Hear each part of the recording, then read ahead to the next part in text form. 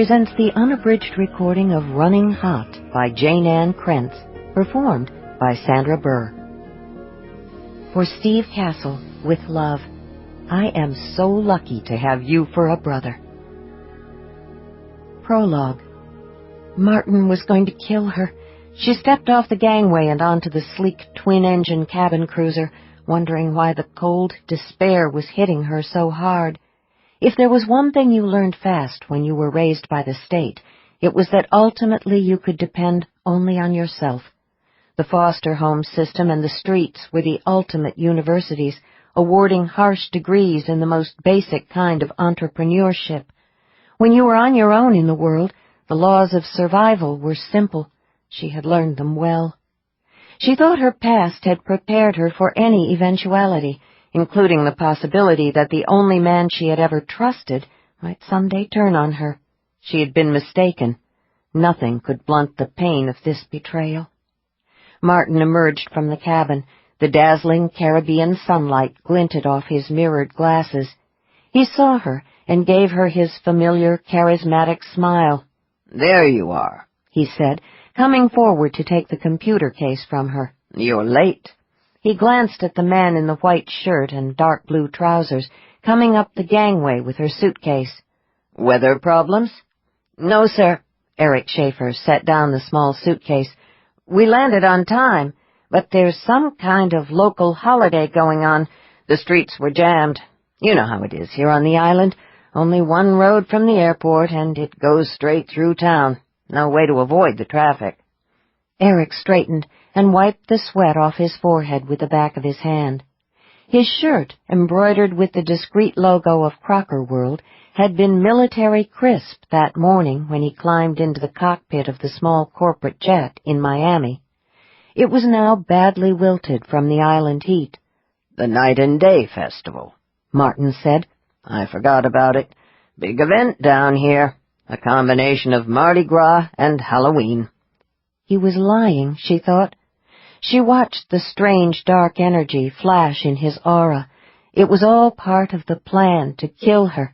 The festival would provide excellent cover for a murder. With so many strangers on the island, the local authorities would be too busy to notice if Mr. Crocker returned from his private island alone. "Will there be anything else, sir?" Eric asked. "Where's Banner?" "Left him back at the airport. He's keeping an eye on the plane." "You two can take the jet back to Miami. No point both of you cooling your heels on this rock for an entire week. You've got wives and kids who will probably be very happy to see you. I've been keeping you guys busy these past few months." "Yes, sir. Thanks." Eric's gratitude was real. Martin knew how to bind his people to him with a combination of generous salaries and benefits and his own natural charisma. She had often thought that he could have been a very successful cult leader. Instead, he had chosen a different career path. He went up the short flight of teak steps to take the helm. "Get the lines for me," he called down to Eric.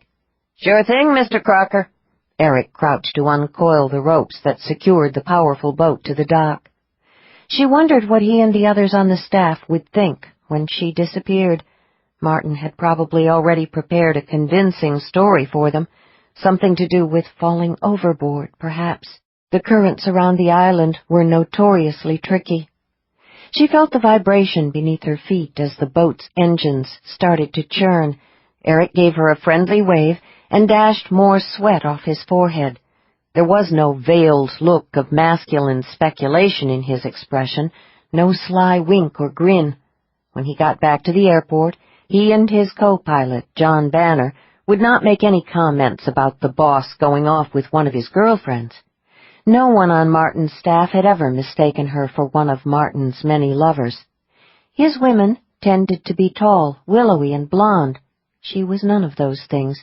She was just the hired help. Officially, she was Martin's butler, the one person who traveled with him everywhere. She kept his life organized and oversaw the operation of his many residences. Most important, she supervised the entertaining of his friends, business associates, and the occasional visiting politician, lobbyist, or head of state. She raised her hand in farewell to Eric and squeezed back tears. Regardless of what happened today, she knew that she would never see him again. The boat slipped gracefully away from the dock, headed toward the entrance to the small harbor. Like many who moved in the stratospheric circles inhabited by those of great wealth, Martin owned several houses and kept a number of apartments in various locales around the world. The Miami mansion was his main residence, but the place he considered home was the small island he had purchased a few years ago. The only way to get to it was by boat. There was no landing strip, just a single dock. Unlike his other residences, which were always maintained in a state of readiness, Martin kept no staff on the island. The house was much smaller and far more modest than his other dwellings. He considered the place his private retreat. Once past the stone pillars that marked the harbor entrance, Martin revved the engines. The boat picked up speed, slicing eagerly through the turquoise-blue water. He was busy at the wheel, not paying any attention to her as he concentrated on piloting the craft. She heightened her other senses and took another look at his aura. The dark energy was stronger now. He was getting jacked up. The boat felt very small around her. There was nowhere to hide, nowhere to run. She had known for days, weeks if she was brutally honest with herself, that Martin was planning to get rid of her. She was even sure she knew why. Nevertheless, some small part of her had clung to the slender thread of denial, even as it unraveled. Maybe there was some logical explanation for the disturbing changes in his aura. Maybe the new darkness was the result of mental illness. As dreadful as that possibility would be, at least it would allow her the comfort of knowing that he was no longer in his right mind, that the real Martin would never plot her death. But her own finely honed survival instincts had refused to let her deceive herself any longer. Martin might have had some affection for her at one time, but deep down she had always known that their relationship was rooted in her usefulness to him. Now he had concluded that she had become a liability, so he was going to get rid of her. In his mind, the situation was not complicated. She stood at the stern and watched the harbor and the small town grow smaller and smaller. When they became tiny, indistinct blobs, she turned around. Martin's private island was very close now. She could make out the house perched on the hillside. Martin slowed the boat and brought it neatly alongside the wooden dock. "Get the lines," Martin said sharply, his attention on maneuvering the boat. That did it. For some inexplicable reason, the simple, routine order flipped the last switch somewhere in her head. The unholy brew of pain, sadness, disbelief, and mind-numbing fear that had been swirling through her in alternating currents for days was suddenly swept away by icy-cold rage. Her other senses leaped violently in reaction to the adrenaline rush. The son of a bitch was planning to murder her, now, today. "Sure thing, Martin," she said, amazed by how cool and controlled she sounded. But then she'd had a lot of practice concealing her emotions and reactions behind a gracious, exquisitely polite facade. She could have given a geisha lessons, but she was no geisha. She grabbed the stern line, stepped lightly out of the boat and onto the narrow dock. It didn't take long to tie up. She had done it countless times in the past. Martin left the wheel and came back down the steps. "Here, take this," he said, handing her the computer. "I'll get your suitcase and the supplies."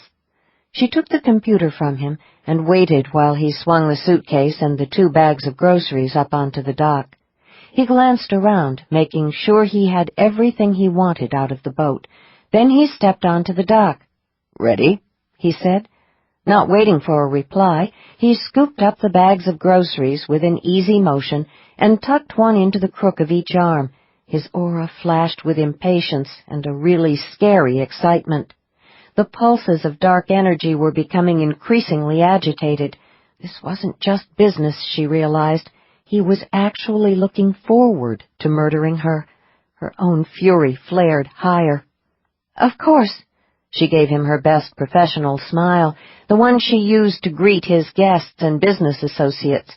She thought of it as her stage smile. "But just out of curiosity, when do you plan to do it?" "Do what?" he said.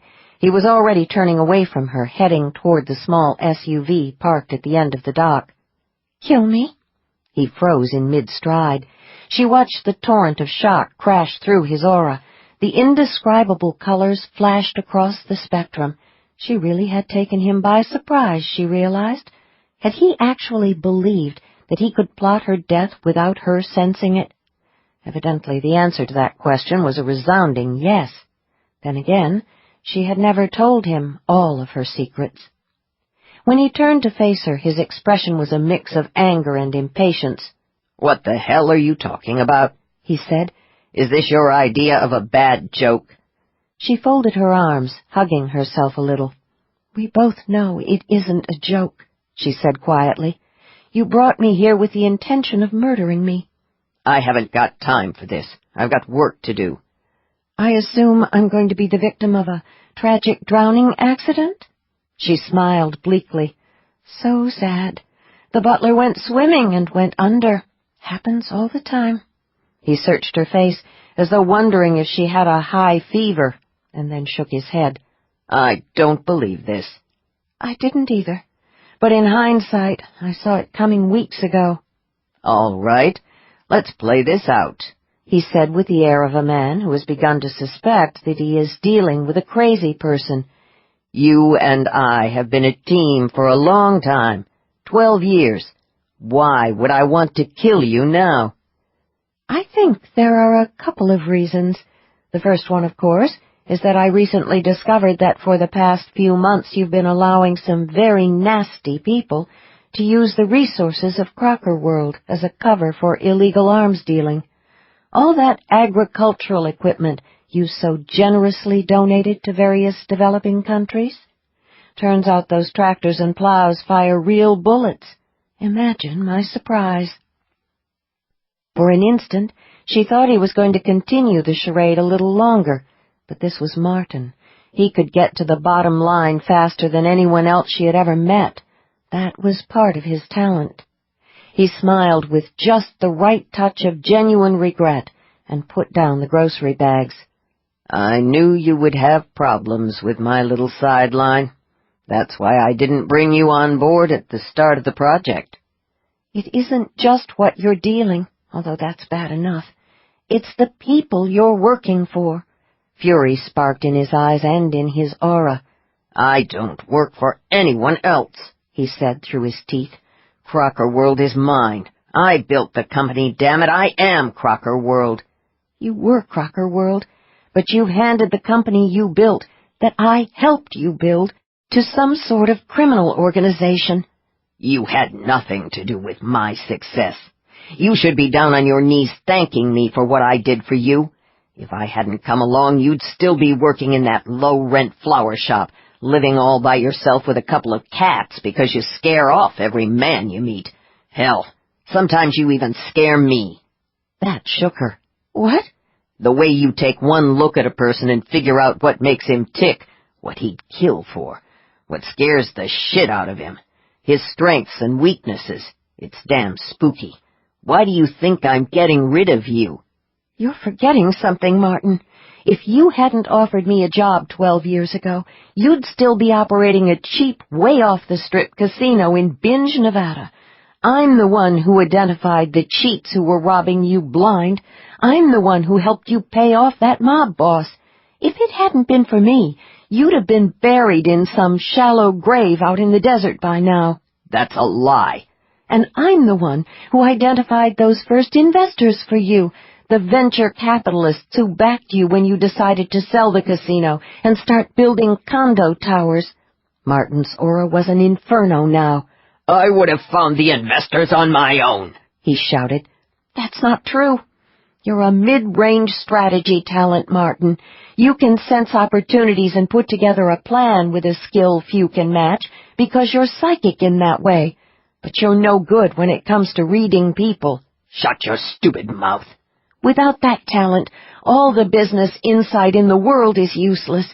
Building a financial empire isn't just about numbers and the bottom line. It's about identifying and exploiting your opponent's strengths and weaknesses." He gave her a shark-like smile. "You think I need a lecture on the art of the deal from you?" "For 12 years I've been your personal profiler. I'm the one who tells you when a business associate is in trouble, either financially or in his personal life. I warn you when someone is trying to con you. I identify the strengths and weaknesses of your opponents and your partners. I tell you exactly what you need to offer to someone in order to close the deal. I'm the one who tells you when your best option is to walk away from the table." "You had your uses. I'll grant you that.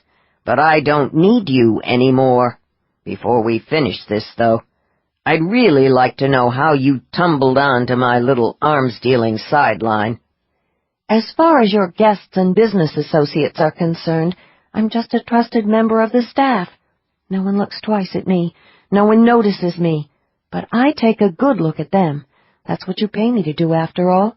Sometimes I see things, and sometimes I hear things, and I am very, very good when it comes to research. Remember?" "How much do you know?"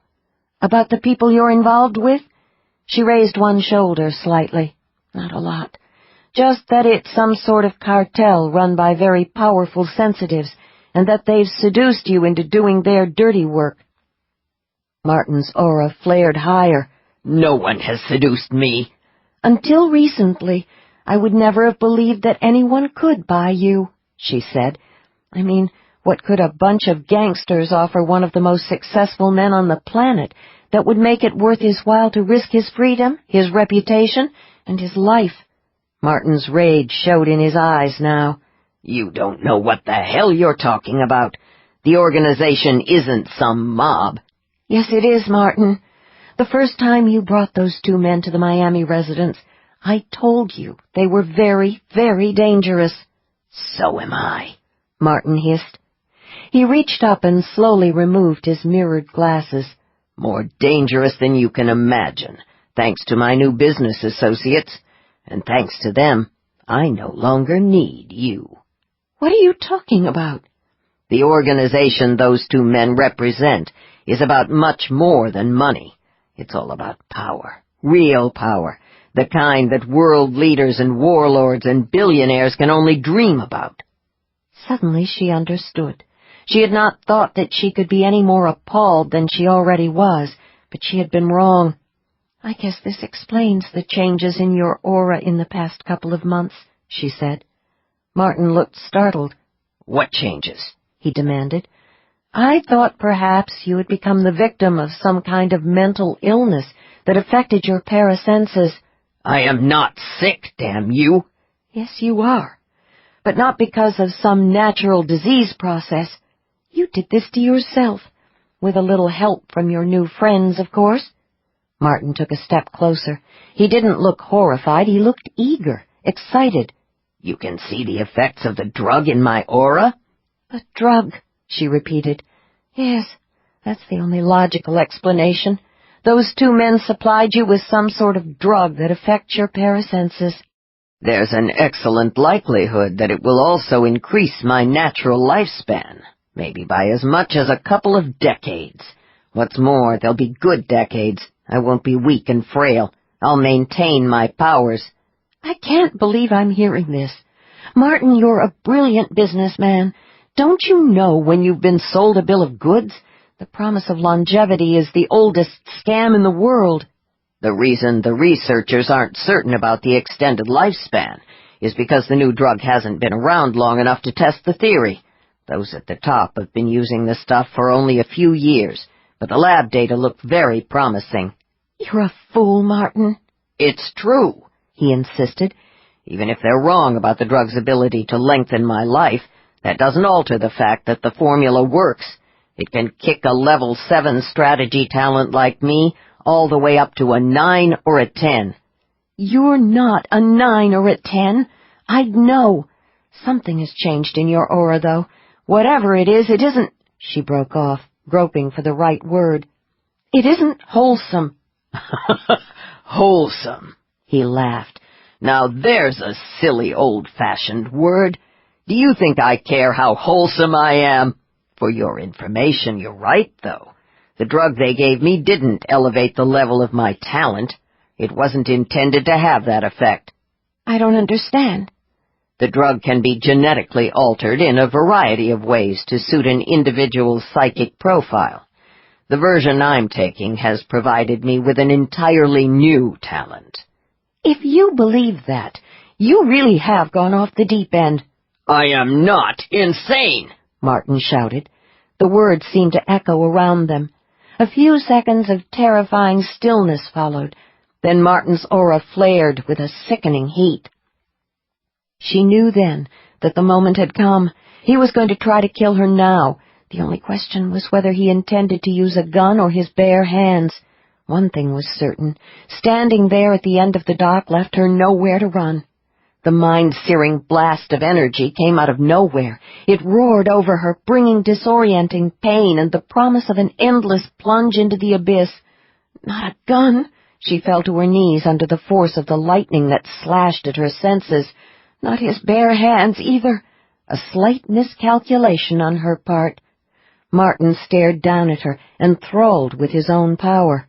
They were right, he breathed. They told me the truth about the drug. Congratulations. You are about to become the first person to witness what I can do with my new talent. Don't touch me. I'm not going to touch you. It isn't necessary. I'm going to incinerate your psychic senses. You will go into a coma, and then you will die. Martin, no, don't do this. Her voice was steadier now. So were her senses. She had recovered somewhat from the initial traumatizing shock.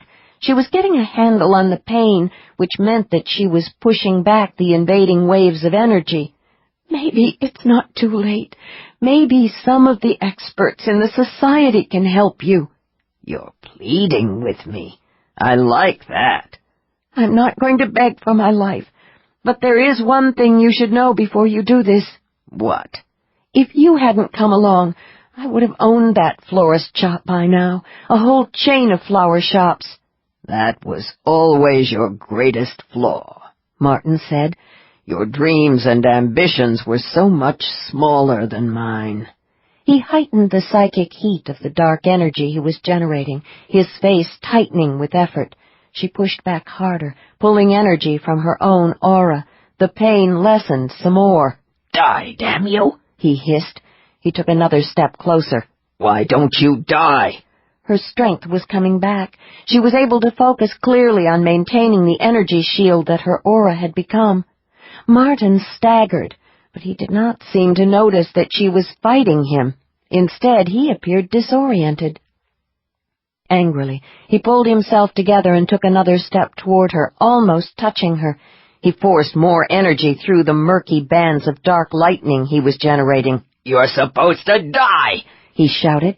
He reached down to seize her by the throat. She raised her arms in a reflexive, defensive gesture. He grabbed her hands. She gripped his wrists. Her palms burned. The world exploded, sending jolt after jolt of shock waves through her senses. Martin Crocker convulsed once. He looked at her with the eyes of a man who was peering into hell. No! He screamed. He reeled, lost his balance, and went over the side of the dock into the water. His aura winked out with terrifying suddenness. She rose, heart pounding. For the second time in her life, she had killed a man. Not just any man this time. A very powerful, influential multi-billionaire who just happened to be involved in a dangerous criminal enterprise. And her hands still burned. 1. Waikiki. The big man in the short-sleeved orange and purple-flowered shirt was going to be a problem in about 5 minutes. It didn't take a psychic to sense the angry, volatile energy stirring the atmosphere around table 5. Any experienced bartender would have picked up on it. For a bartender who just happened to be psychic and who was also an ex-cop, the invisible warning signs had started blazing neon bright when Mr. Orange and Purple Flowers walked into the dark rainbow half an hour earlier. Luther Malone gave the Mai Tai a quick stir with a swizzle stick and set it on Julie's tray next to the beer and the blue Hawaii. Julie leaned over the bar to pluck a cherry and a slice of pineapple out of the chilled containers. "Got trouble on 5, she said quietly. "The idiot is picking on Crazy Ray. Fortunately for the big fool, Ray hasn't noticed yet." "I'll take care of it," Luther said. Although the hole-in-the-wall establishment was located in Waikiki, they didn't get much tourist trade. Tucked away in a small courtyard half a block off busy Kuhio Avenue, the Rainbow catered to an eccentric group of regulars. Some of the customers, Crazy Ray among them, were more eccentric than others. Ray had long ago dedicated himself to the gods of surfing. When Ray was not surfing, he went into a zen-like state. Everyone who knew him acknowledged that he was best left in that otherworldly zone. "Be careful," Julie said.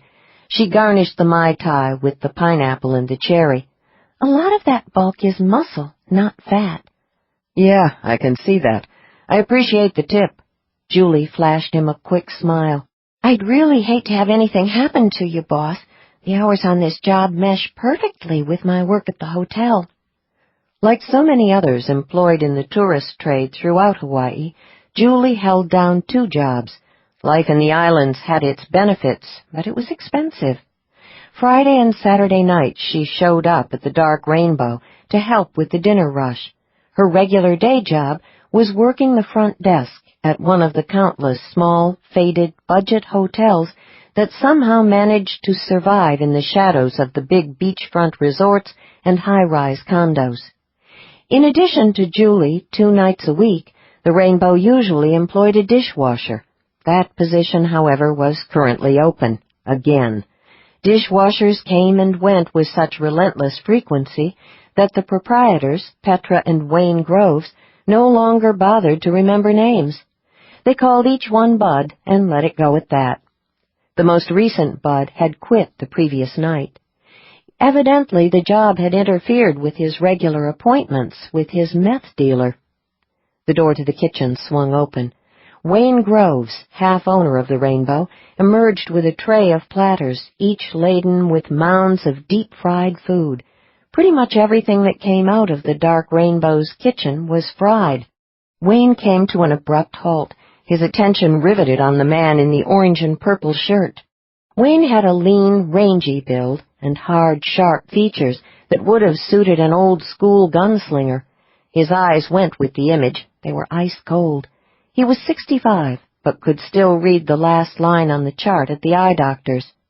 The truth was, he could have read a few more lines below that, but they didn't design eye tests for people with preternatural vision. Wayne was covered from head to foot in tattoos, the most distinctive one being the red-eyed snake coiled around his gleaming bald scalp. The head of the snake was positioned high on his forehead, a dark jewel in an ominous crown. Wayne was a very focused person. Most of the time, the full force of his concentration was directed at taking orders for fish and chips and hamburgers or polishing glassware. But at the moment, he was locked on another target. Flower Shirt didn't know it, but he was now squarely in the sights of a man who had once made his living working as a sniper for a clandestine government agency. Luther grabbed the cane that was hooked over the counter. Time to get moving. The last thing they needed at the Rainbow was an incident that would result in a visit from the Honolulu PD. The neighboring business establishments would not appreciate it. Around here, everyone liked to keep a low profile. That went double for the Rainbow's regulars, most of whom were badly damaged sensitives, like Crazy Ray. He maneuvered his way out from behind the bar. He paused briefly near the still and silent Wayne. "It's okay," he said. "I'll handle it." Wayne blinked and snapped out of his lethal stillness. "Whatever," he growled. He turned and glided toward a nearby table. The kitchen door opened again on a wave of grease-scented heat. Petra Groves, the chef and co-owner of the restaurant, appeared. She raked the room with an assessing expression while she wiped her hands on her badly stained apron. "Had a feeling," she said.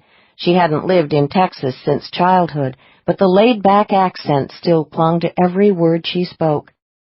Petra's intuition, like Wayne's ability to take down a target with an impossibly long-range rifle shot, was well above normal.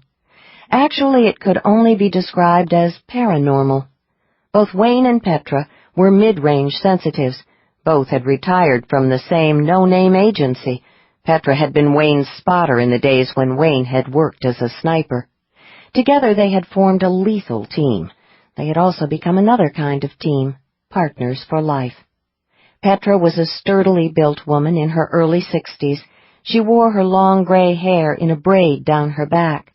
A badly yellowed chef's toque sat squarely atop her head.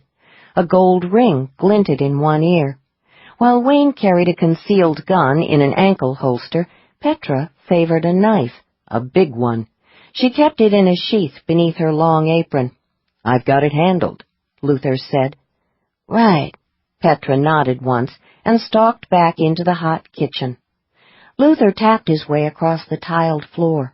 The overall level of tension in the room was rising fast. The crowd was getting restless. The study of parapsychology had been thoroughly discredited by the modern scientific establishment.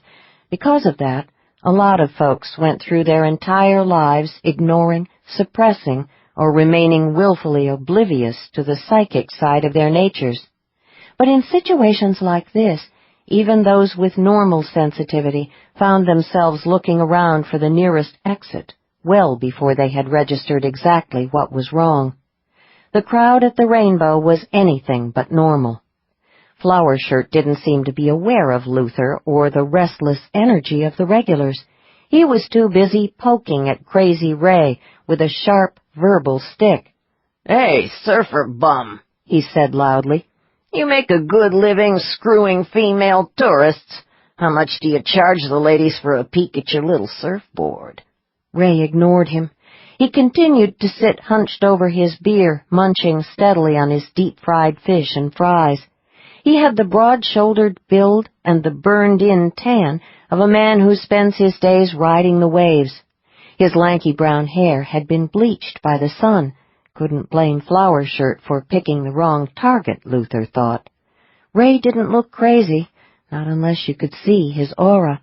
"What's the matter?" Flower Shirt said. "Got a problem answering a simple question? Where's that Loa spirit I'm always hearing so much about?" Ray put down his beer and started to turn. Luther jacked up his senses until he could see the auras of those around him, light and dark reversed, but not in the way they did in a photographic negative.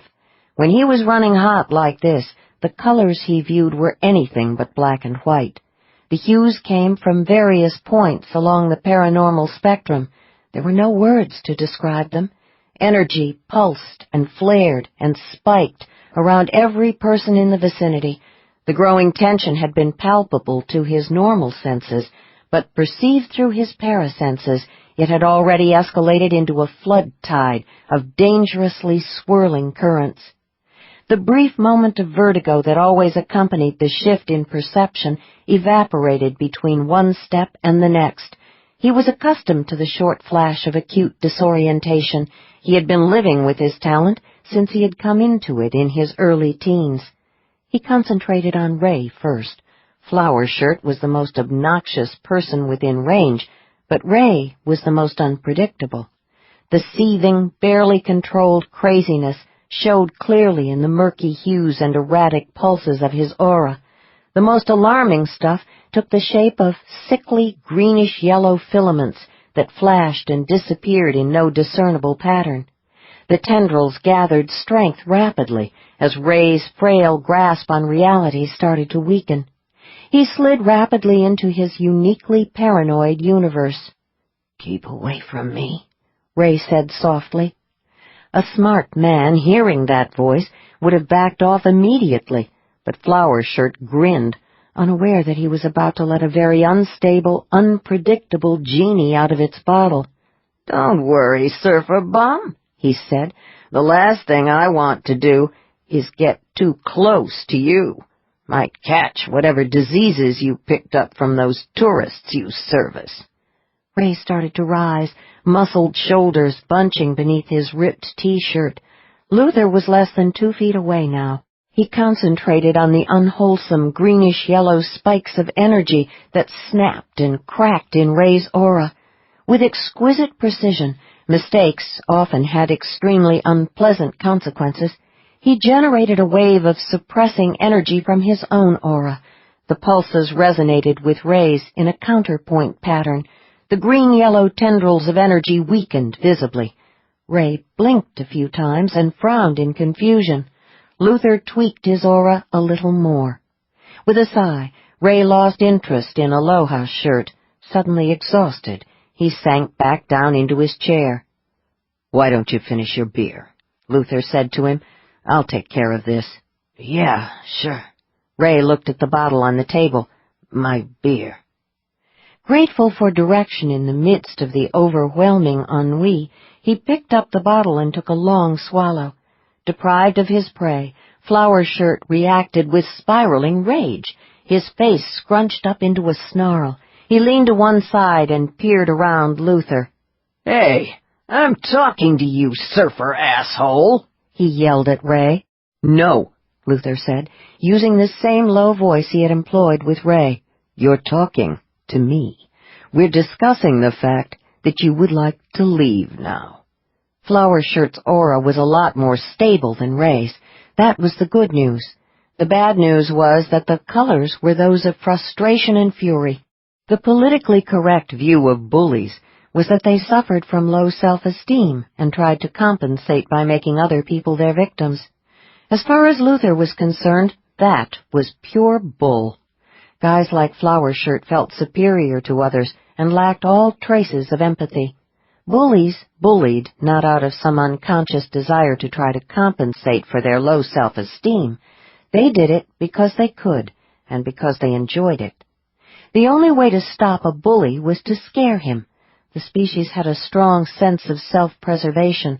There was nothing tricky or mysterious about the wavelengths of energy in Flower Shirt's pattern. The hot rush of the man's unchecked lust for verbal abuse spiked and pulsed very clearly. Luther generated the suppressing patterns. The compelling urge to hurt and dominate Ray died instantly beneath the heavy, crushing weight of exhaustion.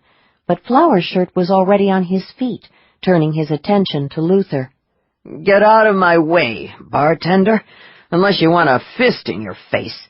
He grabbed Luther's arm, intending to shove him aside. That was a mistake. Physical contact intensified the force of the energy that Luther was using.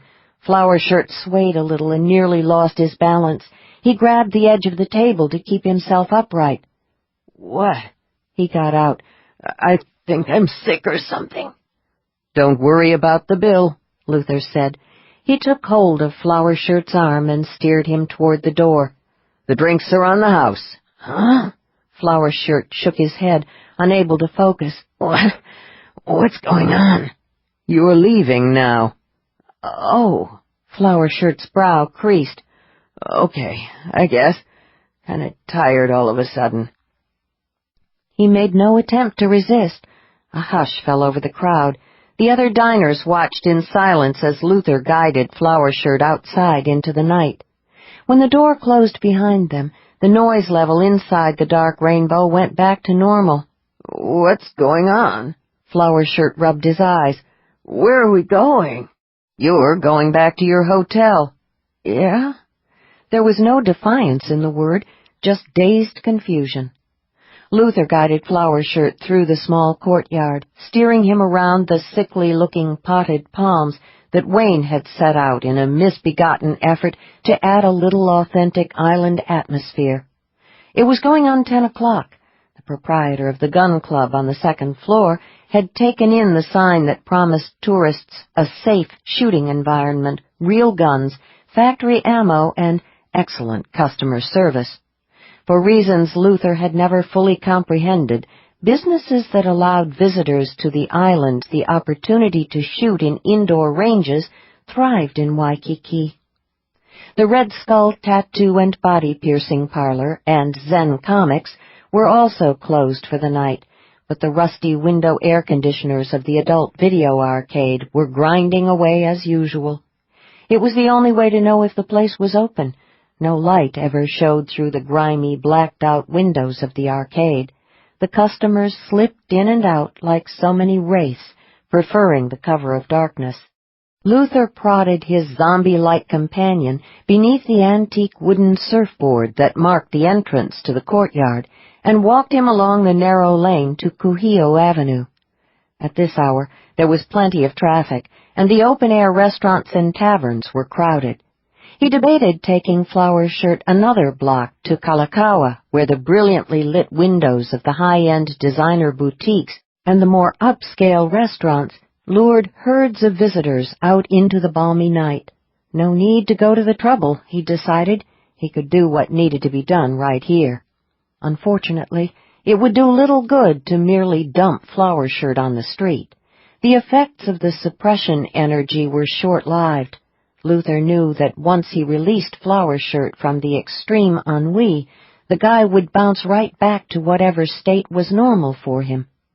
When he came out of the fugue, he would remember that his attempt to bait Ray had somehow stalled and that the bartender had gotten in his way.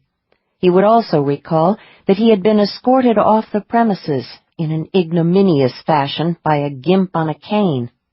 Those memories would be more than enough incentive to bring him back to the Rainbow in search of revenge. Fear was one of the most primitive emotions, a core survival instinct that, like all such instincts, was hardwired into the brain. That meant it was experienced across the spectrum of the senses, from the normal straight into the paranormal. It was also one of the easiest emotions to trigger, if you had the knack. And once triggered, it tended to hang around for a while. Bullies comprehended fear well, because they spent so much time instilling it in others. Luther took a breath and let it out slowly. He wasn't looking forward to this part, but a bartender does what a bartender's got to do. He went hotter, revving up his senses. Then he turned his unresisting zombie so that Flower Shirt faced the entrance to the lane that led to the Rainbow. "You don't ever want to go down there," he said. "Folks in that little restaurant are all crazy, no telling what they'll do, like walking into a room full of nitroglycerin. You're way too smart to go back." He accompanied the words with little pulses of energy aimed at the latent fear points on Flower Shirt's paranormal spectrum, deliberately stirring and arousing as many as he could identify. There was a reason for the term panic button. He tweaked and fiddled until Flower Shirt was sweating and shaking and staring into the dark lane as though it were the gate to hell. With luck, when he recovered from the experience, the memory of the lane and the dark Rainbow would be inextricably linked to a subliminal sense of deep unease. Flower Shirt would never be able to explain it, probably wouldn't even try. But if he happened to pass this way again, he would instinctively avoid the lane.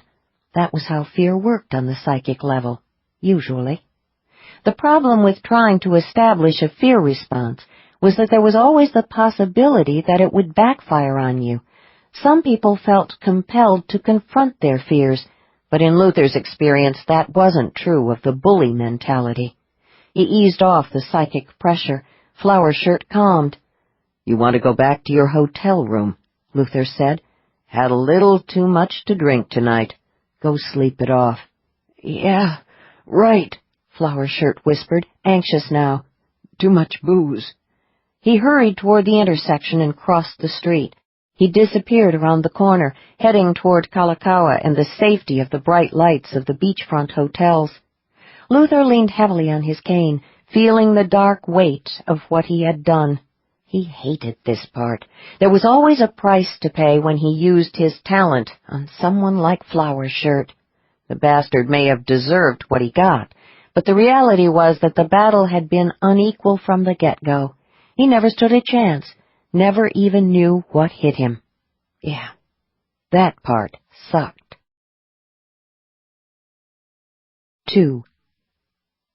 After they closed the restaurant for the night, they followed their usual custom and walked down Kuhio to the Udon Palace. Millie Okada, the proprietor, brought them huge bowls filled with steaming aromatic broth and plump noodles. She gave Luther a knowing look when she set the soup down in front of him. "You okay?"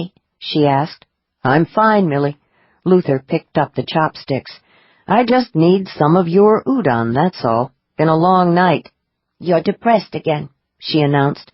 "You should be feeling better now that your leg is almost healed." "For sure," Petra agreed, "but he's not feeling better. He's feeling worse."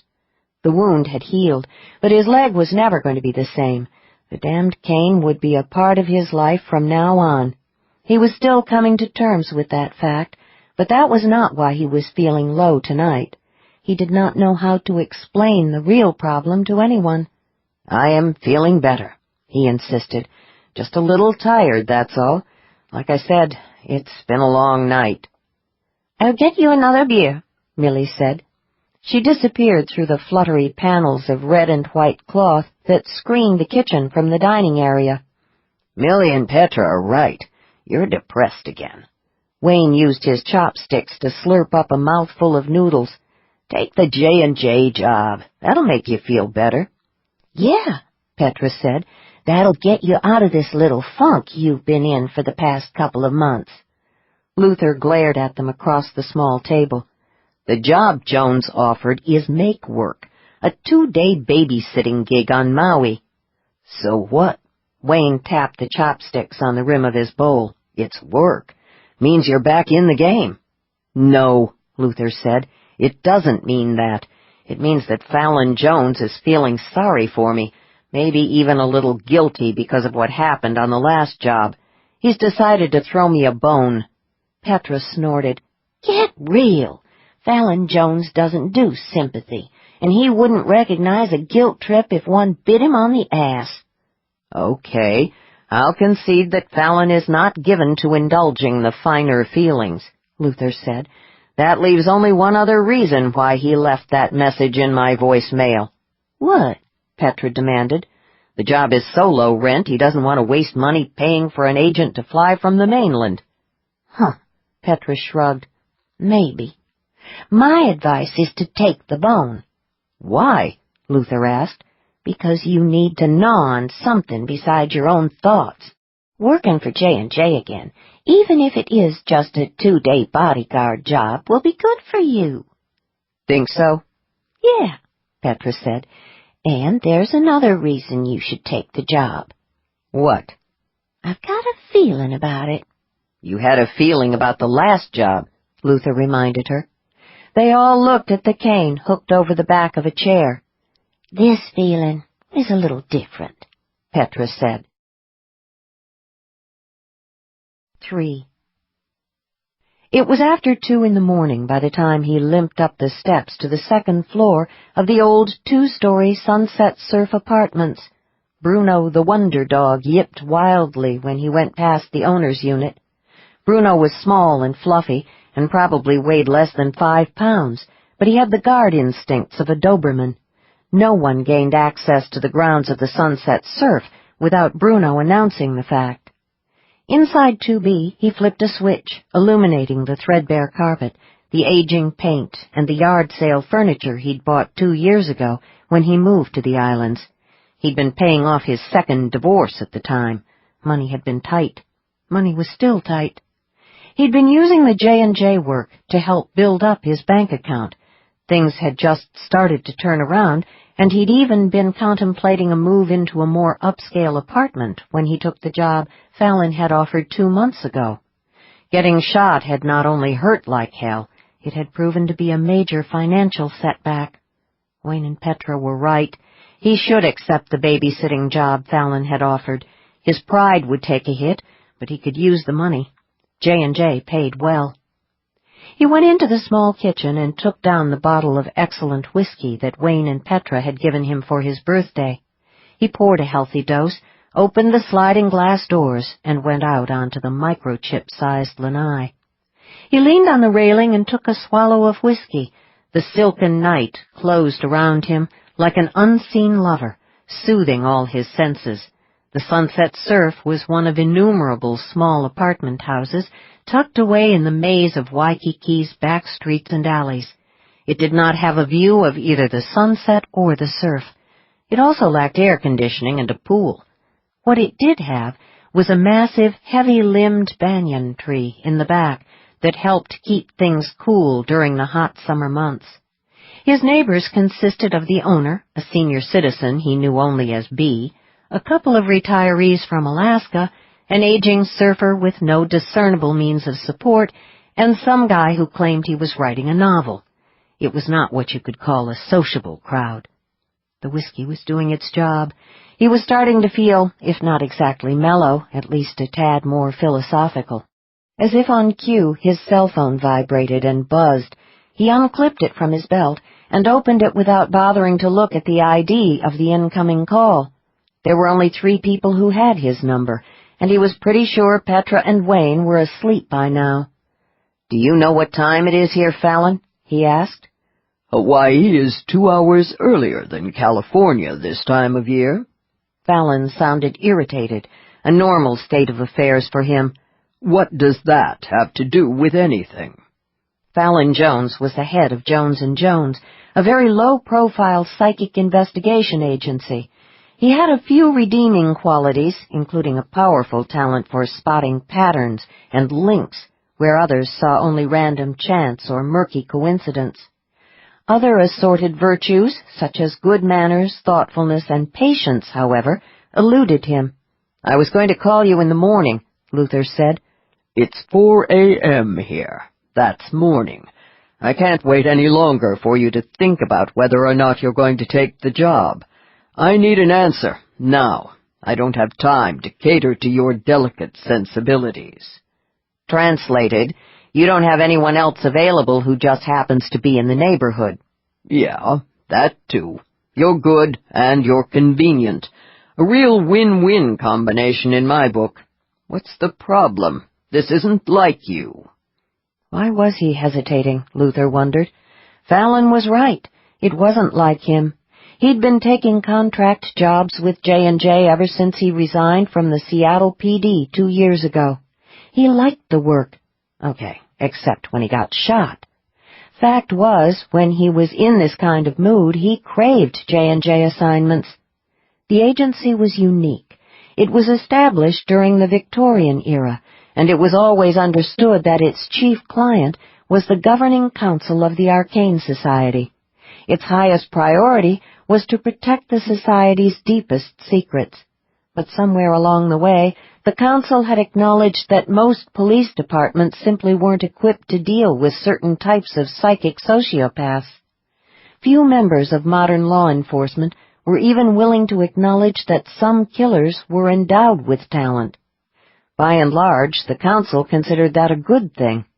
The paranormal got enough bizarre press as it was, most of it in the harmless form of outrageous tabloid headlines and silly television talk shows. No one wanted the police to start making serious announcements to the media about psychic killers. As far back as the Victorian era, the council had reluctantly accepted responsibility for hunting down certain dangerous renegade talents, on the theory that it was better to handle such problems internally rather than risk allowing the freaks to continue to operate. The Maui job might be a routine bodyguard assignment, but it was something, and he could use the money. And Petra had a feeling about it. "I'll do it," he said. "About time you came to your senses," Fallon grumbled. "By the way, you'll be working with a partner this time." "Whoa! Hold it right there. In your voicemail you said it was a bodyguard gig." "More like a chaperoning gig." "What the hell does that mean?" "The person you're going to be looking after is not one of my regular agents. She's what you might call a specialist, a consultant. It's her first time in the field. Your job is to make sure she doesn't get into trouble. Let her do her job, and then get her out of there. Simple." "I'm not mentor material, Fallon." "Don't go into your lockdown stubborn mode on me, Malone. You'll definitely be in charge of the operation." "That's supposed to reassure me? In my experience, specialists and consultants don't take orders well." "Damn it, we've got a real shot at nailing Eubanks here. I'm not about to see it blown just because you don't fancy working with a specialist." Eubanks was a suspect in the recent murder of a young woman whose family were all registered members of the society. After the police officially ruled the death a tragic accident, the victim's parents asked J&J to investigate the death. A psychic profiler who visited the scene of the crime prepared a profile that Fallon then handed over to one of the librarians in the Society's Bureau of Genealogy. The librarian ran the data through the department's latest whiz-bang computer program and produced 3 possible suspects. Eubanks's name was at the top. "I think you'd better find someone else," Luther said. "There is no one else. I need you and Grace Rehnquist on the scene by tomorrow. Eubanks is due in the following day. If he's worried about being followed, he's more likely to be watching to see who arrives after him, not who is at the hotel before he gets there." "I know how surveillance works," Luther said patiently. "Who's Grace Rehnquist?" "Among other things, she's an aura talent like you, but with a twist." "Every talent has a twist. What's hers?" "She can read auras like no one I've ever known." Fervent admiration hummed in Fallon's voice. "When she gets a look at Eubanks, she'll be able to tell me whether he matches the psychic profile that was prepared by the agent who investigated the crime scene. What's more, she'll probably be able to tell if Eubanks committed an act of extreme violence any time within the past few months. Our client's daughter was murdered 6 weeks ago." "Give me a break. No one can see that kind of detail in an aura." "Grace Rehnquist can. You know that old saying about murder leaving a stain? She says it's true in the sense that it taints an aura in some unusual ways." "Uh-huh. And just how would she know that?" "With Grace, I don't ask too many personal questions," Fallon said. "Look, even if she can make a positive ID for you, that's not going to be of much help. You need solid evidence to give to the police in cases like this. Oddly enough, they hesitate to arrest people on the basis of an aura reading." "Which is a major pain in the ass," Fallon grumbled. "But I'll worry about digging up hard evidence after I know whether or not we've got the right guy. I'm still looking at 2 other possible suspects." "You said Grace Rehnquist is not one of your regular agents. What does she do?" "She's a reference librarian in the Society's Bureau of Genealogy." "A librarian?" "Specializes in the familial patterns of genetically inherited psychic traits." The Arcane Society had kept extensive genealogical records of its members since its inception in the late 1600s. It had not escaped the notice of the founder of the Society, Sylvester Jones, a brilliant, if decidedly twisted alchemist, that psychic talent could be passed down through families. In the past few years, the Bureau of Genealogy had put the contents of its extensive collection of dusty tomes containing the family trees of generations of members into a computer database. "I don't believe this," Luther said. "You want to pair me with some gray-haired little old lady from genealogy? Is this your idea of a joke?" "Now do you see my problem? I can't send a sweet, innocent, elderly librarian into a situation like this alone. She wouldn't have a clue. With my luck, she'd give herself away to Eubanks, who would bop her on the back of her bun and dump her body. Next thing you know, I'd have old Beak yelling at me for getting one of his people killed on the job." Harley Beekman was the notoriously obsessive and powerful head of the Bureau of Genealogy. The name Old Beak had been bestowed on him decades earlier because of a certain unmistakable aspect of his profile. The moniker had stuck because he possessed the personality of a bad-tempered rooster. "You can skip the high drama," Luther said wearily. "I get the point." "I depend on genealogy for a lot of my research. I need the cooperation of Old Beak and his staff. If I let anything happen to one of his people, I'll be screwed. I admire the way you're always thinking of others, Fallon. Listen, this is just a fast, in-and-out job. 2 days max.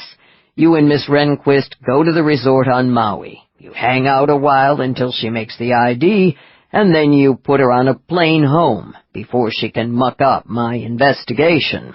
How complicated is that? Let me guess. I'm going to pose as a dutiful son escorting his elderly mom on a Hawaiian vacation, right? Please tell me I'm not going to be one of those guys going on 40 who's still living with his mother. I'm having the documents related to your covers couriered to Rehnquist tonight, Fallon said a little too smoothly. She'll have them with her when she meets you in Honolulu tomorrow. You're sure you don't mean this morning? I don't make mistakes like that. She's booked on a flight from Portland, Oregon, tomorrow morning that leaves at 8. Got a pen? Luther went back inside the apartment. He found a pen and a pad on the kitchen counter. Go, he said. Fallon rattled off the flight number and repeated the date. She lands in Honolulu at 11:35. The two of you will travel on to Maui under your new IDs and check into the hotel. She lives in Portland? Luther asked. Not that it mattered where Rehnquist lived. No, a little town on the Oregon coast, Fallon said. Place called Eclipse Bay. Never heard of it. Yeah, well, I get the impression that's why Miss Rehnquist likes it there. A lot of senior citizens get off the planes here, Luther said. How will I recognize her? She'll probably be wearing gloves. Gloves? In Hawaii? It'll be 81 degrees here tomorrow. Miss Rehnquist likes to wear gloves, Fallon said. She's a little eccentric that way. She'll stand out in the crowd, all right. Tell her I'll be in khakis and a dark brown shirt. Is the shirt with or without flowers? Without. I'm sure the two of you will find each other without too much trouble. Fallon ended the sentence with a couple of odd snorts and cut the connection. Luther left the piece of paper with Grace Rehnquist's flight information on the counter and went back out onto the balcony. He would get a few hours' sleep, and then he would call Petra and Wayne and tell them he had taken the Maui job. At least they'd be pleased. He finished the whiskey and thought about the strange vocalizations Fallon had made just before ending the call. If it had been anyone other than Fallon Jones, he would have sworn that the odd snorts were laughter. 4. Eclipse Bay, Oregon. She would get a dog when she returned from the Maui assignment. The decision made, Grace Rehnquist turned away from the dresser and placed the neatly folded nightgown into the suitcase. There was nothing sexy about the plain white cotton garment. The sleeves were long and the hemline fell to her ankles. It had not been purchased for purposes of seduction and enticement. She had selected the cozy gown for its practical virtues. Winter nights were chilly on the Oregon coast. The nightgown was all wrong for Hawaii, and so was everything else she was putting into the suitcase, especially the spare pair of thin black leather gloves. A year ago she had fled her old life, with only the clothes on her back. She did not even own a bathing suit, hadn't needed one in Eclipse Bay. But she was not about to buy a whole new wardrobe for what she had been informed would be a very short trip to Maui. The Arcane Society paid well, but not nearly as well as her previous job. In her new life as a psychic genealogist, she had to exercise some financial restraint. The work was fascinating and rewarding, but it wasn't enough to banish the increasing gloom of loneliness. Should have gotten a dog months ago. But she knew why she had resisted the temptation. There had been so many uncertainties during this first year as Grace Rehnquist. What if the Florida authorities tracked her down? What if the two men whose auras pulsed with dark energy found her? What if her new identity didn't survive scrutiny by J&J? She had wanted to be prepared to disappear again in the blink of an eye. A dog would have complicated any escape plan. She knew that she would not have been able to abandon it. but it had been a little over 12 months since Martin Crocker had died. Surely if anyone had been looking for her, she would have sensed it by now. Her survival instincts were inextricably linked to her peculiar version of aura talent. Both had been honed razor-sharp at the age of 14. Even more reassuring, she had made it through the J&J background checks. She was safe now, tucked away in that great dusty vault of the Arcane Society, officially known as the Bureau of Genealogy. True, the contents of the vault these days were housed online, and she accessed them with a computer. Nevertheless, the metaphor still applied. She was safe. It would be okay to get a dog. Her cell phone rang. She glanced at the coded number and answered immediately. "Good morning, Mr. Jones," she said. The formality was automatic, one of the many tools she employed to keep some distance between herself and others. "Are you packed yet?" She had never met the man in person. Fallon Jones ran J&J from a one-man office tucked away in a little town on the Northern California coast. Some said he was an obsessively paranoid recluse. Others claimed that the reason he lived and worked alone was because no one could stand being around him for more than 5 minutes. It was true that he had the personality of an annoyed rhinoceros. He was also a brilliant talent. She had done some off-the-books genealogical research shortly after her boss, Harley Beekman, had begun referring Jones's queries to her. Evidently, she was the only one in the department who had the patience to put up with the ceaseless demands of the notoriously difficult head of J&J. It hadn't taken much sleuthing to discover that Fallon was a direct descendant of Caleb Jones, the founder of Jones & Jones. That much was not a secret. There was also no question but that Fallon ranked very high on the Jones scale, probably off the charts. She knew from her work that the members of the Jones family, many of them legends in the society, were not above fudging their talent rankings with a view to making themselves appear less psychically powerful than they actually were.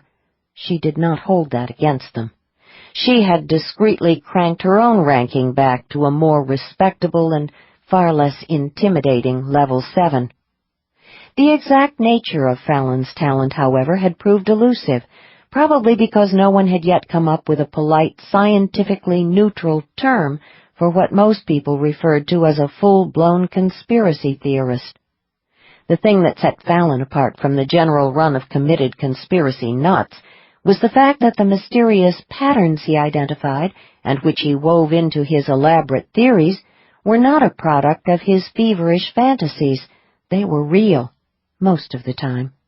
"Almost finished," she assured him. "I'll be on my way to Portland in an hour or so. Before I leave, I have to drop by the post office to ask Mrs. Wagner to hold my mail, and then I have to notify my landlady that I'll be out of town for 2 or 3 days. That's it." "You have to make an announcement about this trip to the whole damn town," Fallon growled. "Trust me, if I don't inform my landlady about the trip and leave word at the post office, there will be rumors within 24 hours. The next thing I know, the police chief will be knocking on my door wanting to see if I'm alive. This is a very small town." Yeah. I know how it is with small towns. Same story here in Scargill Cove. Do what you have to do, and then get moving." "Yes, sir." "You're booked into an airport hotel in Portland tonight. The ID you and Malone will be using will be delivered to you there by a society courier. Your flight to Honolulu leaves tomorrow morning. Malone will meet you at the gate in the inter-island terminal at Honolulu International. That's where the two of you will catch the connecting flight to Maui." "How will I recognize Mr. Malone?" "Well, let's see. He's a level 8 aura talent. With your sensitivity, you'll be able to pick him out in a crowd. Can't be that many level 8s running around Honolulu International." Luther Malone was the one factor in the venture that bothered her. She had not had an opportunity to research his family tree, but she was not worried about his level 8 ranking.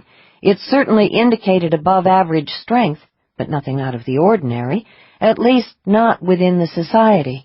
What concerned her was the fact that Malone had once been a cop, specifically a homicide detective. What's more, his record for closing cases was extraordinarily good. Cops could be tricky, but she had dealt with a number of them over the years. She could handle one more. "All right, I'll watch for an 8 aura," she said. "Anything else?" "His picture is on the driver's license the courier will give you this evening," Fallon said. "But let's see. I think he said he'd be wearing khakis and a dark brown shirt, no flowers. I told him you'll have on a pair of gloves. Don't sweat it. I doubt that the two of you will miss each other at the airport." She looked down at the gloves in the suitcase and sighed. Like everyone else she met these days, Luther Malone would think she was weird. She was getting very tired of being weird. "Right," she said. "I should probably warn you that Malone isn't thrilled about working with a partner. He'll want to know as much about you as possible, probably try to interrogate you a little. He's an ex-cop. He won't be able to help himself." It would be okay, she thought. If she could deceive Martin Crocker and conceal her secret from Fallon Jones, she wouldn't have any trouble dealing with an above-average aura talent. Malone wasn't interested in Crocker's death anyway. He had no reason to be suspicious of her, merely cop-curious about his new partner. "I'm sure we'll get along just fine," she said, going for smooth competence. She could do smooth competence very well. She'd had a lot of practice during her 12 years with Martin. "This is your first time in the field as a J&J agent," Fallon continued. "You're going to have to do a little acting on this job, but I don't want you to take any risks. That's what Malone will be there for." "To take the risks?" "No, to make sure you don't. This is a routine surveillance and identification operation, not a takedown. Once you've confirmed Eubanks's psychic profile, your job is done. Malone will get you off Maui, and you'll be on the plane back to Oregon ASAP. Understood?" "Yes, Mr. Jones." "Look, between you and me, Malone can be a pain in the ass, but he's good at what he does. If he starts giving orders, which he probably will, just shut up and do what he says. Any questions?" "No, sir." "I love it when my agents call me sir. Almost forgot. There is one more thing that might help you identify Malone on sight." "Yes?" "He'll be on a cane." That stopped her cold. "You've assigned me a bodyguard who has to use a cane to get around?" "He had a little accident a while back. Unfortunately, the doctors told him that the leg would never really be right. He'll be on that cane for the rest of his life." "I see. Does Mr. Malone perhaps carry a gun?" "Not since he left his job in the police department. He told me once that he's not comfortable with guns. Between you and me, he was a lousy shot anyway." Great. She was getting a bodyguard who couldn't shoot straight and who relied on a cane. "I have the impression that this mission isn't exactly a high priority with J&J, she said. "No, it's not." Fallon exhaled heavily. "Don't get me wrong. If Eubanks killed that young woman, I want him off the street. But essentially, this is a routine case. J&J handles dozens like it every year. Clients come to me, and I hand them off to one or more of the agents on my list. It's their job to bring in evidence that will stand up in court." "But you've got higher priorities?" "Yes, Grace, I do." Fallon sounded grim and oddly weary. She wanted to ask what those other priorities were, but she knew Fallon well enough to realize she probably wouldn't get an answer if she asked the question. He could be maddeningly secretive. "I understand, sir," she said instead. "Are you sure that Mr. Malone is the right man for this mission, though? It sounds like he should be thinking about retirement." "Thing is, he's right there on Oahu. Convenient. And he needs the money." "On top of everything else, he's broke?" 2 divorces in 4 years will do that to a man. He's been getting by tending bar in a little place called the Dark Rainbow." "I see. Well, I suppose there's something to be said for the convenience factor. Damn straight, Fallon agreed. Look, I gotta go. Got the new master of the society on the other line. Have fun on Maui. There was an odd chortling sound in Grace's ear. It was immediately followed by a click as Fallon ended the call. She closed the phone and contemplated it thoughtfully for a couple of seconds. Had she just heard the sound of Fallon Jones's laughter? Impossible. Everyone knew that Fallon Jones had no sense of humor. She put the phone into her purse and went back to packing. The last thing she tucked into her carry-on was her computer. You never knew when you might have to do a little research while on a mission. She closed the lid and zipped the small suitcase closed. After a year of hiding out and licking her wounds, she was ready to live again. The opportunity for an exciting adventure had been handed to her on a silver platter, and somewhat to her own amazement, she had seized it. Time to start living in the now. 20 minutes later, she emerged from the post office and walked quickly toward her car. An SUV, painted camouflage green and brown, wheeled into the parking lot. The door popped open. A spry-looking senior citizen climbed out. Her bubble of steel-gray hair was partially covered by a billed cap. She wore military-style fatigues and heavy black boots. Her eyes were shielded by a pair of mirrored sunglasses. The utility belt around her waist was studded with various and assorted implements, including binoculars, a flashlight, and a high-tech camera.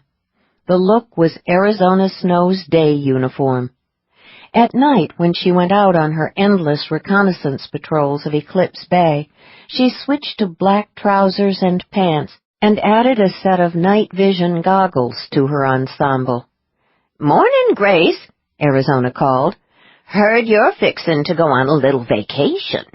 Grace smiled. Arizona Snow was Eclipse Bay's resident eccentric. She must have been in her early 80s, but aside from some trouble with arthritis, she showed no signs of slowing down. Her commitment to protecting the town from some mysterious unnamed conspiracy that, as far as anyone knew, existed only in her mind, never wavered. "News travels fast," Grace said, coming to a halt a short distance from Arizona. "Not everything you hear around here is accurate," Arizona muttered ominously. She took a notebook and pen out of one of the half-dozen pockets that festooned her fatigues. Flipping the notebook open, she clicked her pen. "Going to Hawaii, eh?" "That's right." Arizona made a note. "Return date?" "Well, I'm not sure yet. I probably won't be gone long, though. A couple of days, maybe 3 at the most." "Why?" Arizona looked up, shaking her head at the naive question. "I need to know when you'll be back, so I can alert the chief in case you don't return on time." Grace was touched. Arizona had taken a keen interest in her right from the start, and had been happy to rent the cottage to her. As a rule, Arizona viewed every outsider in town with acute suspicion, but with Grace she had assumed an air of comradely understanding.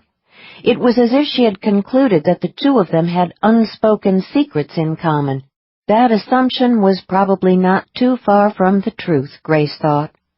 One thing she had discovered in the past few months was that although Arizona had lived in Eclipse Bay for several years, no one seemed to recall exactly when she had moved into town, and no one seemed to know where she had come from. There were rumors about her, the most dramatic being that she had once worked for a mysterious government intelligence agency. The theory was that she had either resigned or been forced to retire when she became permanently lost in her own strange world. "I'm afraid we'll have to leave my return date open," Grace said gently. "Understood." Arizona snapped the notebook closed and looked around, making certain there was no one in the vicinity who might be eavesdropping. Satisfied that they had privacy, she edged a little closer, respectful, as always, of the distance that Grace preferred to keep between herself and others. Arizona was one of the few people Grace had met who seemed to sense intuitively that she did not like to be touched. The leather gloves offered a degree of protection, but they were by no means foolproof. touching the wrong individual, however fleetingly, could be an ordeal. So, the agency is finally sending you out on a field assignment, Arizona said in low tones. You be careful now, honey. From what I can tell, you're an analyst, not a trained operative. I'll bet your experience has all been at a desk with a computer. I hope they're supplying some muscle to keep an eye on you. The irony of the situation made Grace smile. Arizona filtered everything through her skewed view of the world. Because of that, she was the only person in Eclipse Bay who had come close to guessing the truth. If Arizona ever found out that the Arcane Society existed, and that it was a secretive, centuries-old organization devoted to research and study of the paranormal, she would have no problem weaving it into her own world view. "Don't worry about me," Grace said. "I'll have a partner." "Someone with field experience?" Arizona nodded, satisfied. "Excellent. You tell him I said to take good care of you." Okay. Like heck she would tell Luther Malone that he was supposed to take care of her. She didn't need any help in that department. She had been taking care of herself since the day her mother died. "I'll keep an eye on your cottage while you're gone," Arizona added.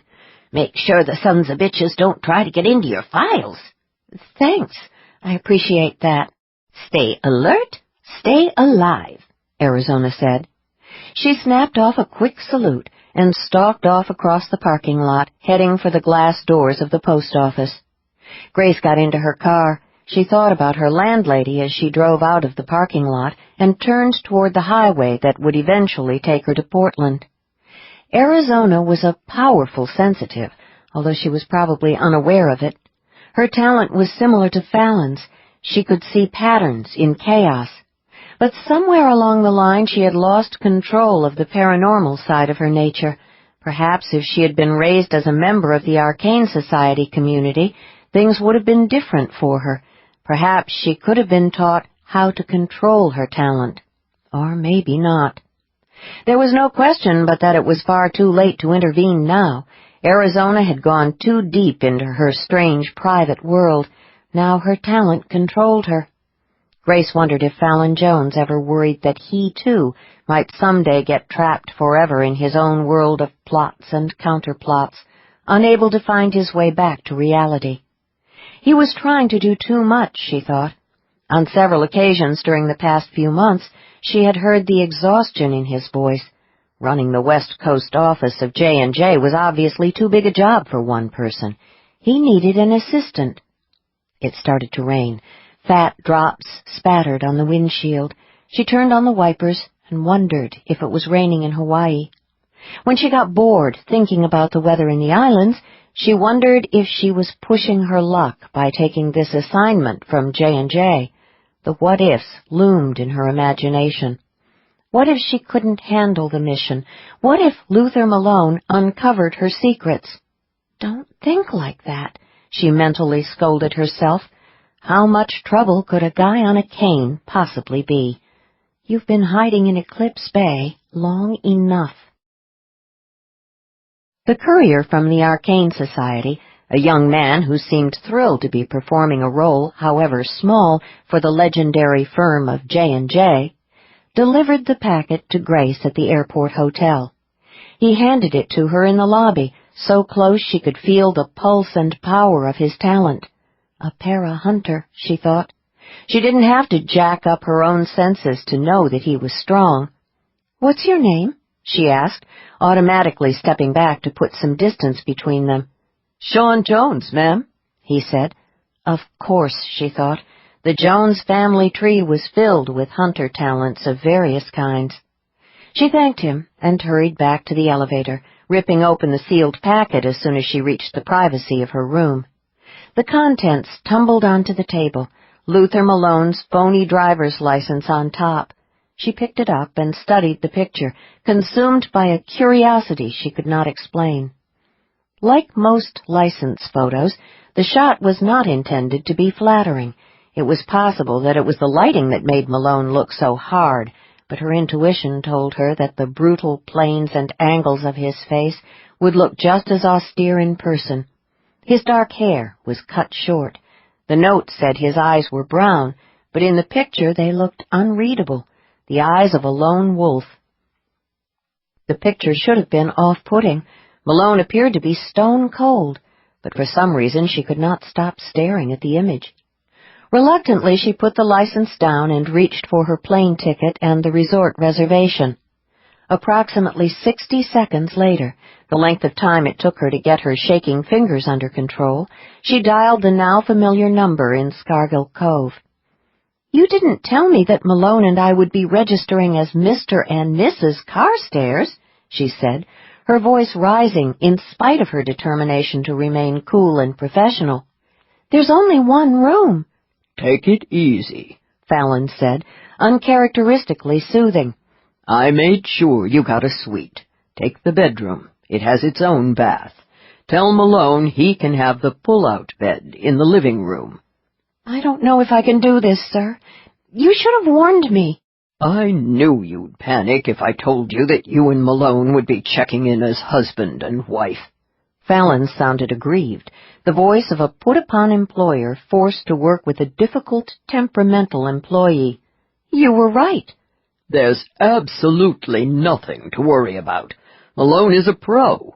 He's there as your bodyguard, and this is the only arrangement that will allow him to do his job." She swallowed hard. Fallon was right. Malone was a professional. She was the amateur. If she wanted to become a real agent for J&J, she had to start acting like one. "Mr. Malone agreed to this plan?" she asked warily. "He'll be fine with it." "Wait a second. Are you saying he doesn't yet know that he and I are supposed to pose as a married couple on this assignment?" "Thought I'd let you break it to him," Fallon said. "Oh, gee, thanks." For the first time in her association with Fallon Jones, she ended the call before he could cut the connection. For a long time she stood there, looking at Malone's phony driver's license and the hotel registration. Got to learn to live in the now. 5. The concourse was crowded with tourists and business travelers from around the world. The planes landing and taking off on the runway bore the logos of nations from every part of the globe, including a few from countries that would have been unfamiliar to most people living outside the South Pacific. The warm, silken breeze carried the twin scents of jet fuel and the light mist that was sweeping down from the mountains. Luther lounged against the wall, his hand wrapped around the handle of the cane, and watched the dark-haired woman walking toward him. She had come into view at the far end of the walkway a couple of minutes ago. For some reason, he found his attention shifting back to her again and again. What the hell? He had a few minutes to kill. According to the monitors, Grace Rehnquist's plane had landed on time a short while ago at the main terminal, but it would take her a while to find her way to the inter-island terminal. She was an elderly lady, so she would probably wait for the Wiki-Wiki bus that connected the terminals, rather than make the long hike along the concourse. The dark-haired woman disappeared behind a large tour group of senior citizens heavily draped in leis. Anticipation zinged through him while he waited for her to reappear. When she popped back into view, she was closer, still coming his way. He could see her more distinctly now. She was pulling a carry-on suitcase with one hand. Her stride was lithe and purposeful, and somehow sexy. A frisson of excitement hummed through his senses. All his senses. That hadn't happened in longer than he cared to think about. Her hair was cut at a dramatic angle that started high at the nape of her neck and ended in two sweeping wings just below her cheekbones. She had him riveted now, but damned if he could figure out why. She was attractive in some indefinable, out-of-the-ordinary way, but she was no glossy cover model, far from it. There was something proud and determined about the strong lines of her nose and jaw, a cool, touch-me-not attitude that radiated sexual challenge, at least to him. Dark glasses veiled her eyes. That was hardly unusual in Hawaii, where everyone wore shades, but for some reason the glasses seemed to add to the air of exotic, sensual mystery that stirred the atmosphere around her. She must have just arrived from the mainland, he concluded, someplace where it had been raining probably, because she wore a lightweight trench coat. Was he an ace detective or what? The coat was unbuttoned over a pair of dark pants and a classically cut shirt in a deep coppery color. The collar of the shirt was pulled up high and flared out a little, framing her throat and somehow subtly protecting it. A black leather handbag trimmed with bronze buckles was hooked over one straight shoulder. The hand that wasn't wrapped around the handle of the suitcase was tucked into the pocket of the trench. He could not take his eyes off her. Maybe it was just him. No one else seemed to be paying any attention to the woman. This was a fine time for his long-dormant sexual appetite to wake up and go on the prowl. Life had been so peaceful since he'd sunk into his own private well of gloom. Maybe Wayne and Petra and Millie were right. Maybe he had been flirting with depression. But at least life had been calm. It had also been damned uninteresting. She was close enough now. He jacked up his senses, light and dark inverted. Most of the people in the crowded concourse were instantly transformed into human glowworms, their auras flaring and pulsing in the usual hues and patterns that he had learned to associate with those who did not possess strong psychic talents. Power flared around the dark-haired woman, however. She stood out in the crowd, like some incandescent butterfly, surrounded by a swarm of pale, nondescript moths. She was a strong talent of some kind. That was probably what his senses were responding to. Even on the normal plane he had picked up the exciting strength of her psychic energy. Here in the paranormal realm it was just as compelling. He wanted to get closer, a lot closer. He tightened his hand on the handle of the cane and straightened away from the wall. He had a few more minutes until the elderly genealogist arrived. He took one step forward and halted abruptly. What was he thinking? He was here to do a job. Let her go, you idiot. Just two psychics passing in the night. It happens. Yes, but it had never happened like this. Not to him. He'd met other strong sensitives before, lots of them. 2 months ago one had tried to kill him. He'd never responded to any of them with this kind of gut-deep awareness. She was less than 6 feet away now. Before he could move to intercept her, she halted directly in front of him, dazzling him with a fire that threatened to ignite his senses. He knew in that moment that she had made him as another sensitive, just as he had recognized her. Damn, what were the odds? "Mr. Malone?" she said quietly. He snapped back into normal focus. The iridescent fire around the woman disappeared, but his hungry fascination did not. The memory of Fallon Jones laughing on the other end of the phone flashed through him. An elderly, gray-haired librarian, my sweet ass. "I'm Malone," he said. "Grace Rehnquist?" "Yes." "Well, what do you know? Fallon Jones has a sense of humor after all." She smiled slightly. "Badly warped, I'm afraid." "Only to be expected. He's still Fallon Jones." He held out his hand. "A pleasure, Miss Rehnquist." It is Miss, isn't it? Or did I get that wrong, too?" "It's Miss."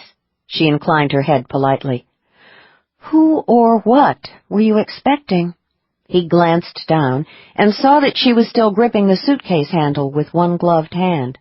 Her other hand was firmly planted out of sight in the pocket of the trench coat. He lowered his own hand. "Let's just say I had the impression you would look a lot more mature," he said. She removed the dark glasses.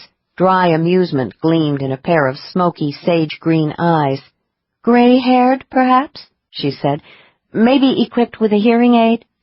Fallon encouraged me to leap to a few conclusions.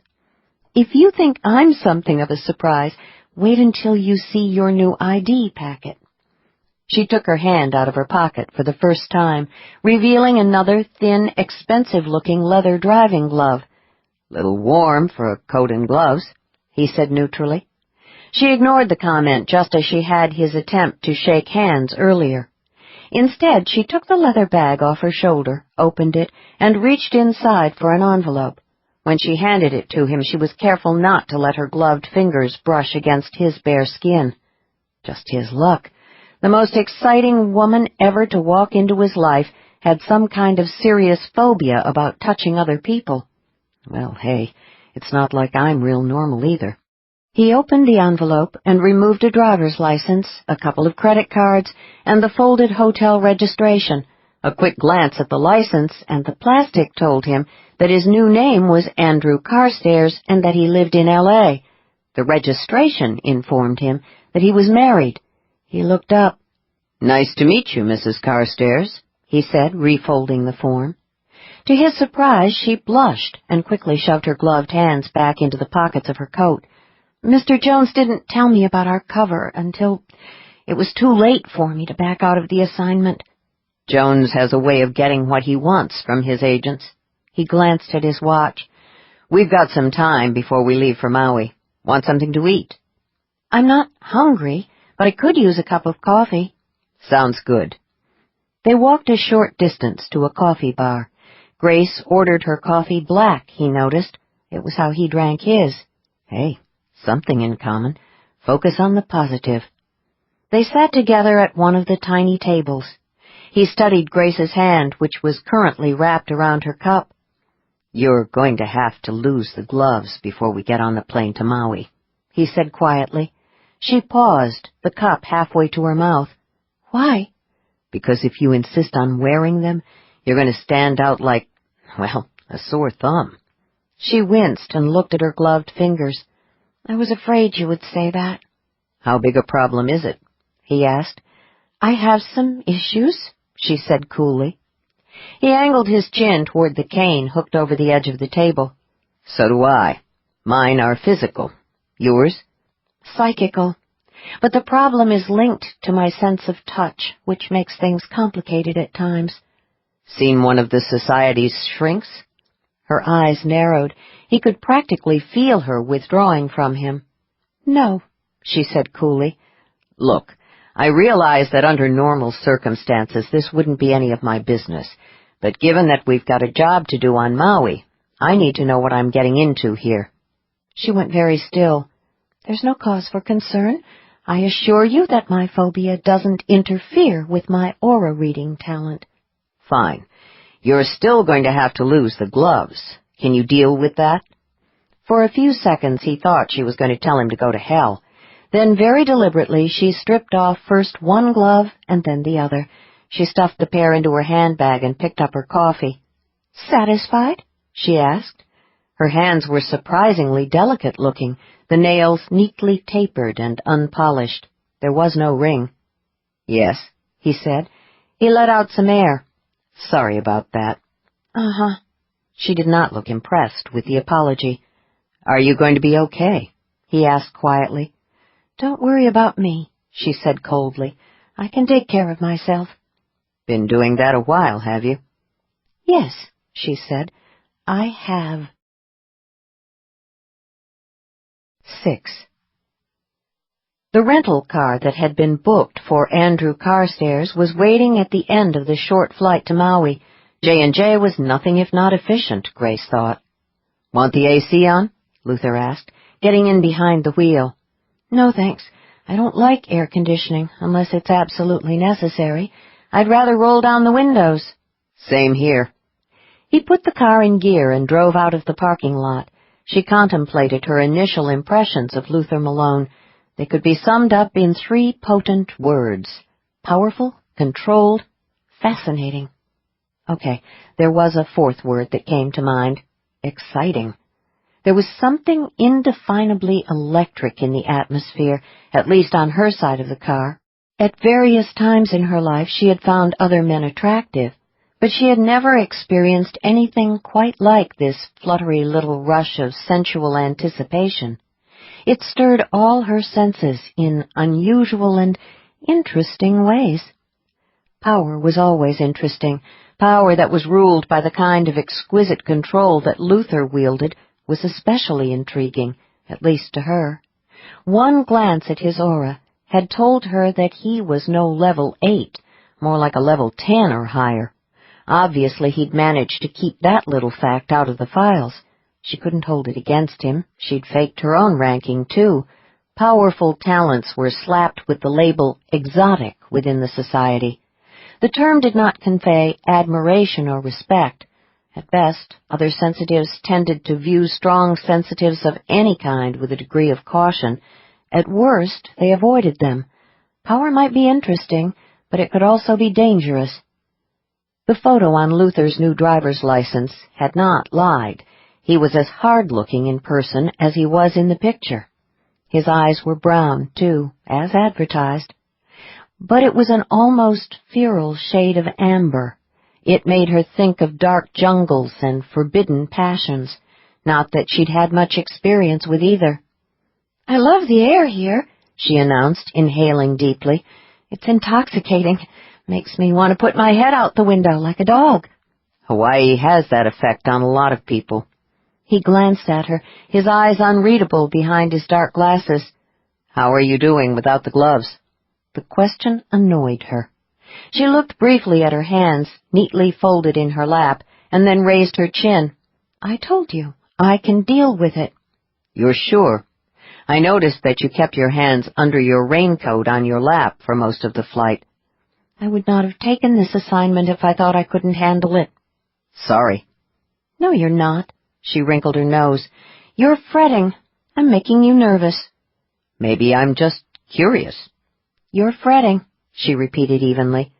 "I suppose I can't blame you for your lack of confidence, but try looking at this situation from my perspective."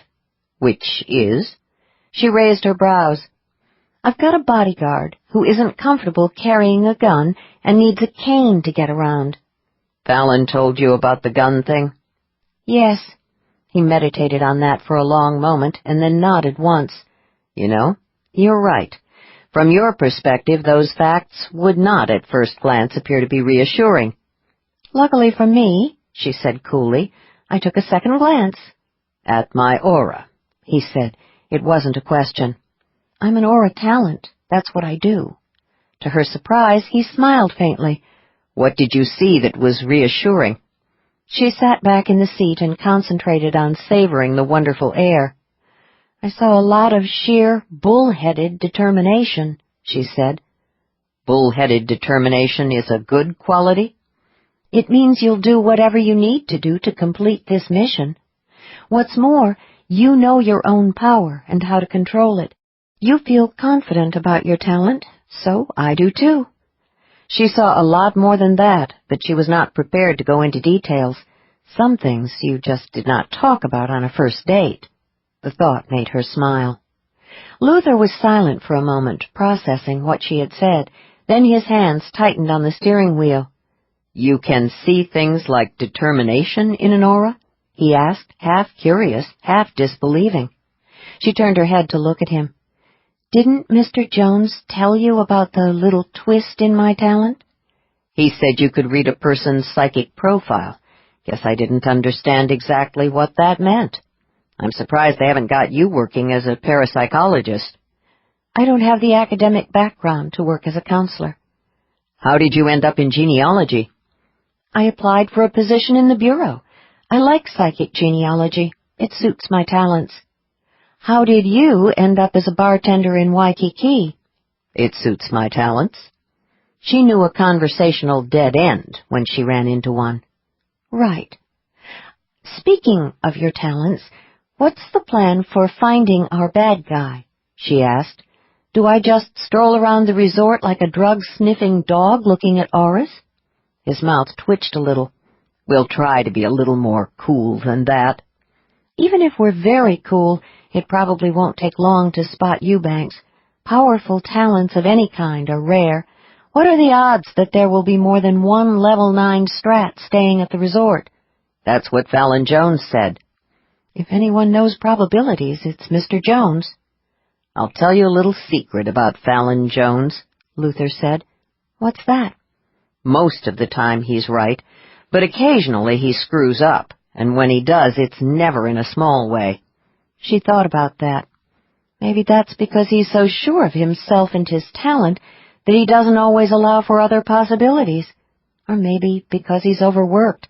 I have the impression that he's under a tremendous amount of pressure these days. You do realize that he's a first-class conspiracy theorist who just happens to have a good track record. Yes, she cleared her throat. But I admit that it is a bit unsettling to think of Mr. Jones in those terms. Pay is good, though, Luther said. She smiled. Yes, it is. 7. It was after 4 o'clock by the time they checked into the beachfront hotel in the Wailea resort community. The suite was on the 4th floor with a view of the pool, the gardens, and the ocean beyond. There were deeply shaded lanais off both the master bedroom and the living room, the perfect spot for a honeymoon, Luther thought morosely. Not that he would know. He'd gone to Vegas for both of his. He carried his small leather travel kit into the second bath and set it on the counter next to the sink, aware of Grace unpacking in the master bedroom. For a moment he indulged in a pleasant little erotic fantasy, thinking that it would have been very nice to be the real Mr. Carstairs on a real honeymoon with his real wife. Don't go there. She's not your wife. She's the partner you never wanted, one with 0 field experience. That is not a good thing. She was also the only woman who had revved up his senses and made him seriously hard in months. No way, that could be a bad thing. It was distracting, however. He was going to have to work in order to stay focused. His leg ached. The combination of the flight from Honolulu and the drive from the airport had taken its toll. Annoyed, he removed the bottle of anti-inflammatory tablets from his kit and shook out 4. He managed to resist the almost overwhelming urge to hurl the bottle across the room. The damn leg was never going to be the same. Get over it. He dropped the bottle back into the kit, tightened his hand on the cane, and made his way out of the bathroom. Grace was waiting for him. She had changed into a pair of lightweight trousers and another long-sleeved shirt. At least she wasn't wearing the trench coat. It occurred to him that she did not seem overly impressed with the suite. He was. He'd spent time in the Army, put in several years as a cop, and now he was a bartender and part-time contractor with J&J. None of those career paths had paid the kind of money that allowed him to check into classy suites like this one. Grace, however, seemed unfazed by the luxury accommodations. Maybe he should consider a position in the Bureau of Genealogy. Going somewhere? He asked. Thought I'd take a walk on the beach, she said. I've been in a plane around the road for most of the day. I'd like to unwind before dinner. It was time to explain the facts of life, he decided. Got one rule on this job, he said. We'll call it rule number 1. She raised her brows. And that would be? I give the orders. And the first order is that you don't leave this room alone. No wandering off on your own unless I give permission. She inclined her head very politely. I take it that means you're coming down to the beach with me. What the hell? I need to get a feel for the terrain anyway. He opened the door for her. But the order still stands. You don't go out of here on your own. Got it? She went past him, neatly avoiding any accidental contact. Fallon Jones said that you were in charge on this mission. I'll take that as a yes. He followed her out into the hall and closed the door, waiting a beat until he heard it lock securely. Satisfied, he walked with Grace toward the elevator lobby, fighting the temptation to move into the invisible don't-touch zone that enveloped her like another kind of aura. He noticed that her arms were folded beneath her breasts in a seemingly casual manner. If you looked closely, however, you could see that her fingers were tucked safely out of sight. He brooded on what might have happened to a woman to make her dread touching another human being. The realization that a little skin-to-skin contact with him might actually cause her psychic pain was troubling. It just didn't seem right that she might not be able to abide his touch, not when he was so certain that touching her would bring him nothing but pleasure. I'm starting to feel guilty about the glove thing, he said. As well you should.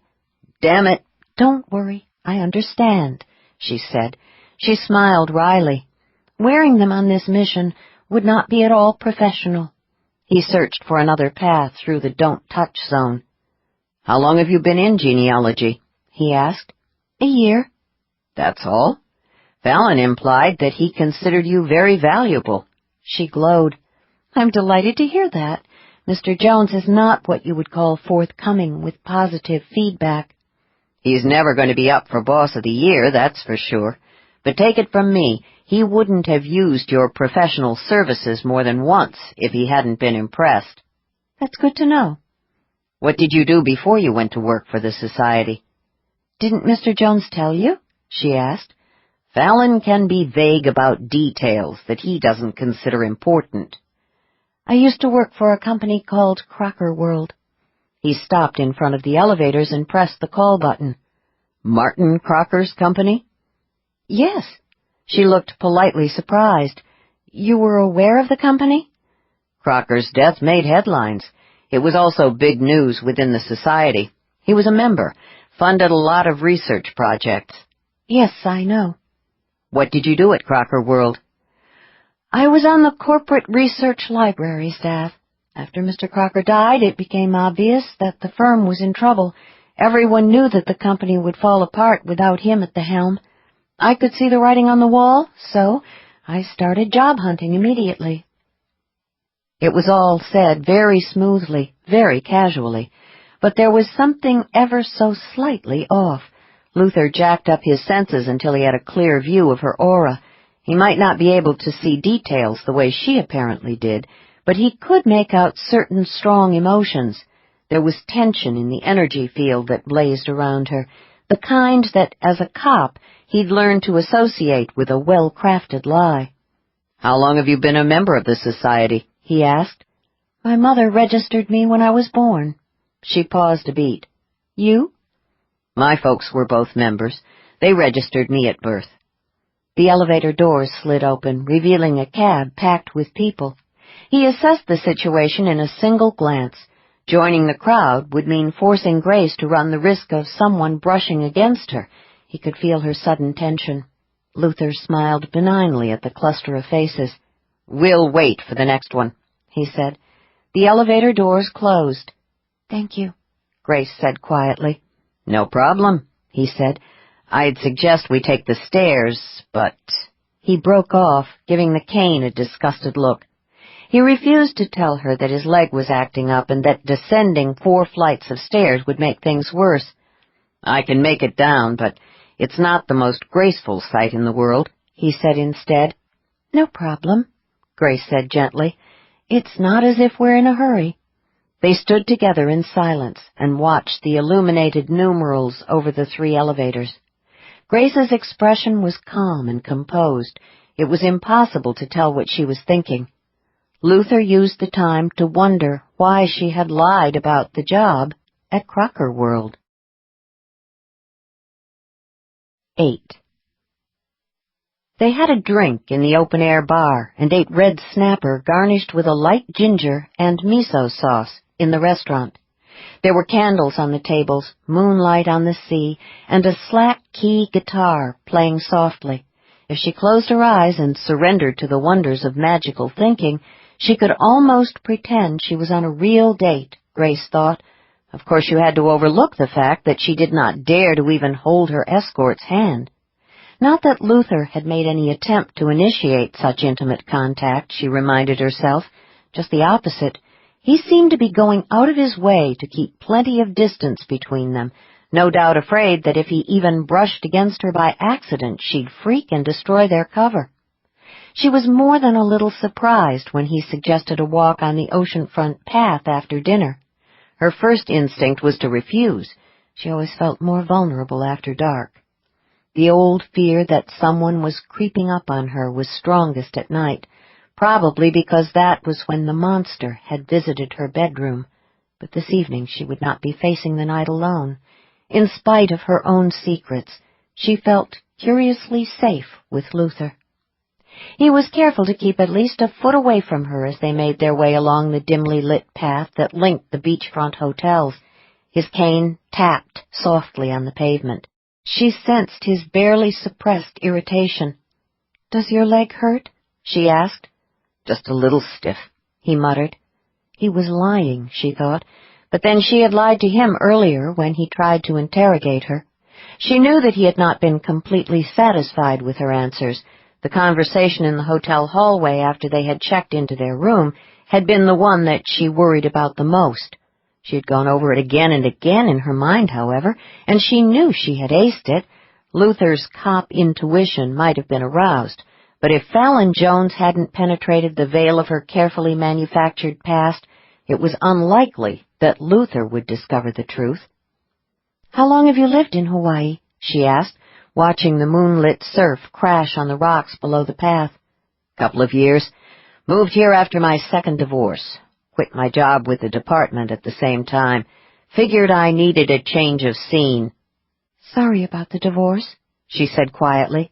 "Yeah, well, it wasn't the biggest surprise in the world." "Were you deeply in love?" "Whatever I felt for Tracy died the day I found her in bed with my partner." "Funny how finding out that someone you trusted has betrayed you can kill a relationship." "Been there?" he asked. "Yes." "Ex-husband?" "No, we were never married." Good grief, what was she doing? Even with the names changed to protect the guilty, any attempt to explain her complicated association with Martin Crocker would not only be difficult, it would be extremely dangerous. She had kept secrets most of her life. She was a pro, but something about being out here in the night with Luther was threatening to make her careless. "Does aura talent run in your family?" she asked. "Sporadically.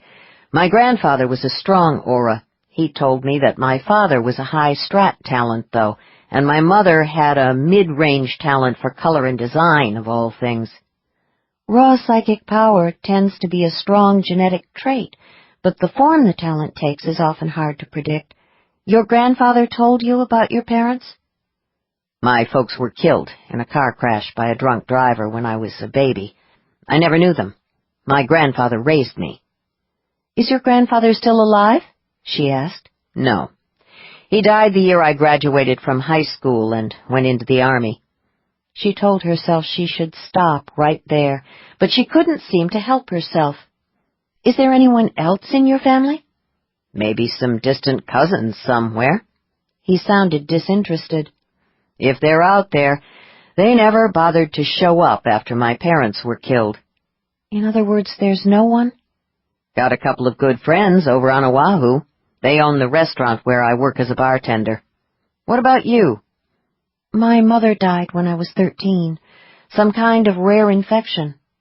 "Tough," he said. "Yes, it was." "Your dad?" "I never knew him." She kept her voice perfectly neutral. "When my mother decided to have a child, she went to a sperm bank clinic." "Oh, shit," he said softly. She almost smiled. In that single pithy statement, he had told her in the most eloquent terms that he understood. "Yes," she said. "Oh, shit, indeed." Talk about having a psychic hole in your life. He turned his head to look at her. "You're a genealogist. Ever try to find your father?" "Of course. A lot of sperm bank kids go looking for their fathers. I eventually found the name of the facility that my mother used, the Burnside Clinic. It was established by a member of the society. Dr. Burnside catered to clients who were members of the arcane community. He guaranteed that all of his donors were high-level sensitives of one kind or another. He also promised absolute confidentiality to both donors and clients." "Were you able to find your father's file?" he asked. "No. The clinic burned to the ground a few years ago. All the records were destroyed. Arson was strongly suspected, but no one was ever arrested." "Probably one of the donors who didn't want to be found." "Do you think so? I did wonder about that possibility." "There are others," he said, sounding thoughtful now. "Maybe one of the mothers who didn't want a donor to find his offspring. Or maybe one of the kids who couldn't find his father and got really pissed off. It could also have been someone who didn't approve of the services the clinic offered." "In other words, the list of suspects would be a very long one." Sounds like it. She was quiet for a moment. I was never able to identify my father, but after I went to work in the Bureau of Genealogy, I found some information about him that my mother had entered into the genealogical records when she registered me with the society. Mostly a health and talent history. And? She shrugged. What can I tell you? My father was descended of sound genetic stock, and he was a strong talent. But then Dr. Burnside would have insisted on those qualities in all of his donors. Sure. I got my eyes from him, she whispered after a while, but that's about it. He wasn't even an aura talent. My mother listed him as a strat. Knowing that you're a green-eyed aura talent descended from a green-eyed strat wouldn't have given you much to go on. No, she said, it didn't. Strat talents are very common within the society. There are literally thousands registered. Narrowing the field by age and gender and eye color didn't help. I eventually gave up. A couple strolled toward them hand in hand, lost in each other, taking up a good portion of the path. Luther thumped the cane loudly a few times. In response, the pair moved hurriedly to the far side of the pavement. With the force of long habit, Grace shook off the old melancholy that always came over her when she thought about her own unknown history. "You're good with that thing," she said. "It has its advantages. People tend to get out of my way. No one wants to be responsible for making a guy on a cane go down. Lawsuit City." "How did you end up on it in the first place? Fallon said something about an accident?" "I got careless." And that, she knew, was the end of that conversational topic, at least for now. She was trying to think of a clever way to dig deeper when ghostly fingers touched the nape of her neck. She tensed instinctively and folded her arms beneath her breasts, shielding her hands. There were a number of people on the path, but the man coming toward them out of the shadows was moving a little differently from the rest. He was still several yards away. It was too dark to make out his features, but there was something about his stride that disturbed her senses. He didn't stroll or jog or walk in a normal fashion. He exhibited the easy, predatory glide of a big cat on the hunt. Part of her was aware that a subtle shift of awareness had come over Luther. She knew that he, too, had noticed the figure coming toward them. She jacked her parasenses to the max.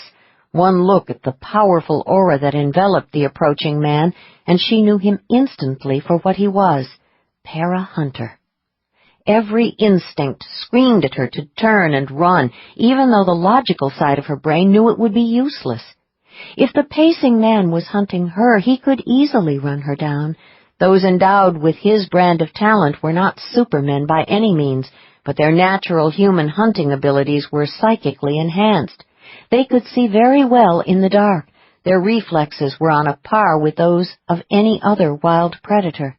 They could detect the psychic spoor of their quarry, and their favorite prey was human. A lot of hunters wound up in the military or in security work, but she knew all too well that, given their natural aptitude, it was inevitable that some became dangerous predators.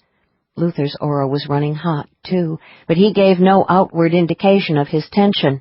His halting stride did not alter, but somehow he was a little closer to her now, making certain that the hunter would pass on the opposite side, as far from her as possible. "Take it easy," she thought. "Whoever that guy is, he isn't after you. If they had found you, they would have sent someone to Eclipse Bay to get you. They wouldn't have waited until you took a Hawaiian vacation." Then again, the hunter was less than 2 yards away, closing the distance fast. Somehow she managed to keep moving alongside Luther, matching his slow, careful stride. There was no change in the tap, tap, tap of the cane. She was calmer now. Logic and common sense were kicking in, overriding the more primitive side of her brain. No, not logic and common sense.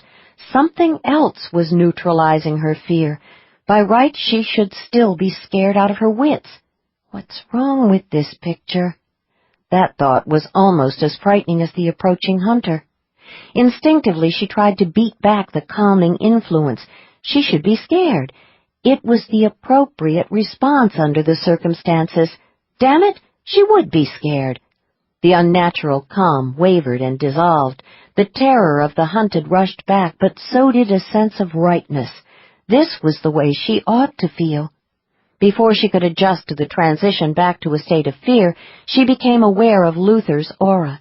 It was pulsing at unusual points along the spectrum. Power resonated in the night. The two men were close now, within touching distance. Suddenly, as if a psychic switch had been turned off, the pacing man's aura dimmed, becoming markedly less intense. It was still the aura of a para-hunter, but not one who was on the prowl. Instead, his energy field took on the colors and wavelengths of a person who is calm to the point of being sleepy. Whoever he was, the hunter was not interested in her or in Luther. He went past, showing no signs of curiosity about the couple to his left. She had to fight the urge to look over her shoulder. "It's okay," Luther said quietly. "He's gone." "Hunter," she whispered. "Yes." She glanced at him, half afraid of what she might see, but his aura was normal again. Maybe she'd been mistaken a moment ago.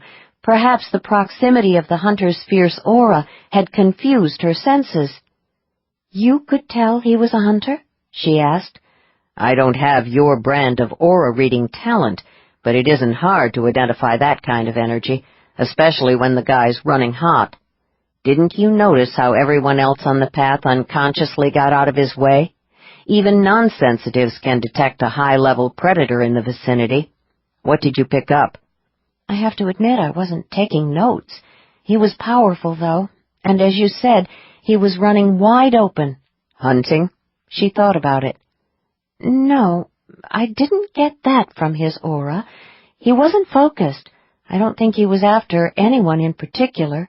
Maybe he was just out for an evening stroll and felt like running jacked. You know how it is. Sometimes you use your parasenses just because you can."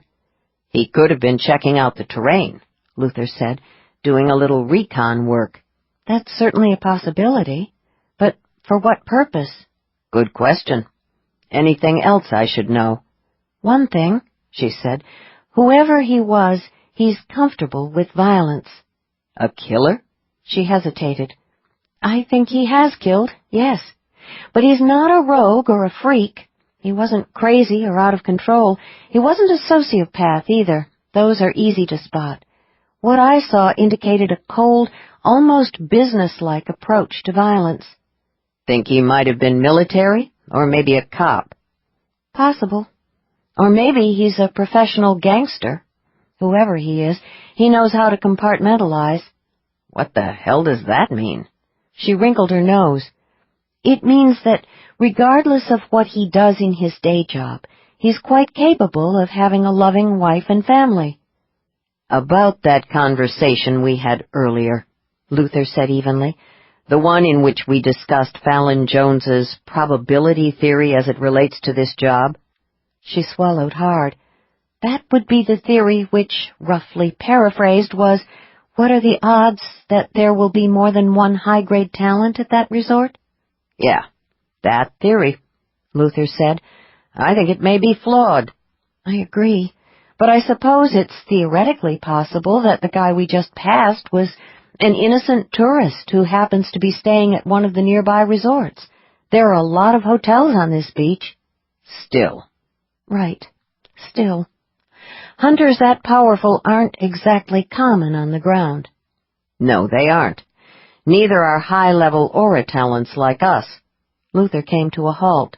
"So the question becomes, what are the odds that 3 very strong sensitives would show up on this stretch of beach on the same night?"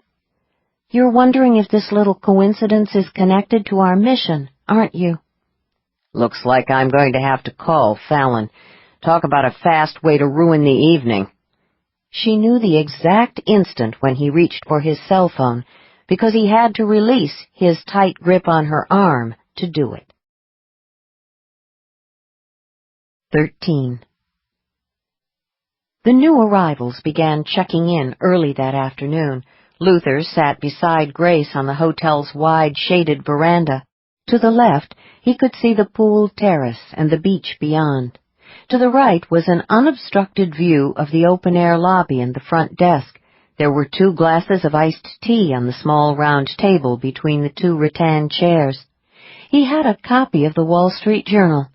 Grace appeared immersed in a paperback novel that she had brought with her. They both wore sunglasses. He fine-tuned the pleasant little fantasy he had been concocting while he watched the Bell staff unload an expensive set of golf clubs from the back of a limo van. The latest version of the fantasy involved Grace and himself on a Maui honeymoon that he, not J&J, had paid for. Also, the Fantasy 2.0 did not include keeping an eye out for a psychic killer. A man and a woman got out of the limo. They were greeted with orchid leis and escorted to the front desk by a member of the hotel staff. Automatically, Luther looked at them with his other vision. The man was sending out the quick green vibes, indicative of a simmering irritation that could spill over into anger given the right provocation. "She's a low-range intuitive talent," Grace said, without looking up from her book. "A 3, maybe. Strong enough to give her an edge when it comes to picking a husband who is as ambitious as she is. As far as she's concerned, she's made him what he is today." "Think she knows about the psychic side of her nature?" "I doubt it. Not at that level. Like most women, she probably takes her intuition for granted." "What about the husband?" Grace turned a page. "He's annoyed." "Yeah, I got that. Probably a long flight with a few of the usual travel glitches. Anything else?" "His wife holds the reins of power in the relationship. He knows she's smarter than he is, and that he needs her to climb the corporate ladder. But that just makes him all the more resentful. Based on that analysis, I'd guess he has a mistress who knows how to make him feel like the strong one." "You're good, aren't you?" "Yes." She turned a page. "That's why Mr. Jones sent me on this mission." "I hate to shatter your image of yourself as a female James Bond, but I'm not sure this trip to Maui rises to the level of a mission." "What would you call it?" "A job." "I think I'll stick with mission. Sounds more exciting." He nodded. "Things have certainly been exciting in the past 24 hours, I'll give you that." Another limo arrived at the front of the hotel. More bags of golf clubs and what looked like diving gear were unloaded. Luther watched the Bell staff spring into action. A sophisticated-looking man in his early 40s got out.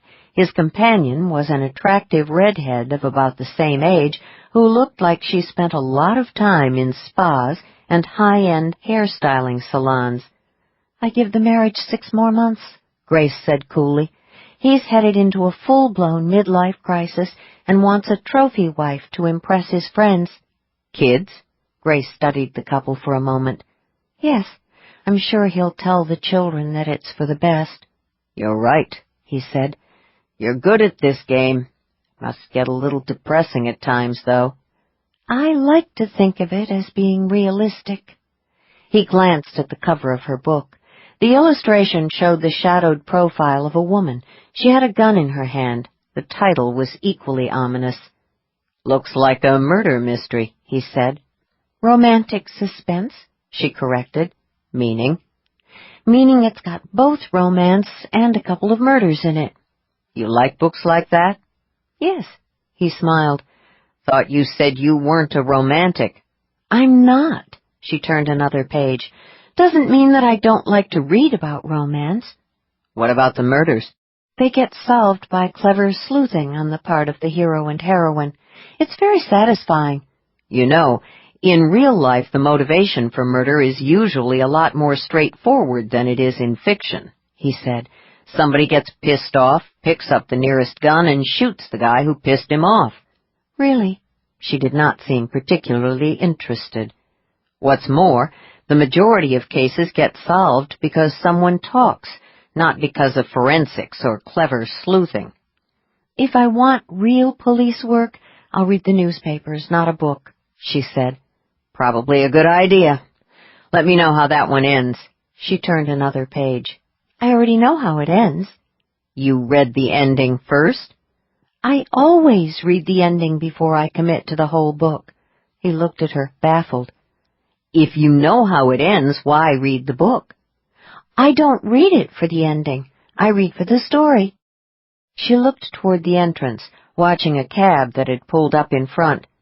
Life is too short to waste time on books that end badly. By badly, you mean unhappily, right? As far as I'm concerned, the two are synonymous. Okay, so how does that book end? Wait, he held up a hand. Let me guess. The butler did it. She flinched visibly, her lips parting as though in shock. He could have sworn that the book shook a little in her hand. He raised the volume of his senses. The normal hues and colors of the world faded. The myriad shades of the paranormal spectrum shimmered into view. He was startled to see unmistakable spikes of fear in Grace's aura. Before he could ask her what was wrong, he realized she was watching the lobby entrance. He followed her gaze and saw a man climb out from behind the wheel of one of the newly arrived vehicles. He had the heavy, over-muscled build of a weightlifter on steroids. His head was shaved, and he wore a pair of mirrored sunglasses. But it was his aura that grabbed Luther's attention. It was not only strong, there was something wrong with it. Sparks of dark energy flickered and flashed in the field. Wherever they rippled through the pattern, they created disturbing pulses. "What the hell?" he said softly. "Hunter," Grace said quietly. "Sort of." Damn, so much for Fallon's probability theory. "It's not just the odds that are bad here." There was a shiver in her voice. She appeared transfixed. "The profile isn't that of a normal hunter." "How is it different?" "For one thing, it's unevenly developed. It doesn't reflect the full range of abilities that generally go with that type of talent. There are whole sections missing or blunted along the spectrum." "Such as?" "Well, for starters, I'd say he doesn't possess the ability to detect the psychic spore of violence, which is a common aspect of an above-average hunter talent. He's got the night vision and the strength and speed, though." "Anything else missing?" he asked. He did not take his attention off the man. "Yes, there's usually a strong correlation between intelligence and a high level of any kind of psychic ability. A level 8 or 9 hunter like him should possess above-average intelligence." "He doesn't?" "No. He's not stupid, but he's not an independent thinker, that's for sure. You're looking at a guy who can be easily manipulated by someone who knows how to handle him, a man who would never question orders." "Not the brightest bulb on the tree, huh?" "No." "Any chance that's Eubanks?" She shook her head. "Not unless the profile I was given was very badly flawed, which I doubt." Luther watched the driver open the rear door of the car. Another man climbed out. He looked to be in his late 30s, tall and square-jawed, with a too-perfect tan that could only have come out of a spray can. Grace drew a sharp breath and tensed again. "That's Eubanks," she whispered. "High-level strat talent. Everything else fits, too." "You're sure?" "Positive." "What's with the rogue waves?" he asked. She turned her head very quickly, stunned. "You can see them?" "No offense, but I think they'd be hard to miss. I've seen some crazy people in my time. A lot of them have an erratic pulse in their auras, but not like those." Eubanks left the luggage to the driver and the bell staff, ignored the lay offered by the greeter, and walked quickly toward the front desk. "Junkies develop bizarre patterns, too," Grace said hesitantly. He studied Eubanks, thinking about that possibility. A heavy user will throw off a lot of weird vibes, but in my experience, junkies' auras resemble those of the crazies. You get a lot of what look like misfires or short-circuiting going on. The pattern is inherently unpredictable and makes it hard for the normal wavelengths to resonate, at least not for very long. "But this is a regular repeating pattern," she said, still speaking in that odd, soft tone. "A consistent rogue wave." Which sounds like an oxymoron. "Why do you think Eubanks brought a hunter along?" she asked. "Probably for the same reason that I'm here with you. The hunter is a bodyguard." He watched the way the hunter quartered the lobby, checking out each sector. The bodyguard's gaze passed lightly over them and then moved on. There was no flicker of alarm in the pattern. Grace seemed to relax a little. He didn't pay any attention to us.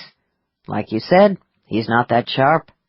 Whatever the case, you've done your job. Time to get you off this island. He hated the thought of sending her back to that little town on the Oregon coast, but he sure as hell did not want her anywhere near Eubanks. "We're not done yet," she said. "You need me to help profile that hunter we ran into last night, remember?" The situation has become complicated. "I can do complicated." "You're not going to do it here," he said. "You need a partner," she insisted, "and I'm the only one handy. Eubanks is a very, very dangerous man, and so is that hunter." "I know that Kane doesn't make a reassuring impression, but I do know how to do this kind of stuff." "I am well aware of what you can do," she said. "I saw you in action last night, but you're not crazy." That was interesting. "You think Eubanks is?" "I think," she said carefully, "that there's something more than a little off about him, just like there's something off about his bodyguard." "The rogue waves?" "Yes. I think you should stay away from both of those men." His first reaction was to start brooding over her obvious lack of confidence. Okay, so he wasn't in the best of shape at the moment. Then it occurred to him that she was genuinely worried about his safety. He wasn't sure how to take that. Go with the positive, he thought. She cares enough to be concerned. "I'll be fine," he said. "You know, instead of flying home to Eclipse Bay, you could go back to Honolulu and wait for me there. I won't be here long. As soon as I phone Fallon, he'll make arrangements for Eubanks to be put under long-term surveillance. I'll hang around, see if I can find that hunter, and then—" He broke off because he realized she was not listening. Her attention was no longer on Eubanks, who had received his card key and was already striding impatiently toward the elevator lobby, the hunter by his side. Instead, she was watching another new arrival, a woman who had just gotten out of a white limo. An executive, he decided, watching the woman direct the bell staff with an authoritative air. She was accompanied by a muscular man dressed in an ill-fitting jacket. The woman ignored the proffered lay, just as Eubanks had done, and walked briskly through the lobby toward the front desk. "Look at them," Grace said urgently. "I am looking at them. What is it?" "Look at them." "Right." Obediently, he jacked up his senses again. The woman's aura flared, a cold array of icy blues and glassy greens. "Wouldn't be a good idea to get between her and whatever she happened to want," he said mildly. "Had a captain like that once. All he cared about was getting into the commissioner's office. He left footprints on the back of everyone who stood in the way." "I doubt if your captain's aura looked like hers." And then he saw the pulses, short little stabs of darkness that crackled through the blues and greens, briefly altering the resonating patterns. The rogues were not identical to those in Eubanks's and the hunter's aura, but there was a distinct similarity. He switched his attention to the woman's companion and saw the same bad energy. "Hunter," Grace said. "Incomplete, like the other one." "Another bodyguard. That explains the bad jacket. He's carrying—" "Carrying what?" "A gun." "Oh, right." She assumed a knowing air. "Definitely carrying." Another vehicle halted at the entrance. This time 2 men got out. One of them supervised the unloading of a set of golf clubs, the other headed for the lobby. "High-level probability talent and his bodyguard," Grace said. "Same dark energy spikes in their fields." "What the hell is going on here? I've never seen anything like those weird rogue waves." "I have," Grace said softly. "I did get that impression." He reached for his cane. "You and I need to talk." 14. "What the hell is going on, and what do you know about it?" Luther asked. He used his flat, unemotional cop voice. She'd had enough for one day. Her temper spiked. "Don't talk to me like that." "Like what?" "Like I'm a suspect that you've got cornered in an interrogation room." He looked at her, eyes veiled by his dark glasses, and said nothing. He waited the way cops and psychiatrists did sometimes, hoping you'd get nervous and start talking. They were standing in the shade of the very same tree that had concealed them the previous evening when he touched her for the first time.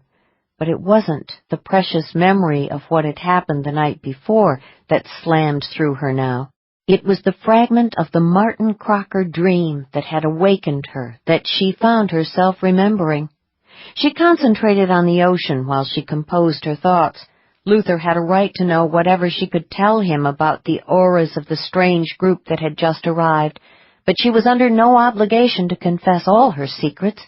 It wouldn't be the first time she had lied to a cop. She could do this. "I once knew someone else whose aura developed a similar disturbance," she said quietly. "Go on."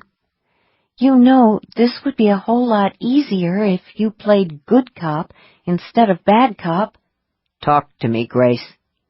"This man I knew, the rogue waves, as you call them, started to appear after he began taking a drug."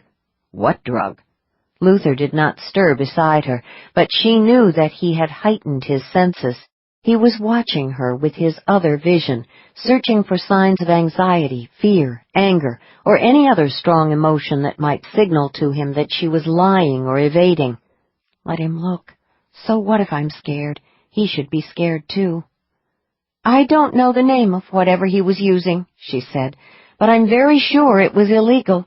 It had a weird effect on him. It gave him a new kind of talent, one he definitely did not have before he started taking the drug. It's hard to explain, but—" "Shit," Luther said, interrupting her very softly. "Nightshade." Startled, she turned to face him, her own senses flaring. His aura flashed with a cold, controlled excitement that did not show on his face. She knew he was running hot, not just psychically, but physically. Adrenaline. "What is Nightshade?" she asked warily. "Some new street drug?"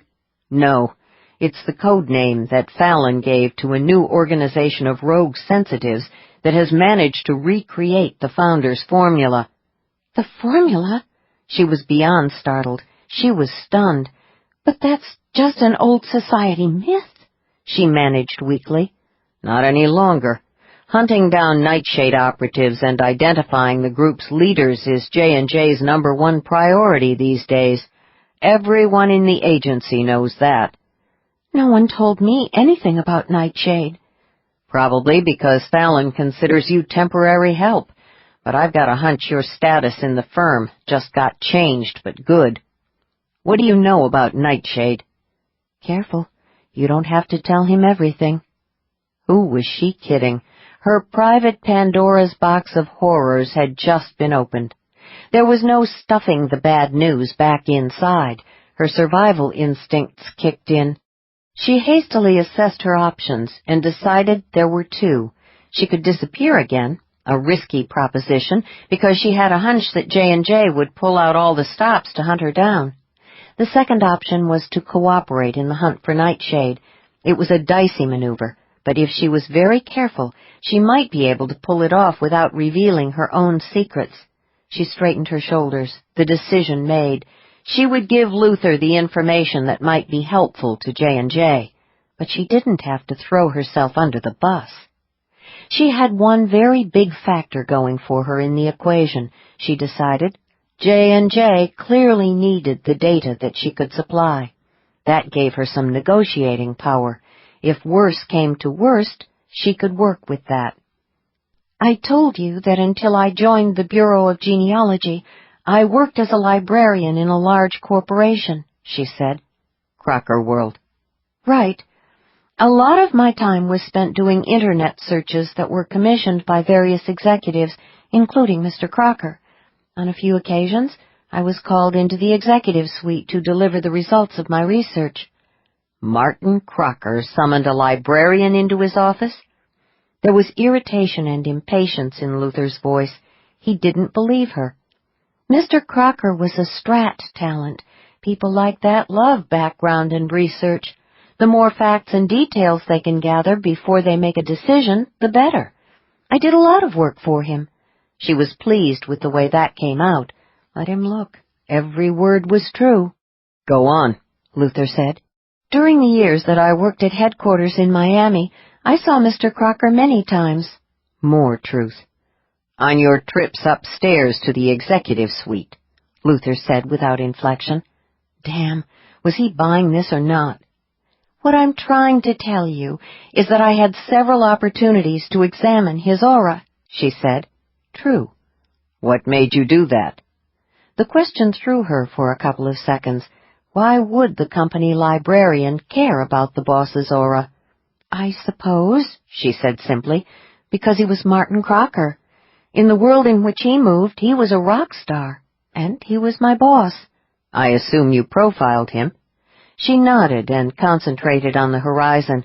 He was a complicated man, driven. Were you attracted to him? Not in the way you mean. More truth. But I suppose you could say I admired him. Everyone in the company respected his business abilities. He was Martin Crocker, after all. He built an empire. Go on. During the last few months of his life, Crocker was working on a major project. He requested a number of detailed searches. All of which were hand-delivered by you? Yes. I made a number of trips to the executive suite, and on several of those trips I saw Crocker. Something changed in his aura during that time. I noticed the dark energy waves. They were small, almost undetectable at first, but they grew stronger as the weeks went by. What did you think was happening? She folded her arms very tightly.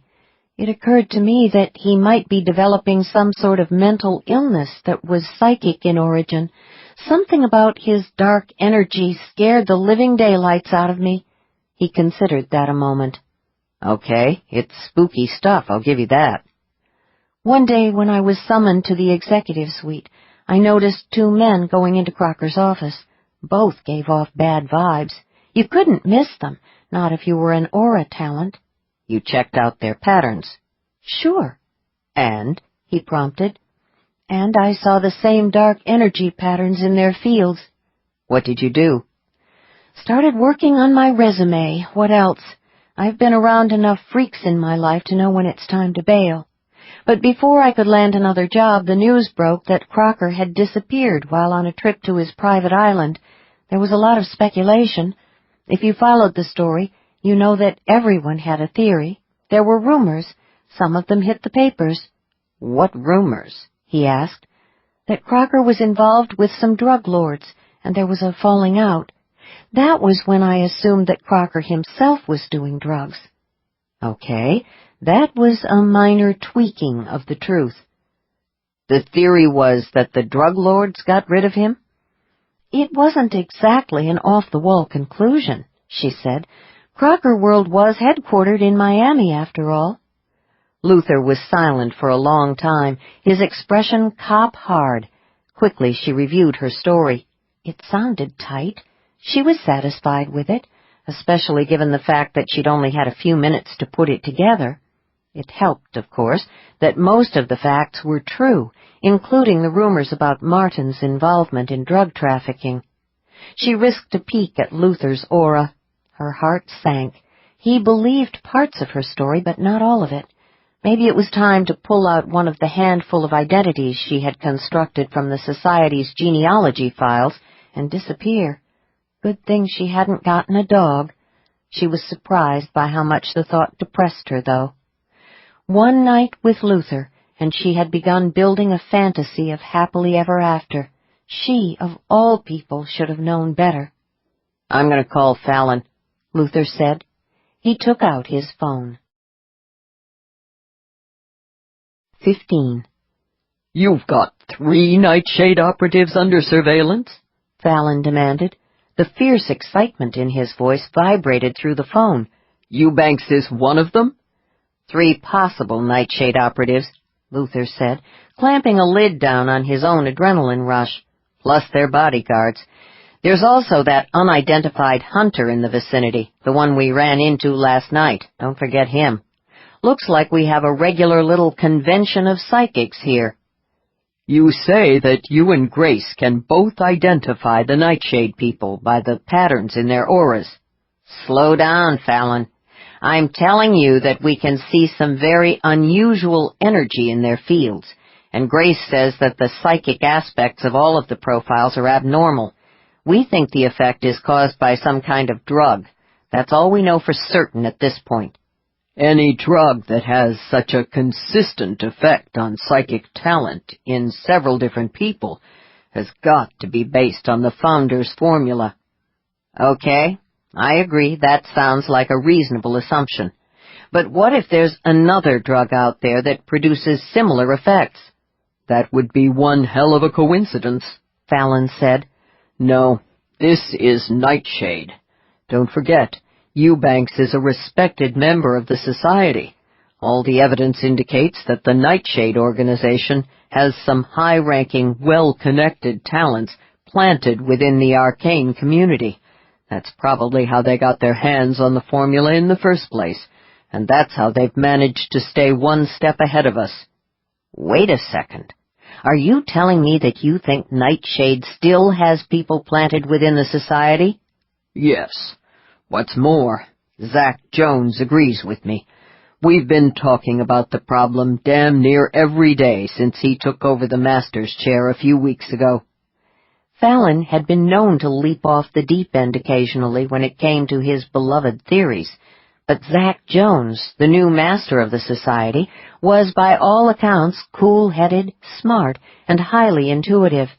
If he was on the same page with Fallon when it came to Nightshade, there was a good chance Fallon's conclusion was right. Okay, he conceded. Here's something else to chew on. Grace has seen similar waves before. Shit. Where? In the aura of her old boss, Martin Crocker, and in the auras of two men with whom he had dealings. Son of a bitch, Fallon said softly. So Crocker was Nightshade. You're leaping to conclusions again. It's what I do. Damn. You know, I was getting suspicious of Crocker. He was high profile, and he was arcane, so he popped up on my radar occasionally. I had started to wonder if he was into some dirty side business. Figured it was either arms dealing or drugs, though. Never made the Nightshade connection. What happened? He died before I decided whether or not to fire up an investigation. Do you realize what this means? If we've got a way of identifying Nightshade's people on sight, we'll have a huge advantage. There are a lot of aura talents registered with the society. I need to start recruiting some and get them trained. It's not going to be that easy, Luther warned.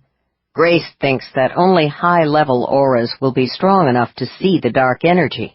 Most people with the talent can perceive only vague stuff, like whether or not the person is ill or mentally disturbed. Which means I need you and Grace to keep up surveillance there on Maui until I can get people in place. You've got me, Luther said, but I want Grace off the island as fast as possible. Put her on the phone. No, Luther said. Figured you'd get stubborn. Luther heard Grace's phone burble. Startled, she opened her purse. You're a real S.O.B., Fallon, Luther said. Grace had her phone open. Hello? Hang on, Fallon said in Luther's ear. I'll be right back. Luther cut the connection. Oh, hello, Mr. Jones, Grace said. I thought you were talking to Luther. Yes? Quite near the hotel. We just stepped out to discuss the situation. What? No, the hunter we ran into last night did not have those rogues in his pattern. Yes, I'm sure Mr. Crocker did. When did I last see him? Well, let me think. It would have been shortly before he disappeared. His office requested some research. I delivered a report to him before he left for his private island. Luther braced his back against the tree and watched Grace's aura as she talked to Fallon. The subject of the research? She frowned in thought. It's been over a year, but As I recall, it had something to do with some agricultural equipment requests from a charitable foundation that was doing work in developing countries. The two other men I saw who had similar wave patterns were supposedly representatives of the foundation. There was a pause while she listened intently. "Yes, sir, of course," she said. "Glad to help. Please feel free to call back if you have any more questions." "Yes, sir. I'll tell Luther." She ended the connection, slipped the phone back into her purse, and looked at Luther. "You're not going back to Eclipse Bay today, are you?" he said. "Mr. Jones instructed me to stay here with you. We're to return to the hotel immediately and see if we can spot any other nightshade operatives." "And you agreed?" She raised her chin. "Yes, I did." "I don't like it." "I'm aware of that, but it's my decision." "What makes him think there will be more than just the three of them and their bodyguards?" "Mr. Jones said that where there are a few snakes, there may be a whole nest." "What are the odds that there's a whole bunch of Nightshade folks hanging out together at a resort on Maui?" he asked. "Very good, actually. Mr. Jones pointed out that Nightshade is an organization. That means it has a formal structure and a strict hierarchy. No organized group of any kind can survive without at least occasional face-to-face meetings.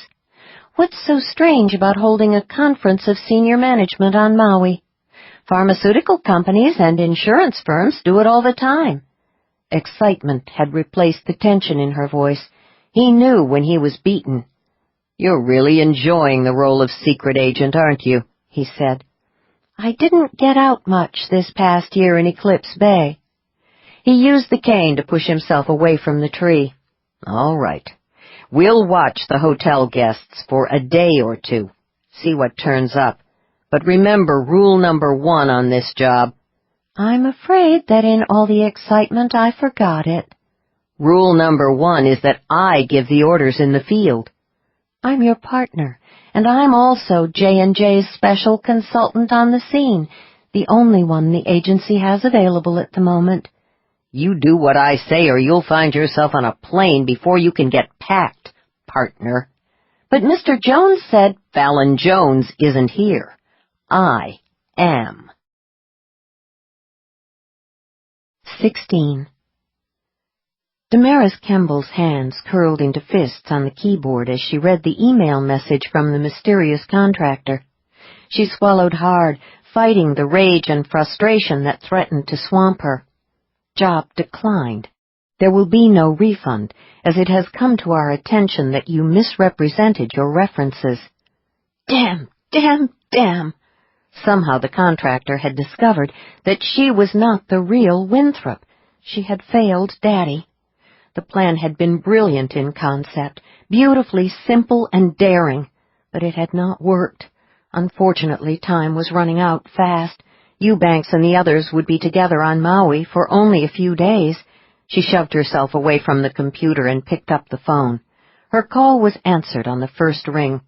"The contractor refuses to go through with the job," she said. "What went wrong?" The voice on the other end was reassuringly calm, cool, and controlled. Her father's voice. She relaxed a little at the sound of it. "The contractor somehow discovered that my credentials were false." "You used the correct security codes?" "Yes, of course. I just rechecked them.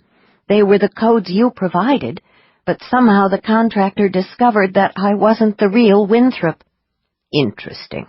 The codes must have been changed quite recently." There was a pause.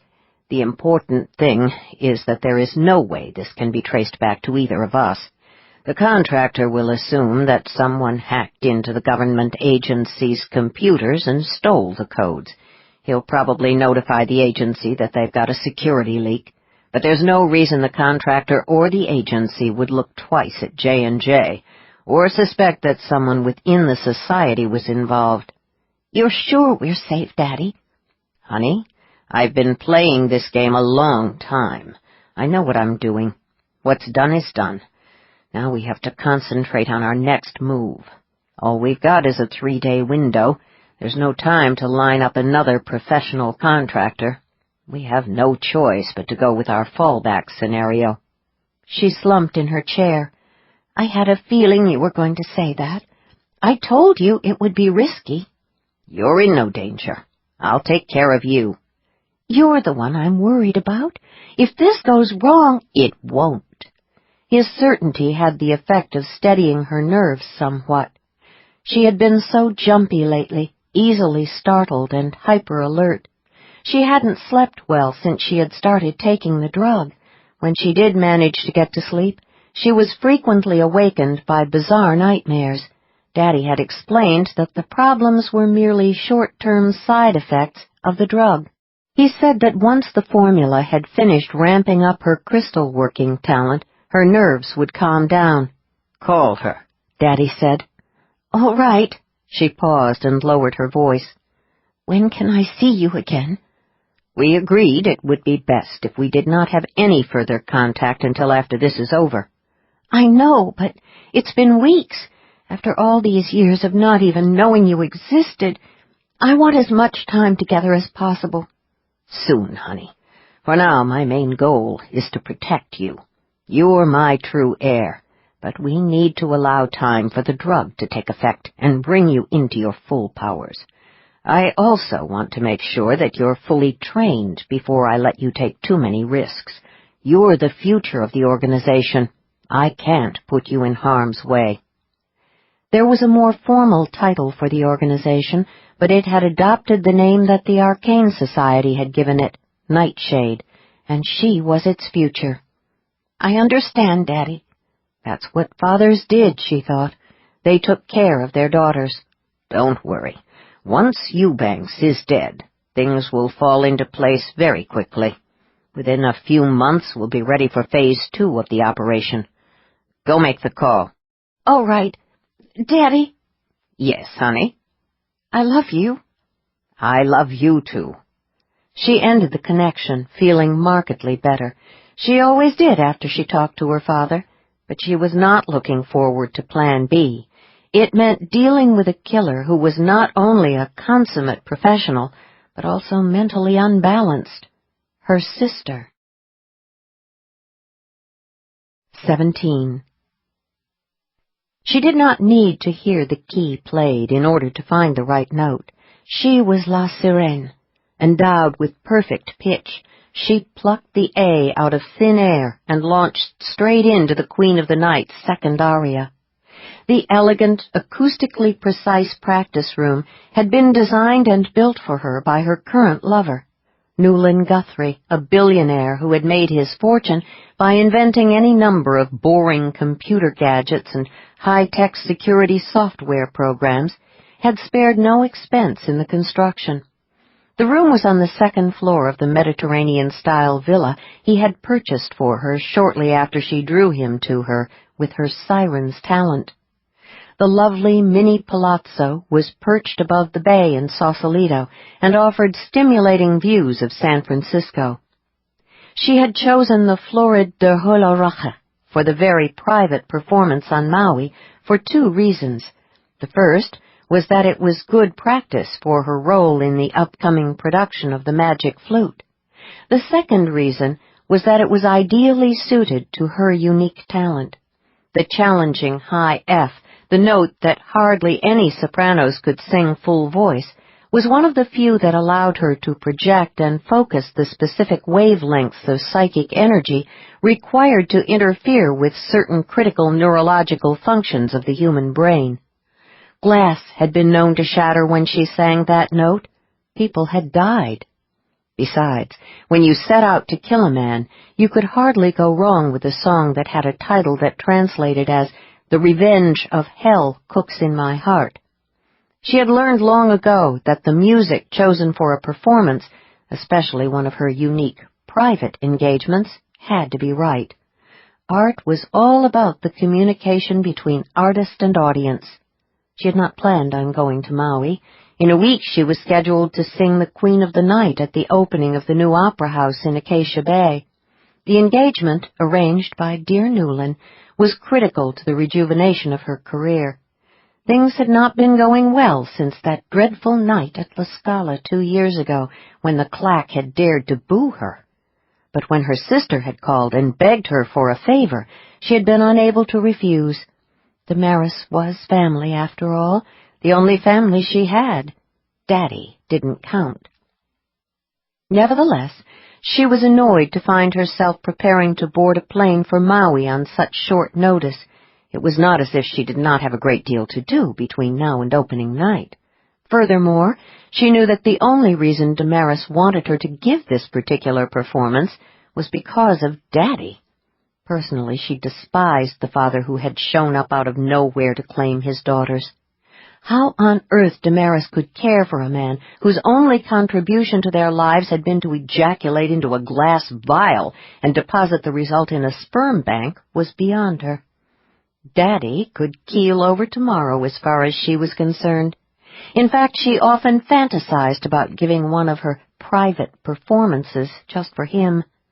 The problem with that little scheme, unfortunately, was that Damaris would very likely guess the cause of death and have a fit. There was another issue as well. Daddy had his own psychic talent, and it was lethal. Although the Maui trip was an imposition, she was starting to look forward to it in spite of herself. Successful performances of any kind always gave her a euphoric sensation that was impossible to achieve in any other way. For hours afterward she felt gloriously powerful, but there was nothing like the absolutely dazzling rush that followed one of her special private performances. Following those engagements, she knew what it was like to be a true goddess. The sensation of immortality sometimes lasted for days. She had been 23 years old at the very start of her career when she first discovered the ultimate power of her talent. Her singing had always been special, of course. Mother had planned her future before she was born, having chosen the sperm donor with great care, not for his particular psychic ability, but for the strength of his raw energy. Descended from a long line of sensitives herself, Mother had studied the complex laws of psychic inheritance with attention to detail. Everyone was endowed with some degree of talent, but at the lower end of the scale, the so-called normal end, it usually appeared in the form of a murky sense of intuition that an amazing number of people either took for granted or willfully ignored. But there were others, those who were gifted with a considerable degree of psychic power, too much to be overlooked or suppressed. When that talent was strong enough to register at level 5 or higher on the Jones scale, it tended to differentiate into specific, more narrowly focused types of abilities. It was a given that when it came to the most powerful talents, no one got more than one. Mother had explained that it was some sort of evolutionary law, nature's way of preventing the creation of super-predators. Mother had also understood that certain talents, including the near-mythic siren talent, were dominant, and sometimes gender-related traits. Historically, all sirens had been female, probably because only females, musically trained females at that, could hit the so-called money notes, the glorious, almost surreal high Ds, Es, Fs, and even Gs that were the only ones capable of focusing a siren's particular type of psychic energy. Not all coloratura sopranos were sirens by any means, but all true sirens were capable of singing the coloratura repertoire, provided they had been trained. Mother had also comprehended another one of the complicated laws of psychic genetics. When a strong dominant trait, such as the siren talent, was enhanced by the power of almost any other type of talent, the result was an even more powerful siren, hence Mother's choice of sperm donor. Singing and music lessons had begun before La Sirène could walk. "You will be more famous than Sutherland or Sills or Callis," Mother had assured her. "You have the power to become the most brilliant soprano of your generation, perhaps of any generation. The talent is in your bloodline." She had indeed skyrocketed to fame and stardom, but not without having to overcome a few obstacles. The first serious glitch had been an ambitious young rival who had shown up at that important audition in her 23rd year. The creature had walked off with the title role in the production of Lucia di Lammermoor, even though it was obvious that she could barely pop off the E-flat in the mad scene, let alone embellish it with the high F the way La Sirène could. The rumor that the untalented bitch was sleeping with the wealthiest and most influential backer had spread quickly. It certainly explained a few things. La Sirène had known for some time that it was theoretically possible to kill with her voice. Her mother had told her that some of her female ancestors had done just that. Nevertheless, she never quite believed it, not until the night when she cornered the bitch in a practice room backstage and sang the mad scene the way only she could sing it. The autopsy had revealed the cause of death as an aneurysm. Very tragic. Promising young singer cut down on the brink of what could have been a spectacular career, blah, blah, blah. But the show must go on. And it did, with the hot new coloratura soprano who would soon be known as La Sirène in the role of Lucia. Come to think of it, maybe the Maui engagement wasn't such an imposition after all. She always sang her best in the days and weeks following one of her private performances.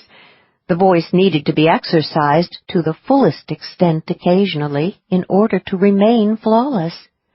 The performance in Acacia Bay had to be perfect. 18. By 10:15 that evening, they had identified a total of 10 rogue auras, 5 of whom looked like executives. The other 5 appeared to be bodyguards with incomplete hunter profiles. Grace sat with Luther in the shadows at the edge of the hotel's open-air bar, sipping sparkling water, listening to the slack-key guitar player and watching their quarry. The 5 execs sat together, drinking and chatting in a way that Grace had witnessed 1,000 times over the years. Their bodyguards hovered at a nearby table, looking tense and uncomfortable against the laid-back island atmosphere.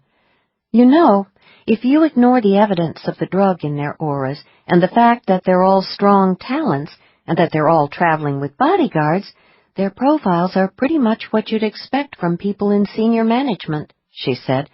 I think Mr. Jones is right. We've stumbled into some sort of high-level nightshade business meeting. We still don't have any proof that they're nightshade, Luther said. But I agree that whoever they are, they look like corporate suits. Wonder where Eubanks ranks in the hierarchy. She contemplated the auras again. I'd say that they see themselves as roughly equal, which means they're probably at the same level in the organization. Judging by those luggage tags you saw earlier, they're all from the West Coast, plus the one from Arizona. According to Fallon, the Nightshade organization appears to be concentrated on the West Coast and in Arizona, Luther said. Maybe these guys are regional managers. Everyone's certainly being very chummy and convivial, she said, but there's a lot of aggression just below the surface. Now that I can see, Luther said. I'd bet any one of those 5 would be willing to slit the throat of any of the others if he or she thought it would be useful. Nightshade is a very Darwinian organization. Only the strong and the ruthless make it to the top. She shuddered. The level of potential violence surrounding them is very strong, but the really worrisome thing is that a couple of them seem to be developing additional talents. Thought that was genetically impossible. Not quite. I can tell you from my genealogy work that it's true that multiple talents are extremely rare, but there have been a handful of exceptions over the centuries.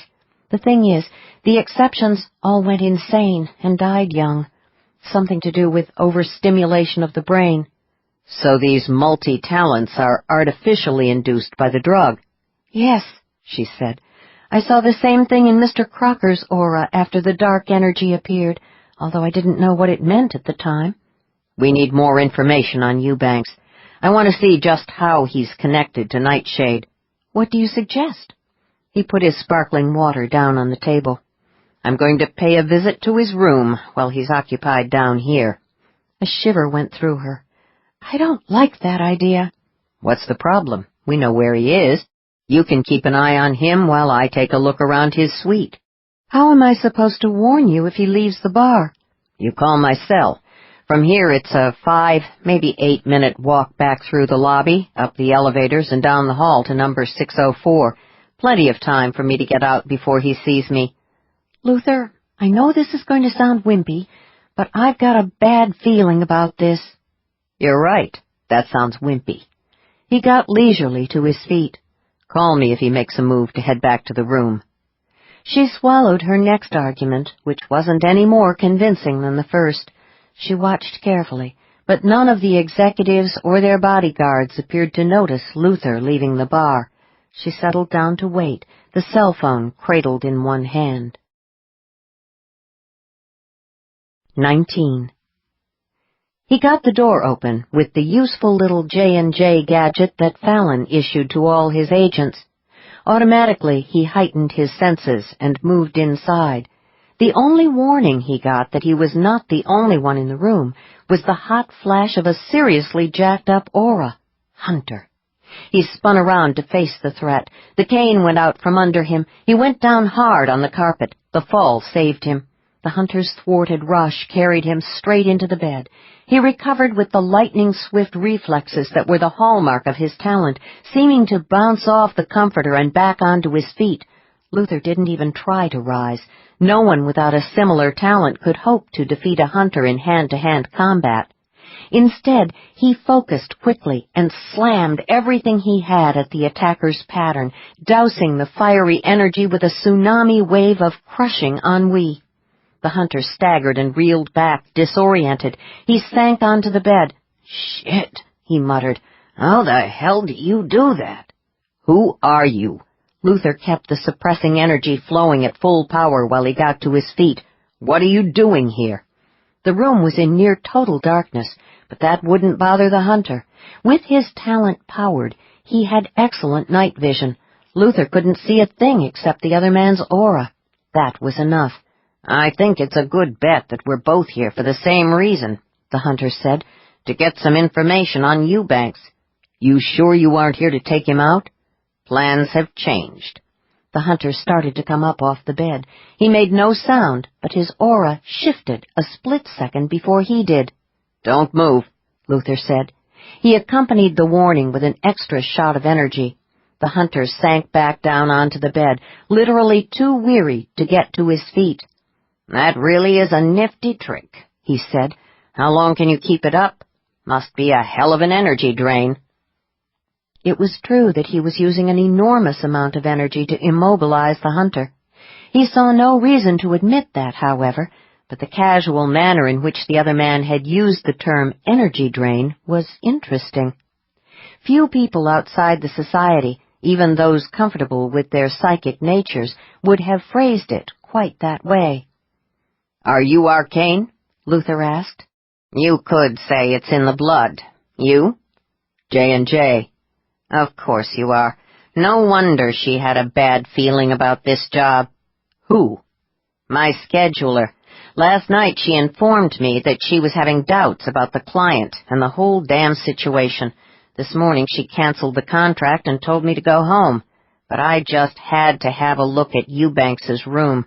After all these years, you'd think I'd know enough to pay attention to her intuition." "Who is the client?" "Called herself Winthrop. That's the code name for our number 2 client. Her story checked out." "She identified herself as female?" "No. The real Winthrop is male. Like I said, my scheduler is a strong intuitive. She had a hunch that whoever contacted us was not the real deal." "Any idea why this Winthrop wanted Eubanks removed?" "We were informed that he had murdered 2 wives and a young woman, but that isn't why we were given a contract. His major offense, according to Winthrop, is that he is engaged in laundering money for a group that finances terrorists." "You work for the government?" "Private contractor. We've got a very short list of clients. A certain government agency is one of them. That's where the real Winthrop works." The cell phone in Luther's pocket vibrated urgently. He yanked it out and glanced at the code. "Grace." "Eubanks is on his way back here," he said.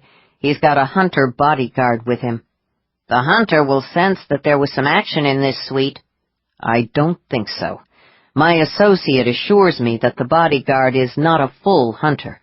Seems to lack a few of the usual skills, including the ability to pick up the spore of violence. Not much of a hunter, then. Well, this is over for me. Good thing, too. My first grandchild is due to arrive at any minute. The family is gathering to celebrate the big event. Mind letting me up? One more thing, Luther said.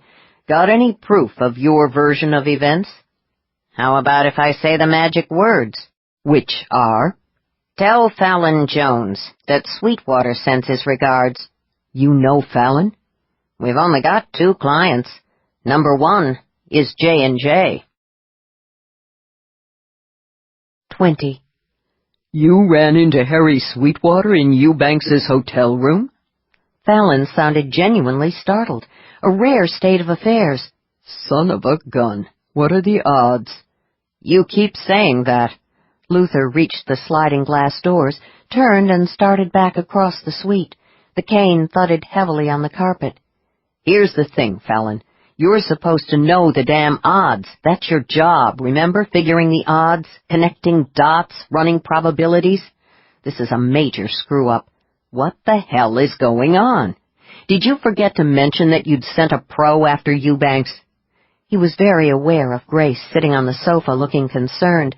The after-effects of using such a heavy volume of energy to keep Sweetwater planted on the bed were hitting him hard, and she obviously knew it.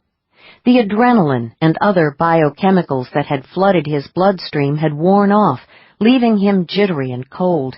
He hated this part, hated looking exhausted in front of her.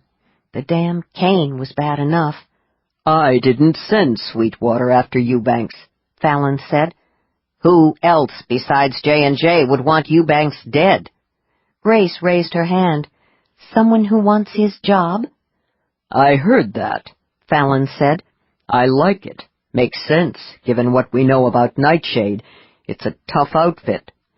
Luther stopped and looked across the room at Grace. Sweetwater said his scheduler thinks that the person calling herself Winthrop was a woman. Evidently the real Winthrop is a man.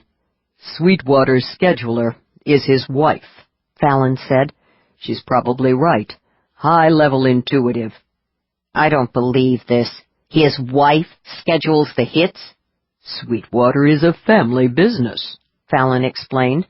It was founded shortly after J&J was established. There's been a connection between the 2 firms ever since. Should be another generation of Sweetwaters coming along soon. Harry's oldest son got married a while back. He did say something about having to get home for the birth of a grandchild. It's a very close family. The family that whacks together stays together? Over on the sofa, Grace raised her brows. Guess it makes for strong family bonds, Fallon said. Just out of curiosity, how often does J&J employ the Sweetwater clan? As infrequently as possible, and only when there's no other option. We always make an effort to put together a case that will hold up with regular law enforcement and the courts. You know that. You've helped build some of those cases, but occasionally we find ourselves dealing with a high-level sensitive gone bad, who is just too damn clever or simply too powerful. Cecil Ferguson, for example. Who was Ferguson? A level 10 hypnotist who was also a serial killer. Murdered 12 people before he came to our attention. Took us that long to realize he was one of us, a sensitive. High-grade hypnos are so rare that I've often wondered if he was formula-enhanced. Nightshade? Maybe, but we were never able to prove it. This was back in the early days of dealing with Nightshade. We were just beginning to realize that we were facing a full-blown criminal organization, not just another renegade scientist who had decided to play alchemist. At any rate, I knew we couldn't give Ferguson to the cops, not even with plenty of evidence. Anyone who got within a few feet of him was at risk of being put into a trance. He would simply have walked away from the arresting officers. So you sent Sweetwater. who took him out from a safe distance. For the record, I use Sweetwater only as a last resort, and then only with the full approval of the Council and the Master, and we sure as hell didn't send him to Maui. Whoever did send him knew how to make herself look like she was client number 2. Sweetwater said she used all the right codes. Interesting, Fallon said, grim and thoughtful. All right, getting back to our little problem here. How are you doing getting your long-term surveillance people in place? These guys might leave at any time. Over on the sofa, Grace raised her hand again. I could follow one of the Nightshade operatives. He gave her his most intimidating stare. She did not appear to notice. Heard that, too, Fallon said. Unfortunately, Grace isn't trained for that kind of work. Luther smiled at Grace. He says you're not trained for that kind of work. She grimaced and flopped back against the sofa cushions. I'm working on the surveillance issue, Fallon said. I'll have 5 agents there within the next 24 hours. You and Grace will have to keep an eye on things until then. We don't need Grace on the scene any longer. I want her out of here.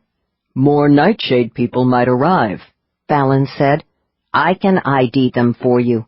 Yes, but you can't profile them. Which reminds me, tell Grace I got the profiles she worked up this afternoon. They look very thorough. The phone went abruptly silent. Luther looked at Grace. He liked your profiles. She brightened. I'm so glad. I take it we're still partners? Yeah. Your overwhelming enthusiasm is so heartwarming. She got to her feet, took his arm, and steered him toward the bedroom. Come with me. You need to get some rest. You're running on fumes. Used up a lot of energy on Sweetwater. I'm going to have to crash for a while. Pay attention. Keep all the doors locked. Do not leave this room, and do not let anyone in. Not even the guy who restocks the minibar. Got that? Understood. He sank down onto the bed and contemplated his running shoes. A man on a cane probably didn't need running shoes, he thought. Before he could decide whether or not he had enough strength left to remove them, Grace knelt in front of him, her head bent. The soft light gleamed on her dark hair. He watched her untie the laces. Do you think it should worry us that the best example of a perfect family that we've run into on this trip is a clan of contract killers? He asked. Family is family. 21. He awoke with an awareness that she was in the room. He did not have to open his eyes to see her.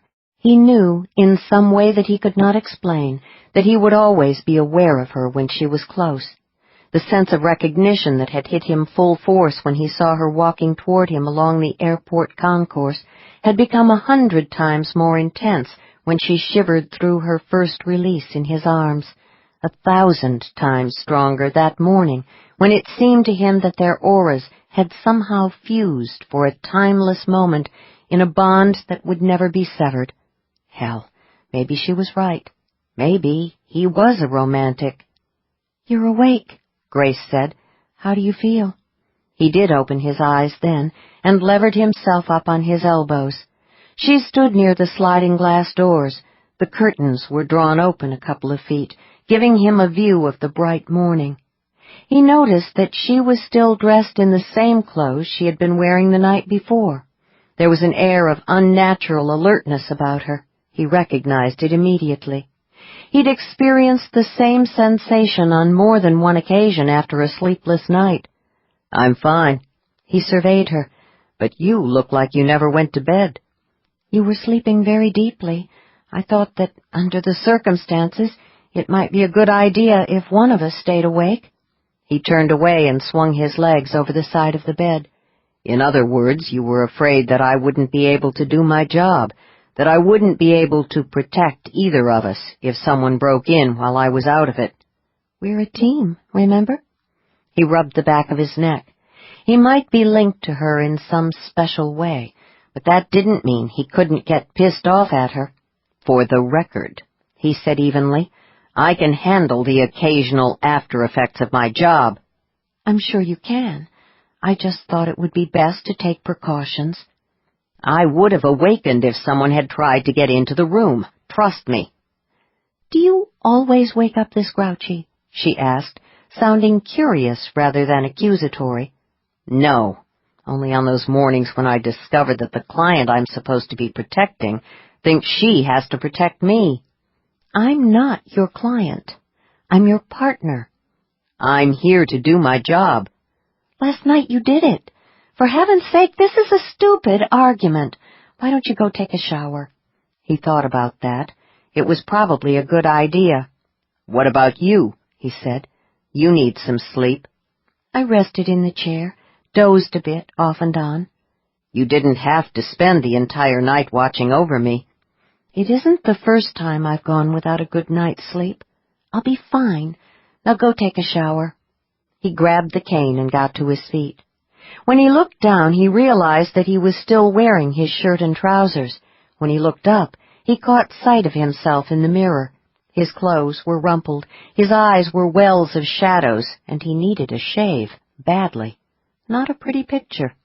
On top of all that, he was hungry, and not just for food. He looked at Grace, trying to gauge the extent of her fatigue.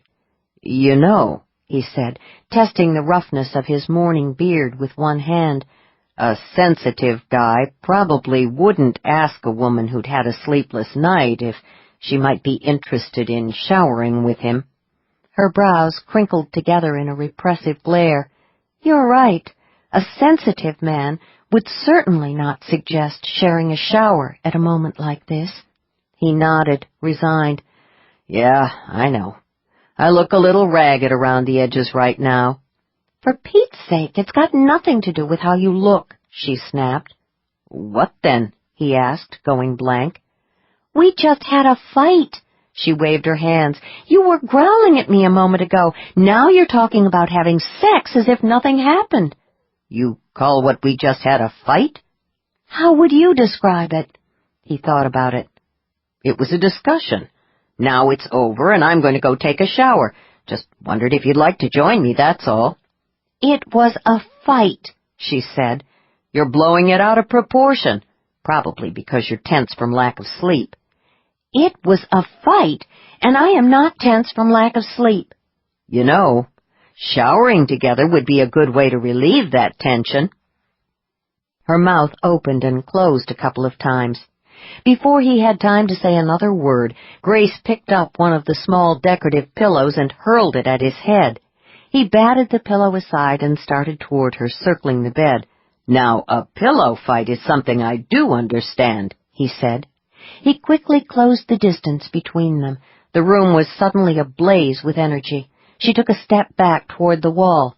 If you think for one moment that I'm in any kind of mood for sex after our little discussion, think again. See, that's the thing about men and sex. He tossed the cane onto the bed and braced his hands on the wall behind her, caging her between his arms. Thinking doesn't usually enter into it. That explains so much. Always glad to be of service. He kissed her, a slow morning kiss, the kind a man gives a woman he knows he has satisfied, the kind that makes it clear he intends to satisfy her again and be satisfied in return, a claiming kiss. But she did not respond like a claimed woman. Instead, she kissed him back with the kind of fierce intensity that made it clear she had a claim on him. Good, he said against her mouth. That's how it should be. She pulled back an inch or so. How what should be? Forget it. I'll explain some other time. Her mouth softened, her aura shimmered and began to resonate with his. He savored the knowledge that she was linked to him, whether she knew it or not. 48 hours. That was all the time they'd had together. How could he be so sure that he would think about her, yearn for her, want her for the rest of his life, even if he never saw her again? How the hell did that work?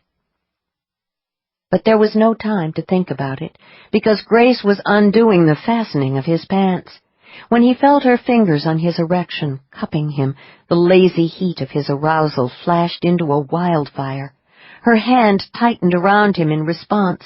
He opened her shirt and discovered that sometime during the night she must have removed her bra. He was sure she had been wearing one earlier. He covered her breasts with his palms. The feel of her firm, small nipples against his bare skin was exciting beyond belief. He left her shirt hanging loose and reached down to undo her trousers. By the time he got them pushed to her ankles, she was shivering and whispering his name. Most of all, she was touching him everywhere. Her hands glided over his thighs and chest and shoulders as though he was some rare and extremely valuable work of art. "So good," she said, kissing his shoulder. "It's so good to be able to touch you like this." "I like it that you like touching me." He captured her face in his hands and raised his head to meet her eyes. "But the thought of you touching anyone else like this would make me crazy." "The only man I want to touch right now is you." "That's not quite what I want to hear, but we can talk about it some other time." "I don't understand." "Doesn't matter. Not now." He grabbed the cane, caught hold of her wrist, and led her into the gleaming marble-tiled bathroom. There he got both of them out of the rest of their clothes and into the rainforest of a shower. He lowered himself onto the built-in seat and eased her down so that she could ride him astride. He made love to her beneath the artificial waterfall until they were both locked together in hot climax. Whatever else happened between them, he thought, she would not forget him.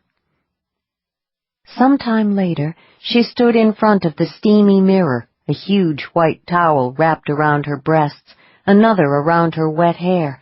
She felt energized, invigorated. Who needed a full night's sleep? Luther was shaving beside her, a towel draped around his waist. She met his eyes in the foggy glass. "It was a fight," she said. He grinned. "We should do that more often." 22. The housekeeper was humming. She pushed her cart past Grace and continued down the hallway. The melody sounded vaguely familiar. Grace found herself trying to identify it. The harder she concentrated, the more intricate and compelling the tune seemed to become. The song was definitely not from the contemporary pop repertoire, not classic rock either. It was far more elaborate and sophisticated, an aria from an opera, perhaps. She wondered how many housekeepers hummed opera. Someone had certainly missed her calling. Then again, perhaps the woman sang professionally. Maybe housekeeping was just her day job. The humming echoed softly in the corridor, growing ever more elusive and more intriguing as it faded. Music was a form of energy. It acted directly on all the senses and across the spectrum. The proof was evident everywhere. It could stir the passions, excite the nerves, or send adrenaline rushing through the veins. Some religions feared its power to such an extent that they tried to ban it. Others harnessed its unique energy to exalt and glorify their deities. Music could throw an intoxicating spell over crowds, drawing people to their feet and compelling them to discharge the energy in the form of motion, dancing. Music could make you want to focus on something very important. Name that tune. An odd chill fluttered through Grace. It suddenly seemed very important that she identify the housekeeper's song. She had attended the opera on several occasions over the years. The over-the-top emotions of the stories appealed to her, primarily because she had always been so careful to control her own passions. The singers' astonishing ability to project their impossibly gorgeous voices to the farthest corners of a 3,000-seat theater without the aid of microphones never failed to amaze her. But she was not a dedicated fan. She lacked an intimate acquaintance with the music. She had heard the housekeeper's piece somewhere on an opera stage, though. She was sure of it. The inexplicably intense need to recall the name of the song dissipated almost as swiftly as it had come. Ice touched the nape of her neck. Her pulse beat harder, faster. From out of nowhere, an anxious, almost panicky sensation gripped her senses. She recognized the syndrome. Her survival instincts were kicking in hard and fast. Get out of here. Music was a form of energy. It occurred to her that, although she had come within a yard of the housekeeper, she could not recall anything about her, not even her hair color, let alone whether she had been plump or thin or middle-aged or young. Nothing at all, except an overpowering urge to focus on the tune that the woman had been humming. Grace stopped and turned. The housekeeper and her cart had disappeared around the corner at the far end of the long corridor. She hesitated, uncertain of her next move. She was on her own for the morning. The 5 nightshade executives and their bodyguards had left for the golf course an hour ago. Luther had followed them after giving her strict orders to remain either in the suite or in the hotel's public spaces. She had been on her way back to the room to pick up the hat she had forgotten to take down to the pool when she passed the humming housekeeper. For a moment there, she had been so distracted by the compulsion to identify the song that she had even forgotten the purpose of her return to the suite. Something was very wrong. She had to get a look at the housekeeper. She walked quickly back the way she had come, following the path the housekeeper had taken. When she reached the corner, she heard the humming again, very faintly this time. Once again the urge to focus on the pattern of the music came upon her, but she was ready for it this time. She pushed back, gently but firmly. The urge evaporated. She went around the corner and saw the housekeeper. The woman was waiting for the freight elevator. Her hair was an explosion of dark curls that partially obscured her profile. A pair of heavily framed dark glasses veiled her eyes. She moved with vigor and grace. There was an air of glowing enthusiasm about her, clearly a woman who loved her work. She didn't appear to be struggling with the heavily laden cart. She manipulated it effortlessly. Grace slid into her other senses. The housekeeper's aura flared brilliantly. Waves of an unfamiliar but extraordinarily powerful psychic energy pulsed through it. The rest of the profile was complicated. There was also something wrong with it. There was none of the darkness that was the signature of the nightshade auras. Nevertheless, the pulsing bands of energy looked warped in places and very erratic in others. The housekeeper might enjoy her work, but she had some serious mental health issues. It's not like I'm one to talk, Grace thought. She had just gone an entire year barely able to touch another human being. The door to the room across the hall from the freight elevator opened. A couple emerged.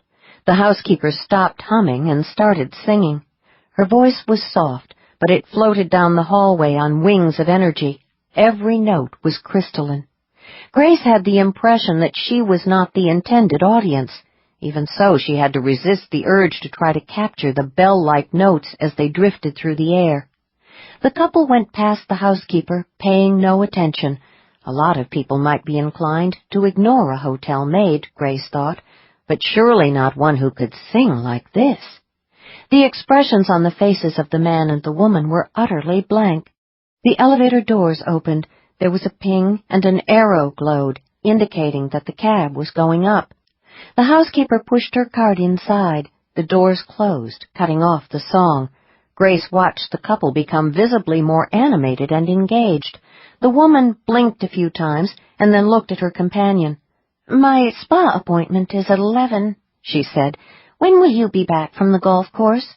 "Not until 5, the man said. "In that case, I think I'll do some shopping this afternoon." They nodded politely at Grace and continued along the hall to the guest elevators.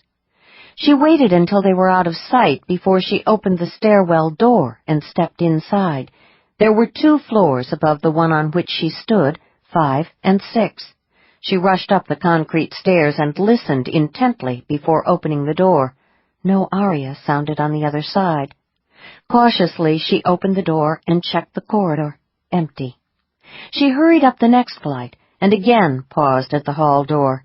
She sensed the music pulsing gently, insistently, even though it was almost inaudible. She opened the door and moved out into the corridor, just in time to see the singing housekeeper vanish into a room at the far end of the hall. The woman, her aura flaring hotly, left her cart outside. She did not follow the hotel's usual routine of leaving the door open, however. Instead, she closed it firmly behind her. Grace glanced at the number on the door across from where she stood and did the math. More adrenaline splashed through her. If she had counted correctly, the housekeeper had just vanished into 604, Eubanks's suite. Mr. Jones, what are the odds? Whatever was going on here, it was important. She was very sure of that. The question was what to do next.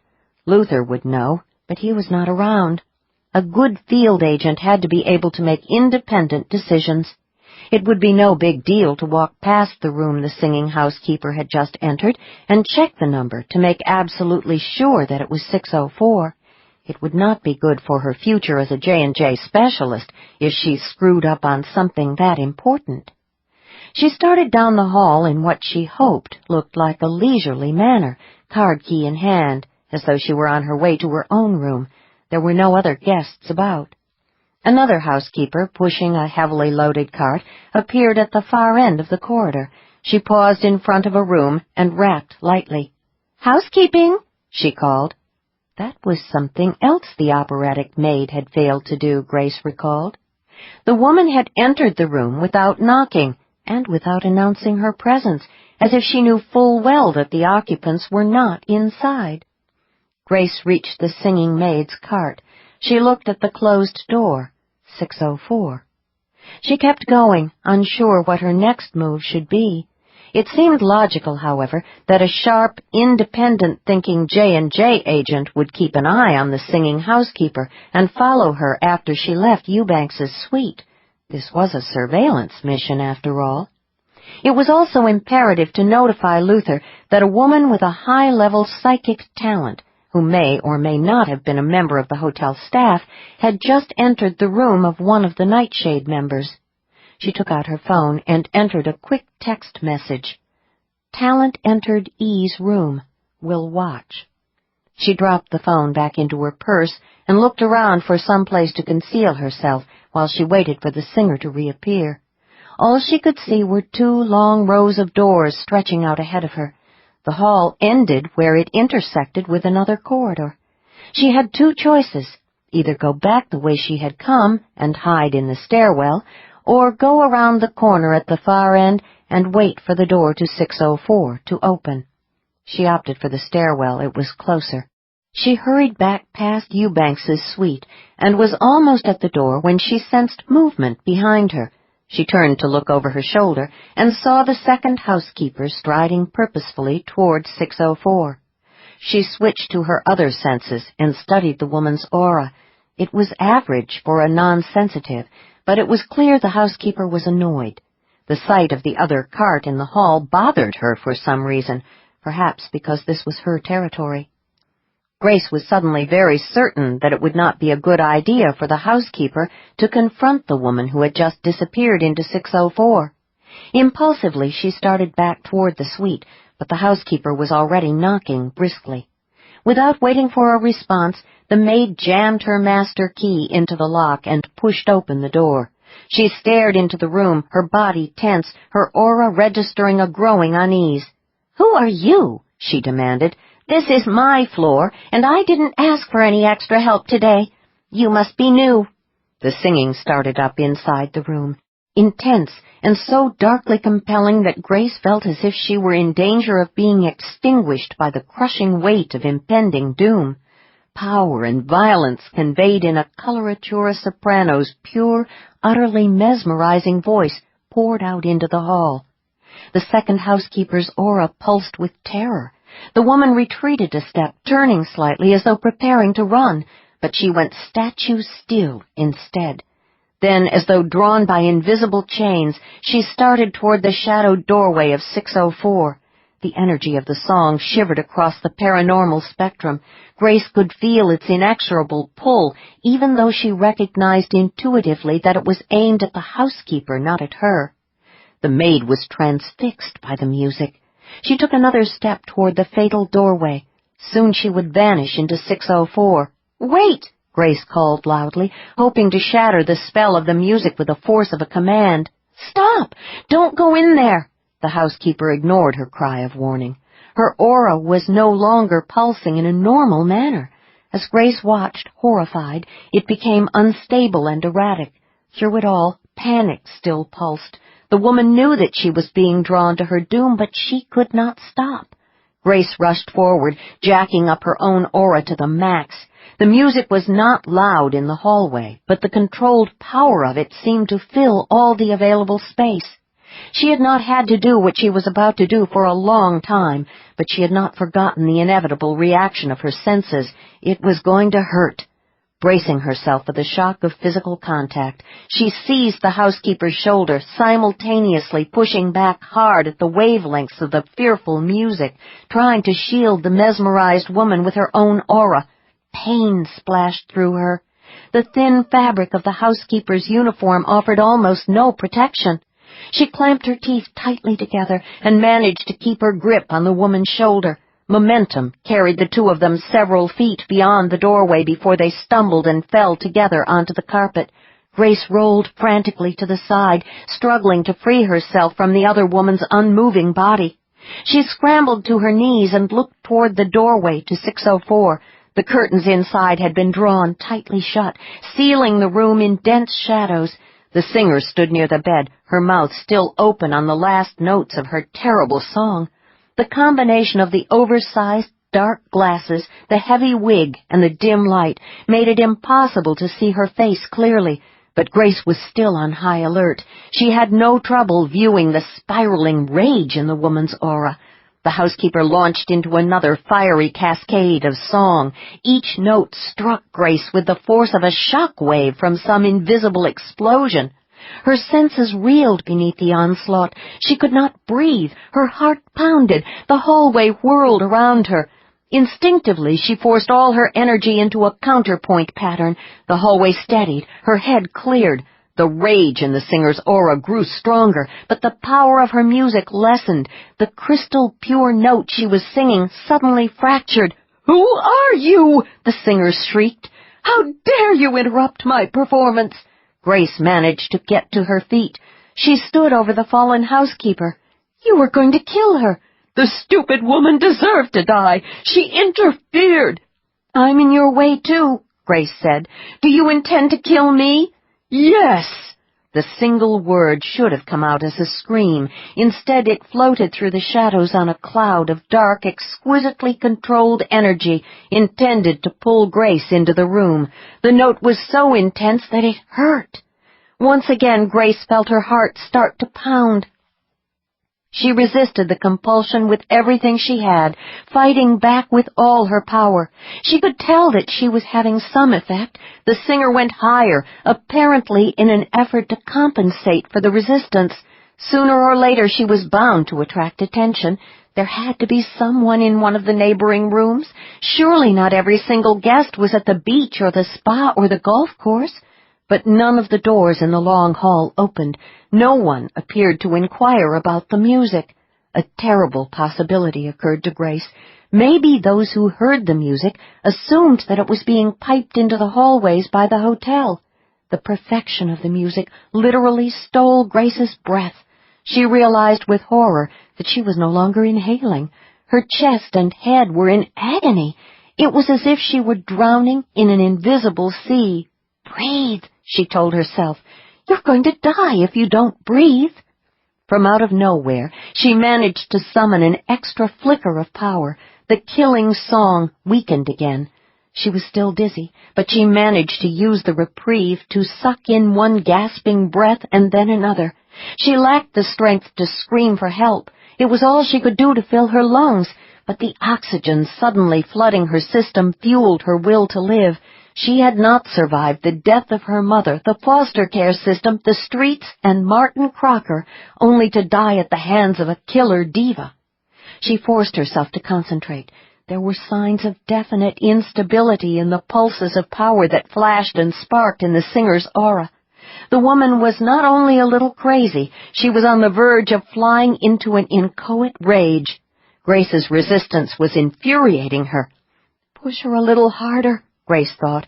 "You're going to die here in this hallway if you don't." Her intensified resistance had an immediate effect. The singer's aura darkened and flashed with unstable rage. She was losing her emotional control.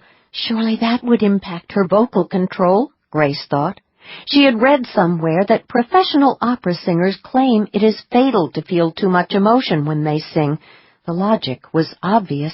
It was difficult, if not impossible, to maintain perfect control over your voice when your chest and throat were tightened by rage or tears or fear. It dawned on Grace that she had the same problem. If she did not pull herself back from the brink of panic, she would lose her own control. She needed to think of something other than impending death. Luther. There was power in a name if the person attached to the name had a strong connection to you. The strength she drew from Luther's name told her just how important he was to her. The singer screamed. There was no other word for it, but the sound was no normal shriek of fear. It was an intense pulse of raw rage. The incredibly high-pitched note was all wrong. Grace discovered that she could move again. Instinctively, she jammed her fingers into her ears. The music and the pain receded slightly. And then another sound echoed down the hallway, the distinct chime of the elevator bell. The singer must have heard it too, and understood that other people were about to appear. Chaos sparked across her aura. Teetering on the edge of insane fury, she launched herself at Grace, fingers hooked like claws. Grace scrambled out of her path, putting the cart between them. She groped for something to use as a weapon. Her fingers closed around a feather duster. The singer tried to adjust her trajectory, but she stumbled over the unconscious housekeeper and went down, sprawling on the carpet. Grace shoved the cart toward her, but it did not roll far enough. The singer staggered to her feet. Her mouth opened, her throat worked, but the only sound that emerged was a choked gasp. She glanced back once toward the elevator lobby. The doors started to open. Logic, or maybe her own survival instincts, overrode her rage. She fled, running straight past Grace, and vanished around the corner. Grace waited, clutching the duster, but there was no more singing. She took a deep breath and started toward the fallen housekeeper, who was just beginning to stir. Something crunched under her foot. She looked down and saw sparkling shards of glass scattered across the carpet. One of the clean drinking glasses that had been sitting on top of the cart had shattered. It dawned on her that the door to Suite 604 was still open. She closed it. Something told her that Fallon would want to keep this incident quiet, if at all possible. She crouched beside the dazed woman. "Are you all right?" she asked gently. "Yes, I think so." The housekeeper gave her a blank look. "Did I just faint?" "Yes, don't try to get up. There's a house phone down by the elevators. I'll call your supervisor. I'm okay, really. Just a little tired, that's all. It's been a long day." "It certainly has." The housekeeper would be all right. Her aura had returned to normal. Automatically, Grace reached out to pat her in a reassuring fashion. At the last instant, she remembered how her palm had burned when she had pulled the woman away from the doorway. The pain was gone, but she dared not touch the housekeeper. It would take days or even weeks to recover. Back to square one. "Damn," she whispered. "Damn, damn, damn." She pushed herself to her feet and went down the hall to the phone. 23. She was huddled on the sofa, the computer open on the coffee table in front of her, when Luther arrived. He walked into the suite, looking like the lord of the underworld, a very pissed-off lord. He started toward her, using his cane to emphasize each word. What? Thud. The. Thud. Hell. Thud. Did. Thud. You. Thud. Think. Thud. You. Thud. Were. Thud. Doing. Thud. "Don't touch me!" she yelped. She leaped off the sofa and backed hurriedly toward the open door to the lanai, shielding her hands under her crossed arms. "I mean it! Please, don't touch me!" He halted, thunderstruck. "You think I'd hit you?" he asked. Disbelief and pain etched on his face. "No," she said, chagrined. "Of course not.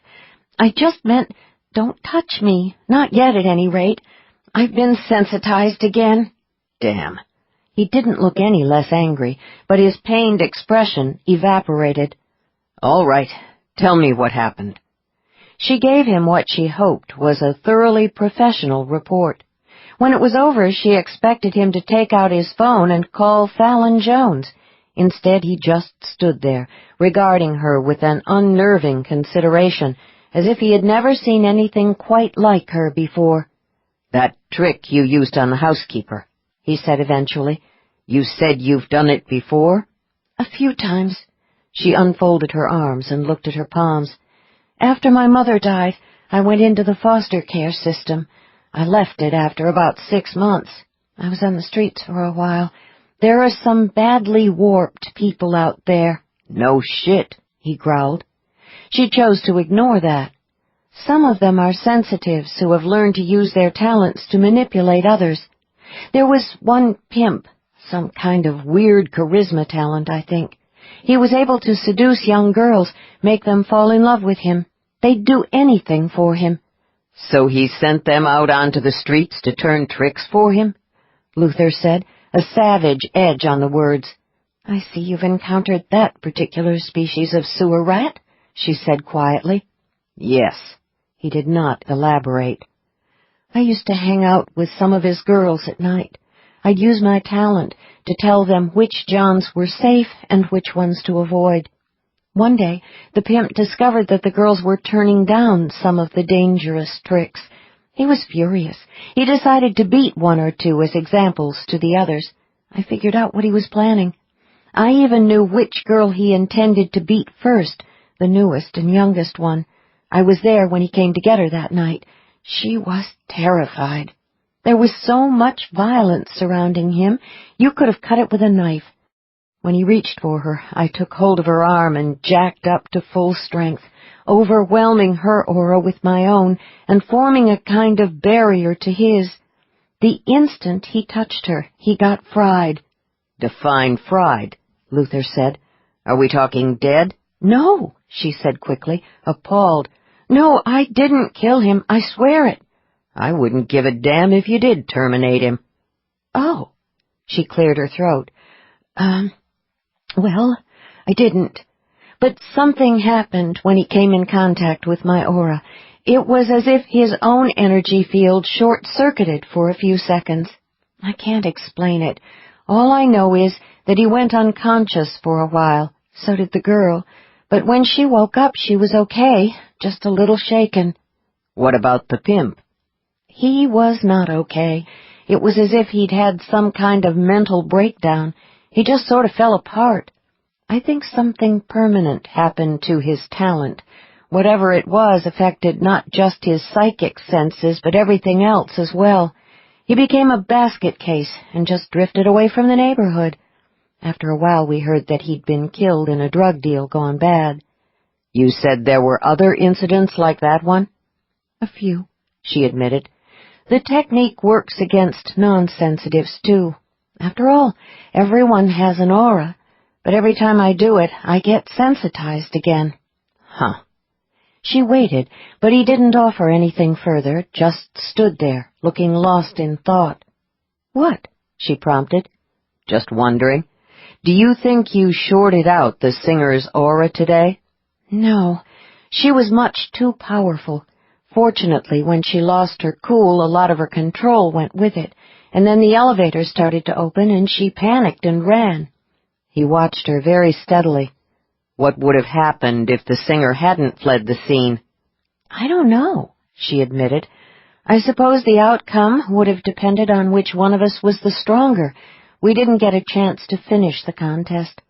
Guess you could say it was a draw." "The last thing I want is to see a rematch. Got that?"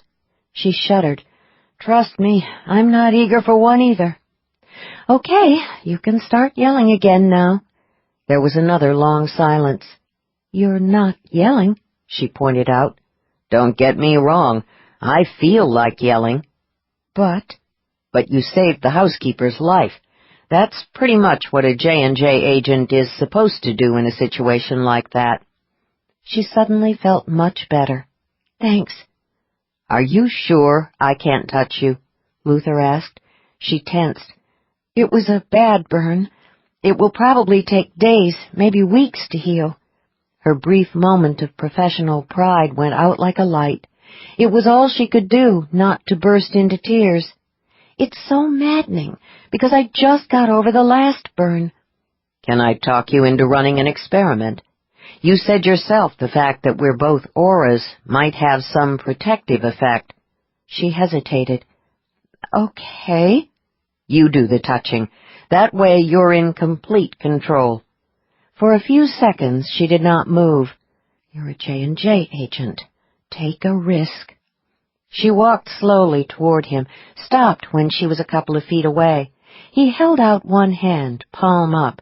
Gingerly she touched it with her fingertips. There was no shock, no jolt of pain. Relief crashed through her. Deliberately she flattened her hand on his, palm to palm. This is amazing, she said, awed. I've never been able to touch anyone so soon after an incident like the one today. Guess I was dating the wrong kind of men all these years. He groaned, grabbed her hand, pulled her close, and kissed her hard. When he released her, she was a little breathless. Don't tease me like that, he warned darkly. I'm still getting over the shock I got when I read that text message you sent. Thought my heart would stop. They're called sirens, Mr. Jones, Grace said into the phone. The talent is extremely rare. That's why you haven't ever heard of them. They crop up so infrequently in the Society's records that many of us in genealogy have assumed that they're more myth than reality. She was perched on the sofa again, so exhausted she was amazed that she could make any sense at all out of the data on the computer screen in front of her, let alone deliver a coherent report to her boss. The aftershocks of adrenaline were still shivering through her. It would be a while before her nerves calmed down to the point where she might be able to sleep. But she could still touch Luther. The wonder of that buoyed her spirits as nothing else could have done. He was at the window, watching the hot afternoon sun spark and flash on the ocean, while listening to her conversation with Fallon. He was back in what she was starting to think of as his professional mode, cold, hard, and very focused. "What's a siren?" Fallon demanded. "Some kind of hypno-talent?" It's related to hypnosis in that the psychic energy is transmitted via the voice, but it requires extremely high, pure notes, the kind that very few people can sing. Also, although there have probably been a fair number of siren talents in the population, very few of them would have had the power to actually project a killing wave of energy. "So what happens with the others? Why haven't we heard of non-lethal sirens?" She smiled faintly. You have, sir. You just didn't know it. They're called opera singers. Opera singers? Fallon sounded thoroughly nonplussed. Not all of them are sirens, of course. I suspect just some of the major coloratura sopranos, and those who are sirens probably aren't even aware of their psychic natures. Wait, I take that back. Opera singers are known for their egos. Some of them probably do consider their talents to be paranormal. What the hell do you mean? How many times have you heard an opera singer described as mesmerizing? Historically, various singers have been said to be able to transfix or enrapture their audiences. Huh. She concentrated on the computer screen, reading quickly. The high level of talent required to disrupt the human neurological system appears almost exclusively in females because it requires a true coloratura soprano to reach the high, killing notes. In addition to being linked to their voices, the talent is also connected to their sexuality, hence the siren label. Opera singers are sexy? Fallon asked, dumbfounded. Sir, I hate to break this to you, but opera singers as a group, male and female, are legendary for their sexual prowess. Wealthy, powerful men seem to find sopranos in particular absolutely riveting. Think Maria Callas and Aristotle Onassis. Luther turned around at that, brows lifting slightly. She pretended not to notice. You said the singer was crazy? Fallon asked. Well, that depends on your definition of crazy, I guess. She emanated some very unstable aspects, but she was obviously capable of making and carrying out an elaborate plan. I'm almost positive that she went into Suite 604 intending to do violence to someone, presumably Eubanks. You think she planned to wait for him there in his room? I'm sure of it. What about the bodyguard? Maybe she wasn't aware that Eubanks has one, or maybe she assumed she could deal with both of them. Whatever the case, the hotel housekeeper interfered with the scheme. The siren was furious with her for that. She shivered, remembering the scene.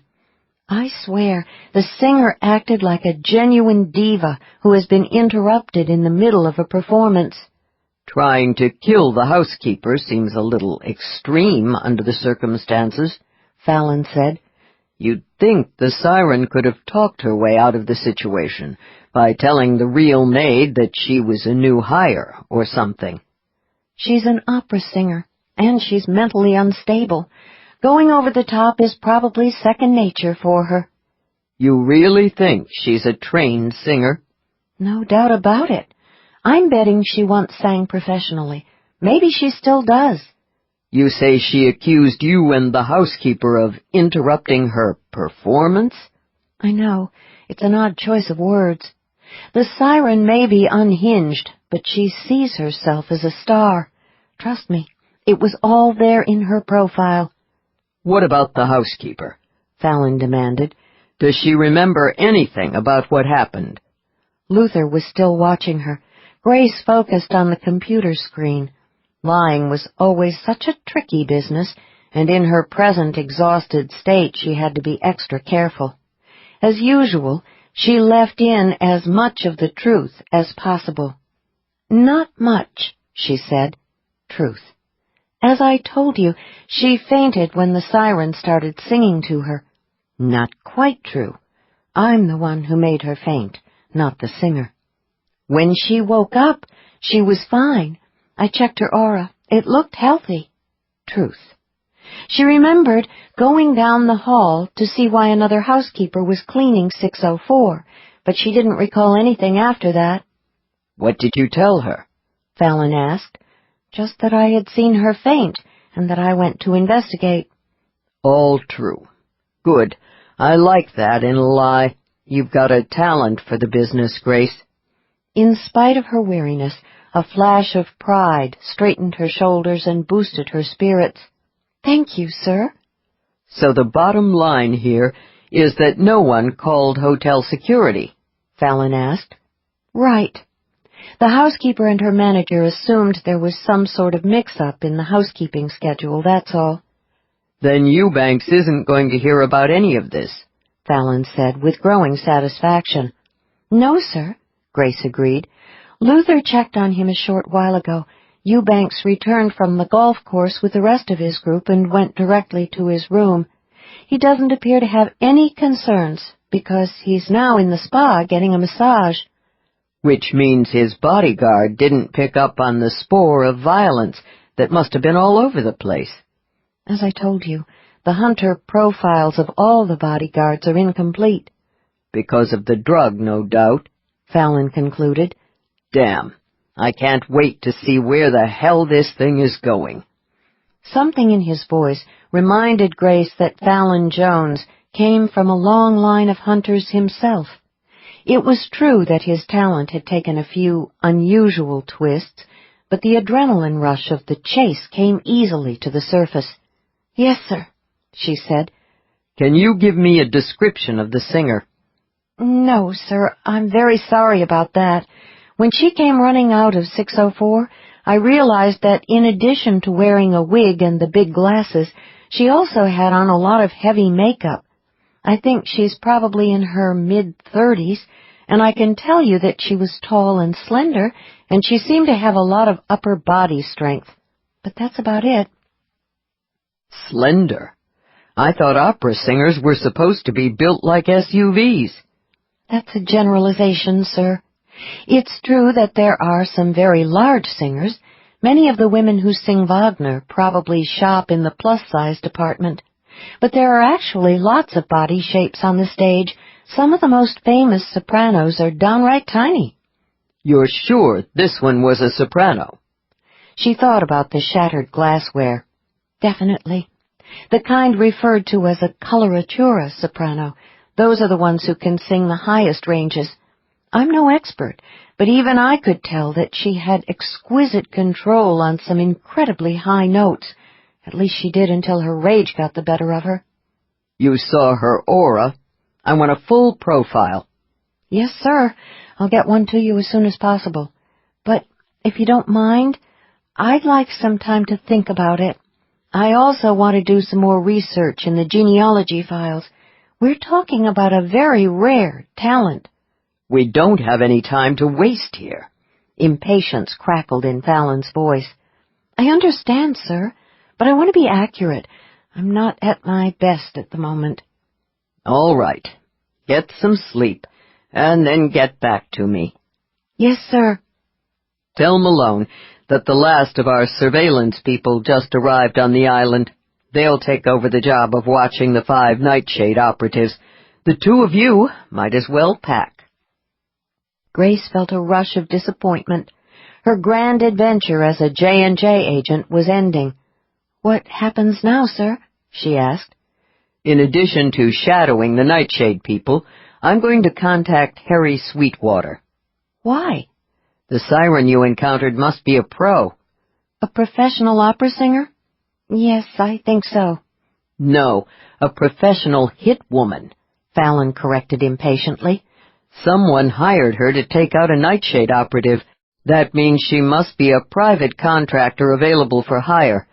Sweetwater knows his competition. With luck, he'll be able to give me a line on her. Can't be that many siren talent contractors running around. Hell, you'd think I would have heard of her myself by now. I'm not so sure, sir. I think of professional hit people as being, well, cold-blooded, at least when they're working. She could hardly say that in her former job she had actually met a few killers, thanks to Martin's venture into the arms trade. The siren was a true diva. I told you, she went ballistic when her performance was interrupted. I wouldn't have thought that a volatile temperament and a lack of emotional control would be an asset in a contract killer. Guess you get all kinds in any profession, Fallon said. Let me talk to Malone. Obediently, she held the phone out to Luther. He snapped it out of her fingers, looking like a man preparing to go into battle. What? He said brusquely. He listened for a minute. No, she is not going back to Eclipse Bay. Not yet, at any rate. I'm taking her home with me. Grace felt her spirits start to rise. Why? Luther said. Because that damn siren is a nutcase. She became enraged with Grace today. Who's to say she might not develop some sort of obsession? No, I'm not saying I think she'll come after Grace, but I'm not going to take any chances either. Grace stays with me until you find the singer and neutralize her. Grace's soaring spirits immediately stalled out. Luther was going to keep her with him, but only because he was worried about her safety. Still, she was not about to get picky here. She would take any excuse to prolong their association. Call me as soon as you know anything, Luther said. He ended the connection and looked at Grace. I know you need sleep, he said, but you'll have to hang on for a while. I want to get you off this island. Okay, I'll go back. She pushed herself up off the sofa. I could use some coffee, though. I'll order some to go from room service. You can drink it in the car on the way to the airport. All right. And while you're drinking your coffee, you can tell me what happened a year ago, he added, his voice dangerously soft. She froze in the doorway to the bedroom. I beg your pardon? You were sensitized for an entire year. I'm betting that the incident that triggered it was a little more dramatic than what happened today. You seem to think that it would only take a few weeks to recover from that event. So, doing some quick math, I have to assume that whatever happened last year was worse than what happened today. She took a shaky breath. You're acting like a cop. Yeah, I do that sometimes. Look, I've got no problem with you lying to Fallon, but I need the truth. Your life may be in danger. You're going to have to trust me. 24. By the time they were in the car and headed toward the airport, she had recovered enough from the initial shock to succumb to a sense of resignation. Maybe she was just too exhausted to resist. No, she decided. The truth was that she simply didn't want to lie to Luther any longer. She wasn't sure what was going on between them. She was afraid to use the word love to describe the bond. It was too soon, and she'd had too little experience with that particular feeling to be able to recognize it on sight. But whatever it was, she wanted desperately to trust him. She peeled the lid off the coffee cup. Do you think Mr. Jones knows that I didn't tell him the full truth about what I did with my aura today? Who knows? Luther did not take his attention off the road. He's damn good at connecting dots, though, so you'd better assume he suspects more than he let on. Why didn't he say anything? Probably because it didn't suit him to say anything. Fallon is not what you would call the communicative type. She slumped lower into the seat. Damn. The real question is, why didn't you tell him what you can do with your talent? After all, you want to be a real J&J agent. Why not try to impress the boss? She gazed glumly out at the sugarcane fields. Keeping my secret is an old habit. You know how it is. You don't go around advertising what you can do either. What happened a year ago? Whatever it was, must have been pretty dramatic. Were you assaulted? He tried to kill me with some sort of flash of energy, she said quietly. Luther's profile hardened. The guy who attacked you was a sensitive too? Yes. I fought back with my talent. When he realized he couldn't murder me with his psychic blast trick, he became enraged and tried to throttle me. I was running hot at the time, jacked to the max, trying to defend myself. Something happened when he touched me. It was as if the energy that he was projecting at me rebounded back on him. The next thing I knew, he was dead. Luther was silent for a moment. She waited for what she knew would come next. You said he hit you with some kind of psychic energy? Yes. He could focus it somehow. It was incredibly painful. I could feel it killing me. Fallon told me that one of his agents encountered a nightshade operative who could make a person unconscious with a blast of energy. It happened a while back on a case in Stone Canyon, Arizona. The talent was drug-induced. The operative was injecting the formula at the time. The man who tried to murder me was also on the drug, she said, letting the rest of the truth spill out. He told me it gave him the power to kill without a trace. Luther whistled softly. Well, I'll be damned. You killed Martin Crocker, didn't you? Yes. Let me take a wild guess here. You were not the company librarian. I was his butler. You're kidding. That was my official title, she explained. No one pays any attention to the hired help, you see.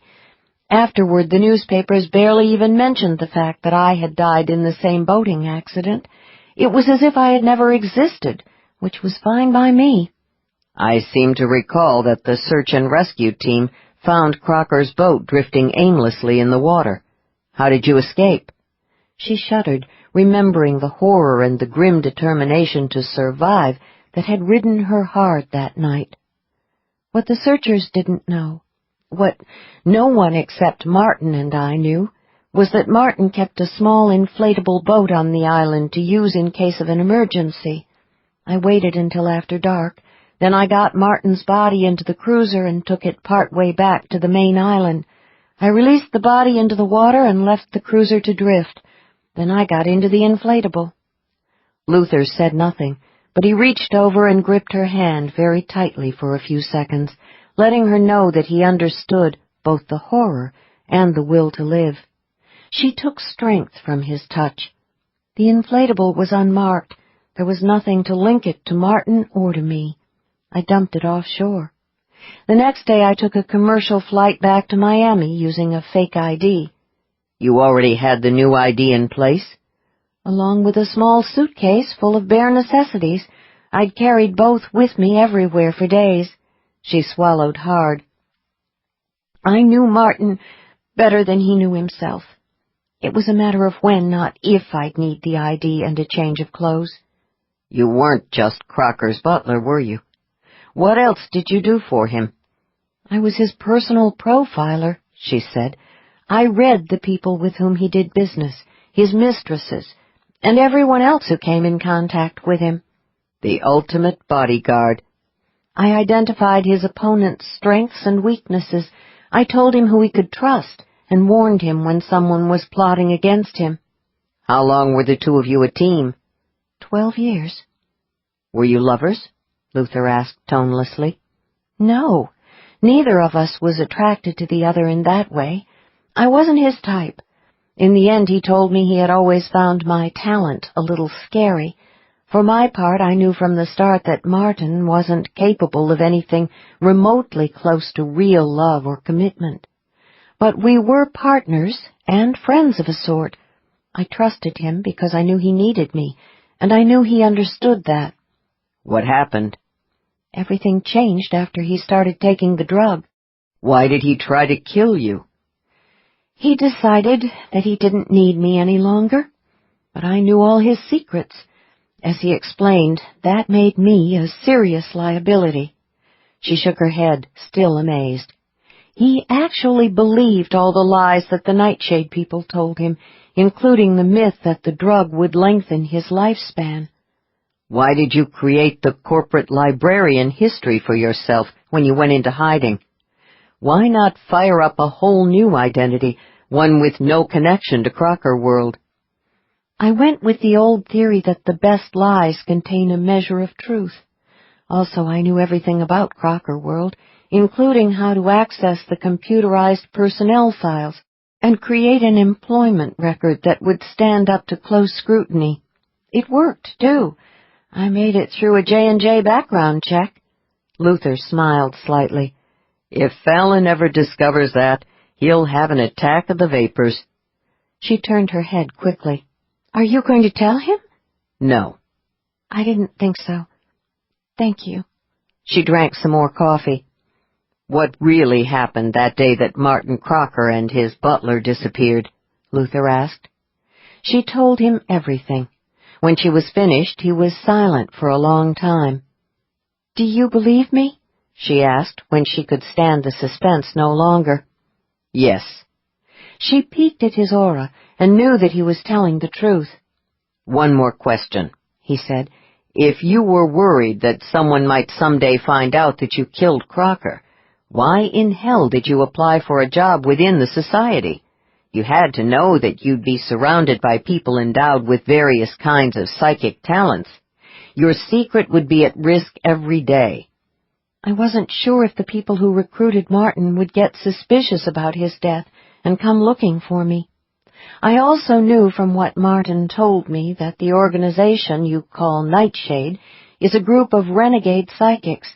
I figured the one bunch they might want to steer clear of is the arcane community.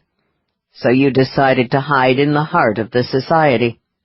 Luther's mouth curved faintly. I like it.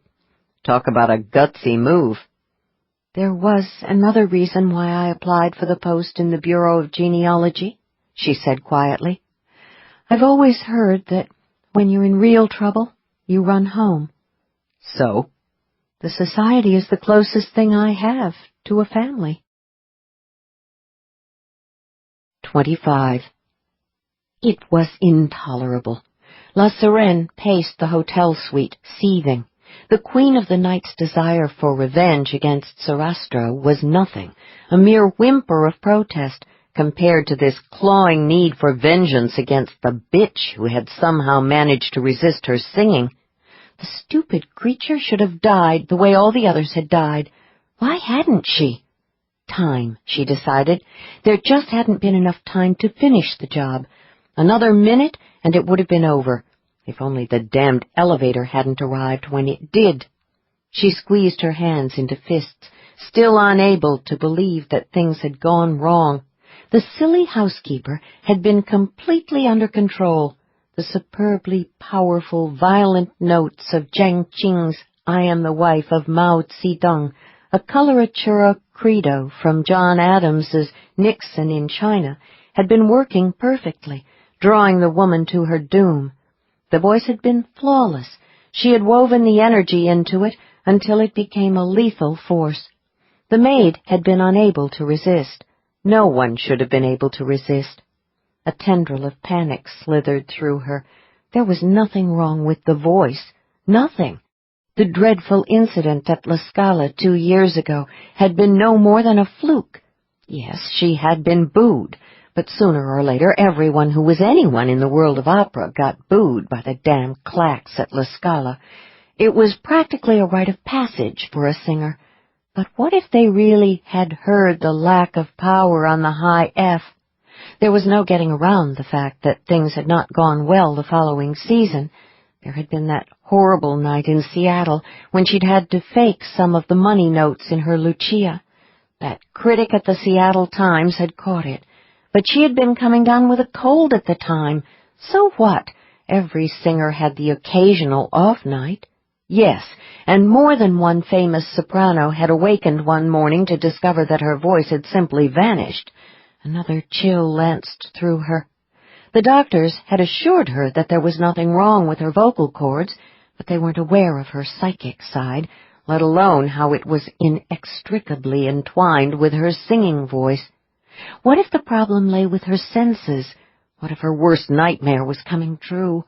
What if she was losing her siren talent? Impossible. She was too young, only 35. She was in her prime. But there was no denying that her career was in trouble. It was her former agent's fault, of course. The idiot had cost her important engagements.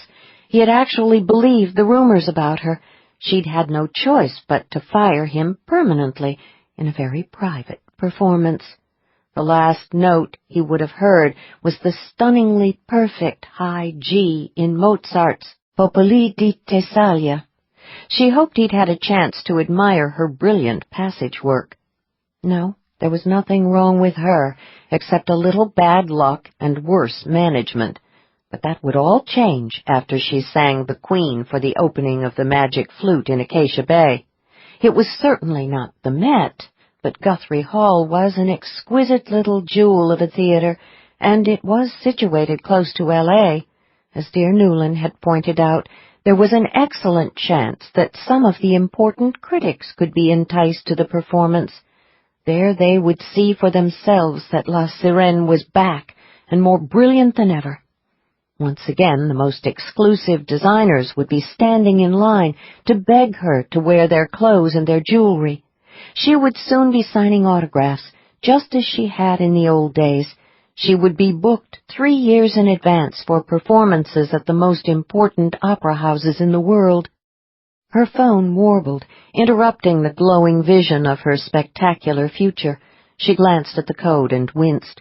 The last person she wanted to talk to right now was her sister. With a sigh, she opened the phone. "Hello, Damaris." "What's going on? I've been waiting for your call. Is everything all right?" "Calm down. Everything's fine. There was a small glitch this afternoon when I went to Eubanks's hotel room, but it was nothing." "What happened?" Damaris sounded panicky. "Take it easy. I used the gadget that Daddy provided to get into the suite, as we planned. I was going to wait for Eubanks and his bodyguard. I was preparing for my performance, doing a little warm-up, when one of the hotel housekeepers interrupted me. You know how I hate having my practice sessions interrupted." "What did you do?" Damaris yelped. "Please don't tell me you killed her." "Well, no. Unfortunately, that performance was also interrupted by an utterly impossible woman. Tell Daddy that I want him to find her for me. He owes me that much." "You want him to find the maid?" "No, the horrid bitch who ruined everything. The one who was actually able to resist me for a short time. Can you believe it? She managed to save the housekeeper." "What are you saying?" Damaris cried. "You were seen by someone besides the maid?" "Yes. I was forced to leave the stage before I could correct the situation. Some people were getting off the elevator, you see. You know how my talent works. I can handle at most 2 people in a private performance, but no more." "We're doomed," Damaris whispered. "It's all gone wrong." "That's ridiculous. Pull yourself together. I've rescheduled my private performance with Eubanks for tonight. I've got a much more appropriate venue in mind. By this time tomorrow, I'll be on a plane back to San Francisco." "But what about the other woman?" Damaris wailed. "If she was able to resist you, she must be a sensitive. Any possibility she was Nightshade?" "How should I know? Daddy's the great secret agent in the family. It's his job to find out things like that." "Is there any possibility that she could identify you?" "Only if she's a true fan, which I doubt. She gave no indication that she recognized my voice. I was in full costume, as we arranged, so she could not possibly describe me." "But if she was Nightshade, she'll warn Eubanks," Damaris said. "Eubanks is still at the hotel, if that makes you feel any better. I watched him go into the spa a short time ago." "She wasn't Nightshade, then?" "Probably not." "Who was she?" "I have no idea. Ask Daddy. When he finds out who she is, I intend to give her one of my private performances. I will not tolerate the sort of interruption I was forced to endure today." "Vivian, you sound like you're starting to obsess here," Damaris said anxiously. "Are you absolutely certain the woman was able to resist your singing?" "Only for a short period of time. I'm sure I could have destroyed her, given another minute or 2. I'm going to hang up now. It has been a very unsettling day. I need to prepare myself for my next performance. Goodbye, Damaris." "Wait!" "Tell Daddy to find the bitch." La Sirène closed the phone and tossed it aside. Really, it was such a responsibility being an older sister. Poor Damaris was so easily upset these days. It was Daddy's fault, of course. "She was J&J, Daddy said. "What?" "Relax. I just pulled up the file. Turns out Fallon Jones has Eubanks under surveillance, but not because he thinks Eubanks is Nightshade." "Are you sure?" Damaris propped her elbows on the desk, rested her aching head in her hand, and clutched the phone to her ear. The hot and cold chills were getting worse. She wondered if she was allergic to the drug. "Maybe J&J turned up a link." "No." Daddy sounded very certain. "Trust me. If the agency had any suspicions in that regard, the council would have been notified. Nightshade is its highest priority these days. This is a routine J&J operation." "How can you call it routine?" "Eubanks is a registered sensitive who has killed 3 people, Daddy said patiently. The parents of the 3rd victim were members of the society. They asked J&J to investigate. That's the only reason Jones is looking at him. These things happen." "This is getting complicated." "Calm down. I'll know if J&J identifies the people on Maui as Nightshade. If that occurs, there are procedures in place designed to handle the problem. Meanwhile, let's hope your sister can finish the job." "Vivian wants you to identify the woman who rescued the housekeeper." "Don't worry. I intend to do just that." "Then what?" "Then I will take care of the problem," Daddy said. 26. Eubanks heard the singing when he emerged from the men's room. It emanated from somewhere in the hotel's extensive gardens and floated upward to the long veranda. The notes were so pure and high and sweet that at first he thought someone was playing a flute. Some aria from an opera, he thought. He had never been a fan, but then he'd never heard anything this thrilling. The music aroused all his senses. The sound was so alluring, so enthralling, that he momentarily forgot that Clayton should have been waiting for him at the entrance to the men's room. Belatedly, it dawned on him that his bodyguard was nowhere around.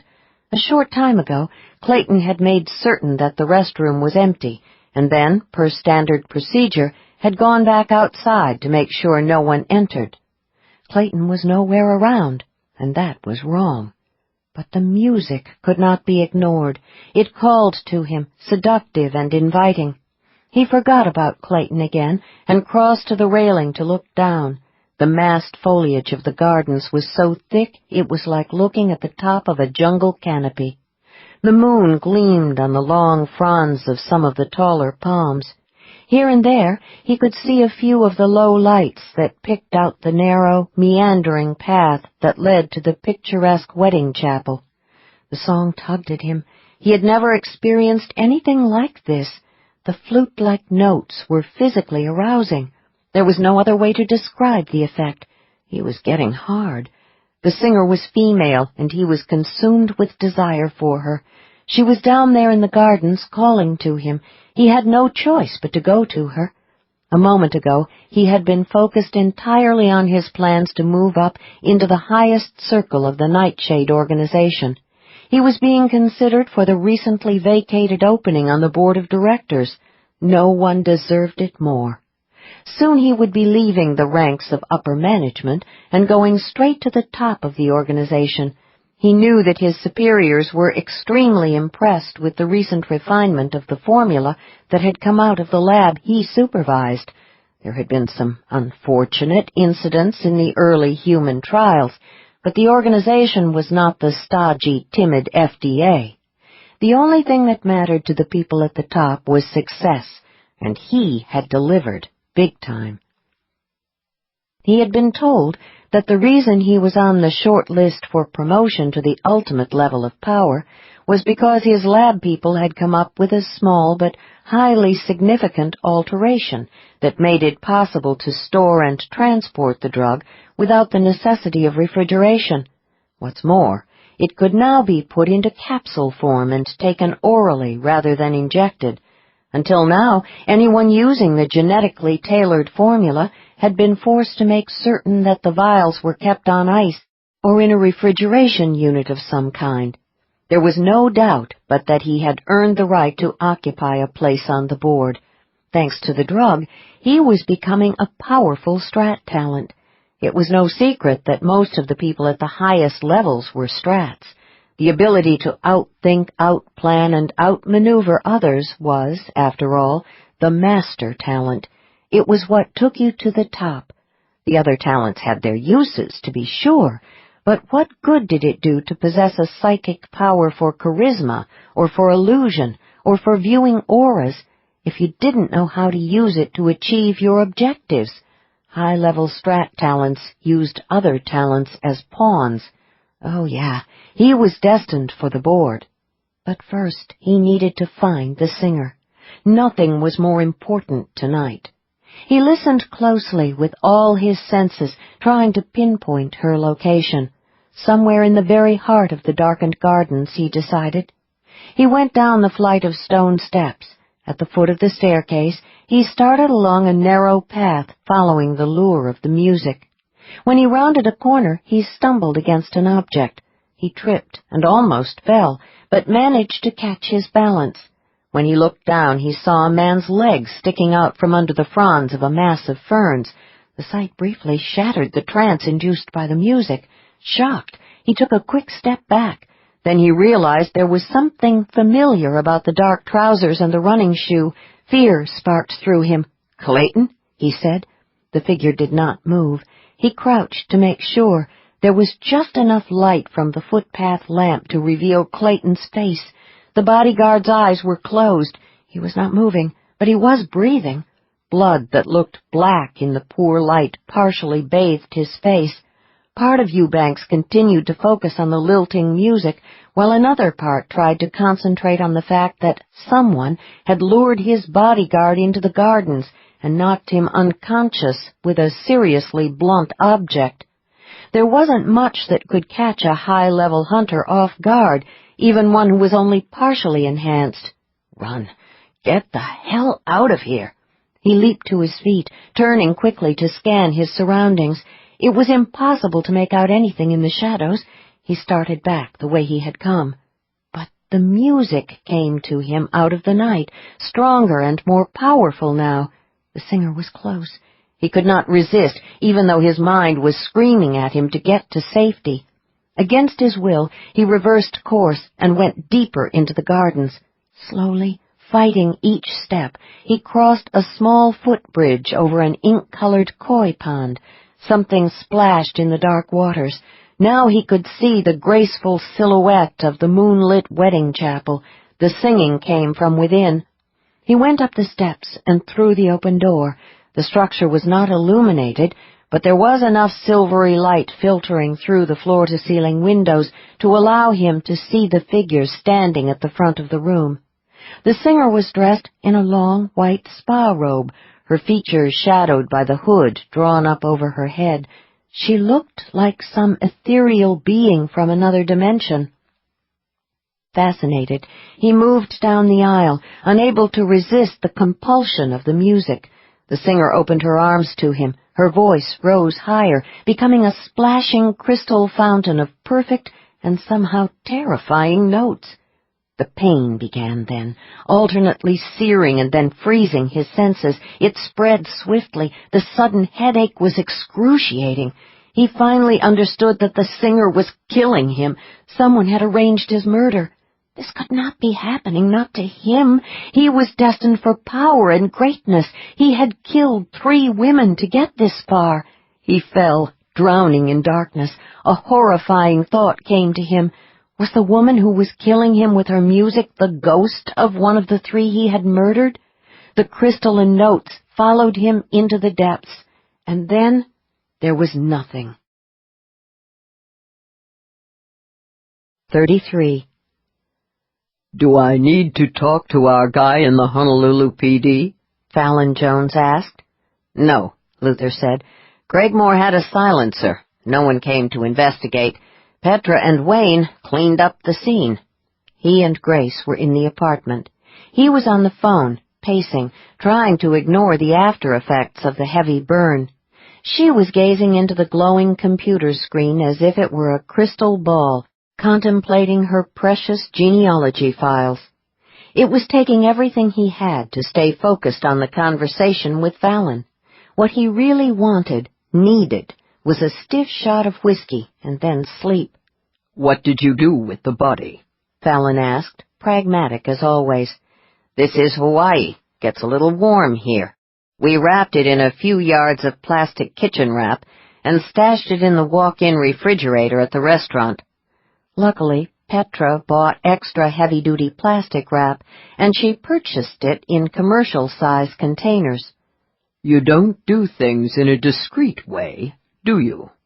Fallon's voice rumbled through the phone. Craigmore was a distinguished member of the council. He served for 15 years and was considered to be one of the most powerful men in the society. Now it turns out he was a traitor.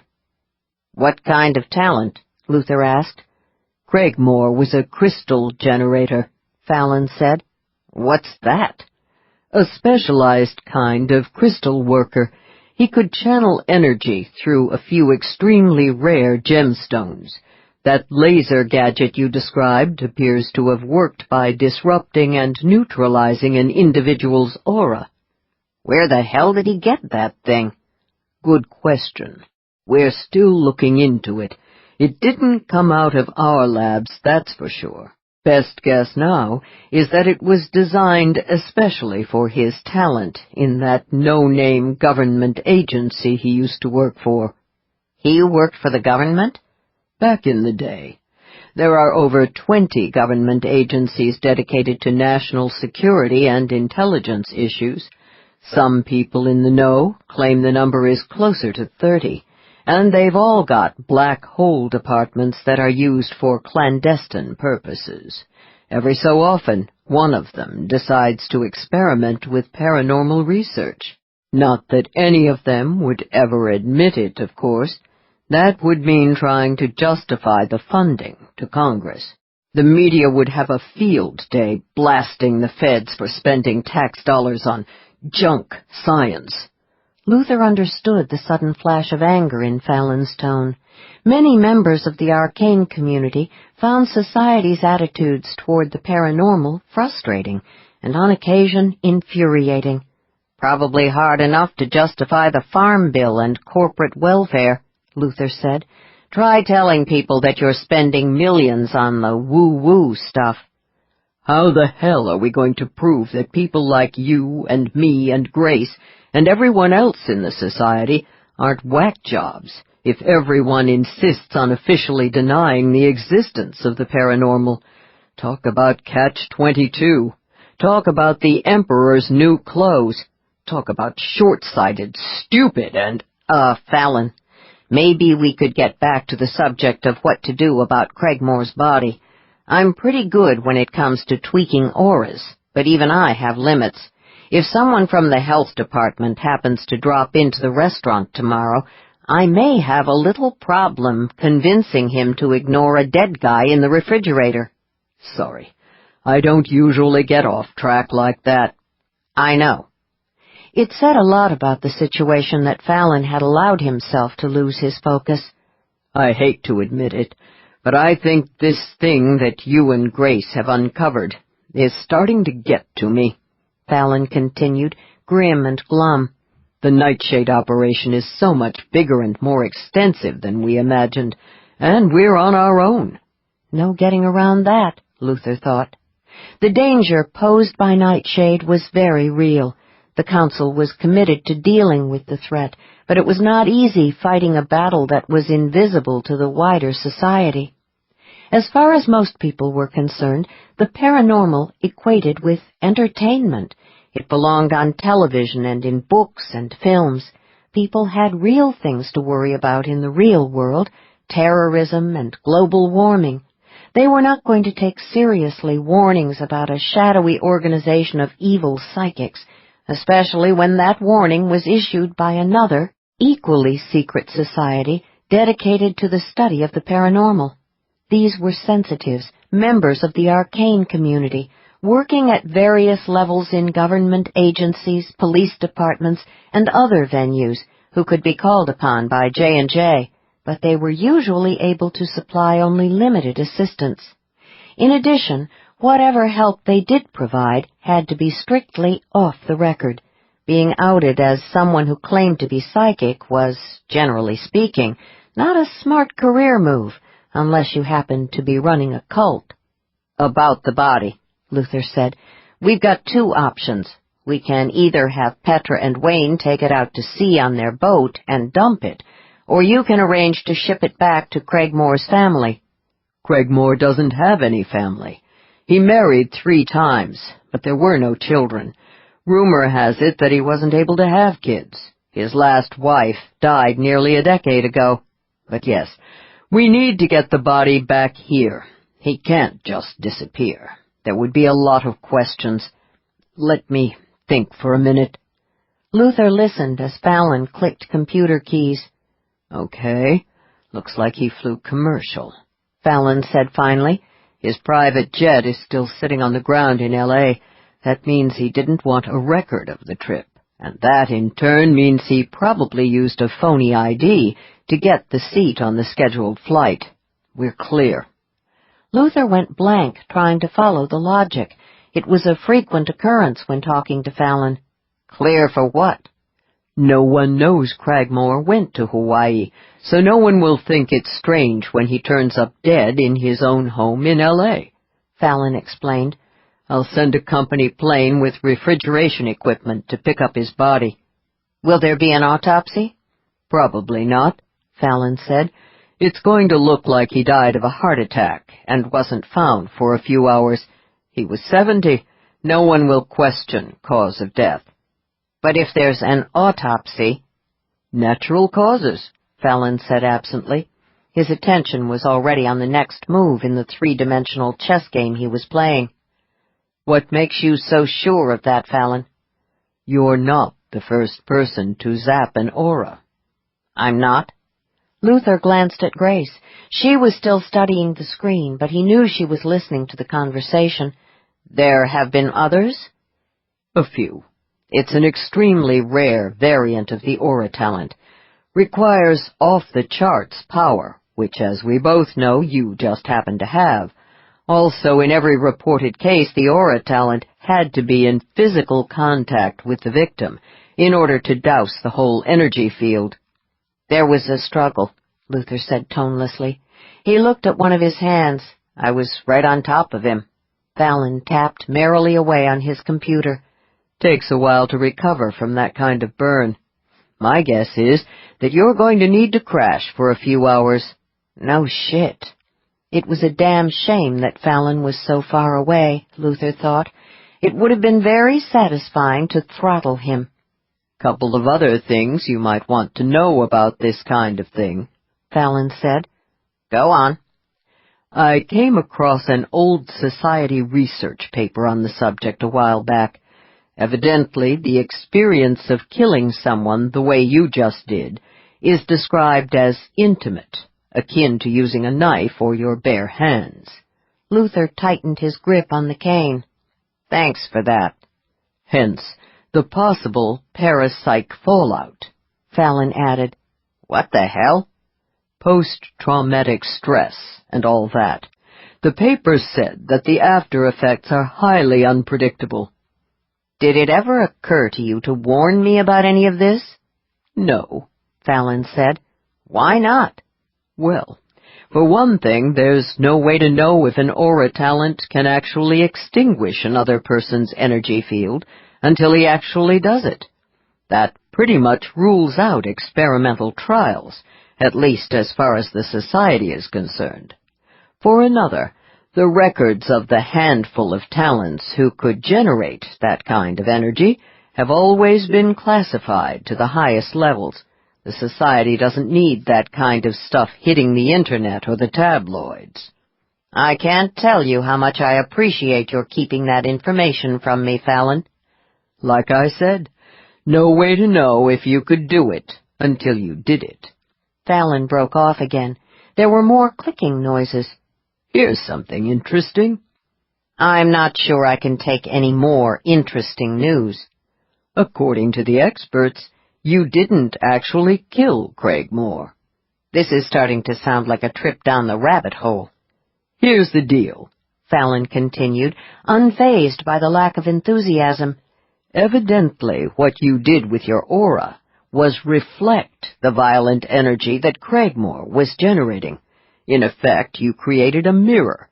When you came in contact with him, he got a severe bounce-back jolt. It set up a dissonant wave pattern that shattered his aura. In essence, Craigmore was the victim of a ricochet shot. Huh. Trust me, Fallon said. There's no trace of physical evidence in situations like this. It will look like Craigmore's heart just stopped, which is pretty much what happens at the end anyway, regardless of what kills you. Craigmore was a wealthy man, Luther said. Whoever inherits his financial empire may have a few questions about the manner of his death. A few years back, Craigmore informed the previous master that he intended to leave his entire estate to the society to continue funding its research. Under the circumstances, I doubt that the council will ask too many questions. Craigmore and I didn't exactly have a lengthy conversation in the garage, Luther said, but in view of his admission that he was Nightshade, he may have changed his mind about who gets his money. Yeah, can't wait to see who comes out of the woodwork to collect, Fallon said. I've got people on the way to Craigmore's home and his office to see what they can dig up. The good news is that I don't think Craigmore ever found out that you and Grace stumbled into those 4 other Nightshade talents on Maui. As far as he knew, you were interested in Eubanks only, because J&J was investigating him for murder. Craigmore was on the council. Why didn't he learn that we stumbled into the Nightshade connection? Because I didn't enter anything into the computer files about the link to Nightshade. and because Zack chose not to inform the council about what you and Grace discovered," Fallon said. Luther whistled softly. "You two really are worried about a spy, aren't you?" "I told you. Zack sensed that there was a nightshade plant somewhere very high up within the society. He had even begun to think that the spy might be on the council. Guess the big $64 question now is, how many other members of the organization are members of the society?" "Any idea why Craigmore wanted Eubanks taken out?" "Not yet," Fallon admitted. "Just starting to work on that. Probably some kind of competitive thing. Maybe he and Eubanks were both going after the same promotion within Nightshade." "Why the hell did he come after me?" "Because you're guarding Grace," Fallon said, with his customary devastating logic. Luther suppressed the icy chill that slithered through his veins. "The only reason he would have been worried about Grace is because she can identify the singer," he said quietly. "Right. Craigmore must have been convinced that if we found the singer, we would uncover a connection that would lead straight back to him." Luther thought about that. "Wonder why he didn't just take out the singer and cut the connection that way." "I keep telling you, she's a pro like Sweetwater. She wouldn't be all that easy to find, let alone remove." Fallon clicked off the way he usually did, without bothering to say goodbye. The way you knew a chat with him was over was when the phone went dead in your ear. 34. Grace watched Luther close the phone and sink down onto the sofa. Absently, he rubbed his right leg, weariness in every line of his body. The aftermath of the confrontation with Craigmore was having its way with him, hitting him on every front. She remembered the sensation all too well. "Fallon says Sweetwater is still looking hard for the siren," Luther said. "He's sure it won't take long to find her." "That's good to know." She got up, went into the kitchen, and took the whiskey down from the cupboard. She poured a healthy shot into a glass, carried it back into the living room, and gave it to him. He looked at the glass for a moment, as if he didn't recognize the contents. Then he drank some of the whiskey. "Thanks," he said. "I needed that, or something." Grace sat beside him. Together they looked out at the night through the open lanai windows. She put her hand on his thigh and began a gentle massage. He hesitated, as though he didn't know how to react. Then, without a word, he let her continue. After a while, he drank some more whiskey. "Fallon sounded strange tonight," he said. "In what way?" "I don't know. Different. Tired, worried, depressed, maybe. Or maybe just a little overwhelmed. Hard to explain. Never heard him quite like he was tonight. He's always been—" "Fallon?" "Yeah, that's it. Long as I've known him, he's always been Fallon. A force of nature, like a thunderstorm or a tsunami or a shark, but not tonight." J&J is all we've got to stop Nightshade, and Fallon Jones is in charge of J&J, she said. "That means the outcome of this battle is on his shoulders. He needs someone." "Who?" She thought about it. Someone he can talk to, someone he can trust. Most of all, someone who can take over a portion of the responsibility. An assistant, maybe. Luther shook his head. "He'd never go for an assistant. He works alone, like me." "You didn't work the Maui case alone. I was there too, remember? And I'm still around." "Because I won't let you go off on your own as long as it looks like you need a bodyguard," he said. He drank some more whiskey. "No," she said quietly. "I'm still here because I want to be here." He contemplated the darkness. "Living in the moment?" "That's all any of us really has, isn't it?" "No," Luther said. "We've also got our pasts." She sighed. "Yes, I suppose that's true." Luther swallowed some more whiskey. After a couple of minutes, she tried again. "I know what it's like," she said. "Living in the moment?" No. Killing someone with your aura. I've done it too, remember? He looked at her over the rim of the glass. For what it's worth, Fallon says that, technically speaking, we didn't actually kill anyone.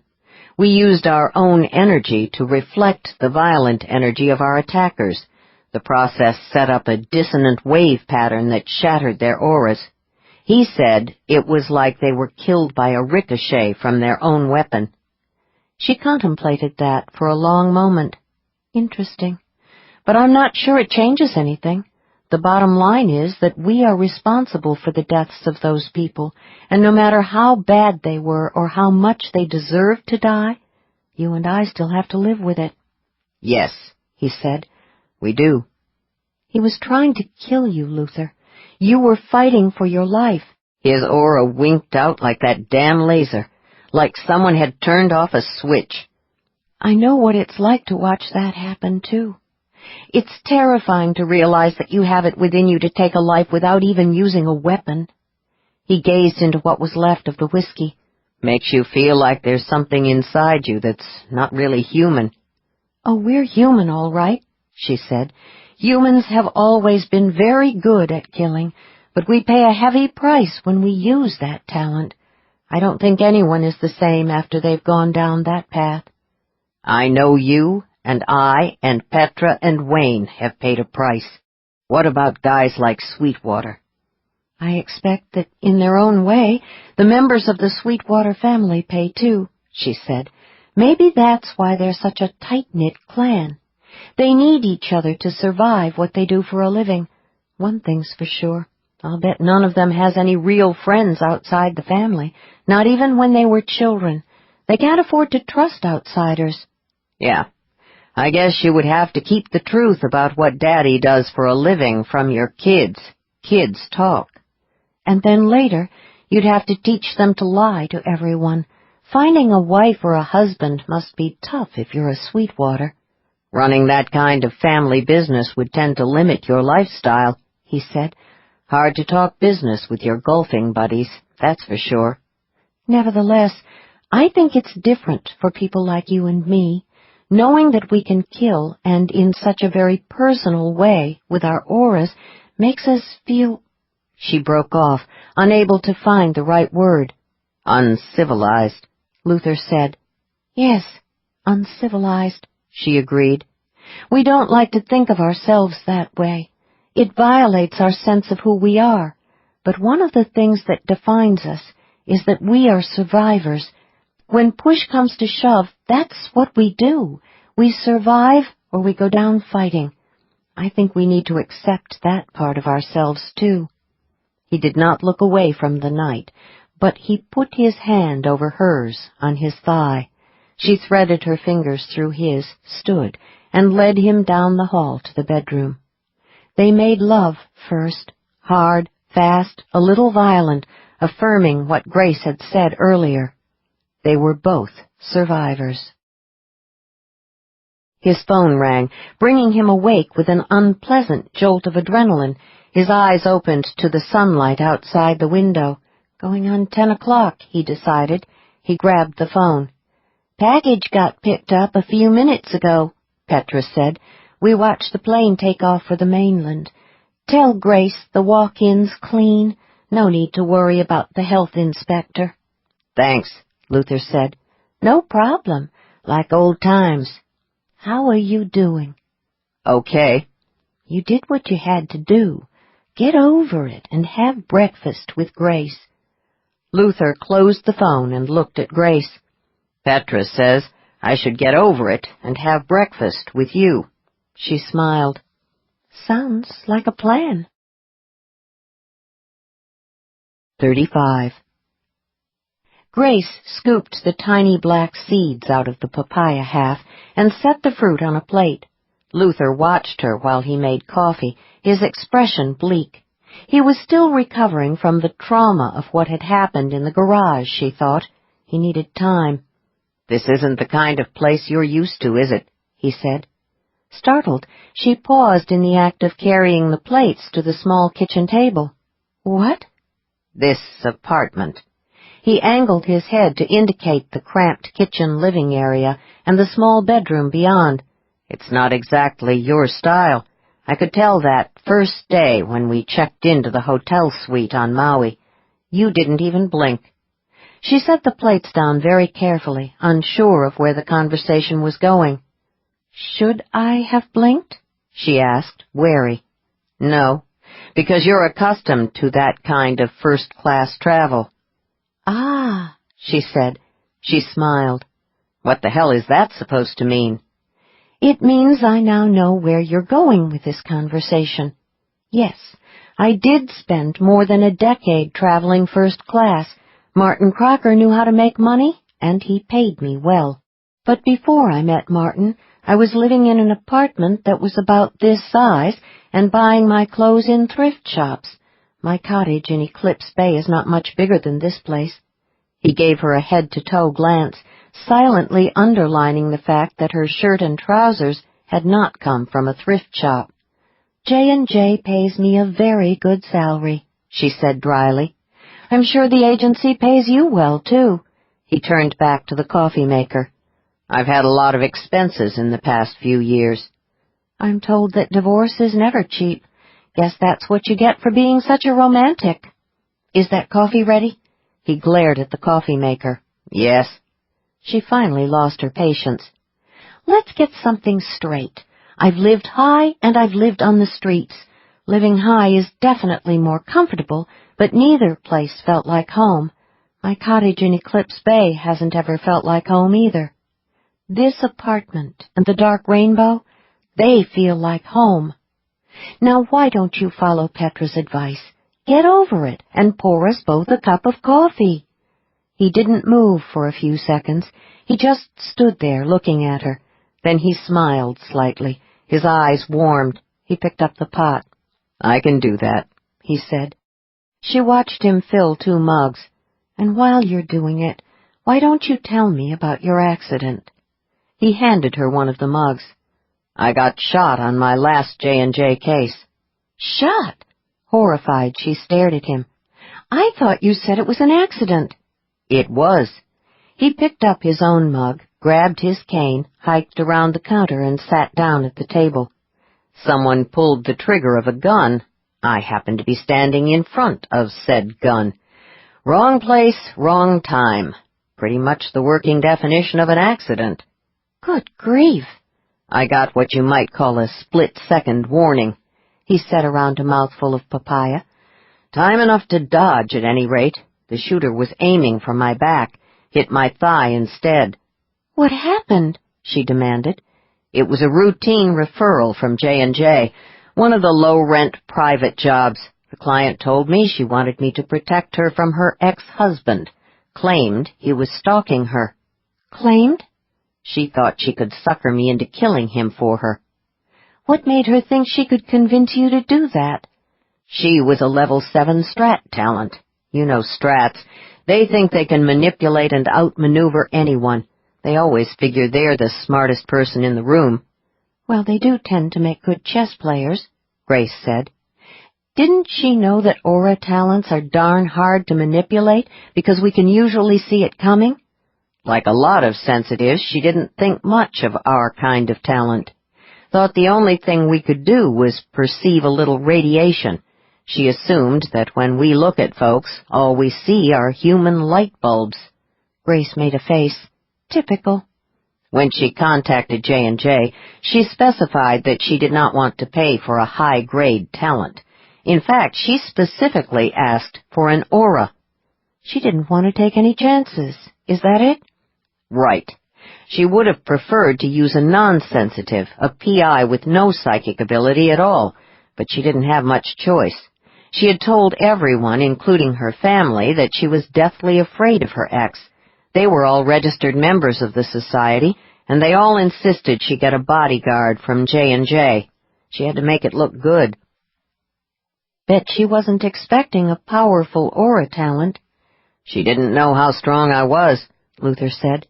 "But she wouldn't have cared. So long as I was an aura, she felt safe." Fallon was a tad suspicious. "Fallon is always suspicious." "True. I shared his suspicions, but neither of us could figure out what to be suspicious about, and I needed the money. So you took the job? The client assumed that I was just so much dumb muscle on the hoof. Bless her heart. I regret to report that she was not too far off in her assumption, Luther said. She damn near got me killed. How? The ex wasn't stalking her. He didn't want anything to do with her. When it finally dawned on me that she wanted me to get rid of him, I informed her I wasn't in that line of work. Like I said, she was a strat. She realized immediately that I wasn't just walking away from the job. She knew I'd probably warn her ex. What happened? She lost it. Luther took a bite of his scrambled eggs and swallowed. Flew into a rage and started screaming that I had ruined everything. Told me the whole story. That's when I found out why she wanted her ex dead. Can I assume you tweaked her aura a tad to prod her into losing her temper and spilling her guts? He shrugged. Figured by that time I had a right to know what she was up to. Turned out the reason that she wanted her ex dead was because she stood to inherit his share of the business they had founded together. That's when she shot you? No. While she was screaming at me and I was concentrating on manipulating her aura, her lover walked out of the hallway behind me and shot me. There was a lover involved? It was a complicated situation. How did you get your 1-second warning? I was facing away from the hall, but the client was looking straight at it while she yelled at me. When she saw her lover with the gun, I saw her aura spike. I knew something had changed in the situation. Cop instinct took over from there, caught the bullet in my thigh. Before the lover could line up another shot, I put him to sleep. Grace shuddered. Close call. What happened to your client and her lover? They're both sitting in prison at the moment. Probably be out on an early release program.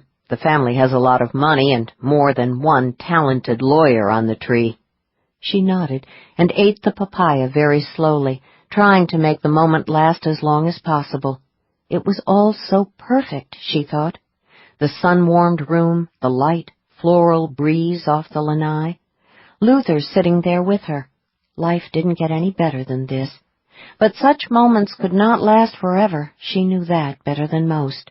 After a while, she put down her spoon. "We need to talk," she said. "Oh, shit." She frowned. "What now?" "I hate conversations that start with, 'we need to talk.'" "Sorry." She sat a little straighter in the chair. "But this is important." "Uh-huh." He picked up a slice of toast. "Okay, let's have it."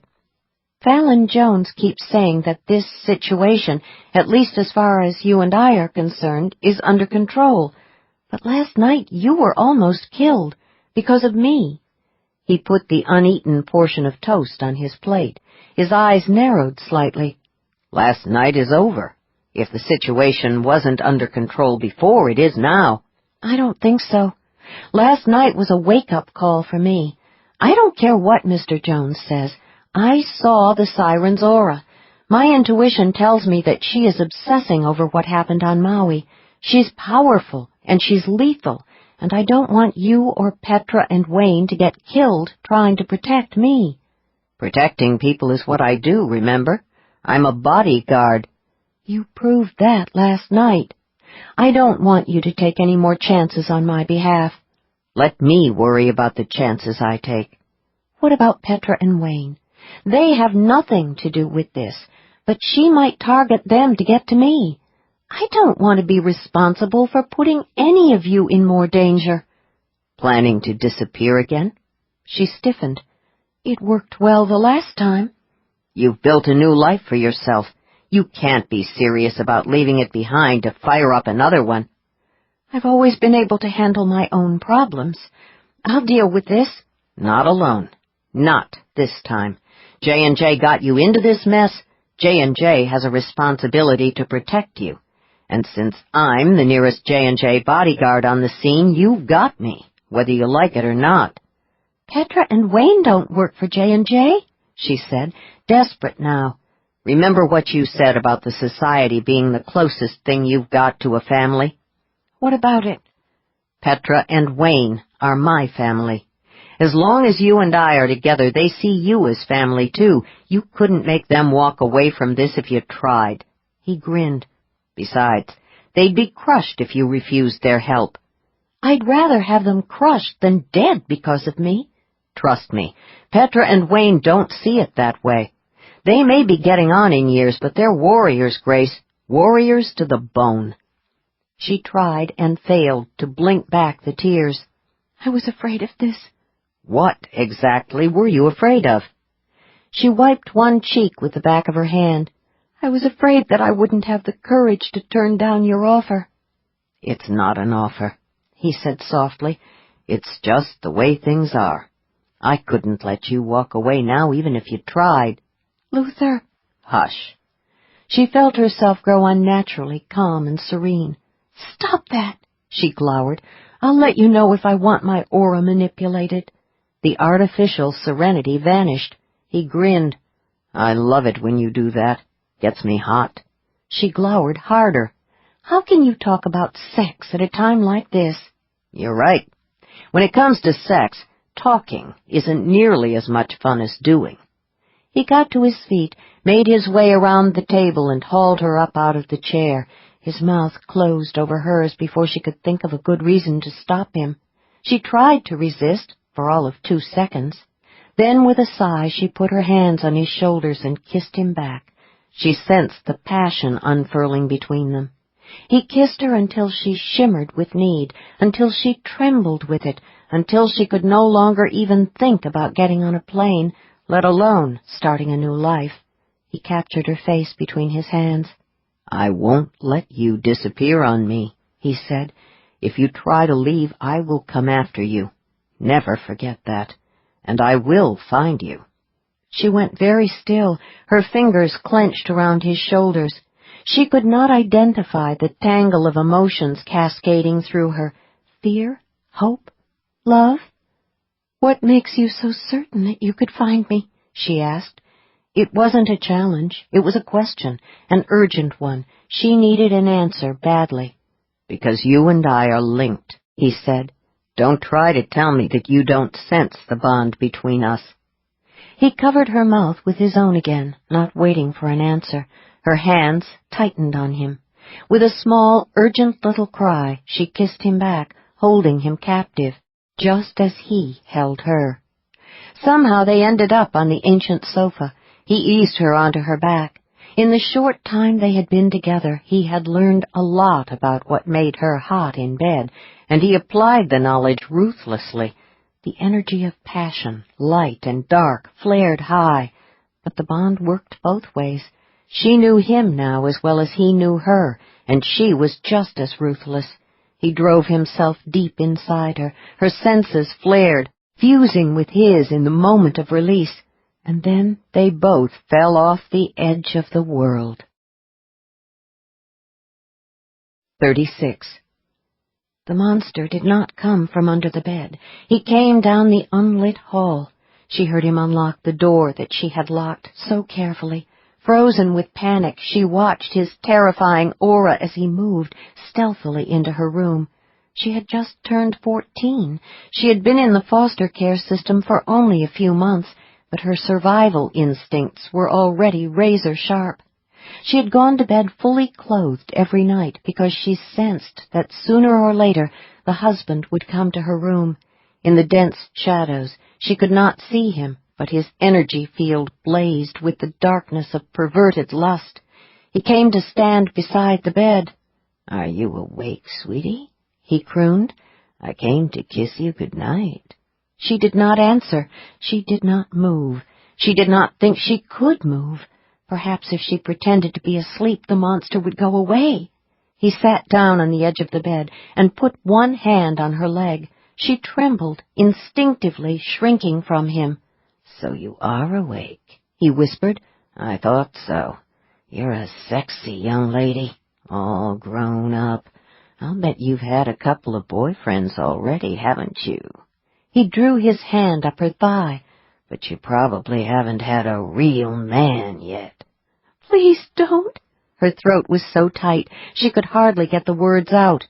"I'm going to teach you how to please a man, By the time you've had some lessons from me, you'll be able to get any guy you want.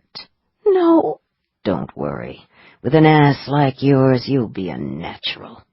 His hand moved up the blanket, over her hip, heading toward her breast. She saw the sick pulsations in his aura. She struggled to a sitting position. No, she said. It should have come out as a scream, but fear partially gagged her. Stop it, he ordered angrily. Stop it right now. This is how it's going to be. You're going to learn that tonight. I'm going to make a woman out of you. Believe me, in the end, you'll be grateful to me. She wanted to run, but he had her trapped against the headboard. She was shivering violently to the beat of her own pulse.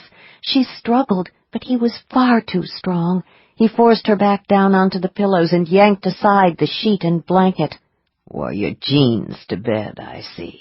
He chuckled. You are a nervous little filly, aren't you? But we'll get you past that. Don't you worry. He started to unfasten her jeans. She flattened her hands against his upper chest. Her palms touched his rough, hairy skin. She realized he was wearing the grimy tank-style shirt that he'd had on earlier. Go ahead and struggle, he said. It'll make things more fun. He tugged at her jeans. No, she repeated. Her voice was still half-strangled. She knew a terrible sense of helplessness. She had no chance against him physically. He was too big and too strong and too aroused. Frantic, she pushed back at him with her hands and with her fully jacked aura. As though it had been triggered by the threat, her new, rapidly developing talent flared higher than it ever had before. She felt the leap and pulse and flash of the invisible energy. She could not see the fierce veil that surrounded her. She had learned early on that individuals could not view their own auras, not even aura readers, but power could always be sensed. The effects were immediate and devastating to her attacker. He jerked wildly, as though he had touched a live electrical wire. The scream of rage and fear was trapped in his throat. Seconds later, he collapsed on top of her, a dead weight. Her hands burned. Grace, Luther's voice, laced with solid, reassuring command, brought her out of the dream. She awoke with a start, shivering. He pulled her against him, comforting her with his body and a gentling hand. "Sorry," she said. "It's okay." He stroked the length of her spine. "I was tempted to calm your aura, but the last time I tried that, you didn't appreciate it." "No," she hesitated. "I'd rather deal with the nightmares than feel that someone else is controlling me." "Understood." She huddled close. After a while, she stopped trembling. Her breathing returned to normal. She exhaled slowly, sat up on the side of the bed, and wrapped her arms around herself. "In case you haven't figured it out by now, I'm pretty screwed up, Luther. Are you sure you want to get involved with me?" "In case you haven't figured it out, we're already involved." He grabbed his cane and made his way around the foot of the bed to sit beside her, close, but not quite touching. "And you aren't the only one in this relationship who was a little screwed up. So what? How bad was the dream?" "You don't want to know." "Yes," he said, "I do." He had a right to know, she thought. "I told you that I was responsible for Martin Crocker's death," she said quietly. "But he wasn't the first." Luther said nothing. He just waited. "There was another man, when I was 14. "While you were in the foster care system?" "Yes." She unfolded her arms and looked at her hands. "He came to my room one night, said he was going to make a woman out of me. His aura terrified me. I fought back instinctively with talent, but I had only recently come into it. I didn't know what I could do, what I was capable of. I didn't have any control." "You fought back, and he died?" "He was leaning over me, touching me. I put my hands on his chest and shoved." "With your hands and the full energy of your aura?" "It was all instinct and panic on my part. I think he tried to scream, but no sound came out. He just collapsed and died." She closed her hands into small fists. "It was as if I'd touched a red-hot stove. But there were no marks on my palms. The pain faded rapidly. The worst was over within 48 hours, but 4 days later I was in a fast food restaurant getting a slice of pizza. The clerk accidentally dropped the plastic plate. We both reached for it. Our hands collided. The burning sensation came back, not nearly as strong, but it hurt. I was terrified. I thought I'd been somehow marked for life. He took one of her hands in his. That was the first time you got sensitized?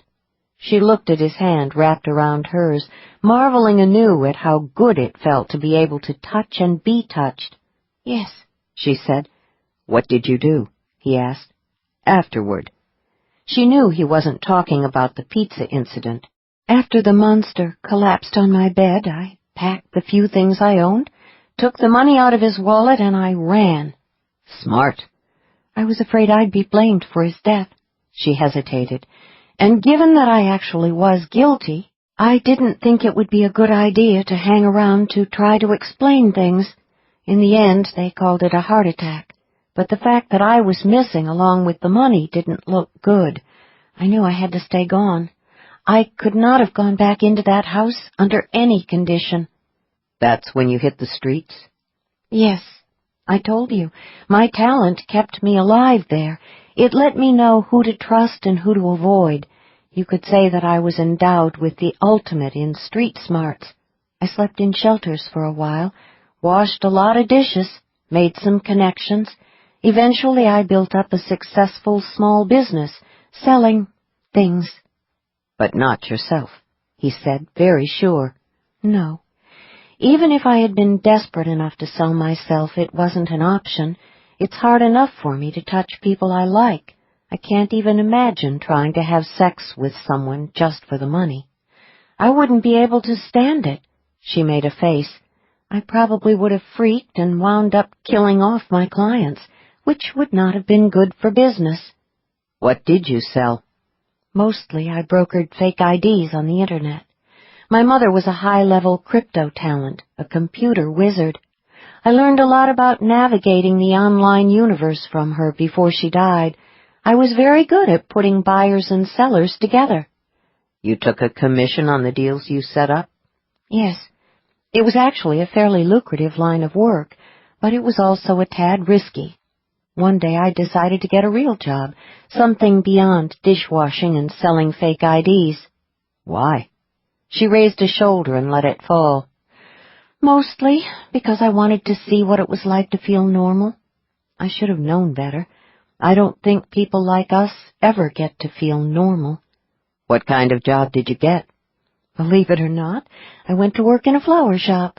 She smiled a little, thinking back.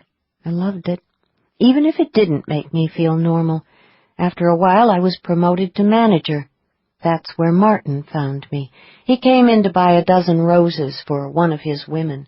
He recognized me immediately as a strong sensitive. He was a high-level strat, and he understood right away that I could be very useful to him. He was managing a small casino at the time, and he was having problems. He offered me a position on his security staff. What kind of problems was he having? A ring of cheats had targeted the casino. They were bleeding it dry. Martin's boss began to suspect that he was the one responsible for the losses. Luther gripped her hand more tightly. What did Crocker have you do? I profiled the players, pointed out the members of the ring. One thing led to another. Eventually, Martin was promoted to president of the company that owned the casino. We branched out from there. He used you. She shook her head. It was an equal partnership. In exchange for my help, Martin saw to it that I made a lot of money and got an education. He used to refer to himself as Pygmalion. After he founded Crocker World, I not only got a very, very good salary, I got stock in the company. Luther whistled softly. A slice of Crocker World. Must have been worth a fortune at one time. It was. When I first noticed the effects of the drug in his aura, I thought about selling off my portfolio and tucking the money away in an offshore account, but I was afraid Martin would find out. Once he started taking the formula, he became extremely suspicious of everyone around him. I had to be careful. Then I found out about the arms dealing. Luther's hand tightened around hers. And the bastard tried to kill you. After Martin's body was found, the value of the company's shares plummeted to almost nothing. They never recovered. It wouldn't have mattered if they had bounced back. You still couldn't have sold off your portfolio. The authorities would have noticed the activity in the dead butler's accounts. Yes. Turns out the Arcane Society pays well, though, and it doesn't cost a lot to live in Eclipse Bay. I'm doing fine. Still, you had to walk away from the empire that you and Crocker built. Toward the end, the profits were tainted by the arms deals that Martin had arranged for Nightshade. Blood money. She shivered. Even if it had been safe to do so, I couldn't have touched those shares, not for anything. It sickened me to realize that for a time I was a part of that business. He put an arm around her, pulled her close against his side. Not everyone would have seen it that way, he said. Money is money. A lot of folks would tell you that the blood washes off very easily. They're wrong. 37. Daddy was dead. Damaris huddled on the edge of the bed, trying to stop the drug-induced shivers while she fought the tears. She'd had him for such a short period of time, only a year, and now he was gone. It was almost impossible to believe. He had seemed so strong, so powerful, so invincible. William Craigmore had been a wealthy man. His death had made news on the Internet and then in the morning papers. Reclusive financier found dead in home. But she had known hours earlier that something had gone terribly wrong in Honolulu. She had lived on hope for a while, telling herself that the sense of doom was just another side effect of the drug. But when the first reports started appearing online, she was forced to face the truth. Daddy was dead. The only thing she did not understand was why the body had turned up in his Los Angeles residence. She refused to believe he died from a heart attack. She knew he had gone to Honolulu because he called her once from there to let her know he was on the ground and to reassure her that everything was under control. That was the last time she had spoken with him. The next day his body was discovered at his home in L.A. Impossible. Whatever had happened to Daddy happened in Honolulu, and that meant that J&J was responsible. The phone warbled, making her flinch. She turned and picked it up off the bedside table. "Hello, Vivian," she said quietly. "I just heard the news." Vivian was furious. "Why didn't you tell me?" "I just found out myself. I was going to call in a few minutes." She massaged her temples. "I needed a little time to get over the shock." "What happened?" Vivian demanded. "I don't know. The papers are calling it a heart attack, but I don't believe it." "I don't either. Not for a minute. They got to him, didn't they?" "J&J? Yes, I think so. I don't know how. They must have figured out that he was Nightshade." "Do you think they know about you and me?" Vivian sounded genuinely concerned for the first time. "No, we're safe. Daddy was very careful to keep both of us a secret. Even if they did find out about us, there's not much they could do. J&J has no evidence that we were involved in anything illegal." "This is all so awful," Vivian whispered. "So completely unfair. It isn't right." Damaris was surprised and touched to hear the anguish in her sister's voice. Vivian had evidently harbored more feelings for Daddy than she had let on. "I know," Damaris said. "We had him such a short time." "It is so damn typical of the bastard." "What?" "Dying like this, before he found that aura talent for me. Honestly, if he wasn't dead, I'd be more than a little tempted to give him one of my private performances." "Vivian, was it too much to ask? A name, that's all I wanted, just the name of the bitch. But no, Daddy had to get himself killed before he found her. One lousy name, that was the only thing I ever asked of him. The bastard wouldn't even give me that much." Damaris sank back down on the bed. "He did find her, Vivian. He also found her bodyguard. That's why he went to Honolulu. He was going to fix things for us." "Why didn't you tell me?" Vivian demanded. "I didn't tell you because Daddy wanted to take care of her. I can give you the name, but it won't do you any good. Now that Daddy's gone, we've lost our access to the J&J files. It's just a name." "Give it to me." "Grace Rehnquist." "You're sure?" Vivian's voice sparked with excitement. "Yes, but I don't see what you—" "Thanks. Bye for now. Rehearsal time. You wouldn't believe what I'm having to put up with from the conductor here in Acacia Bay. He's an absolute nobody, but he thinks he can give orders to La Sirene." The phone went silent. Damaris sat looking at it for a long time.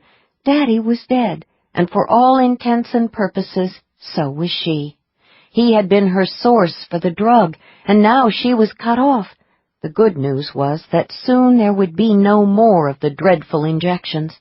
The bad news was that Daddy had warned her that if she stopped taking the drug, she would go insane and die.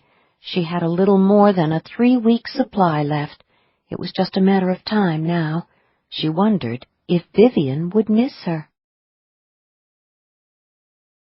38. Luther watched Grace come out of the sea, removing the mask and snorkel as she walked through the light surf. Water spilled down her shoulders, breasts, and hips. Her hair was sleeked behind her ears. She had picked up the little black bathing suit at one of the boutiques on Kalakaua that morning. He had thrown the snorkeling gear into the back seat of the Jeep and driven her to the secluded little cove that he thought of as his private slice of paradise.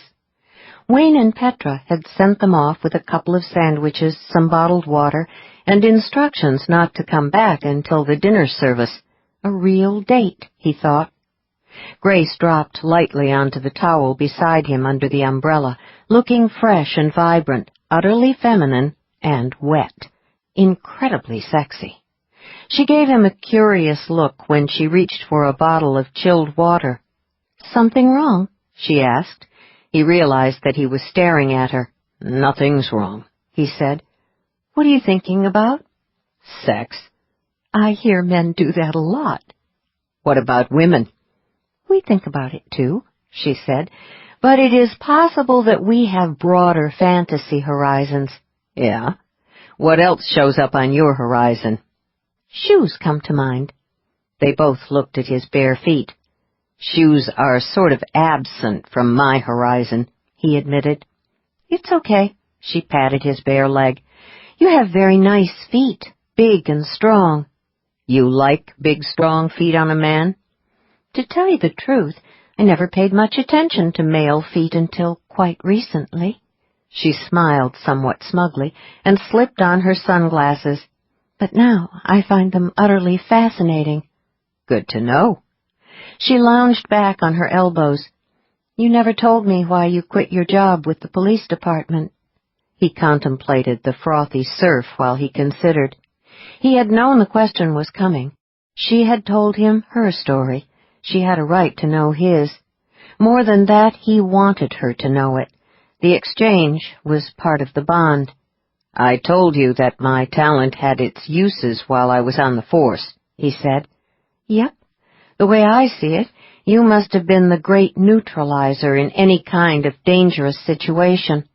One stroke of your aura, and the bad guy drops his gun and goes to sleep. Cool. There were other things I could do with my talent." She tipped her head a little to the side. "Such as?" "Get confessions." Confessions. Double cool." "Without laying a finger on the perp," he said evenly. "I never touched your client, counselor. Check out the videotape of the confession. Your guy couldn't wait to tell us how he beat the victim to a bloody pulp." "How did that work for you?" "Great, for a while. You'd be amazed how easy it is. Deep down, a lot of them wanted to tell me how smart or how macho they were. Robbing a convenience store is an adrenaline rush. Breaking and entering a house is a thrill. Murder is the ultimate power trip. Perps want to impress the cops, show them how tough they are. So, on some level, yes, a lot of them wanted to talk. I just gave that natural inclination a psychic shove in the right direction. I always assumed guilt was the motivating factor in a confession. Sometimes it is. He fished a bottle of water out of the cooler. I can work with a bad conscience, too, with a few tweaks, a little nagging regret or anxiety about what your parents will think can become crushing guilt. All it takes is a little subtle manipulation, and the suspect suddenly can't resist spilling their guts. Is that it? Get it on videotape, add a little hard evidence, and you've usually got a case. No rubber hoses or misleading statements required. She looked at him very steadily, her eyes unreadable behind the glasses. You must have been a very good cop. I was, he said. He drank some of the crisp, cold water. Very, very good. So you quit because you felt you had turned into some kind of psychic vigilante. He had known she would understand. What surprised him was the sense of relief that descended on him. Something like that, he said. It was never a fair fight. Statistically speaking, most of the perps I came in contact with were seriously messed up, the products of horrific parenting, or no parenting at all. A lot of them had been abused as children. Many had some kind of mental illness. Nearly half the suspects I caught couldn't even read a newspaper, let alone hold down a decent job. You felt sorry for them? He smiled faintly. I wouldn't go that far, but the truth is, the majority of the people I helped send away didn't stand a chance against me. I could, and did, violate their right to due process without anyone else, including the suspect, knowing it. You didn't violate their rights in the legal sense. No, but I sure as hell did in a very real sense. You accomplished a lot of good, Luther. Putting bad people away, getting justice for the victims. Those are important to a civilized society. That's what I told myself for several years. But I found out the hard way that the vigilante thing carries a load of bad karma. Your 2 broken marriages? Among other things. I also managed to freak out so many partners that eventually no one wanted to work with me. I got a reputation for being a lone wolf. That's not good when you're a cop. You're supposed to be part of a team. I tended to make the people around me very uneasy. She frowned. Did the other detectives you worked with ever realize what you were doing? They knew that I almost always got results, but they didn't know how I got them. Hell, they didn't want to know. A few concluded that I was somehow hypnotizing the suspects. Turns out no one wants to work too closely with a guy who may be able to hypnotize you without you knowing it. I can see where that might be an issue, she said. I went through partners the way the dark rainbow goes through dishwashers. Some of the other guys had enough natural sensitivity of their own to wonder if there might be a paranormal explanation for my string of confessions. They didn't like that idea any better than the hypnosis theory. Because it made them question their own mental health? She asked. Most successful cops have a fair amount of intuition when it comes to dealing with the kind of folks who lie, cheat, and kill. They're usually happy to admit that they have good instincts. Aren't good instincts viewed as an asset in the police world? Sure. But no cop wants to get slapped with the psychic tag. The woo-woo factor can kill a career real fast. She studied him intently. You just walked away from the job? There was what I guess you could call a final straw, an incident. People died. I walked away after that. What happened? He watched the sunlight flash on the waters of the cove. There was a man, he said. His name was George Olmsted. He walked into the office one day and said he'd just killed his business partner, turned over the gun. It had his prints on it. He claimed he and the partner had quarreled over whether to sell the business. He said he was desperate for the money, but the partner refused to go through with the deal. You didn't believe him? He seemed calm enough, but there was something spiking in his aura. I talked to him for a while, pushed a little. It came out that he wasn't the one who had shot the partner. Olmsted was covering up for his daughter. She was involved with the partner? They'd had an affair, he said. She was 25 years old. She had been seeing a shrink since she was in high school, and she was on medication. The partner belatedly started to realize that she was very unstable. He tried to end things. She went crazy and shot him. And then went running to her father? Who told her that he would handle things. He wanted to protect her. He saw that as his job. He'd been doing it all her life. She was his only child. The mother had died years earlier. She nodded. Did he know about the relationship between his daughter and his partner? Yes. He'd encouraged it because he thought marriage would give his daughter some emotional stability. After the murder, he was convinced that the whole thing was his fault, so he was eager to take the blame. But his story fell apart. Because of me. When we arrested his daughter, he felt he had failed in his duty as a father. The daughter committed suicide in jail.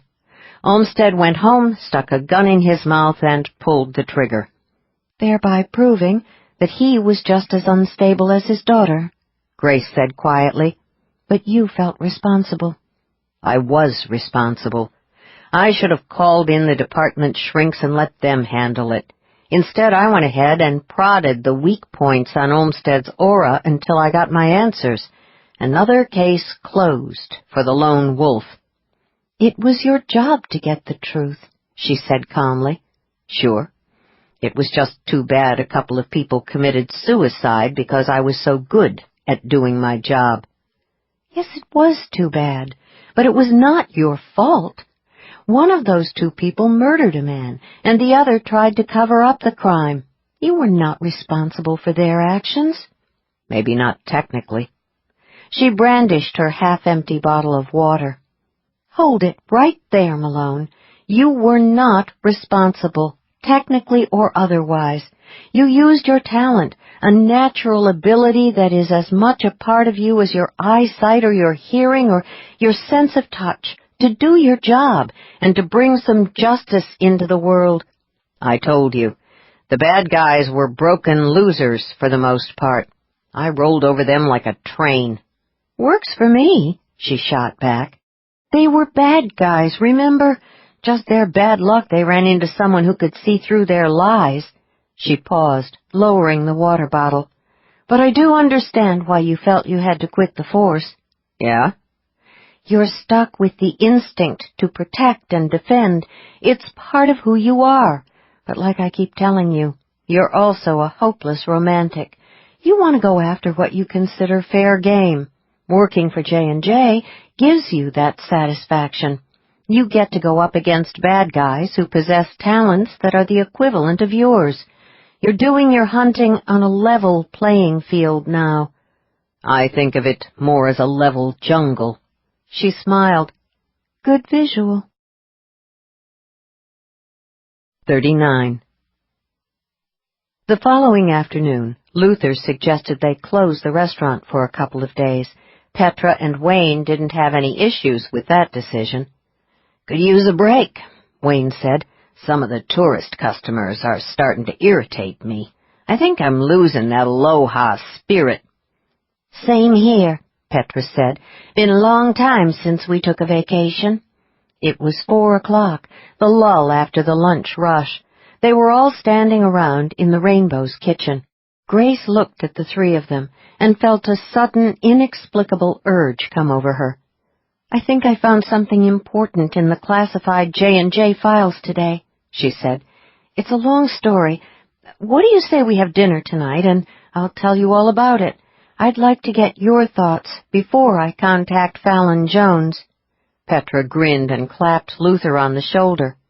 Looks like you've got yourself a date. No, Grace said. All of us, at Luther's place. I'm cooking, like a family dinner. She borrowed the cookware she needed from the Rainbow's kitchen and hauled it back to the apartment in the Jeep. She made lasagna, a vegetarian version with feta cheese and spinach, and served it with a big bowl of Caesar salad and a loaf of warm, crusty bread. Bruno the Wonder Dog's ferocious barking announced the arrival of Petra and Wayne. Luther opened the front door to let them in and handed around some bottles of beer. They drank the beer and talked about unimportant things, saving the serious stuff until after dinner. The balmy night air was warm and comforting against Grace's skin. A faint breeze stirred the magnificent green canopy of the banyan tree. When she brought out the large pan of lasagna, Luther, Petra, and Wayne gazed at it as if it were the Holy Grail. She used a spatula to serve large slices. "Can't remember the last time I had lasagna," Petra said reverently. "My mom used to make it when I was a kid." They all looked at her. "What?" she said.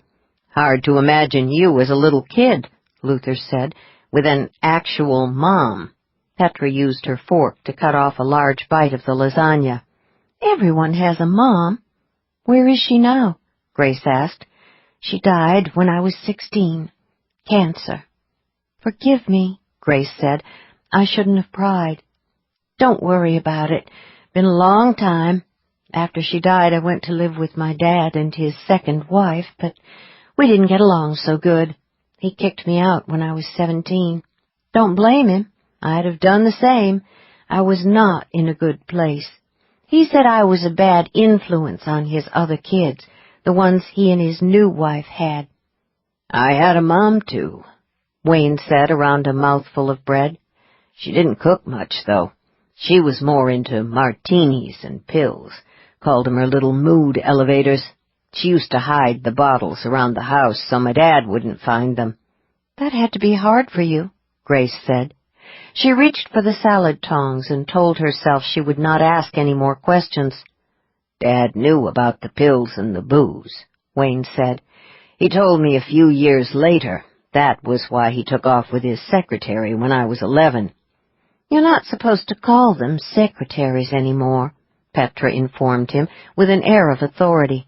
"They're administrative assistants or something." "I knew that," Wayne said. She should definitely change the subject now, Grace thought, but she couldn't seem to stop herself from asking one more question. "What happened to your mother, Wayne?" "Pretty much what you'd expect." He shrugged. "A few months after Dad split, she took a lot of pills and made a really big pitcher of martinis. I found her dead on the sofa the next morning." No one said a thing. Petra and Luther concentrated on the lasagna on their plates. They all knew one another's stories, she thought, and now she knew them too. It was one of the ways they were all linked together. On impulse, she set the tongs aside. "I'm sorry you had to be the one to find her," she said quietly. "Like Petra said, it was a long time ago." She realized all three had stopped eating. They were staring at Wayne's heavily tattooed forearm, which happened to be resting on the table next to her. She looked, too, and saw that her palm was resting on his warm, bare skin in a comforting gesture that partially covered a portion of a skull and crossbones. "Why can I touch you?" she asked. Slowly she raised her hand and held it in front of her face. "Why can I touch all of you without pain? After that incident with the housekeeper, I should have been sensitive for at least a week or longer." Petra's expression tightened in a knowing look. "When did you get burned the first time?" Her first impulse was to say she didn't want to talk about the past, but they had shared their stories with her. They had a right to know. She wanted them to know. "In a foster home," she said, automatically putting both hands out of sight under the table. "I was attacked. When the bastard touched me, I sort of touched him back. He died." Petra nodded, unperturbed. Wayne looked equally unconcerned. He forked up another bite of lasagna. Luther drank some beer and waited. "How old were you when you did the guy in the foster home?" Petra asked. 14, she said, wincing a little at the expression, "did the guy." You would have been just coming into your talent, Petra said. The Society shrinks believe that a traumatic event during that time can really screw up your senses, sometimes for life. My guess is the shock of the attack, together with the psychic jolt you must have got when you whacked the SOB who tried to rape you, left you with a real delicate sensitivity to touch. Luther looked at Petra. You talked to a Society psychologist? Wayne and I both went for a while after we retired from the agency, Petra said. We were having trouble sleeping and some other problems. Doc explained a lot of stuff to us. That's right, Wayne said. She told us that, what with our dysfunctional childhoods and the kind of work we did for the agency, we both had a lot of issues. Said she couldn't cure us, but she kept us from eating our own guns. Petra turned back to Grace. Thing is, what with having been a foster kid and then having a couple of little psychic incidents, you're probably a tad messed up, too. Grace clamped her hands very tightly together in her lap. Little psychic incidents?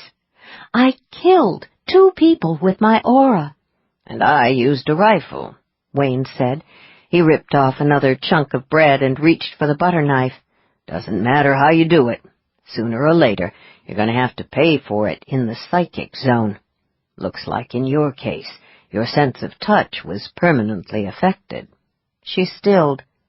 Then why is it I can touch Luther and you and Petra without having to brace myself? Petra smiled. Light glinted on the gold ring in her ear. I'm no expert, but I'm thinking that's because you feel comfortable with us. You know us for what we are, and we know you. Survivors, Luther said. Yeah, that's right. Wayne nodded.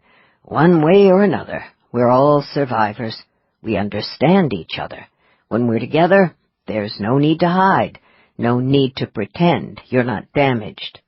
No need to be afraid, Luther said, watching her. The sudden rush of tears startled her. She blinked them back. Family, she said. Yeah, Petra said. Family. Can I have another slice of lasagna? Grace gave her a misty smile. Yes, she said. You may have as much as you want. Don't tell her that, Wayne said quickly. She'll eat the rest of it. Luther and I haven't had seconds yet. Nobody likes a whiner, Petra said. You know, maybe we should put lasagna on the menu at the Rainbow. Got a hunch the regulars would go for it. It's not fried, but it's not bad. 40. After dinner, Petra and Wayne washed and dried the dishes. Grace put the clean things away in the cupboards while Luther made coffee. They took the mugs into the living room and sat down while Grace brought them up to date on her genealogical research. Mr. Jones granted me access to the confidential files, she said. I found only one record of a singer J&J knew for certain had killed with her voice. Who? Luther asked. Irene Bontefort, but it's safe to say that she was not the siren who killed Eubanks. What makes you so sure? Luther asked. Bontefort was a star back in the late 1800s. She's been dead for well over a century. In her time she was hugely famous, right up there with Melba. Petra's mug paused halfway to her mouth. She was as famous as Melba Toast? Grace laughed. You could say that. Melba Toast was actually named after another opera singer, Nellie Melba. So was the dessert Peach Melba. Well, dang, Petra said. Learn something new every day. Irene Bontefort was an absolute sensation, Grace continued. She toured all the capitals of Europe. Luther looked at her. Did this Irene Bontefort die of natural causes? Not exactly, Grace said. She was one of J&J's early cases. That's why she caught my eye. According to the file, she was believed to have murdered at least one cover, another singer she thought had tried to upstage her. What's a cover? Petra asked. An understudy, Wayne said. Show off, Petra muttered. Covers are always ambitious, of course, Grace said. Naturally, they want to be stars, too. Evidently, Bontefort thought one particular up-and-comer was a serious threat. The other singer died under mysterious circumstances, but the death was ruled to be from natural causes. There were a couple of other suspicious deaths among Bontefort's circle of associates, too. A rival who was starting to gain fame, a critic, and a lover. Bontefort had a lover? Petra asked. Several of them, Grace said. Divas are known for their big appetites, and we're not just talking about food here. Damn, I thought rock stars were the wild ones, Petra said. Wayne rolled his eyes. Grace glanced at her notes again. It was the death of one of Bontefort's lovers that caught the attention of J&J. The victim was Lord Galsworthy, and he was a member of the society. His death, like the others, was ruled to be of natural causes, but his widow, Lady Galsworthy, asked J&J to look into the matter. Did J&J find any proof that Bontefort killed Galsworthy? Luther asked. According to the file, the agency was satisfied beyond a shadow of a doubt that she was guilty, Grace said, but they never came up with any hard proof that could be turned over to the police. Petra was intrigued. How did J&J stop her? They didn't, Grace said. Someone shot her before they could deal with her. Who whacked her? Wayne asked, looking interested. Lady Galsworthy. Grace checked her notes again.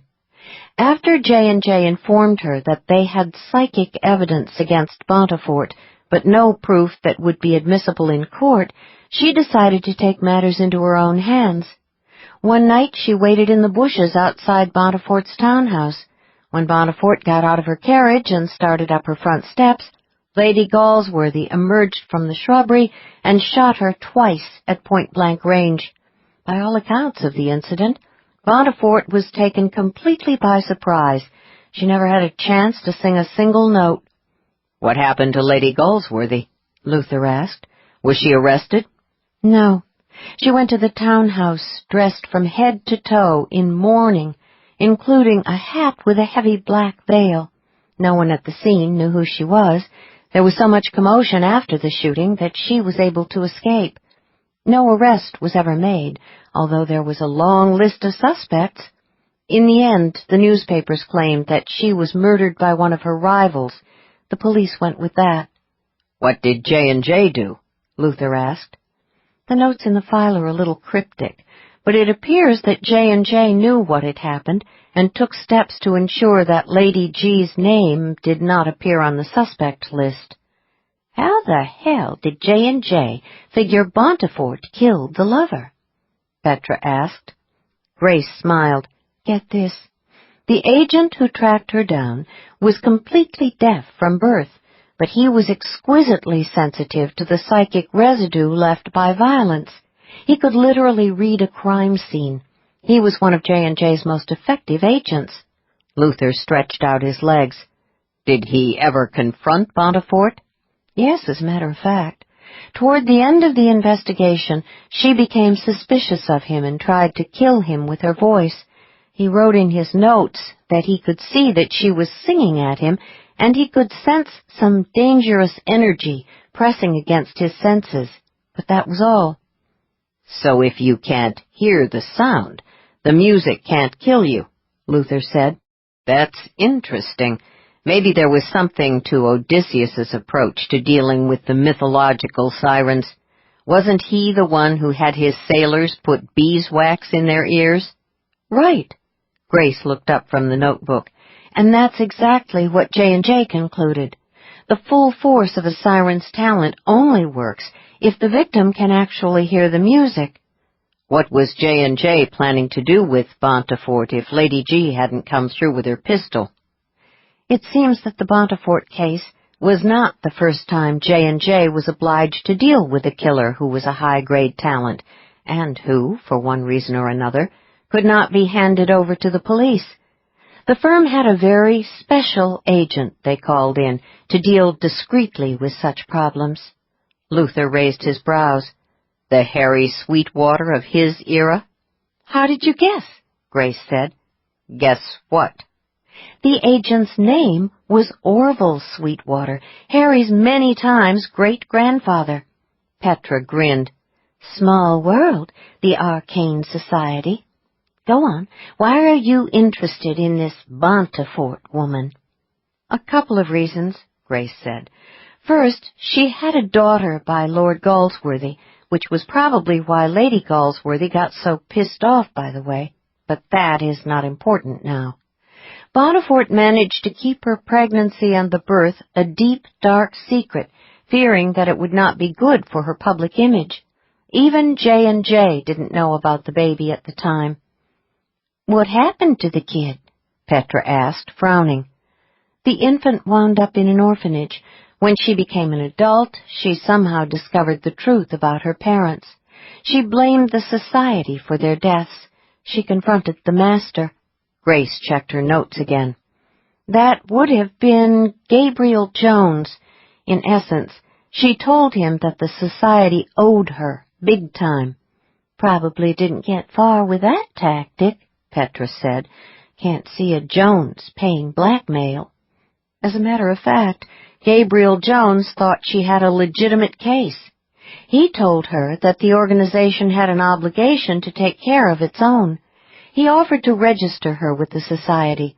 When she refused, he gave her a rather large sum of money. She took the cash and sailed for America. Any indication that the daughter inherited her mother's talent? Luther asked. Grace tapped her notebook. She did not become an opera singer, but she did make her living singing in nightclubs and cabarets. She was very popular. The critics loved her, too. Petra raised her brows. Did they describe her voice as mesmerizing? As a matter of fact, Grace said, they did. Any sign she used her talent for something other than singing? Petra asked. It's not clear. She had a number of lovers and eventually married an extremely wealthy industrialist in San Francisco. But 6 months into the marriage, the industrialist dropped dead, apparently of natural causes. The singer inherited his entire fortune, much to the irritation of his family. I think we can assume he might have been given a strong shove into the grave, Luther said. Any kids?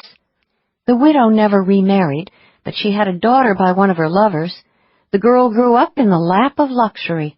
She never went on the stage, presumably because she never had to work for a living. But she took music and singing lessons and frequently performed at private gatherings. Like her mother and grandmother, she never lacked for lovers. Anybody drop dead in her vicinity? Luther asked. There were a couple of interesting incidents. Grace flipped a page in the notebook.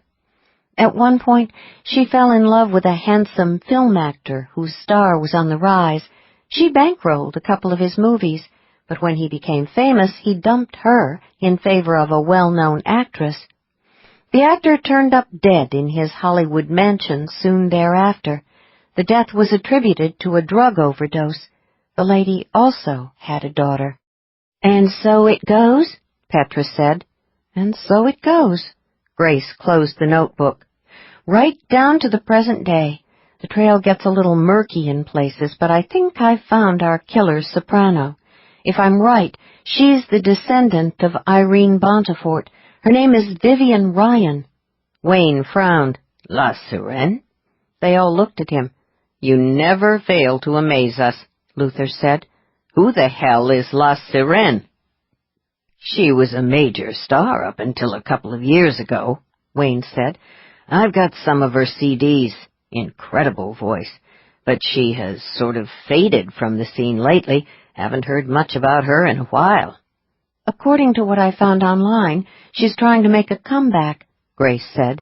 She's going to sing Queen of the Night at the opening of a new opera house in Acacia Bay, California. The premiere performance of The Magic Flute is 2 days from now. Oh, and there's one more thing. What? Petra asked. Grace clutched her notebook to her chest. La Sirène just happens to be the title that was bestowed on Irene Bontefort. Anybody die of natural causes in the vicinity of this Vivian Ryan? Luther asked. Oh, my, yes, Grace said. Luther got on the phone to Fallon as soon as Grace had finished reporting the results of her research. "I don't like it," Fallon complained. "It just doesn't fit into the pattern. Whoever killed Eubanks has to be a pro. Craigmore was smart. He wouldn't have risked so much by using a notoriously temperamental diva." "Maybe he didn't have a choice after Sweetwater bailed on him," Luther said. "He had to move fast. There was no time to shop at Hitmen Are Us." "Then how did he find the diva?" Fallon asked. He sounded not just impatient, but supremely weary. "It's not like Killer Sopranos advertise in the yellow pages." "We're still working on that angle," Luther admitted. "Look, there's one way to find out if La Sirene is the singer Grace saw in the hotel. All she needs is a good look at Vivian Ryan's aura. We need to attend the opening night performance of that opera in Acacia Bay." Fallon was silent for a time. Eventually he spoke. "I'm 96% sure it's a waste of time, but I'll authorize the flight to California. Attend the performance. Let Grace get her look." "There's just one small problem," Luther said. "Now what?" "The opera is sold out for every performance. We need tickets. Good seats. Grace has to be close enough to read Ryan's aura. We have to be sure of this." "What? Now I'm a concierge?" "Hell, you're better than any concierge. You're the head of J&J. "Just remember, it's customary to tip the guy who can deliver seats to a sold-out performance." 41. The small, exclusive city of Acacia Bay was located on a picturesque stretch of the Southern California coast, just north of Los Angeles. Determined to make a name for the city in the arts, its citizens had spared no expense on its new opera house. The arched and colonnaded entrance to Guthrie Hall gave the structure an air of architectural gravitas suitable for a theater devoted to serious music. The lobby glowed like the inside of a box full of velvet and jewels. Grace stood with Luther on one side of the elegant room, watching the opera patrons as they awaited the start of the performance. "You were right," Luther said, studying a distinguished silver-haired man in formal attire. "An aloha shirt might have looked a little out of place here. Not sure the jacket and tie is enough. Should have brought my tux." "You own a tux?" Grace asked. "No." "Didn't think so." She smiled. "Don't worry. These days you see everything from jeans to tuxedos at the opera, especially here on the West Coast." "Mostly I'm seeing tuxes that don't look like they were rented. I'm also seeing a lot of fancy gowns and about $1 million worth of glittery stuff on the ladies." "People dress up more for opening nights. We're fine. You said the important thing is that we don't stand out in the crowd. Trust me, no one will look twice at us." That wasn't quite true. She had looked more than twice at Luther tonight. It was the first time she had seen him in anything other than casual island wear. She had been more than a little surprised when he produced a well-tailored jacket, crisp white shirt, tie, and trousers from his duffel bag. Back in Hawaii, dressed in a short-sleeved sport shirt, khakis, and running shoes, he had looked like a homicide detective on vacation, albeit an injured homicide detective. Tonight, in the jacket and tie, he looked like an injured homicide detective going to the office. Clothes might make some men, but they had no effect at all on the aura of power that radiated from him. She had done some hasty shopping at the Ala Moana Shopping Center before catching the flight to the mainland. Luther had accompanied her, exhibiting remarkable patience while she conducted a series of surgical strikes on the various designer boutiques and high-end department stores. She had targeted the sales racks, unwilling to pay too much for an outfit she might never wear again. She was dressing for the mission, she reminded herself. But some part of her that she could not suppress insisted on finding a dress that would cause Luther to sit up and take notice, even if it meant exposing more of her sensitive skin than she would have liked. Eventually she had emerged from the dressing room at Neiman Marcus, wearing a sleek black number with a wide ballet neckline and a slim skirt that ended just above her knees. In a bow to her ever unpredictable sense of touch, the dress had long sleeves. The faint narrowing of Luther's eyes and the very satisfying spike in his aura told her she had discovered the right dress. "Let's go find our seats," he said. "I need to make a trip to the ladies' room first. I'll be right back." Luther dutifully walked her to the swinging doors marked Ladies. She zipped inside and came to a sudden halt. Awed, she gazed at the seemingly endless ranks of gleaming stall doors. "Wow," she said to a well-dressed middle-aged woman at the nearest sink. "There must be 50 commodes in here." "And more in the other restroom on the other side of the theater," the woman said with satisfaction. "I gather you're from out of town." "Yes, but I've been to enough opera houses to know that there are never enough stalls in the ladies' rooms to take care of the demand during intermission." The mayor of Acacia Bay is a woman. She refused to throw her support behind Guthrie Hall unless the planners guaranteed that there would be enough restrooms for the female patrons. "My kind of politician," Grace said fervently. "She has her priorities straight. Let's hope she runs for president." She emerged from the restroom a short time later and joined Luther.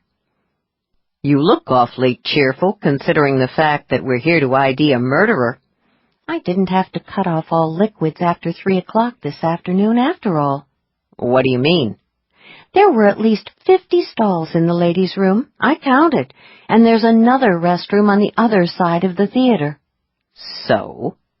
"So it means that I won't have to get totally stressed out at intermission, assuming we're here that long."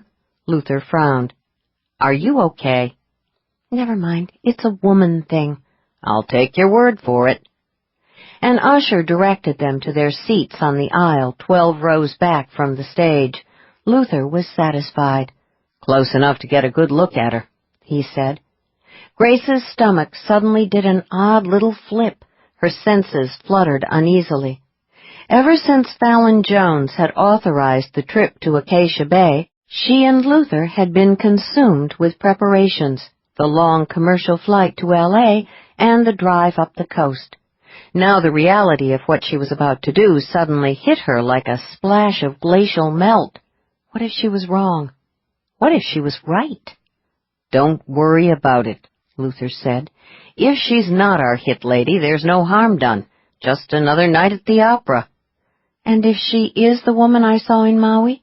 "Then we report the info to Fallon. He'll take care of things from there.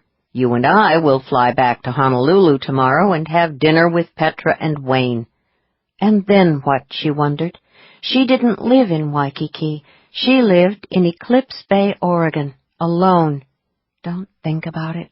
Live in the moment. "This doesn't make any sense," Luther said. Startled, she turned toward him. "What?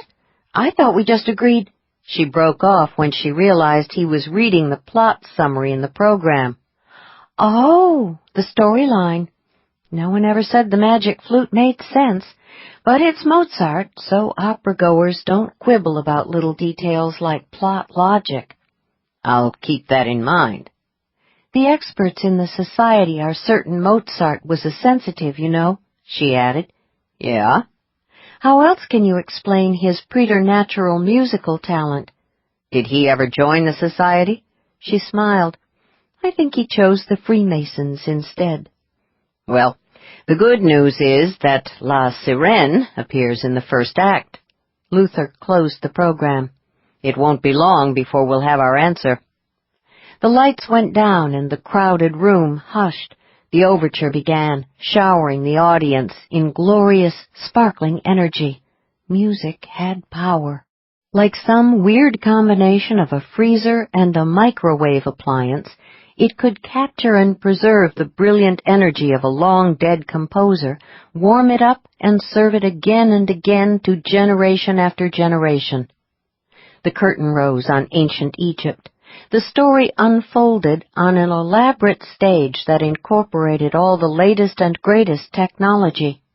Grace knew that opera audiences expected over-the-top extravagance, not just from the singers, but from the sets and costumes as well. The Acacia Bay Opera Company had delivered. It was the perfect setting for a killer coloratura soprano, and when the Queen of the Night took the stage, it was all Grace could do to resist the urge to duck behind the seat in front of her. The Queen's costume was an elaborate confection of tiered silks and velvets in luminous shades of sapphire blue. The gown was trimmed with gold and studded with glittering beads. The ornate black wig redefined the term big hair. The glittering crown was cleverly woven into the tower of fake curls, producing an effect not unlike lights on a Christmas tree. Everything about the Queen of the Night flashed and sparkled and glittered in an ominous, stage-dominating way, and all of that energy, including the incredible power of her dazzling voice, blazed just as violently in her terrifying aura. The audience sat transfixed when the florid notes of O Zitre Nicht flooded the house to the highest balcony. La Sirène did not just squeak out the impossibly high F, she sang it full voice. Grace did not move so much as a finger. She almost stopped breathing, half expecting to hear the sound of shattered crystal. There was psychic power in the musical fireworks, not enough to kill, but more than enough to mesmerize the audience. Her skin prickled and burned. All her senses were shrieking that she was in the presence of a predator, a crazy predator. She knew that she and Luther were safely hidden in the shadows, knew that the intense stage lighting made the audience largely invisible to the singers, knew that La Sirène had no reason to suspect that she was being hunted tonight, but the logic did little to satisfy her survival instincts. Death and madness walked the stage. She did not attempt to whisper to Luther. For one thing, she was fairly certain that the people around her would be extremely annoyed if anyone in the audience so much as coughed, let alone spoke to a companion. Luther's right hand closed around her left. She realized then that she was shivering. He tightened his grip, letting her know that he had received the message loud and clear. She knew that he could no doubt detect the power of the Queen's aura, if not all the detailed lights and darks. He could probably see the crazy stuff, too. He shifted a little and tugged lightly on her hand, indicating that he intended for them to leave. She tugged back, letting him know that they could not walk out while the Queen was on stage. There was too much risk that their departure would be noticed. When the scene changed, they slipped out of their seats and made their way back up the aisle. Grace pretended not to notice the glares of disapproval. She breathed a sigh of relief when they reached the lobby. Tough crowd, Luther observed. Opera has a lot of audience protocols. Walking out in the middle of a performance is frowned upon. If those people knew what the Queen of the Night could do with her voice, they'd all be stampeding for the exits. I'm not so sure, she said, struggling to calm her breathing. This is opera. People expect larger-than-life performers. Now what? Now, as ever, we call Fallon. They went outside, crossed the street, and entered the discreetly landscaped parking garage. In spite of the fact that the Queen was still on stage and would be for some time, Grace found herself scanning every shadow with her senses. When they reached the rental car, Luther got behind the wheel and took out his phone. Fallon answered on the first ring. Well, he asked. Grace says it's her, Luther said. No question. Damn. Shock reverberated in Fallon's voice. Is she sure? I know it's hard for you when things don't work out the way you anticipated, Luther said. Get over it. We're the ones sitting here half a block from a woman who can kill us with a lullaby. What now? Harry Sweetwater says he hasn't been able to turn up anything on anyone in his line who fits the description of the siren. Probably because Grace was right all along. She isn't a professional hit woman. She's a professional opera singer." "It just doesn't make any sense. Why the hell would she go all the way to Hawaii to kill Eubanks if she's not a pro?" Maybe Cragmore knew what she could do with her talent and was somehow able to convince her to take out Eubanks for him. Maybe he was her lover. Grace says she's had a long string of them. The bottom line is that she's a killer. "There are just too damn many questions here," Fallon insisted. "A big piece of this puzzle is missing. We need to find the connection that brought Cragmore and an opera singer together. Your diva has a townhouse in San Francisco. I'll get someone inside as soon as possible." Luther checked his watch. La Sirène is going to be tied up on stage for quite a while. After that, Grace says she'll probably spend another hour backstage with her fans. Then she's scheduled to attend a private reception. Plenty of time for me to see if I can get into her suite at the hotel where she's staying. Grace turned very suddenly, gripping the back of the seat with one hand, her eyes huge in the shadows. "No," she whispered. "Do it," Fallon said. He ended the connection. Luther gave Grace a reassuring smile. "Relax," he said. "What could possibly go wrong?" 42. Grace stalked back across the hotel room, arms twisted around her middle. She could not seem to stop shivering. Luther had dropped her off nearly 20 minutes earlier. Surely he was inside Vivian Ryan's suite by now. He was an ex-cop, she reminded herself. He knew what he was doing. Besides, the second act of the Magic Flute hadn't even concluded yet. Right now the Queen was probably on stage singing her shattering aria about making her own daughter kill her father. There was plenty of time, Grace thought. Ryan would not leave the theater until she had received her awed fans in her dressing room. She was a diva in the truest sense of the word. She needed adulation the same way she needed oxygen. It was all there in her aura. Grace reached the far wall, turned, and started back across the room. Why couldn't she get rid of this terrible creeping unease? All her senses were raw. Only deep breathing and the near constant pacing were keeping the incipient panic attack at bay. It dawned on her that what she was experiencing was something quite new. She was used to looking out for herself, but now, for the first time since her mother had died, she was terrified because someone else was in danger. As close as she had been to Martin Crocker, she had never known this kind of anxiety, not even when she realized he was sliding deeper under the spell of the drug. She and Martin had been friends and business associates. There had been an affection between them, but never love. In the end, all she had felt for Martin was a sense of sadness and regret and betrayal. And then her razor-sharp survival reflexes had taken over, as they always did. But with Luther, everything was different. His safety mattered more to her than her own. "I'm in love."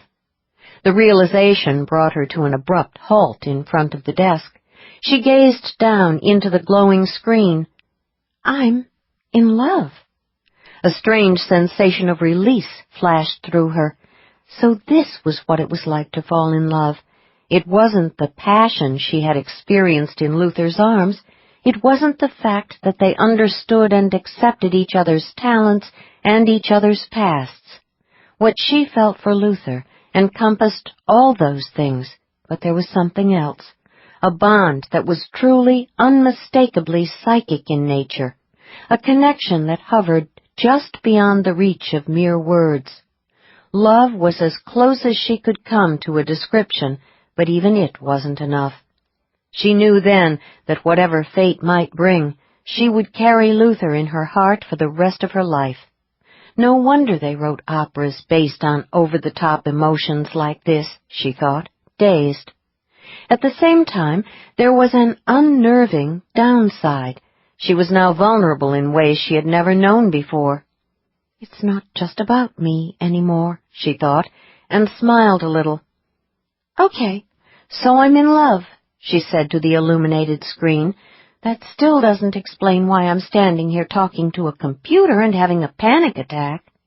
Her phone rang, jarring her so badly she gasped aloud and jumped at least half a foot.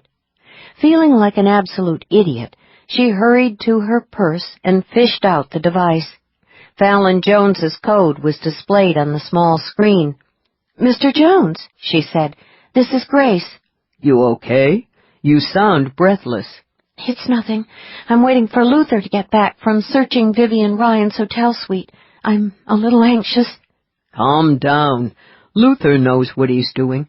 I'm calling because the agent I sent to check out William Craigmore's house found a wall safe. One of our cryptos was able to open it. They found some interesting records inside.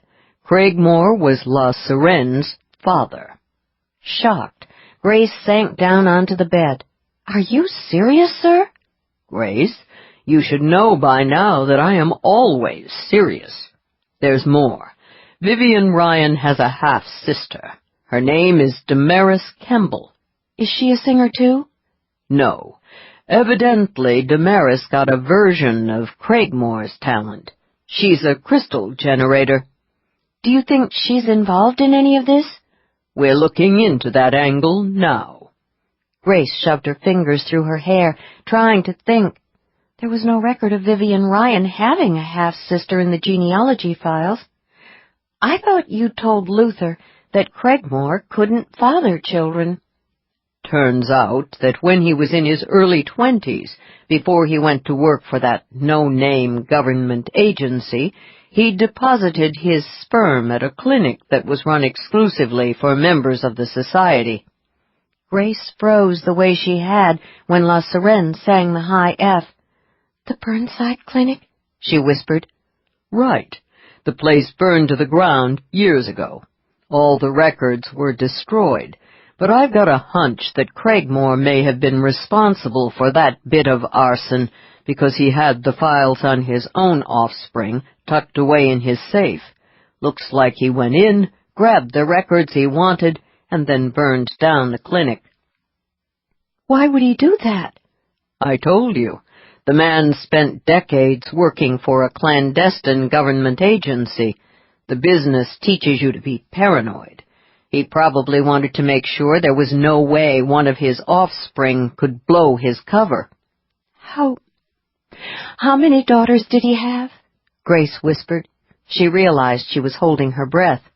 "2, Vivian and Damaris." Grace squeezed her eyes shut, not knowing whether to be relieved or dismayed. "You're sure there were only 2? He was very clear about it in his notes. He was determined to track down all of his progeny, and was disappointed to find only the 2 girls. "I see." "You're not his daughter, Grace." Fallon's voice was disconcertingly gentle. "Think about it. I'm sure you checked out your father's profile. Your mother put it into the genealogical records when she registered you. It's very different from Craigmore's. For starters, his eyes were brown, and he was a crystal generator, not a strat." She felt like the Titanic shortly after it encountered the iceberg. "You know that I came from the Burnside Clinic," she managed. "I'm trying to run an investigation agency here. I make it a point to know as much as possible about my agents. The future of the society, and maybe the whole damn world, depends on me getting at least some of that kind of stuff right." "But how did you discover that I was a Burnside Clinic baby?" "Easy. Once I knew who you were before you became Grace Rehnquist, there was no problem finding out about the clinic. It was in the file, under your first identity." "Oh." She couldn't seem to process that. Slowly it dawned on her that if he knew about Burnside, he knew everything. "Yeah, I know about you and Martin Crocker," Fallon said, as if he had read her mind, which was supposed to be impossible. "The SOB was running guns or drugs, wasn't he? Which was it?" "Guns," she said weakly. "But—" "You found out about the guns, so he tried to kill you, and you beat him to the punch. Thought that was how it went down. Good job, by the way." She was vaguely horrified by his casual acceptance of what had happened that day in the Caribbean. "I wasn't on a mission," she said. "I was just trying to save my own life." "Works for me. But I really don't have time to reminisce. We've got a situation here." Fallon paused. "I can't believe I said that. I need to get more sleep. The point is, we've got the connection between Craigmore and La Sirene." "Craigmore's other daughter," Grace said quickly. "Damaris Kemble. What happened to her?" "Trust me, we're looking for her real hard right now." "Good." Another shiver flashed through Grace. She pushed aside all thoughts about Craigmore and the Burnside Clinic. Luther was in danger. She was sure of it. "I've got to go, Mr. Jones. I need to call Luther right now." "Wait, you don't want to do that. He's on a job." "I need to warn him to get out of Ryan's hotel suite immediately." "Why?" "I have no idea." She ended the connection and punched in Luther's code. There was no answer. 43. "This is a little inconvenient," the woman said. She held the laser steady on Luther's chest. "I had a slightly different plan in mind, but since you've gone out of your way to come here tonight, I'm sure we can work something out. I hope you enjoyed my sister's performance. She's brilliant, isn't she? Crazy, but brilliant." "You're Ryan's sister?" Luther was weak and shaky, but thus far he had been able to resist the worst of the laser's effects on his aura. The woman was evidently not as powerful as Craigmore had been. "Damaris Kemble," she said. "Vivian and I are half-sisters, sperm donor kids. William Craigmore was our father." Damaris looked relatively composed on the outside, but her aura was an unstable inferno. A variety of fierce emotions, rage, despair, and fear, pulsed along the entire spectrum, interspersed with the dark energy of the drug. The laser device she held appeared to be identical to the one Craigmore had used on him in the garage. Thus far, Damaris didn't seem to realize that he was employing his own talent to ward off the worst effects of the beam. She had insisted that he drop the cane, so he was propped against the corner of the desk. His hands were in the air, which also affected his already lousy balance. But aside from those precautions, Damaris did not seem unduly concerned. No one took aura talent seriously. Given how easily she had surprised him, maybe there was some justification for that lack of respect. Damaris had not appeared overly astonished to find him in her sister's hotel suite. His reaction, on the other hand, aside from the obligatory, "Oh, shit," was a flash of adrenaline and anticipation. The missing pieces of the puzzle were falling into place at last. Now all he had to do was stay alive long enough to get the whole picture. "You're some sort of crystal talent, not a singer," he said. "A generator like my father," she said proudly. "When he found me, he was thrilled to know that he had passed on his talent." "When did he go looking for you?" "A few years ago. He told me that he had taken the precaution of depositing sperm at the clinic because he knew there was a strong possibility that he might not survive his work as a spy. He said that, just in case, he wanted to leave a genetic inheritance. Turned out he survived the spook business, but the enhancing drugs his handlers gave him had some major side effects. One of them was sterility. For years he refused to believe it. He married 3 times before he finally gave up and came looking for me and my sister." Luther looked at her in disbelief. The government agency he worked for had a version of the Founder's formula?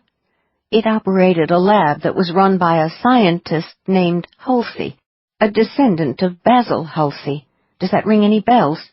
"Sure.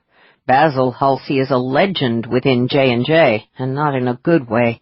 He created a lot of trouble back in the late 1800s. Classic mad scientist. His descendant managed to recreate the old formula for the agency." Her mouth twisted. "But the good doctor never quite got the bugs out." "No one ever does," Luther said. but that never seems to stop folks from trying. When the agency suddenly shut down the black hole operation, Daddy's supply of the drug was cut off. He had stockpiled some of the drug, but he knew that he was going to die within the month if he didn't act. His handlers expected him to go insane and take his own life, thus neatly cleaning up all traces of the government's little psychic experiment. Exactly, Damaris said bitterly. What happened? How did your father survive? His handlers gave him one last assignment. They wanted him to get rid of Dr. Halsey, but by then Daddy had his suspicions about the drug. He and Halsey had a conversation. Halsey explained exactly what was going to happen once the last of the drug was used. Daddy agreed to let him live as long as Halsey continued to brew the drug for him. Sounds like a win-win for both of them. The only thing Dr. Halsey cared about was being able to continue with his experiments. All he wanted and needed was a lab. He and Daddy made a deal. Comprehension struck with the force of an explosion. I'll be damned. Your father wasn't just a member of Nightshade. He founded it, didn't he? Yes. Pride and rage flashed across Damaris's face and aura. For years he hoped that the council would come to see the true value and potential of the drug. He was convinced that eventually the society would authorize research on it. What the hell for? He had a vision of what the arcane community could have been, an organization of elite, powerful sensitives capable of controlling governments, corporations, and scientific endeavors of all kinds. But that never happened. And it's not going to happen. No, she said wearily. The only reason my father established the organization you call Nightshade was because he was finally forced to acknowledge that the council would never permit its scientists to work on the formula. At least, not in his lifetime. He was determined to build what the community refused to create. He wanted to leave a lasting legacy. Now, he's dead because of you. Tell me what happened in Hawaii. No wonder Nightshade got such a head start on J&J. As a trusted member of the council, Craigmore had access to all of the society's secrets from the start. Anguished fury leaped into Damaris's eyes. Tell me about Hawaii. He was sweating now. Cold chills alternated with spikes of fever. Nevertheless, he used some of the energy that was holding the effects of the beam at bay to calm Damaris's aura. She blinked a couple of times, and then grew more composed. First, tell me why your father wanted Eubanks taken out, Luther said. Eubanks had become very ambitious and very dangerous. He had developed a new capsule version of the drug in his lab. He was using that, along with his own enhanced strat talent, to demand a place on the board of directors. Craigmore didn't want him on the board? No, my father didn't trust him. Eubanks didn't know who Daddy was, of course. Only the members of the board are aware of the identity of the CEO of the organization. The others at the top thought Eubanks had proven himself worthy. They were getting set to vote him into the highest circle of power. Your father didn't want that to happen. He wanted Eubanks taken out, but he wanted it done in a way that could not be traced back to him. She fell silent. He could have sworn that she was shivering.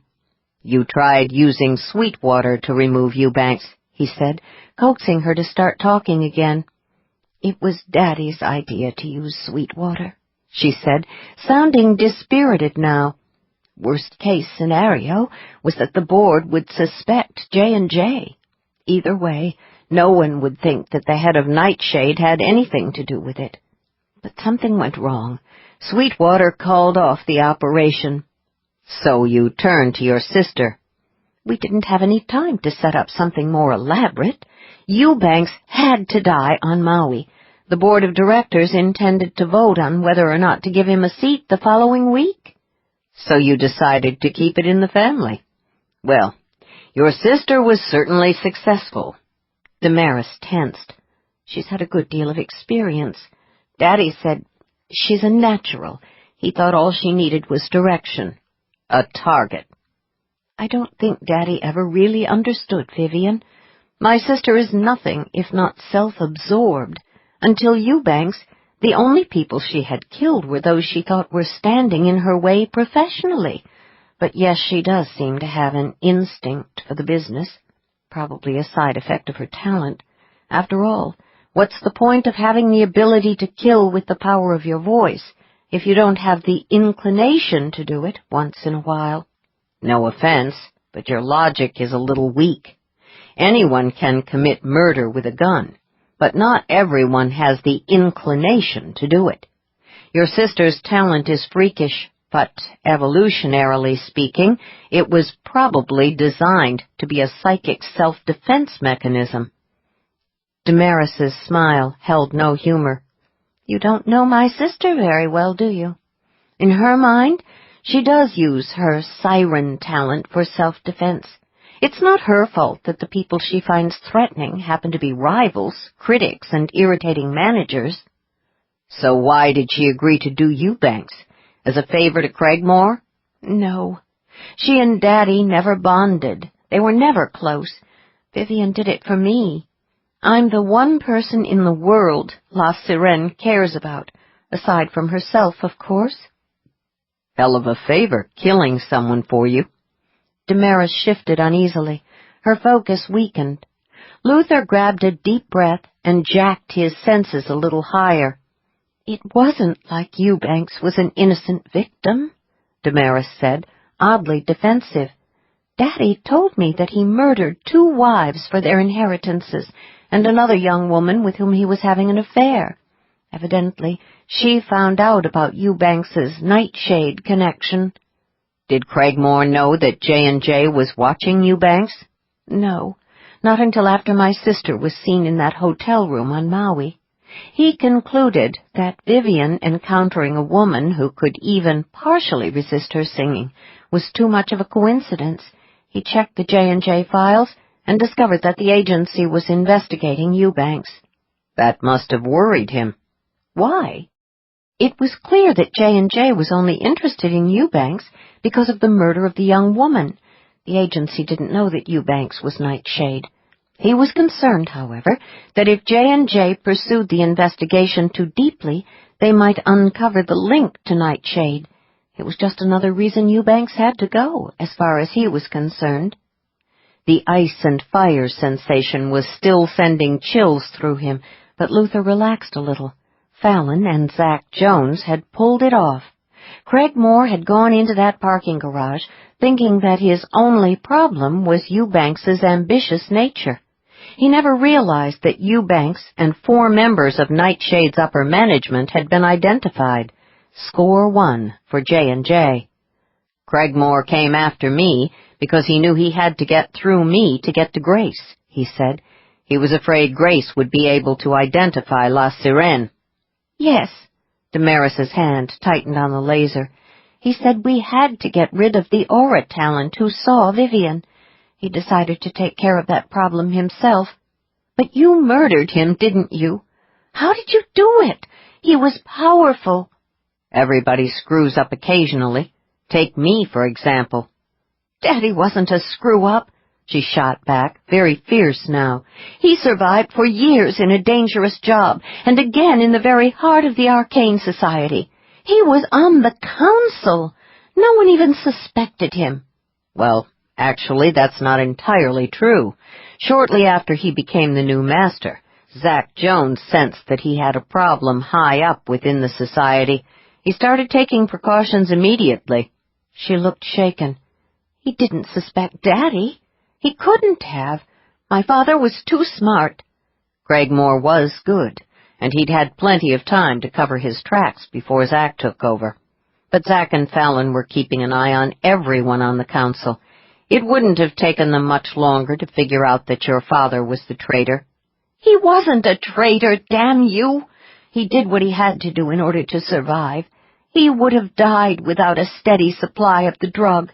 He knew he would never be able to persuade the council to brew it for him. But he didn't just make enough of the formula to keep himself alive, did he? Luther said softly.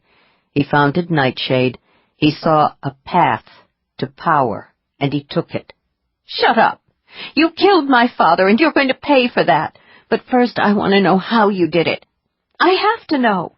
He spiked up his talent again and took another look at her aura. Damaris was still running hot, energy bleeding back and forth across the spectrum. The erratic panic was getting stronger, so were the dark pulses. "How long have you been taking the drug?" he asked quietly. That caught her off guard. She went very still. Then the laser in her hand started to tremble. Luther felt some of the pressure go out of the beam. "You can tell?" she whispered. Aura reading isn't considered a high-end talent, but occasionally it has its uses. "Daddy didn't want me to start taking the formula. He said there were side effects, but I insisted. I was only a level 7. I wanted to be his true heir in every way." Craigmore was right about the side effects, the chief one being that withdrawal's a bitch. You stop taking the drug, and then you die. How much do you have left? She seemed to pull in on herself. For the first time, the panic and despair in her aura manifested itself on her face. "Enough for the next 3 weeks," she said flatly. "The liquid version of the formula won't keep any longer than a month, even under ideal conditions. That's why Eubanks's capsule version was so important." "Why aren't you at the theater, watching your sister's performance?" "I wanted to go," she whispered, "but I'm not feeling very good. I think I'm allergic to the formula." Her mouth twisted. "Maybe it will kill me before I run out of it." "Maybe we can do a deal," Luther said. "No deals. In 3 weeks at the very most, I'll be dead. You have nothing to offer me. I came here to say farewell to my sister." "How about a chance at a normal lifespan? That interest you?" "Are you talking about the antidote? Daddy said the Society labs were working on one, but it hasn't been perfected yet. Even if it does work, there's no way the Council would give it to me." "It's not the Council's decision. Zach Jones could authorize it, and he would if Fallon Jones recommended it. I've got to tell you that at this point it's highly experimental, however. There are a lot of unknowns, but it's not like you have a lot to lose, is it?" Damaris stared at him, hardly daring to hope. "Why would Zach Jones allow me to try the antidote?" The beam was very weak now. Damaris was focused almost entirely on the possibility that she might survive after all. Luther stopped shaking and started to breathe evenly again. He revved up his senses to the max and sent a suppressing tide of energy at Damaris's aura. The laser fell to the floor at her feet. She did not notice, because she was fighting to keep her eyes open. He grabbed his cane and went toward her. "The Master will give you the antidote, because you have something the Society wants very badly." "What?" "Inside information about the highest levels of Nightshade. Now that your father is dead, you don't owe the organization a damn thing. What do you say? Do we have a deal?" "It would be stupid to say no," Damaris whispered, hugging herself. He asked her a few more questions. When he was finished, he eased more suppressing energy across her aura. She closed her eyes and went to sleep. It would be stupid not to tie her up while she was out, Luther decided. Once a cop, always a cop. He secured her wrists and ankles using his belt and the tie he had worn to the opera. Then he took out his phone and called Fallon Jones. "Craigmore was the founder of Nightshade?" Fallon sounded truly stunned, a rare state for him. "Damaris is his daughter. Hell, yes, she can have the antidote if she's willing to talk." "Figured as much. First things first, you need to send someone to Acacia Bay to pick up Miss Kemble.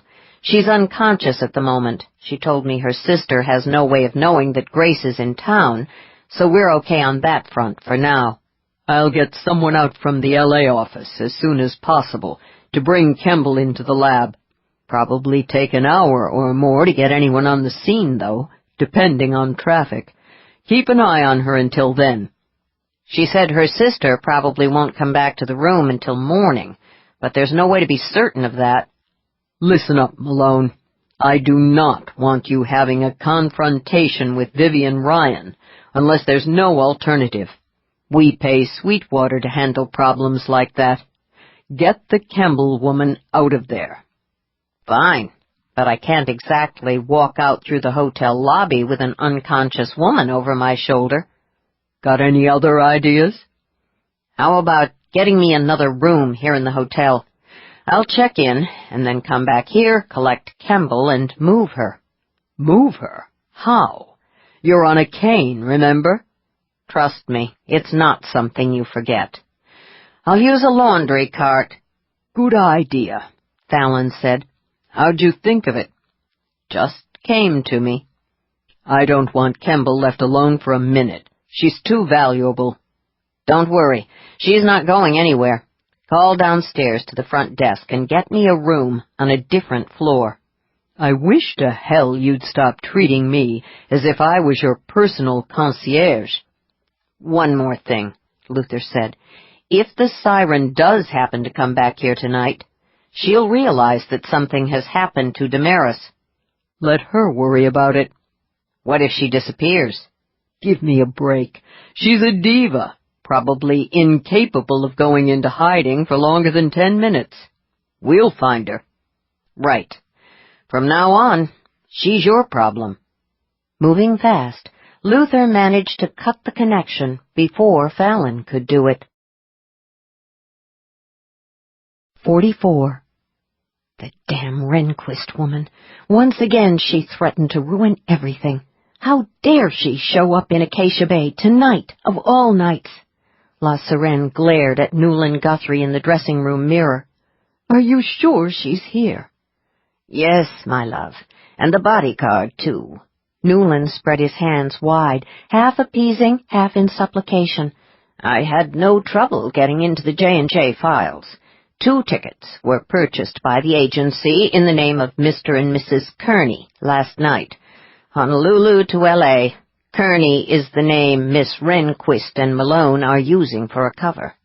I'm sorry, my love, but I think we have to assume the worst. It is all so unfair. I don't deserve this. I was brilliant tonight. The trip to Maui had turned out to be very good for the voice. Using her power to its full extent on Eubanks had reinvigorated her talent in the most amazing way. She should have realized long ago that the voice needed to be properly exercised to its maximum strength quite frequently in order to keep it in top form. You were flawless, my love, Newland said. You are, after all, La Sirène. They adored you, almost as much as I do. She'd received a standing ovation. She'd taken bow after bow, all the while feeling as though she really were the queen of the night. Afterward, Newland and the stage door guard had been forced to shoo the last of a seemingly endless string of admirers from her dressing room. As she had hoped, the important critics from L.A. and one from San Francisco had attended. Her new manager had called during intermission, ecstatic. He had assured her that the publicist had booked back-to-back interviews with the press for the following day. Everything had been perfect, and now this. She had intended to deal with the Rehnquist creature after she finished her engagement in Acacia Bay. She was an artist. She was not supposed to have to tolerate distractions of this sort. She took another swipe at the heavy makeup with a tissue, wave after wave of rage crashing through her. She wanted to scream, but that was not good for the voice. She crushed the tissue and tossed it aside. Her fingers closed around the hairbrush. Before she could even think about it, she had hurled the brush straight into the mirror. The wooden handle struck the glass and bounced off without leaving so much as a chip. She grabbed a bottle of makeup and threw it at the same target. This time there was a sharp, splintering sound. A very satisfying crack appeared. Newland winced and took a step back, looking more uneasy than ever. What a wimp! It was all too much. Callus had Onassis for a lover, a worldly shipping magnate, one of the legendary tycoons of the last century. What did La Sirène have to work with? Not a rich Greek, but a rich geek. It was not right. This was not her true destiny. She had to admit, however, that in addition to his adoration and his billions, Newland had one immensely useful attribute. He knew his way around cyberspace. After Craigmore had turned up dead, Damaris had been unable to monitor J&J, and thus lost track of Grace Rehnquist. But dear Newland had hacked into the agency's confidential, highly encrypted database with ease. It was not terribly surprising, since his company had designed the software. She pulled herself together with sheer willpower and forced herself to think. "We've been through this. You know why she's here." She turned around on the stool and looked straight at Newland. "She is stalking me." "Dearest, are you absolutely certain of that?" She leaped to her feet, tightened the tie of her dressing gown, and began to pace the lush room. "I told you, Grace Rehnquist has been haunting me for weeks." The stalking scenario had started out as a minor fib intended to explain the situation to Newland. But somewhere along the line it had become a reality. There was no doubt in her mind that Rehnquist, driven by jealousy, was stalking her. "Perhaps it's time to call in the police," Newland suggested. "The police are useless in situations like this. Believe me, I know. This is not the first time I've had to deal with this kind of thing." "Then at least allow me to hire around-the-clock security to protect you." She was pushing too hard. The last thing she wanted was a security detail. "I told you, that would only cause rumors and scandal," she said quickly. "I can't afford that, not at this delicate point in my career." That certainly ranked as one of the most outrageous lies of the 21st century. Generally speaking, there was nothing like a juicy scandal to perk up a career in the world of opera. Newland was almost wringing his hands now. "But your safety is paramount. I can afford the best in security. They'll be very discreet, I swear." She waved that away. No. Now that I think about it, you may be right. I do have to consider the possibility that Rehnquist is simply a devoted fan who admires my art so much that she flew in from Hawaii to catch my performance tonight," she said soothingly. Fat chance.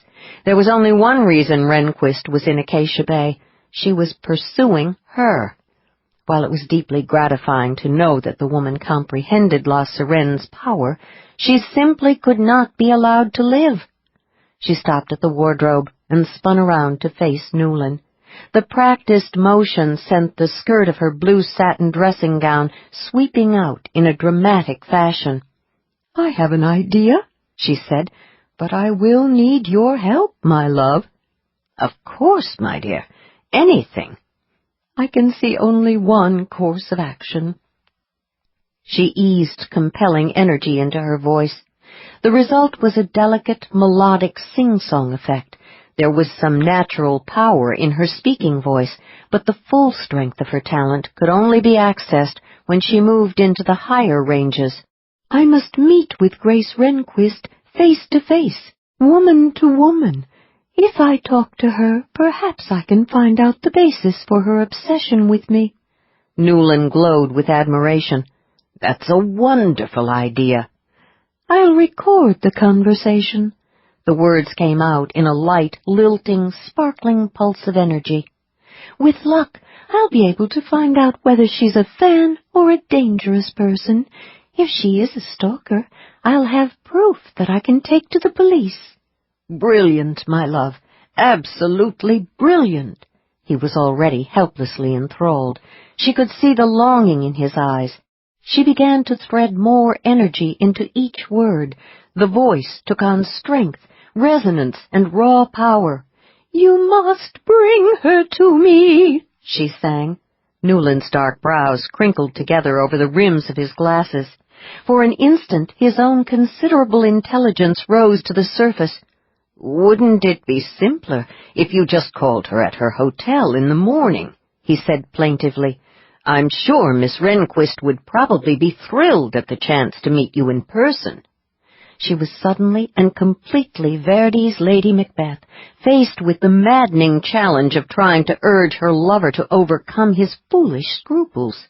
She launched into the sleepwalking aria, energy soaring through her. You tremble? Shame! Toward the end, she sailed on the wings of the high D-flat.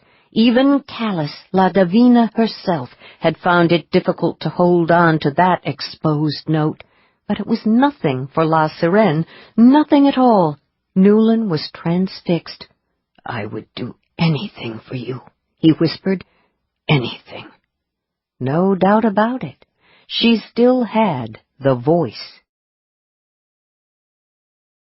45. Luther swiped one of the laundry carts from the housekeeping closet down the hall and stuffed the still sleeping Damaris into it. When he had her safely locked away in another room, on a different floor, he took out his phone and punched in Grace's number. She answered halfway through the first ring. Luther, are you okay? I've been worried sick. I had that terrible feeling again, the same one I had the night you ran into Craigmore in the garage. I tried to call you, but your cell was off. Then the sensation just sort of evaporated.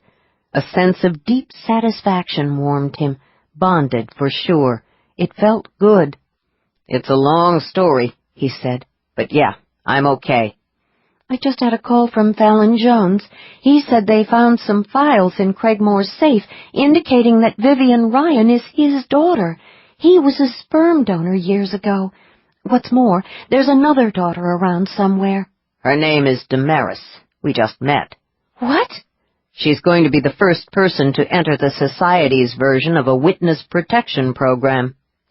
There was a brief silence on the other end. You've been busy, Grace said. And the night is only going to get busier. Don't take this the wrong way, but it looks like I'll be spending the next hour or so in a hotel room with a blonde. Okay, that's going to take some explaining. He gave her a quick rundown of events, deliberately finessing the confrontation over the laser. Unfortunately, Grace could read between the lines. She tried to kill you. She's on the drug, Grace, he said quietly. Her supply was cut off when her father died. Grace sighed. She's dying. Her only hope is the antidote. She's willing to talk to J&J and Zach Jones and anyone else in order to get it. She's not a complete sociopath like her sister. Her spectrum is complete. This was all about trying to please Daddy. William Craigmore. Turns out he wasn't just a traitor to the Society. He was the founder of Nightshade. Well, that's going to be a little awkward to explain at the Society's next general meeting. I think so, yes. Fortunately, we don't have to worry about the politics of the situation. Start packing. I'll come back to the hotel as soon as someone arrives to collect Damaris. We're checking out tonight? I'm going to take you to L.A. I don't want you in the same town as Vivian Ryan any longer than necessary. We've got some time, though. According to Damaris, Ryan doesn't know we're here. She also said La Sirène probably won't return to her hotel room until very late tonight, if at all. Because of the reception we read about in the newspapers? Right. It's being thrown by her current lover, Newland Guthrie. As in Guthrie Hall, the new opera house? As in. Guthrie made his fortune in software and high-tech gadgets. He owns half the town. 46. It was going to be a long night. Now that she was no longer worried about Luther's safety, Grace became aware of the combined effects of the long flight from Hawaii and the adrenaline rush following the identification of La Sirène's aura. She started a pot of coffee in the little machine that sat on the granite counter and went into the bathroom to take a reviving shower. She was not looking forward to the drive back to L.A. A sense of throat-tightening urgency hit her a short time later when she turned off the water. For no discernible reason, all her senses were suddenly revved sky-high. Intuition worked that way. She grabbed the white spa robe that had been thoughtfully provided by the hotel and opened the door to the bathroom. There was a man dressed in a tuxedo in the bedroom. He held an odd-looking box in one hand. "My apologies, Miss Rehnquist," he said, "but I really have no choice." "Who are you?" she managed. "Newland Guthrie." He glanced at the strange device. "This is my latest invention. It's going to be huge in the security market, similar to a taser, except you won't feel a thing after the first jolt. Puts you out like a light for a couple of hours, but with no lasting side effects." She couldn't believe it. He sounded genuinely apologetic. There was nowhere to run, so she launched herself at him, hands outstretched, mouth open on a scream for help. The twin probes of the electroshock gun struck her before she was halfway across the room. Pain scorched her nerves and her senses for what seemed like an eternity. Then she plunged into darkness. 47. Notes of pure crystalline energy drew her up out of the depths of an unnatural darkness. Madness and death pulsed and flashed in the music. The power of the singing dazzled and riveted Grace's disoriented senses. She realized in a rather vague way that she was sprawled on her side on a carpet. Beneath the carpet she could feel an unyielding concrete floor. Panic splashed through her, briefly pushing back the nearly overwhelming energy of the singing. She opened her eyes and levered herself to a sitting position, one hand braced on the carpet. She was vaguely aware that she was still wrapped in the hotel bathrobe. The first thing she saw was a luminous beam of energy slicing through the night. For a few heartbeats, the hot ray of light got tangled up with the impossibly brilliant notes of the music. Her senses could not seem to separate the two. Martin Crocker came to stand in front of her. He smiled his "I can give you anything you want" smile. "You're dead," she whispered. "Am I?" he asked. "Yes." She had intended the word to come out as a defiant shout. Instead, it emerged as a breathy gasp of sound that was drowned beneath the torrent of mad psychic energy that swirled around her. "You were very useful to me," Martin said, "but all good things must come to an end. Unfortunately, you're no longer an asset. You've become a liability." This was not a dream. She was officially going insane. The music was making her crazy. She clamped her hands over her ears. As a defense mechanism, it was pathetic. The singing dimmed a little, but it was still too powerful. It flooded through the atmosphere around her. "You're dead," she repeated, louder this time. Her senses pulsed in response, sending out sharp spikes of energy. To her amazement, the image of Martin Crocker winked out.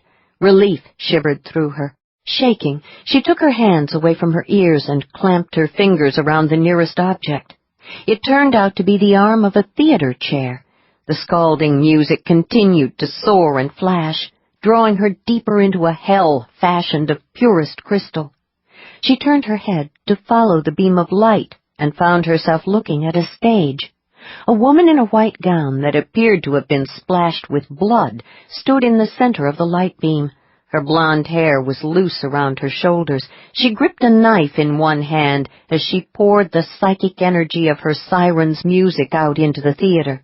Vivian Ryan, La Sirène. In a fleeting instant of horrible clarity, the memory of one of the online film clips that she had viewed while researching coloratura sopranos slammed through Grace's fevered brain.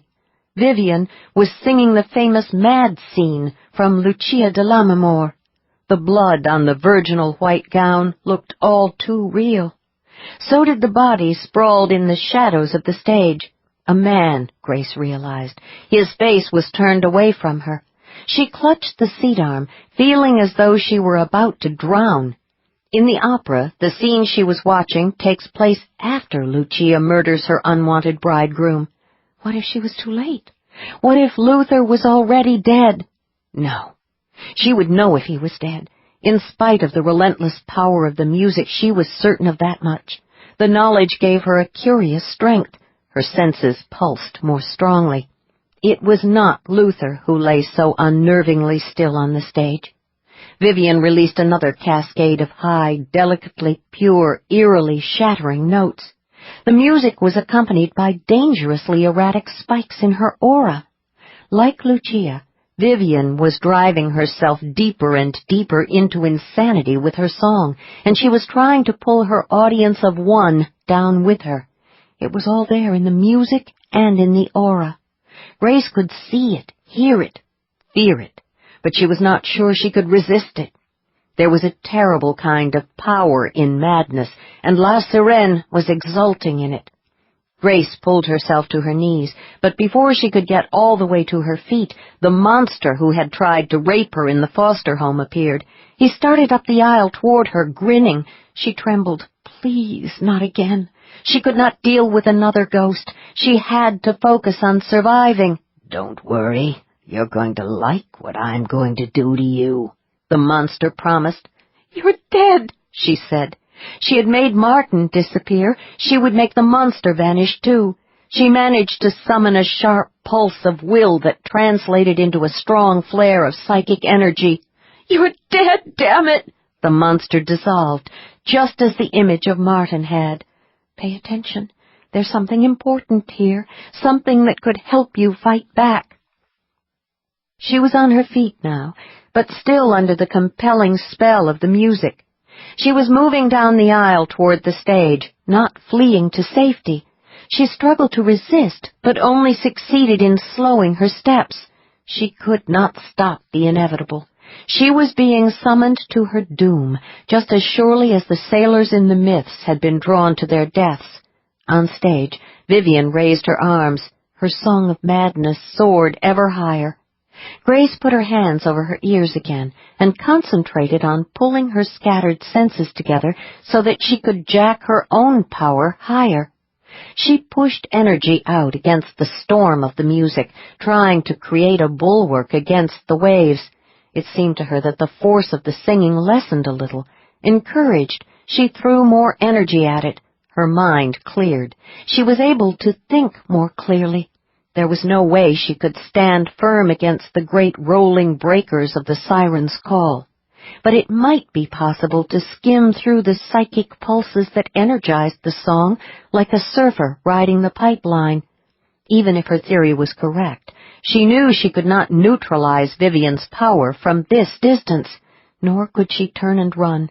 The compulsion of the music was still too strong. There was only one chance, and that was to get closer to the stage. Face the music and dance, Grace. Dance as fast as you possibly can. She watched Vivian's aura, not her face, focusing on the patterns of the flaring, flashing pulses. Cautiously, she sent her own energy into the valleys between the spikes on the siren's raging spectrum. It was like firing arrows at a machine gun, but she knew she was making progress when she felt the compulsion ease further. Vivian stopped singing. The abrupt silence was electrifying. "Do you really think that little trick will work against my talent?" she asked, amused. Grace stopped in front of the dark well that was the empty orchestra pit. Opera singers cannot allow themselves to get genuinely emotional when they sing, she reminded herself. Powerful emotions tightened the throat and chest, destroying both breath and sound. "You know, Viv," she said, "the clothes are great and the theaters are classy, but when it comes right down to it, you're just another singer in a band." "Shut up, you stupid woman! I am La Sirène!" Grace looked at the motionless man lying in the shadows. "Who is he?" "Newland Guthrie." "You killed your lover?" "Oh, he's not dead, just unconscious." Vivian smiled. "Why would I want him dead? He's very useful to me. He's the one who found you. Imagine my surprise when he told me you were in the audience tonight. I'm so glad you had a chance to hear me sing the Queen. Astonishing, wasn't I?" "Give me a break. Your career is on the skids. Everyone knows it. That's why you're singing here in Acacia Bay instead of at the Met." "That's a lie!" Vivian shrieked, her aura sparking with fury. "I am La Sirène. No other singer alive can do what I can do with my voice." "Come on, we're talking about opera, remember? You may have been good once upon a time, but you're losing it. Remember how they booed you at La Scala? The claque could hear the weakness in your voice." "I silenced an entire section of the audience at La Scala with my voice," Vivian shouted. "I'll bet there are probably a couple dozen sopranos coming up behind you who can take your place. What's more, a lot of them are 10 years younger." "Stop it!" Vivian shrieked. "My voice is flawless." "Maybe a few years ago, but not any longer. I've got a theory about that, by the way. I'm something of an expert on the laws of psychic genetics, you know." "Shut up!" "My theory is that every time you used your voice to kill, you made yourself a little crazier. People who go insane lose control. That's what's been happening to you these past couple of years, Viv. You're losing control of your voice." "I am not crazy!" Vivian screamed. "Sure you are. It's all there in your aura." "I'll show you what I can do with my voice," Vivian shrieked. "Be careful. I doubt if screaming is good for the throat." Vivian clenched her hands in the skirts of her bloodied gown and erupted into song. The high notes of Lucia's descent into madness exploded from her once again. Grace shuddered and clamped her hands more tightly over her ears in an attempt to lessen the impact of the mesmerizing song. It was the musical equivalent of watching a volcano erupt while trying to hide under a piece of cardboard. She had braced her senses for the hellish rain of crystal fire, but she could not stop all of it. The music fell on her in a molten torrent of sharp crystals. She was going to die if she did not destabilize Vivian's aura.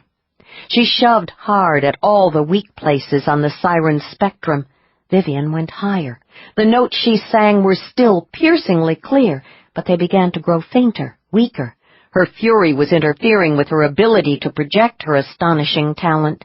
She was literally choking on her frustration and rage. One very high note, and then another, fractured. Still singing, Vivian whirled and stalked to the stage steps. It didn't take a psychic to see the madness and murder in her aura now, Grace thought. Vivian descended the steps with theatrical deliberation, as though she was in the middle of a dramatic production. When she reached the bottom, she advanced toward Grace, the dagger held high for a killing blow. The jagged notes of her mad song spilled forth in mere squeaks. Grace felt the last of the compulsion evaporate. She could move freely now. She jumped up onto the nearest seat, stepped over the back into the next row, and rushed toward the aisle. Running between the closely packed rows proved complicated. Her thigh collided painfully with one of the chair arms. Vivian was screaming now, her voice hoarse, her power almost gone. She grabbed a fistful of her bloody skirts and raced toward the far end of the front row, dagger poised to strike, clearly intent on intercepting her quarry at the aisle. Grace scrambled to a halt, climbed up onto another seat, and jumped down into the third row. She vaulted into the fourth, trying to put more distance between herself and her pursuer. She gained ground quickly, her bathrobe flying around her. Vivian was reduced to hoarse screeching. A blinding light spilled from the lobby entrance. The silhouette of a man appeared. "Grace!" Luther shouted. "I'm okay," Grace shouted back. "Be careful, she's got a knife, but she can't sing worth a damn anymore." Vivian floundered to a halt in the aisle. Her harsh breathing seemed very loud in the sudden silence of the theater. The light from the lobby illuminated her stained gown and disheveled hair. Her aura was a rainbow comprising all the colors of a nightmare. "I am a siren," she whispered. She dropped the dagger, turned, and fled back down the aisle toward the stage. Luther started forward, cane in one hand, gun raised in the other. His aura was flaring, an icy hot spectrum of violent hues. "No," Grace said quietly. "It's not necessary. Let her go." For a few seconds she was afraid he wasn't going to pay any attention to her. Then he lowered the gun and his aura. Vivian raced up the short flight of stage steps and vanished behind the blood-red curtain. 48. J&J sent out more people from the Society's L.A. offices to deal with Newland Guthrie. The minute they arrived on the scene, Luther briefed them and then bundled Grace into the car. "Are you sure it's necessary to drive back to L.A. tonight?" she asked, yawning. "As long as that siren is still on the loose, we are not hanging around Acacia Bay." It was a command decision. She was too exhausted to argue. She rested her head against the back of the seat and looked out over the night-darkened Pacific. "I'm so glad to know that wasn't real blood on her Lucia outfit," she said. "It was just a costume from the wardrobe department."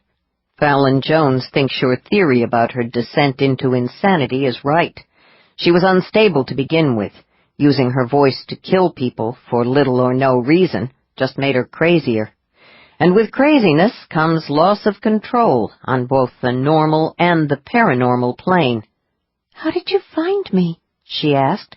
"I'll always be able to find you." She smiled. "You are such a romantic. I'm serious." "So am I." She turned her head to look at him. "Come on, tell me how you knew that Guthrie had taken me to Guthrie Hall." "Process of elimination. She had a limited choice of venues. It's a small town, after all. There was a big reception going on at Guthrie's house, so she couldn't use it. Smuggling you into her hotel room would have been dicey. Where else was she going to go? You told me yourself she loves the spotlight, and Newland Guthrie had access to the finest stage in town." "That was brilliant." "Yeah, I used to be a detective once." She rested her hand on his injured leg. "Once a detective, always a detective." 49. La Sirène looked down at the cauldron of crashing surf far below. A swath of cold moonlight stroked the scene, the perfect spotlight for her final performance. The cliffs were not the ramparts of the Castel Sant'Angelo that Tosca used after discovering that her lover had been shot by the firing squad, but they would do. It was over. The Rehnquist woman had proved too much for the voice. Her power was almost gone now, and she knew it would never recover. La Sirène was doomed. Better by far to depart the stage tonight.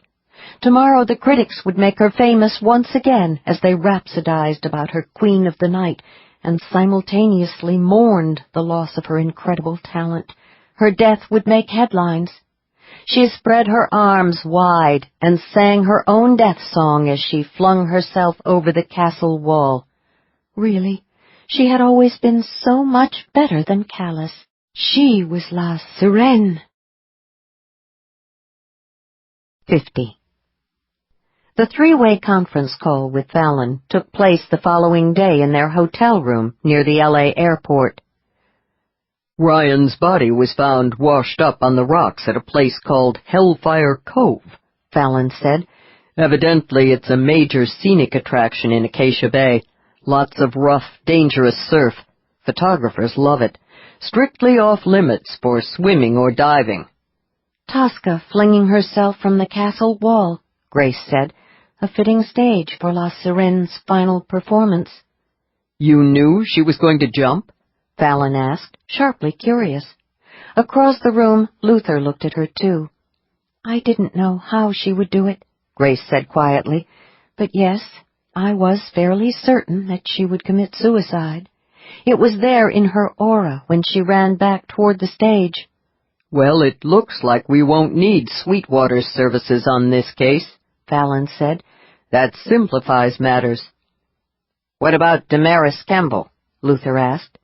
"She's being debriefed as we speak. She'll get her first injection of the antidote later today." "So soon?" Grace said. "I thought she still had a 3-week supply of the drug." "It was her decision," Fallon explained. "She wanted to get started on the antidote as quickly as possible. Apparently she's been experiencing some unpleasant side effects from the nightshade drug. She gave her remaining vials to the lab techs to study. They've been trying to figure out how nightshade genetically tailors the formula for each individual. The information may be useful for tweaking the antidote." "How did she take the news of her sister's death?" Grace asked. One of the society shrinks who was talking to her told me she was sad, but not surprised. "Poor Damaris," Grace whispered. "She lost her father and her sister within a year of finding them. Now she's alone again." "She's alive," Fallon pointed out dryly. "Thanks to Luther," Grace said. Luther frowned. How the hell did Craigmore manage to slip past all the scrutiny that would have been given to a member of the council? "Good question," Fallon said, sounding more than a little annoyed. "But bear in mind that he was appointed 15 years ago." "In other words, before you took over J&J, Luther prompted. "My uncle was running the West Coast office at that time. He was good, but he didn't have the research capability I've got now. In addition, Craigmore came out of the depths of a government agency that specialized in creating false backgrounds. He had the perfect resume, literally, and it was solid. Those who knew he'd worked as a spook figured him for a patriotic hero, which is exactly what he was when you get right down to it, at least until he fired up Nightshade. And last but not least, he pulled off the oldest trick in the world." Luther looked at Grace. "He hid in plain sight." "Right. I've recently initiated deep background checks on all council members. The process probably would have uncovered Craigmore, or at least raised some red flags. According to Damaris, he was getting worried and planning to disappear." Luther made his way across the room. He lounged against the edge of the desk and hooked his cane over the back of the chair. "Is Newland Guthrie all right?" "Yes. Pretty badly shaken up, though. Turns out La Sirene nailed him with his own electroshock gun. Our people from L.A. talked to him. He feels terrible about the kidnapping, said he knew what he was doing, but just couldn't seem to help himself." "That is the truth," Grace said. "When I found him waiting for me in the hotel room, his aura seemed weirdly frozen, which would not be normal for anyone committing an act of violence. He was under La Sirene's spell." "He wanted to turn himself into the police, but the J&J agents talked him out of it. They told him that you were fine and that no one was going to report the incident. With Vivian Ryan dead, it's all moot anyway." "How did he get into my room?" Grace asked. "Through the connecting door between your suite and the neighboring room." "That door was locked," she said. "Luther and I both checked it." "Guthrie owns the damn hotel. He had no trouble getting a master key." "He's a smart man," Luther said. "How did the agents explain what had happened to him?" "They told him he was the victim of a unique kind of hypnotist. That depressed him even more, because guys like that don't like to think they can be hypnotized. He perked right up, though, when he was informed that J&J was interested in purchasing some of his electroshock devices."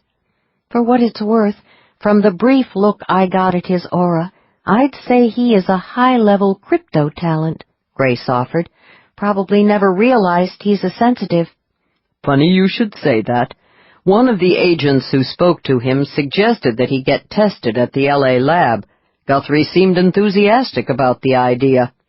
"What happens next?" Luther asked. "Case closed as far as you and Grace are concerned," Fallon said. "Send in your bill. J&J will cover your airfares home. Check the Society's travel agency site online. Your reservations have been made."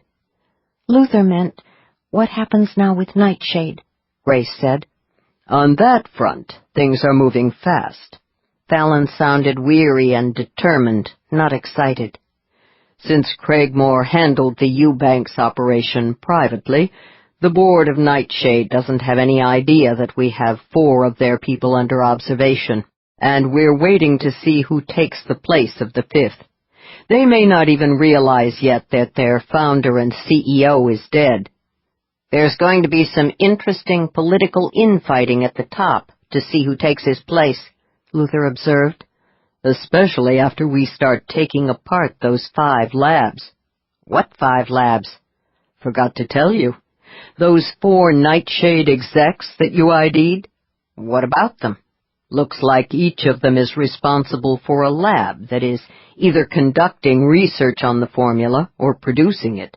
They're all small operations. Evidently, Craigmore liked to keep things decentralized for security reasons. Smart. Zack and the Council authorized action an hour ago. J&J agents will go into all the labs, seize whatever computers and notes they can find, and burn everything else to the ground. Standard procedure when dealing with a formula lab. And no one involved with Nightshade will run screaming to the cops, because no one wants an investigation that would turn up proof that some kind of illegal drug lab had been operating, Luther concluded. Yeah, that's pretty much how it works, Fallon agreed. That's going to be a big blow to Nightshade, Grace said. The problem is, we don't know how many labs are currently operating. You're right, though. Between losing their founder and 5 of their labs, they're going to be in disarray for a while.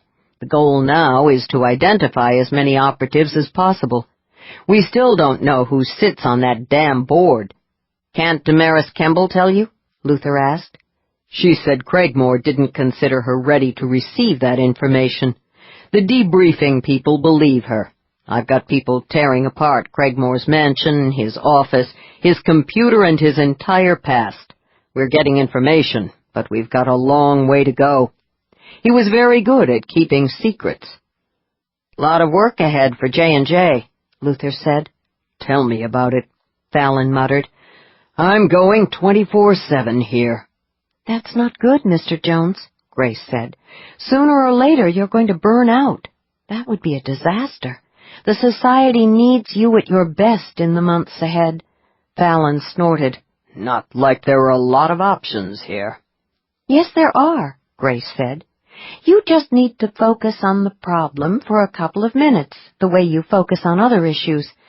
Start by getting yourself an assistant. Forget it. I work alone. Grace smiled. That's what Luther used to say, too. At least until you assigned me to work with him. You've got to admit that we made a pretty good team. There's a reason I work alone, Fallon said bleakly. No one can stand working with me for longer than about 5 minutes.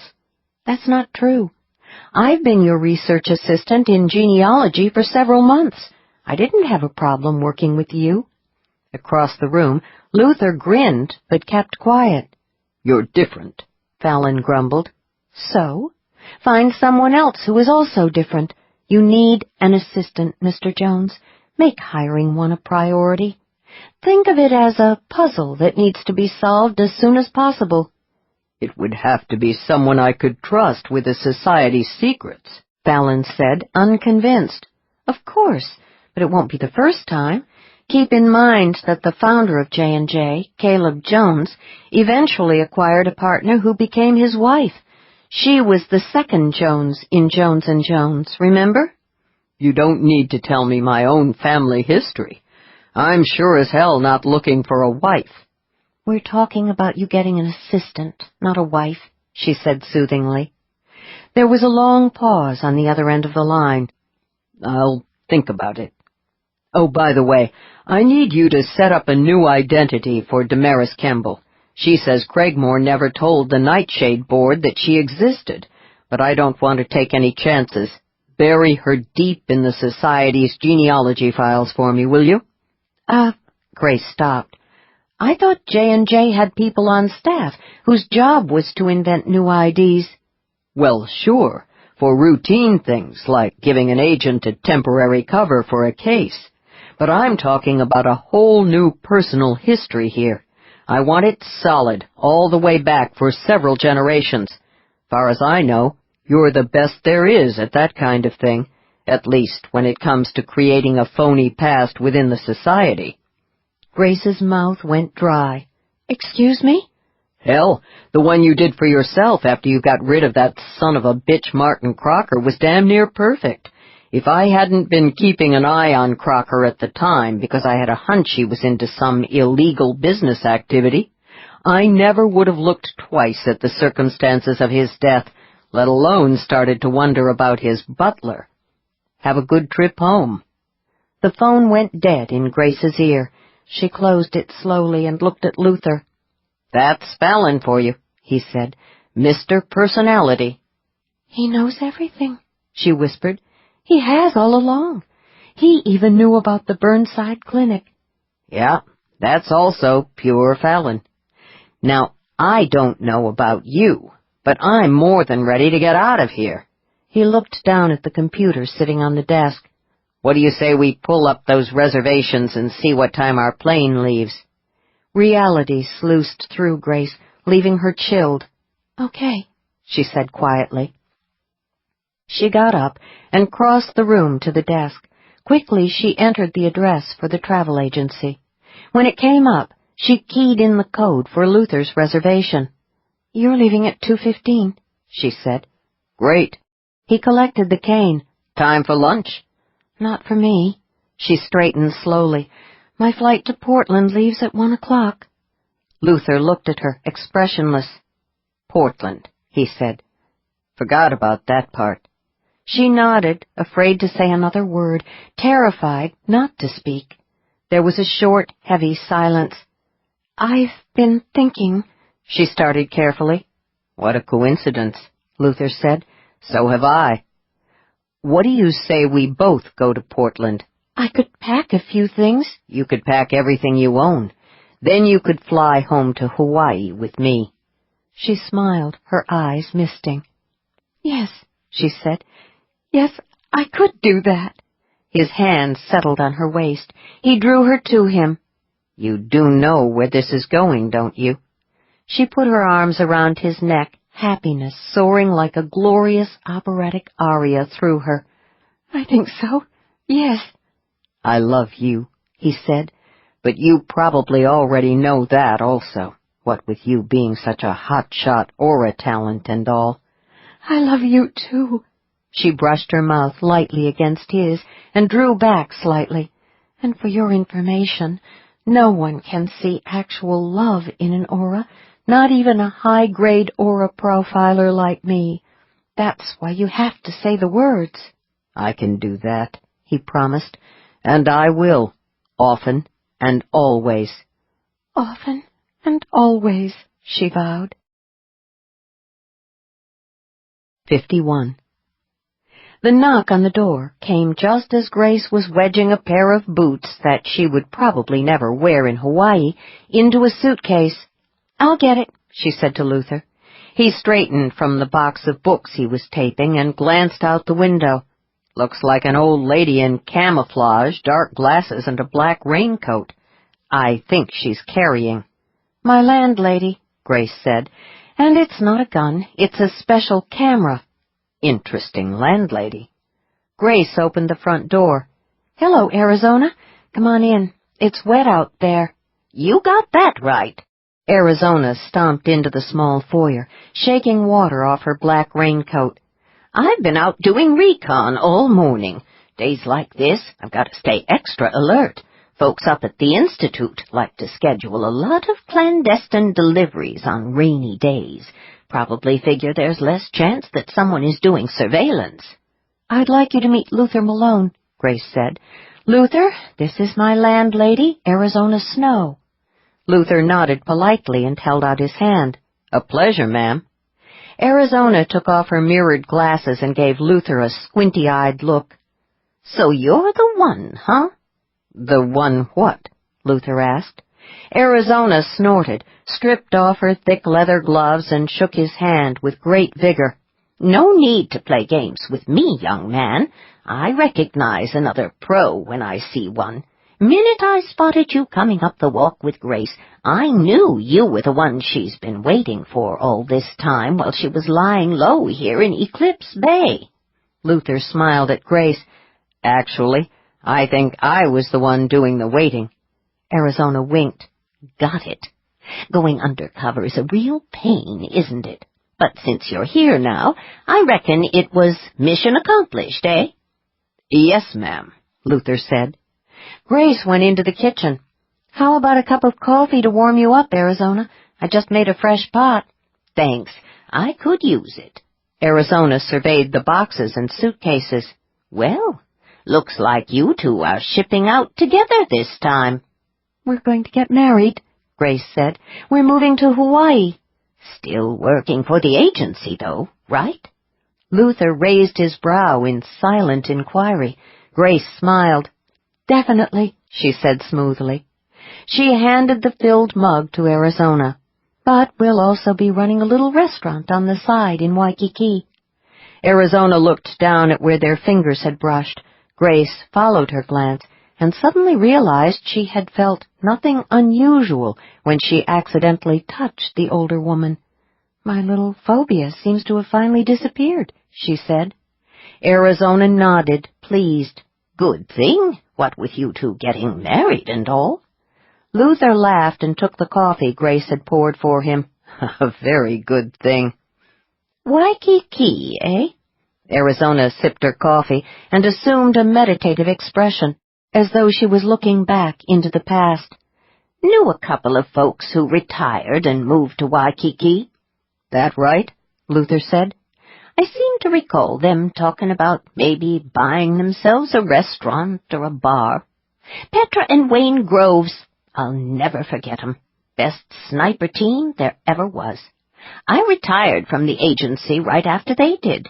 They were a few years younger than me, probably in their 60s by now. Guess we were all a little burned out." Grace stilled. Luther's mug stopped in mid-air. He looked at Arizona as if she were a ghost. "You knew Petra and Wayne?" he asked without inflection. "Hell, yes. They were like you two in a way." Arizona tapped the side of her head. "Had a sixth sense. This country owes them more than it knows. Folks like that don't get ribbons or stars, but they sure as hell deserve 'em." 52. The wedding took place in the little cove Luther had discovered and made his own. The bride was barefoot and blissfully pregnant. They closed down the restaurant for the day and invited the regulars and Millie Okada and Julie Hagstrom and her son. Altogether, some 18 people showed up for the sunset ceremony. Everyone got a lei. The bridal couple got 18 leis each. The fragrant blossoms were stacked so high around Grace's throat she had to spit out a few petals when she took her vows. The guests stood around in the warm sand while the sun went down, and everyone paid close attention while the minister conducted the service. Afterward, Crazy Ray took out his guitar and launched into Hawaiian wedding song, sounding just like Elvis.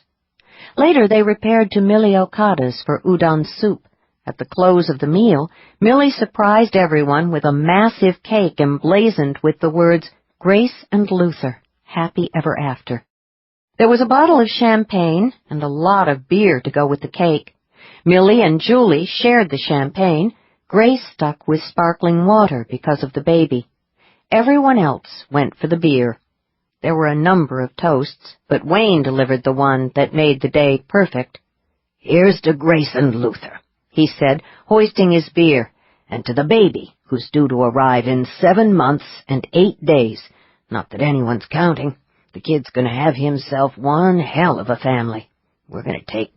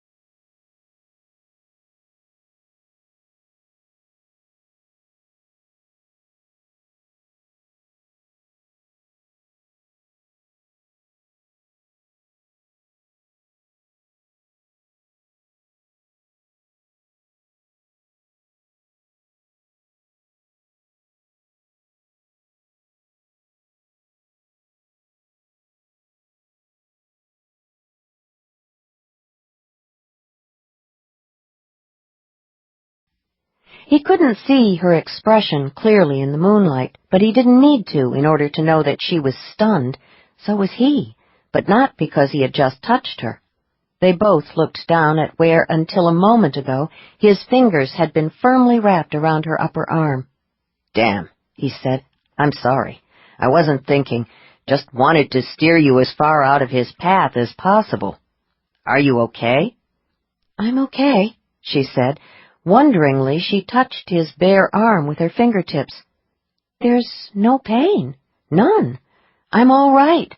It's been so long, more than a year. You can't imagine what a relief it is to know that I'm more or less normal again." "You're sure you're all right?" "Yes," she sounded elated, almost euphoric. "Yes, I'm fine." She paused, staring down at her hands. "At least with you." He liked that, he realized, liked the idea that he was someone special, at least as far as she was concerned. She could not even begin to guess how she had just rocked his already slightly weird world. No one had ever detected his subtle aura manipulation, let alone actively resisted it.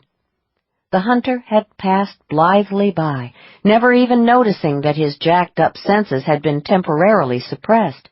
Yet Grace had pushed back at the quick, light attempt to calm her panic as easily as she would have closed a door that had been blown open by a breeze. Now why was that so damn intriguing? "Blame it on the magic of Hawaii," he said. "Come on, let's get somewhere private, where I can call Fallon." They left the path, heading away from the beach, and moved deep into the heavily landscaped gardens of the nearest hotel. He stopped beneath the low-hanging branches of a large tree. Grace halted nearby. He fired up his senses again, this time to make sure there were no auras in the vicinity. No human light bulbs appeared in the shrubbery. Satisfied that they were alone, he punched Fallon's code into the phone. He watched the dark silhouette that was Grace while he waited for Fallon to answer. She stood quietly beside him, arms folded beneath her breasts again. He wondered what she was thinking. It was probably a very good thing that she did not seem to know what he had tried to do to her back there on the path. He got the feeling that she hadn't been consciously aware of what she had done either. Her attention had been riveted on the hunter. Fallon answered on the second ring. That was unusual for him. "What's up, Malone?" he growled. "I was starting to think you weren't home. You usually jump on the phone halfway through the first ring." "I was making another pot of coffee. Been a long night. Why are you calling?" Luther provided a brief run-through of the encounter and waited patiently while Fallon brooded on the new factor in the equation. "I agree that it's unlikely that you and Ms. Rehnquist would run across a high-grade hunter within a short distance of your hotel," Fallon said finally. "It's a red flag, but not a huge one. Sensitives go on vacation in Hawaii like anyone else. Hell, it could have been a Jones." "I know there are a lot of hunters hanging around your family tree, Fallon, but what are the odds that one of them is here at the same time that Grace and I are supposed to be conducting surveillance on a high-grade killer?" "Probably somewhere in the neighborhood of 12%. Lot of Joneses live on the West Coast, and a lot of them like to vacation in Hawaii. Been there myself." "You took a vacation?" "It was a long time ago, before I got this job. You're sure the guy was a hunter? Any chance he might have been some other kind of talent? Maybe Eubanks got in early." "You said Eubanks is a level 9 strategist. This guy was definitely a hunter. Grace and I both made him." "Okay. I'm a little tired at the moment," Fallon said. "Not at my best. Let me think about this some more. Meanwhile, stick to the original plan. If Eubanks shows up on schedule tomorrow, we can probably assume that the hunter's presence in the area is just a coincidence." The weariness in Fallon's voice was extremely unusual. In the 2 years Luther had been working for him, He had never heard the head of J&J sound so exhausted. "Thought you didn't believe in coincidences, Fallon." "No," Fallon said. "I don't. Keep an eye out for the hunter. If he shows up again, I want an ID on him, too." "Figured you'd say that. I'll look for him after I put Grace on a plane back to Oregon." In the shadows, Grace stiffened. Her chin came up at a stubborn angle. "You're going to need her to spot him again," Fallon said. "No, I won't. I just told you, I had no trouble identifying him as a hunter tonight." "Only because he was jacked up. If he had been cranked back, just sitting around a pool, would you have been able to spot him?" They both knew the answer to that question. "Probably not," he admitted, "but I don't want Grace getting near him."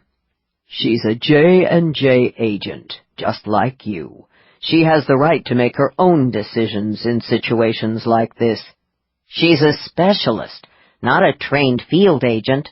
"Damn it, Malone." "I'll get back to you." The phone went dead in his ear. He closed it and clipped it to his belt. "Well," Grace said, "what now?" "We stay with the plan. Wait for our target to arrive and ID him." "And then we try to find out the identity of the hunter," she said briskly. "Fallon would like to know who he is, if possible, but I can find him on my own." "It would be easier if I stick around to help you." "Grace." "I can handle it. I'll be prepared next time. I won't freak out on you, I promise." "Forget it." "I overheard that conversation with Fallon," she said, going mutinous. "He told you it's my choice to make, didn't he?" "There are times when I don't pay any attention to Fallon Jones. This is one of those golden moments." "You need me," she insisted. "Admit it." "I need you to be reasonable. Chasing down hunters is not your area of expertise." "This is all because I got a little anxious tonight when we passed that hunter, isn't it? That's hardly fair." He felt his temper start to slide. "Fair has nothing to do with this.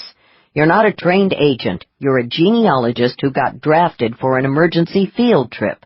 When it's over, you're going home as fast as I can get you on a plane." She drew herself up in the shadows. "Mr. Jones obviously has other ideas. I work for him, not you." "Got news for you. When you're with me, you take orders from me." "Oh, for Pete's sake," she snapped. "Give the bull-headed I'm-in-charge-here thing a rest." "That's not what us bull-headed I'm-in-charge-here types do. I think we'd better talk about this in the morning, when you're in a more reasonable mood." "Now you're patronizing me." "Is that what it's called? I think of it as just doing my job. Let's go back to the hotel. You've had a long day." Automatically, he started to reach for her arm, intending to steer her out of the gardens. She took a quick step back out of reach, so much for thinking he was special because she could touch him. He let his hand fall to his side and tried to suppress the wave of gloom that resonated through him. "One thing before we leave here," she said softly. "What now?" "Would you mind very much if I tried touching you again?" The gloom dissolved in a heartbeat, replaced by a thrill that zapped across all his senses. In the next instant, comprehension struck. His initial excitement faded. "You want to run an experiment?" he asked. "See if things are different this time, now that you're not distracted by the hunter?" "Well, yes," she said. "Look, if you'd rather I didn't touch you, I certainly understand. Better than most people, in fact. I mean, I really understand why someone wouldn't want to be touched." "No," he said. "No, it's okay. I don't have a problem with the experiment." He held out his hand, palm up. Great. He'd been reduced to the level of a lab rat. She took a cautious step forward, as wary as any wild bird being offered food by a human. Slowly, she put out her hand. Her fingertips hovered just above his for a few seconds, and then she brushed them across his palm, alighting briefly, before immediately taking flight. He resisted the urge to capture her wrist and draw her closer. Slowly she lowered her hand again until they were skin to skin. This time she did not flutter away. He could feel fine tremors going through her. "Are you all right?" he asked. "Yes, I'm fine." She sounded entranced. "This is amazing. Last week I accidentally touched a clerk's hand in the grocery store and got another bad jolt. I was starting to think that maybe I wasn't going to recover this time." He wanted to ask her how often she'd experienced the problem in the past, but he sensed that this was not the moment for that kind of question. "Feel anything?" he said instead. "Yes, but nothing bad." "You know, a compliment like that could really go to a man's head." "Sorry, it's just that for the past year I haven't been able to touch anyone without getting a strong psychic shock. Just going to the dentist was an ordeal. I had to take a dose of anti-anxiety meds to get through a simple cleaning. You can't imagine how it feels to know that my senses are returning to normal." Slowly, he closed his fingers around hers. The fine bones of her hand felt delicate and incredibly sensual. Her skin was warm and soft. She did not try to pull away. "I wonder if it's just you," she said, very thoughtful now. "I suppose it could have something to do with the fact that we're both aura talents. Maybe I'm not cured after all." He tightened his grip a little. She did not flinch. "If you're thinking of grabbing every man we pass just to see if you can replicate this little experiment, I have a few objections I'd like to raise," he said. She laughed, a soft, low, utterly feminine sound that galvanized his senses. He leaned closer, savoring the sweet, hot energy that shimmered around her. "Maybe not every man," she said, "but a representative sample might ensure a more reliable scientific test." "If you're in the mood for further experimentation, I hereby offer my services." "How altruistic of you." "Yeah, that's my middle name," he said. "Altruistic." She brushed the fingers of her other hand against the side of his face. "You're running hot," she said. "I can feel the heat." "Something tells me it's going to be even more fun this way." "What will be more fun?" "Kissing you at full throttle." She knew what he meant. "Ever tried it with anyone else?" she asked. Well, at least she hadn't said no. "Occasionally," he admitted. "And?" "And it didn't work very well. Mostly I scared the hell out of the other person. Invading someone else's energy field with a strong aura makes even non-sensitives nervous." "So this kiss we're discussing is something of an experiment for you, too?" "Definitely." He braced himself against the trunk of the tree, legs slightly spread, and propped the cane nearby. Reaching out with both hands, he drew her into the intimate cage formed by his thighs. She did not resist. "You don't scare me," she whispered. It wasn't a challenge, he thought. She was simply telling him the truth. "I know," he said. "You don't scare me either." "You're sure?" There was a sultry smile in the words. He traced the outline of her lips with one finger. "Do I look scared?" "No." He took her mouth, slowly, deliberately, knowing that whatever happened, he was going to remember this moment for the rest of his life. Her arms went around his neck, tightened, and then she was kissing him back, leaning into him, pressing him against the trunk of the tree. The light around her flared into a glowing aurora. Waves of unnamed colors ebbed and flowed, clashing and resonating with his own energy. The incredibly intimate sensation had a lot in common with putting a match to a dry forest in August. The night was suddenly on fire. He'd thought he was already jacked. Now he was at flash point. The rush dazzled his senses. It was also disorienting. The only thing that kept him on his feet was the tree at his back. Come to think of it, he did not want to be on his feet anyway. He'd much rather be down on the ground, on top of Grace. He had intended this first kiss to be gentle, non-threatening. After all, the woman hadn't touched anyone in a year, at least not without shocking her senses. A gentleman would go slowly in a situation like this.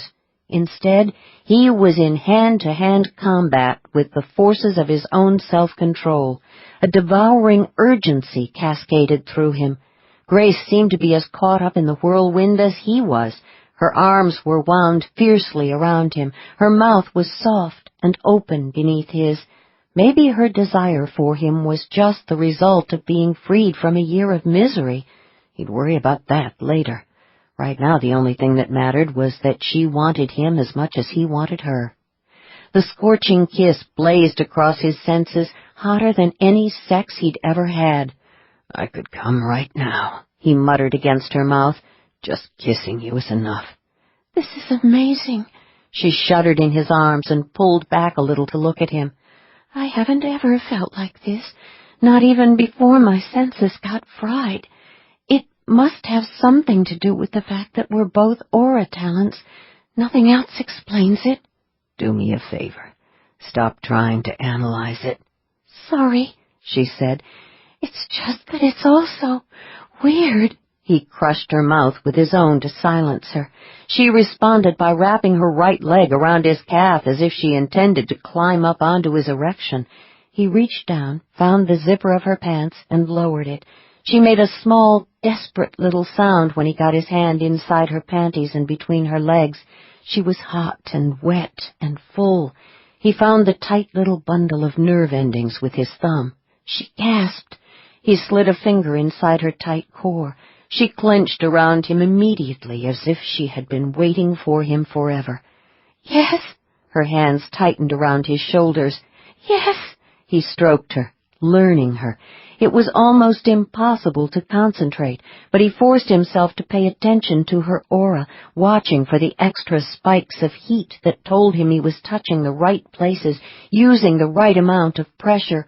"Luther!" She sounded shocked. There was no other word to describe her startled, breathless gasp. For one awful instant he thought that her senses had rebelled after all. The possibility that he was giving her pain, not pleasure, was too terrible to contemplate.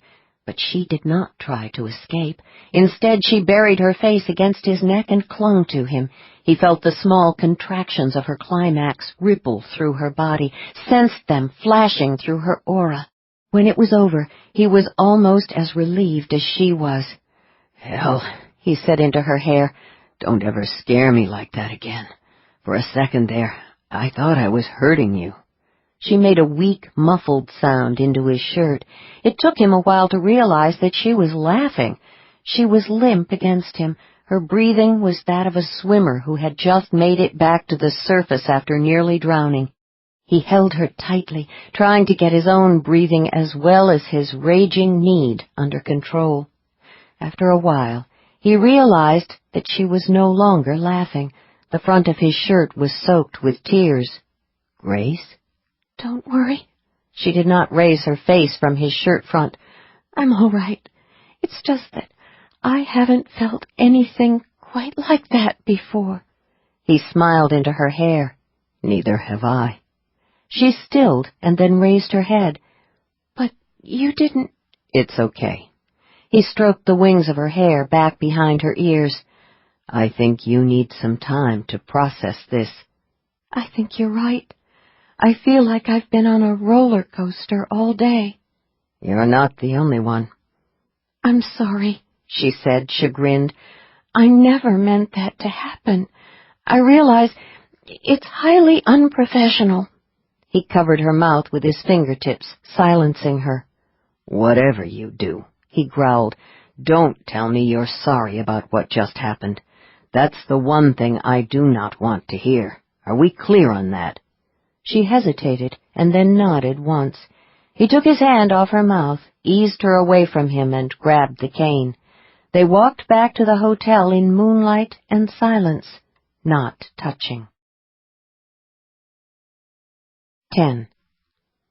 Harry Sweetwater felt the faint vibration of his cell phone just as he left the beach path and started up the steps to his hotel.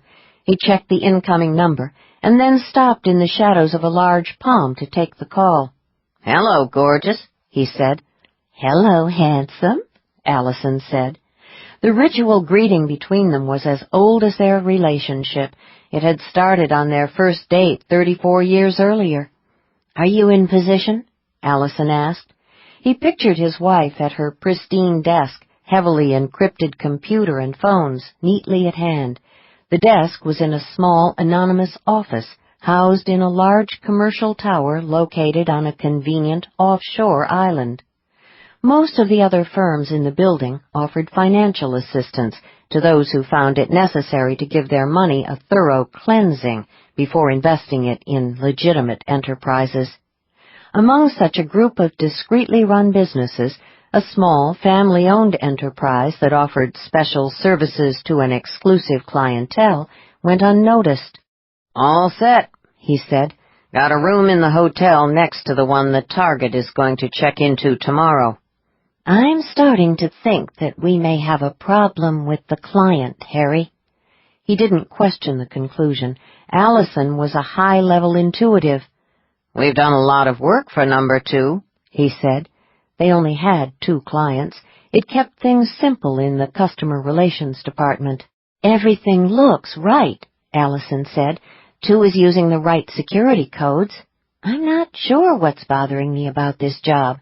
Maybe something to do with the way the client is trying to micromanage it." "You got another email?" "Yes. It came in a few minutes ago requesting another update. That's not routine. In the past, once 2 has commissioned a job, there's been no further contact unless something changes. When the contract is completed, the money shows up in our account, and that's the end of the matter." That was true. In his experience, neither of the 2 clients ever wanted to know anything more than what was absolutely necessary about the details of the work that had been commissioned. Ignorance was bliss, or maybe it just let the client sleep better at night. "Did you initiate a reverse security check?" he asked. "Yes, I got the right response, but something just doesn't feel right." "Think we've been hacked?" "I've got John checking that angle now. He doesn't think our computers have been invaded, but there's always the possibility that someone has gotten inside 2's system." He felt a flash of fatherly pride.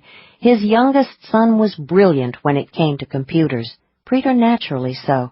John was a crypto, a strat talent with a twist that made it possible for him to plot patterns and follow complex paths in the new dimension that was cyberspace. He wasn't a true hunter like most of the other males in the Sweetwater family, but he possessed all the right instincts. If anyone could track a hacker back to his lair, he could. "Tell John to keep looking," he said to Allison. "We've got time. Mistakes are embarrassing." "I'll get back to you as soon as I know anything more." "I'll be waiting." "How's Maui?" "Warm, balmy breezes, palm trees, beach. Hell, it's an island." Allison laughed. "I can always tell when you're working. You never take time to stop and smell the plumeria flowers." "Not when I'm on a job." But even as he said the words, an uneasy sensation twisted through him. A few minutes before, he had been running wide open, doing some basic recon on the beachfront path. But somewhere along the line, he had unintentionally relaxed and slipped back into his normal senses. That wasn't like him. He always stayed at least partially alert while on a job. He had been taught from the cradle that it was critical to maintain constant awareness of the immediate environment. The smallest details could lead to disaster. Screw-ups were not good for business. So what the hell had happened to him out there on the path? The thought that he might be losing his edge at the grand old age of 59 was depressing. His father and grandfather had worked into their 70s. Sure, they had slowed down a little with the passage of the years, but experience had more than compensated for what they lost in raw speed and psychic sensitivity. In the end, it wasn't a decline in talent that had forced them into retirement. They had both been dragged into it, kicking and screaming, by their wives. "How's Teresa doing?" he asked. "She's fine, just a little impatient. She's more concerned about Nick. He's turning into a basket case. It's been a long 9 months for him." He smiled. His eldest son was a stone-cold hunter when he was working, but when it came to his beloved wife and his soon-to-be firstborn kid, there was nothing icy about him. Nick had scheduled his jobs so that he could attend prenatal classes with Teresa.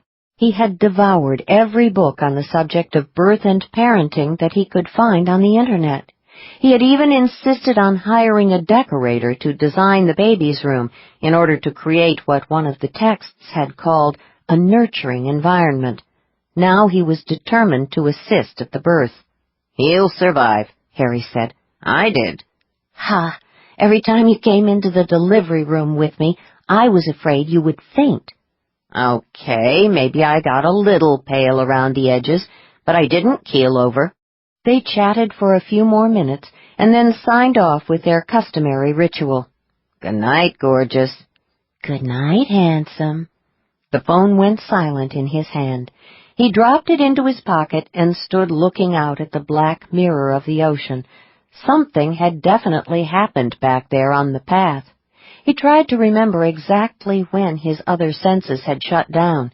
He had passed an elderly couple who had been holding hands. Next, he'd noticed a man using a cane and a woman. They had been walking side by side, not touching. Something about the man had drawn his attention. His jacked-up hunter instincts had recognized another potential predator. But an instant later he had lost interest. The next thing he knew, he was several yards down the path, cranked back to normal, relaxed on a job when he had no business being relaxed. 11. The dream was familiar, one of a handful of repeat nightmares connected to the day she killed Martin Crocker, but there was something different about it this time.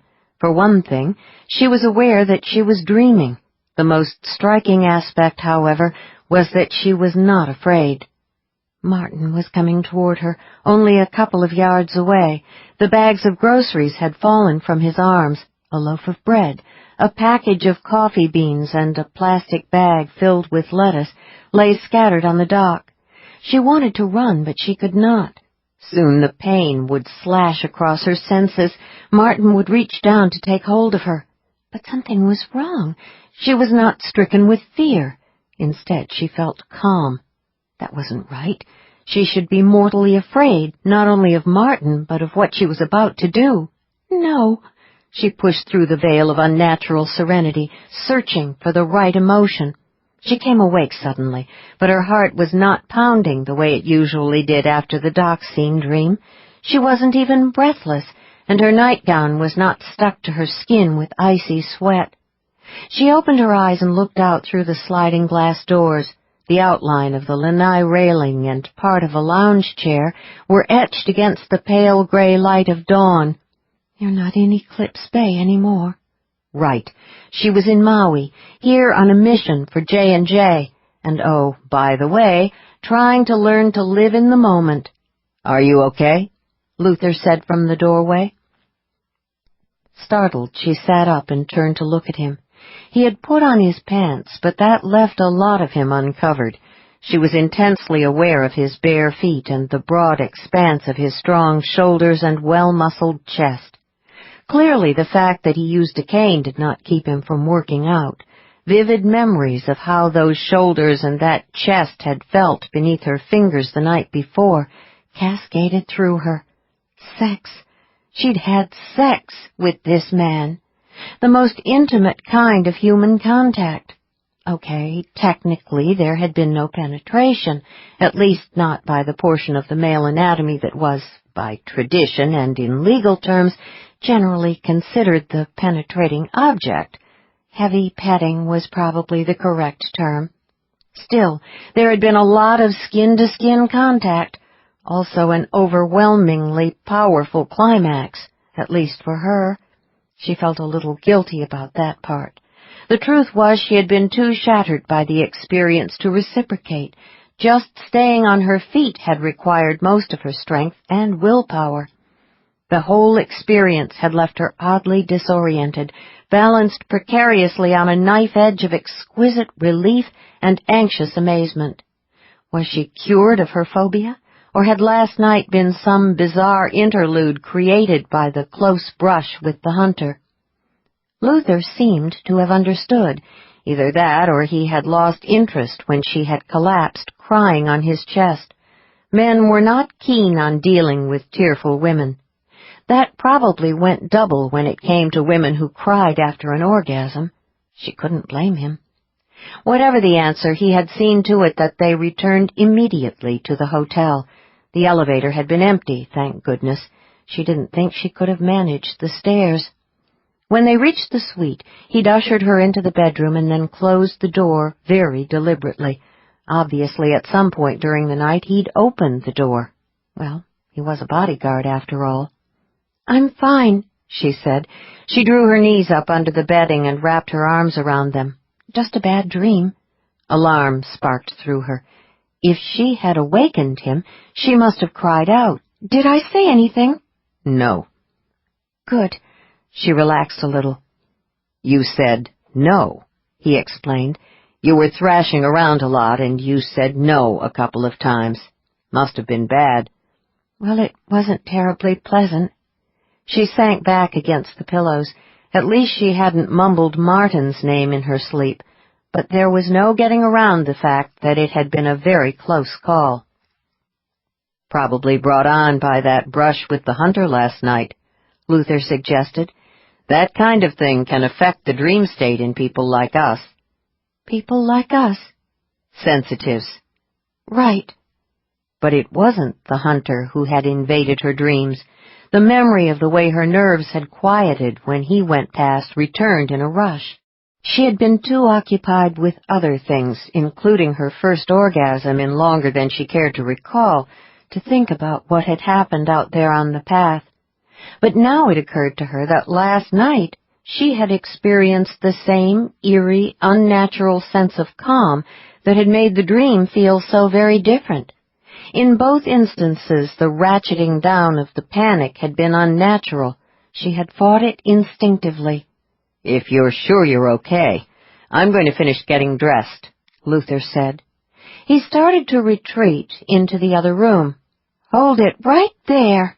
Obediently he paused. "Something wrong?" "Yes, I think there is something wrong." She pushed aside the covers, got to her feet, and faced him across the tumbled bed. "I want an explanation." "Of what?" "You used your aura energy to squelch some of mine out there on the path last night, didn't you? Admit it. I'll bet you did it again a few minutes ago while I was dreaming." "How dare you?" He stood very still in the doorway. "Take it easy. You've had a long day and you've just come out of a nightmare. Your nerves are probably still a little unsettled." "My nerves are fine, thank you very much. What did you do to me?" "You felt it?" he asked, frowning a little, as if he was not certain that he had heard her correctly. "Well, of course I did. I didn't have time to think about it last night because I was focused on the hunter and the fact that he wasn't paying any attention to us, and—" She broke off, astonishment shooting through her. "Good grief. You did it to him, too, didn't you? You diffused him or something. He was running hot, and you cooled him down. You used your own aura to suppress his." "You seem to have figured it out pretty damn fast." He watched her with a shuttered, wary expression. "No one else ever has, with the possible exception of Fallon Jones." "He's aware of what you can do?" "There's no telling what Fallon knows." "Well, it certainly explains your success as a bodyguard." She thought about it. "And as a cop and a bartender, too, I suppose. No wonder you don't like guns. You don't need them. All you have to do is focus on a bad guy and just switch him off." His hand clenched around the handle of the cane. "Unfortunately, it's not that simple. The effect diminishes rapidly with distance. If the bad guy is too far away from me, I can't do much except try to talk him into range. I couldn't suppress the aura of a sniper on a rooftop." She smiled a little. "How many of your clients need protection from professional snipers?" "Doesn't come up a lot in my line," he admitted. "The threat is usually much closer to home." "Your ability must have been useful when you were a cop." My talent was why I quit the force," he said without inflection. "I don't understand. Why wouldn't it have been helpful?" "It's a long story." "And you're not in the mood to tell it?" "No," he said. He had a right to his secret, she thought.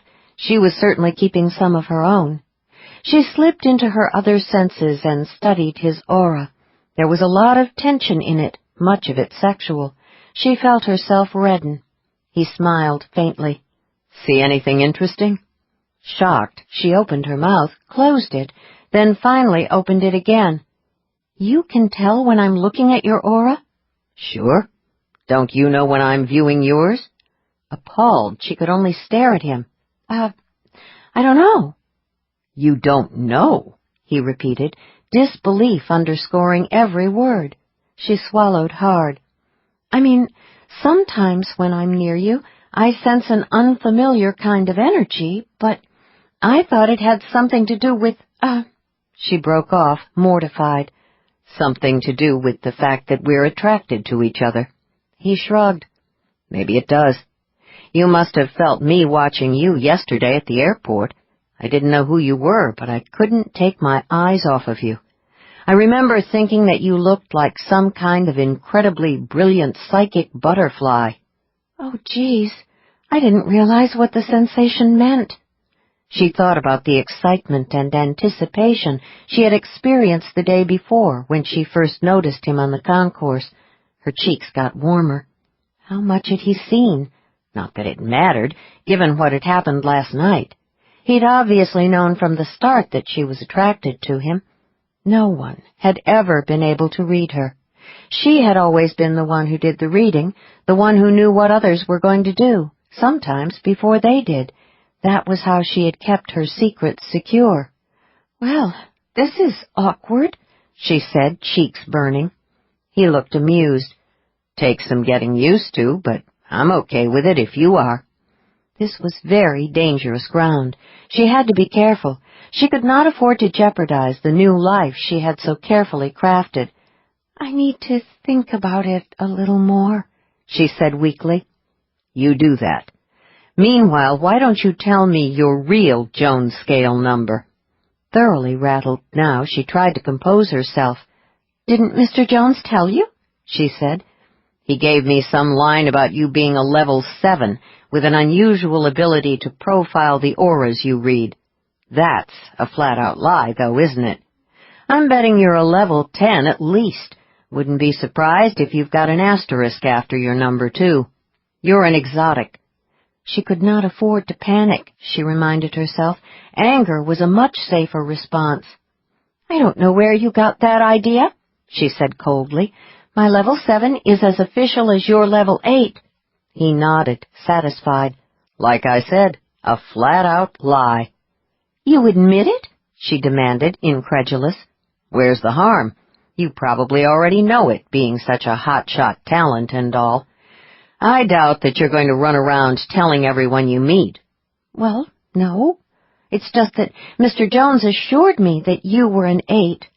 "The sooner you learn that Fallon Jones lies through his teeth whenever it suits him, the better off you'll be."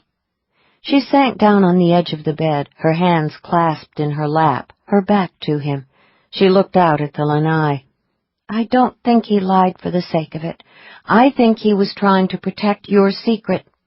"You want to be careful about attributing good intentions to Fallon Jones. His only priority is protecting the society's secrets. He'll do whatever it takes to accomplish that objective." "I suppose you're right," she said. She wondered uneasily how much Fallon knew or suspected about her own Jones scale number. "Fallon tweaked my file to make sure my rank stayed under the radar," Luther said. "He wanted to keep my abilities under wraps. But how the hell did you manage to alter your own number?" "What makes you think that I did?" "Because I can see your power wavelengths," he said quietly. "I can feel them. Whatever you are, you're no 7. Maybe she could finesse this. "I told you, my mother died when I was 13, shortly before I was due to be tested at Arcane House. I went straight into the foster care system where no one knew or cared about the society. The result was that I wasn't tested until I applied to join the Bureau. By then, I knew how to control my talent. It was no big deal to make sure I scored a 7. You know how people react to 9s and 10s within the society. Sure. They think we're freaks of nature. Freaks, especially powerful freaks, make people nervous. So what are you, a 10? She cleared her throat. A 9. Bullshit. You should see your aura. It's pulsing like crazy. You're a 10+, aren't you? That much was true. Yes, she said. Like me. She sighed. The Jones scale stops at 10. Only because they haven't found a way to measure psychic energy beyond that point. That's why they came up with the damned asterisk. Think Fallon Jones knows your real number? Until this morning, I would have said no. She unclasped her hands. Now I'm not so sure. Given the nature of his own talent, I suppose it's possible he's guessed that I'm a little higher than my file indicates. You're an exotic, he said, very sure. Like me. One secret in exchange for another. As he had pointed out, where was the harm in acknowledging a piece of the truth to another aura talent?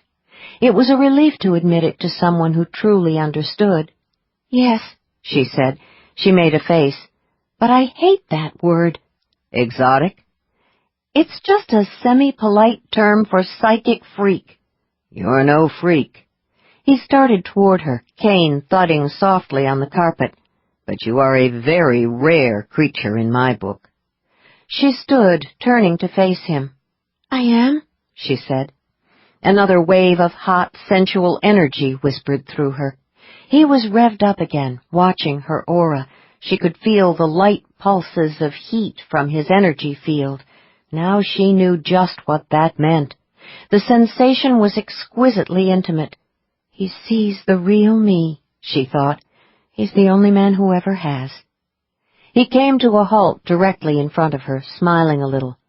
This is where I get to say, here's looking at you, kid. She laughed, feeling suddenly light and very highly charged. Sexy, adventurous, living in the moment. Like the view? She asked. Good grief, she was actually flirting with him. Oh, yeah, he said. He touched her cheek. No one has ever noticed me screwing around with their auras, let alone pushed back. She held her breath, but there was no psychic jolt. Experimentally, she put her fingertips on his bare chest. She felt nothing except warm skin and sleek, strong muscle. Last night hadn't been a fluke. She really could touch him without pain. She flattened her hand against him. She could feel the intense, very focused energy of his desire sweeping around her, enveloping her in powerful and possibly quite dangerous currents. But she no longer cared about the warning signs. Are you telling me that you're attracted to me just because I can keep you from manipulating my aura? She asked. His smile was wickedly sexy. And because you're hot, of course. She blinked. You really think I'm hot? He moved the cane behind her back and grasped the other end in his right hand, trapping her. He pulled her closer and lowered his mouth to hers. Very, very hot, he said against her lips. The words thrilled all her senses. He wanted her. So what if part of the attraction was based on the fact that he saw her as an interesting challenge? At least she didn't scare him the way she did other men. That was a really big plus. And she could touch him. Live in the moment. Yes, she said, but it's cool to hear the words. How about actions? Don't they count? Oh, yes. She was breathless now. Actions are very important. That's good, because I'm in the mood for a little action. His mouth closed over hers. She wrapped her arms around his neck and kissed him back, throwing herself into the embrace with all her might.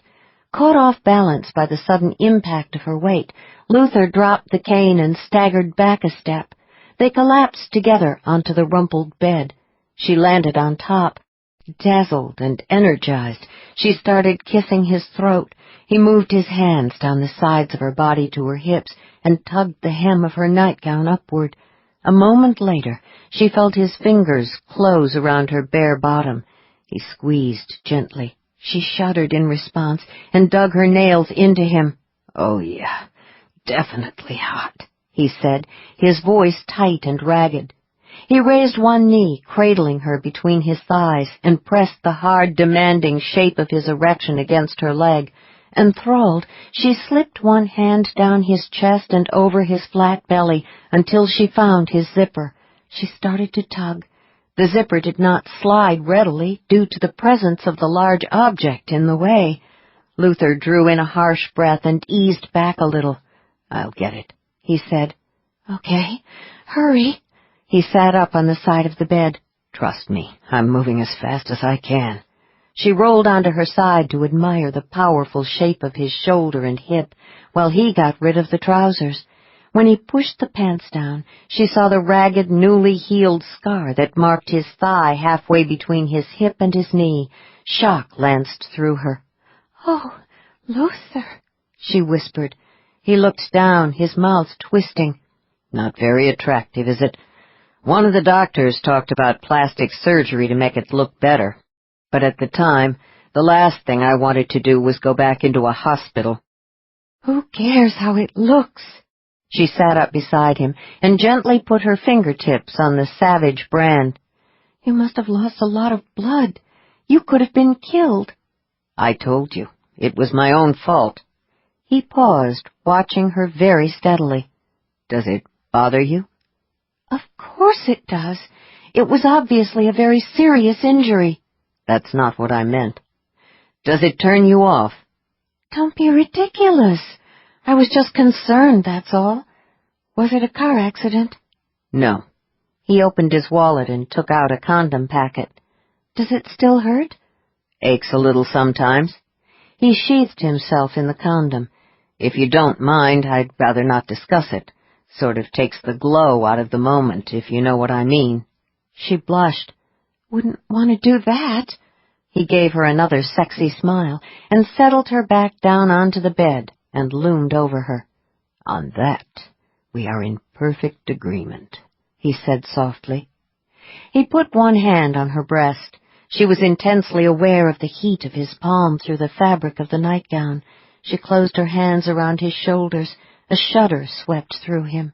His aura flared higher. It seemed to her that in some way it was starting to resonate with hers. A glorious sense of her own feminine power soared within her. He moved his hand deliberately up the inside of her thigh to the hot, full place between her legs. He started to stroke her the way he had the night before, as though he knew exactly what she wanted and needed. She sensed the now familiar pulse of his energy. Damn, he did know exactly what she wanted and needed. He was reading her aura to see what worked and what didn't. "Wait a second," she gasped. "I think that's cheating." "All's fair in love and war." He did something with his fingers that shocked her senses in the most delicious way. Of their own accord, her legs stirred amid the rumpled sheets, opening for him. Impulsively, she reached down and wrapped her fingers around him. He sucked in a deep lungful of air and exhaled on a groan. She did not need to see his aura to know that she was pressing all the correct buttons. "You're right," she said, savoring his reaction. "All's fair." He was hard and solid and very erect. She watched him with her other vision as she explored him, discovering exactly where and how to touch him. The sexual excitement in his hot energy field began to resonate harder and faster, emboldening her. She had never tried anything like this with anyone else. The game was compelling, addictive, and her learning curve was very fast, thanks to the feedback she got from his aura. She heard a low, husky laugh, and knew that Luther knew that she was watching him in the same incredibly intimate way that he was watching her. "You are definitely getting the hang of this," he growled. He captured her wrists and pinned them over her head. "But I'm not going to let you end things too soon." She smiled sweetly and raised one hip a little, nudging him. Distracted, he reached down with his free hand, bringing his shoulder within range of her mouth. She nipped him lightly, letting him feel her teeth. "I should have seen that coming," he muttered. "Okay, you've made your point." He freed her wrists, and she went back to her explorations. So did he. The sensual battle grew increasingly fierce and exciting, each of them trying to push the other to a higher level of excitement. And then Luther was on top of her, driving himself deeply into her. She gripped his shoulders, raised her knees, and tightened around him. Invisible light and fire flashed in the atmosphere of the bedroom. She held him even closer, possessive and demanding in a way she had never been with any other man. She felt his muscles harden under her clutching hands. Her insides clenched tighter and tighter. Luther's entire body went rigid. Beneath her palms, the muscles of his back could have been sculpted from steel. With an effort, she managed to open her eyes. The morning light revealed the savage set of his hard face. It was the expression of a man on the verge of either sexual release or lethal violence. He opened his eyes and saw her watching him. He did not speak. She knew that, like her, he could not. They were both too far gone into the whirling fire. But in that heartbeat of time she sensed a flash of intense awareness, a kind of mutual recognition resonating between them. Before she had time to analyze the strange new energy, her climax rolled through her, stealing her breath. A heartbeat later, Luther followed her over the edge. For a timeless moment, she could have sworn that their auras fused into a single energy field that enveloped them both, which was, of course, quite impossible according to the laws of paraphysics. 12. There was only one other person in the elevator, a woman swathed in one of the hotel's plush white spa robes. Luther stifled a grin when he sensed Grace's disappointment. He knew that she had been hoping to test her sense of touch on someone else to determine the extent of the cure. When they reached the terrace where the open-air restaurant was located, Grace got out first. He followed, thinking that he couldn't remember the last time he had felt so good, so refreshed. "Can you use that aura manipulation trick to make a woman get instantly hot for you?" Grace asked, with what sounded like academic curiosity. The urge to smile vanished instantly. He knew a trap when he saw one. "Damn it, Grace, keep your voice down." He looked around quickly, hoping for a distraction, but none of the half-dozen people in the airy colonnade that led to the restaurant were close enough to eavesdrop. So much for that excuse. He lowered his own voice and injected as much steel into it as possible. "Doesn't work like that," he said. "You can't blame me for being curious. I haven't come across your particular talent in any of my genealogy research." He put on his sunglasses and looked at her. She had taken a shower after the hot, sweaty sex. Her still wet hair was combed back behind her ears. She had on a pair of trousers and another one of her long-sleeved shirts. The sleeves of the shirt were rolled up almost to her elbows, though. A very daring move. "I'm not some small electric you can plug in whenever it's convenient," he muttered. "No," she agreed. "You are definitely not a small appliance. So, what's the answer?" "We're about to eat breakfast. Usually I read newspapers when I'm eating breakfast. Could we have this conversation some other time?" "A simple yes or no will do." "There's no such thing as a simple yes or no when it comes to sex," he said. That was good, he thought, pleased. Smart answer, Malone. Brilliant, in fact. She tilted her head to look at him, eyes veiled by the dark glasses. "That's not an answer," she said. He exhaled slowly and went for deeply offended. "You're asking me if I can use my talent to seduce any woman I want?" "No." She stopped and turned toward him, clearly shocked. "I know you wouldn't do anything that unethical." He stopped, too. "Yeah? How do you know that?" "I'm an aura profiler, remember?" He frowned. You profiled me? Of course, she said coolly. Do you think I'd go to bed with a man I haven't analyzed, especially given my issues? I guess I haven't thought about it quite that way. He paused. I passed the profile test? Oh, yes. She gave him a smile that was brighter than the light of the tropical morning. You definitely passed. And here I've been wondering if the reason you were attracted to me was because you could touch me without getting fried. What? It was her turn to be outraged. How dare you think I would fall into bed with a man simply because I could touch him? You did say you haven't been able to get close to a man for over a year. My phobia issues had nothing to do with what happened last night or this morning, she snapped. At least, not in the way you mean. I am insulted. Take it easy. I will not take it easy. I'm more than insulted. You just made me mad. Really, really mad. I know. I can see it, he said, admiring the heat leaping around her. Let's get something clear, she said evenly. I would never go to bed with a man just because I could touch him. The fires of her feminine outrage were resonating nicely with the hot, exciting wavelengths of desire. She was furious, but she wanted him. He suddenly felt much more cheerful again. You can't blame a man for leaping to the obvious conclusion, he said. Yes, I can. Ever heard the phrase, you're cute when you get mad? For a few seconds he thought she was going to explode, but she made a face instead. Fine, she said. Be that way. I'm hungry. Let's eat. She turned on her heel and took off very quickly, heading toward the entrance to the restaurant. He retaliated by playing the injured card, making a show of limping after her.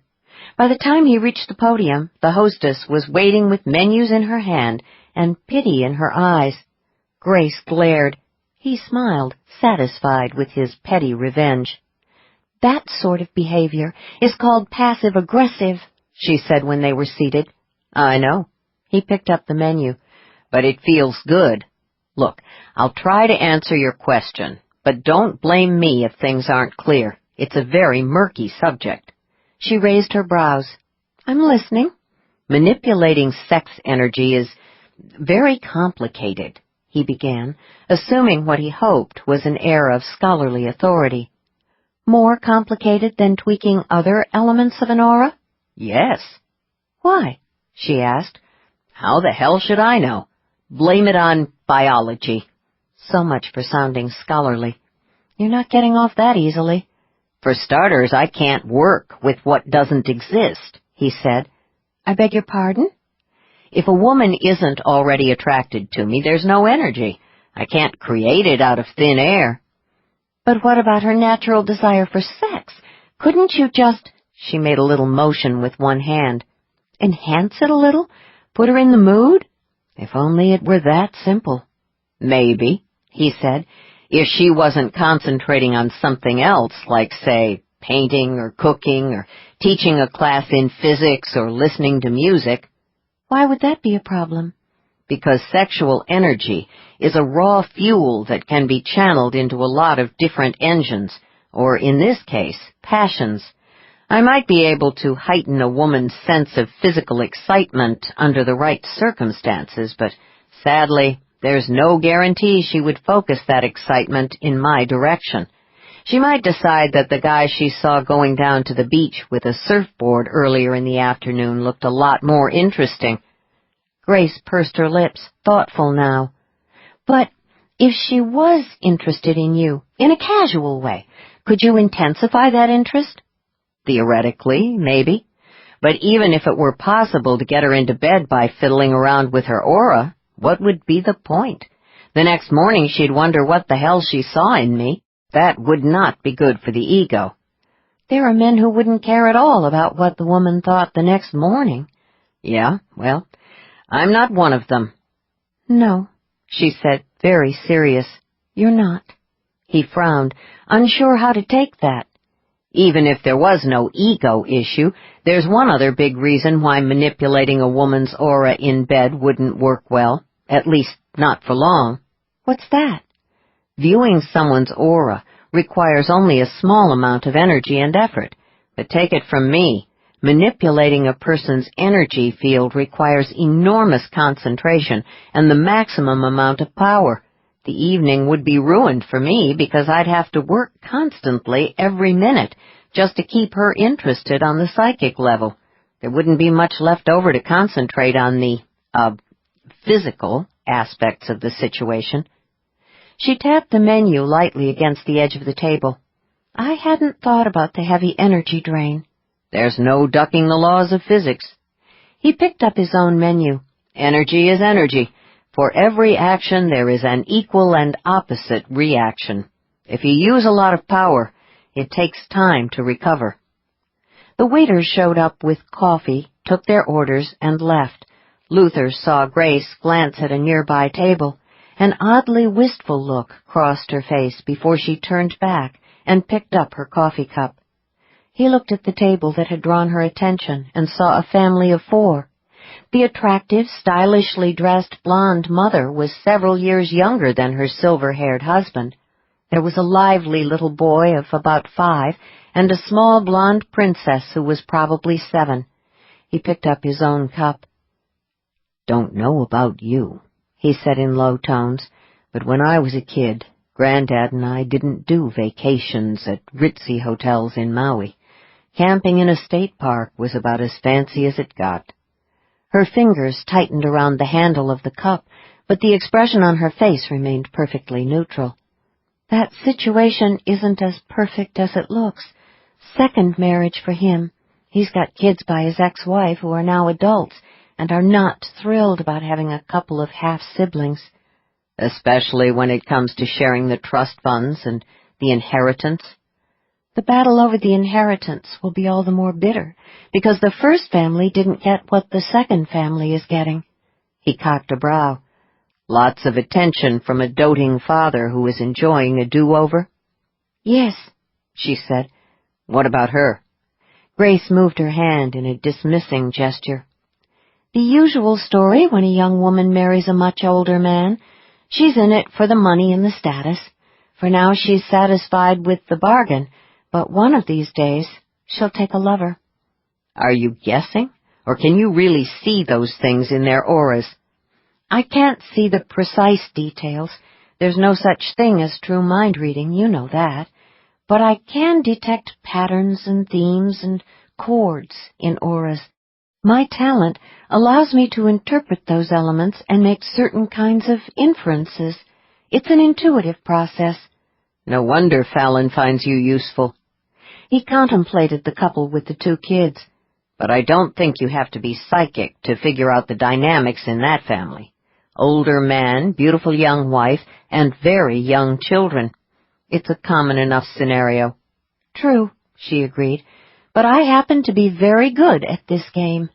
Want to try another table? One where the dynamics aren't so obvious?" "Game?" She shrugged.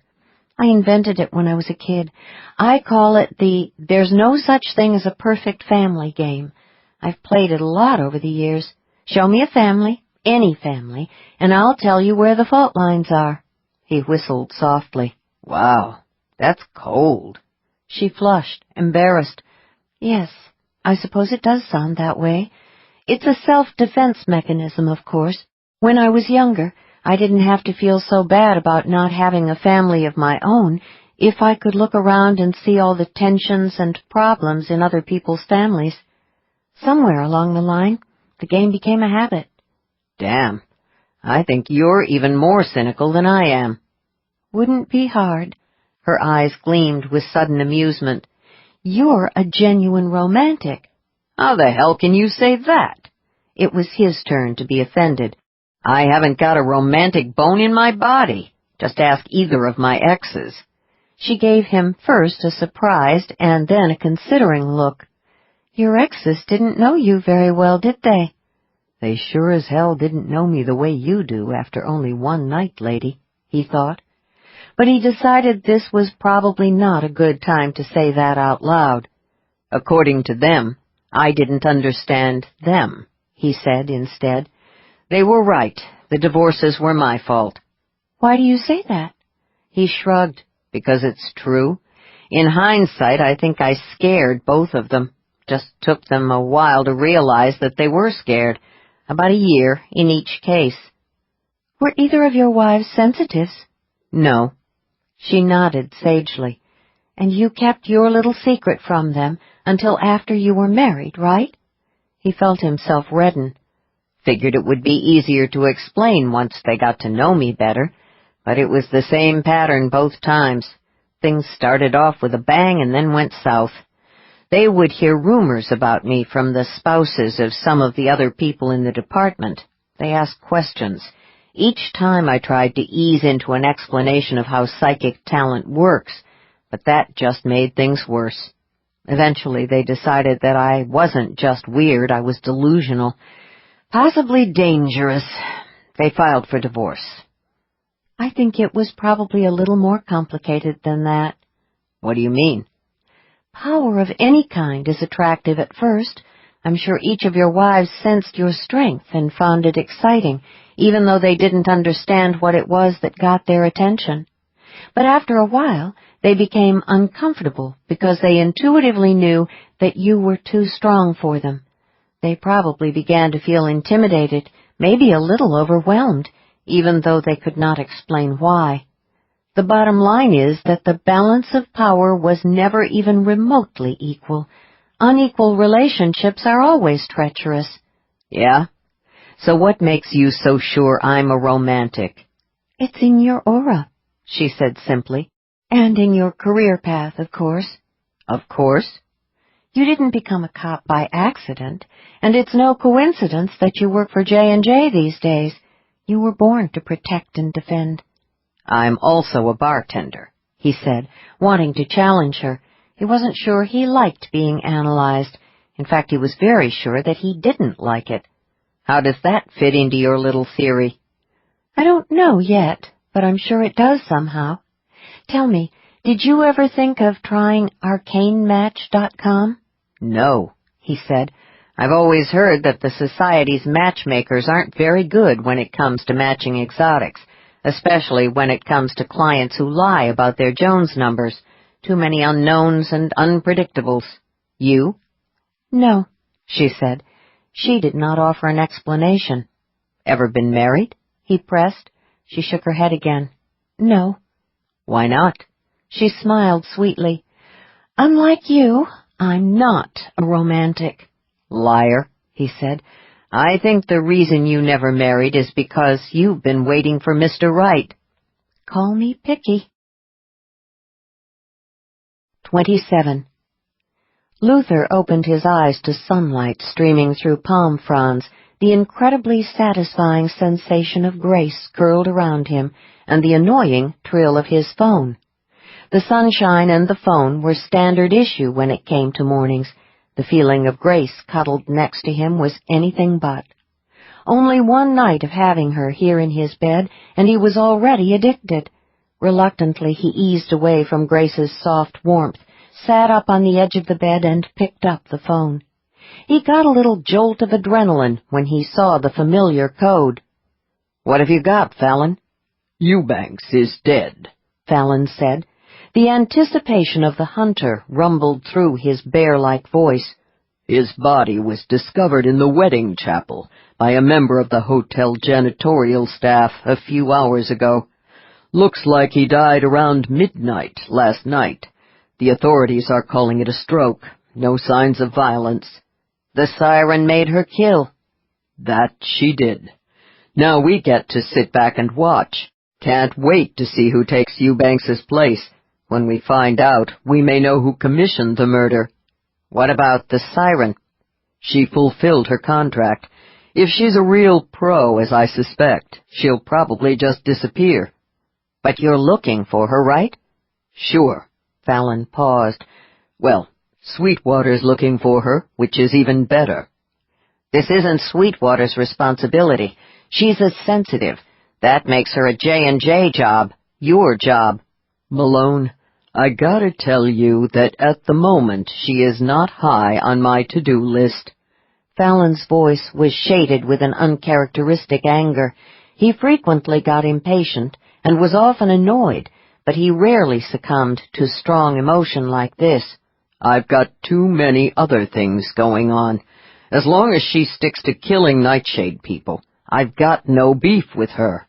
"She tried to murder Grace and an innocent bystander."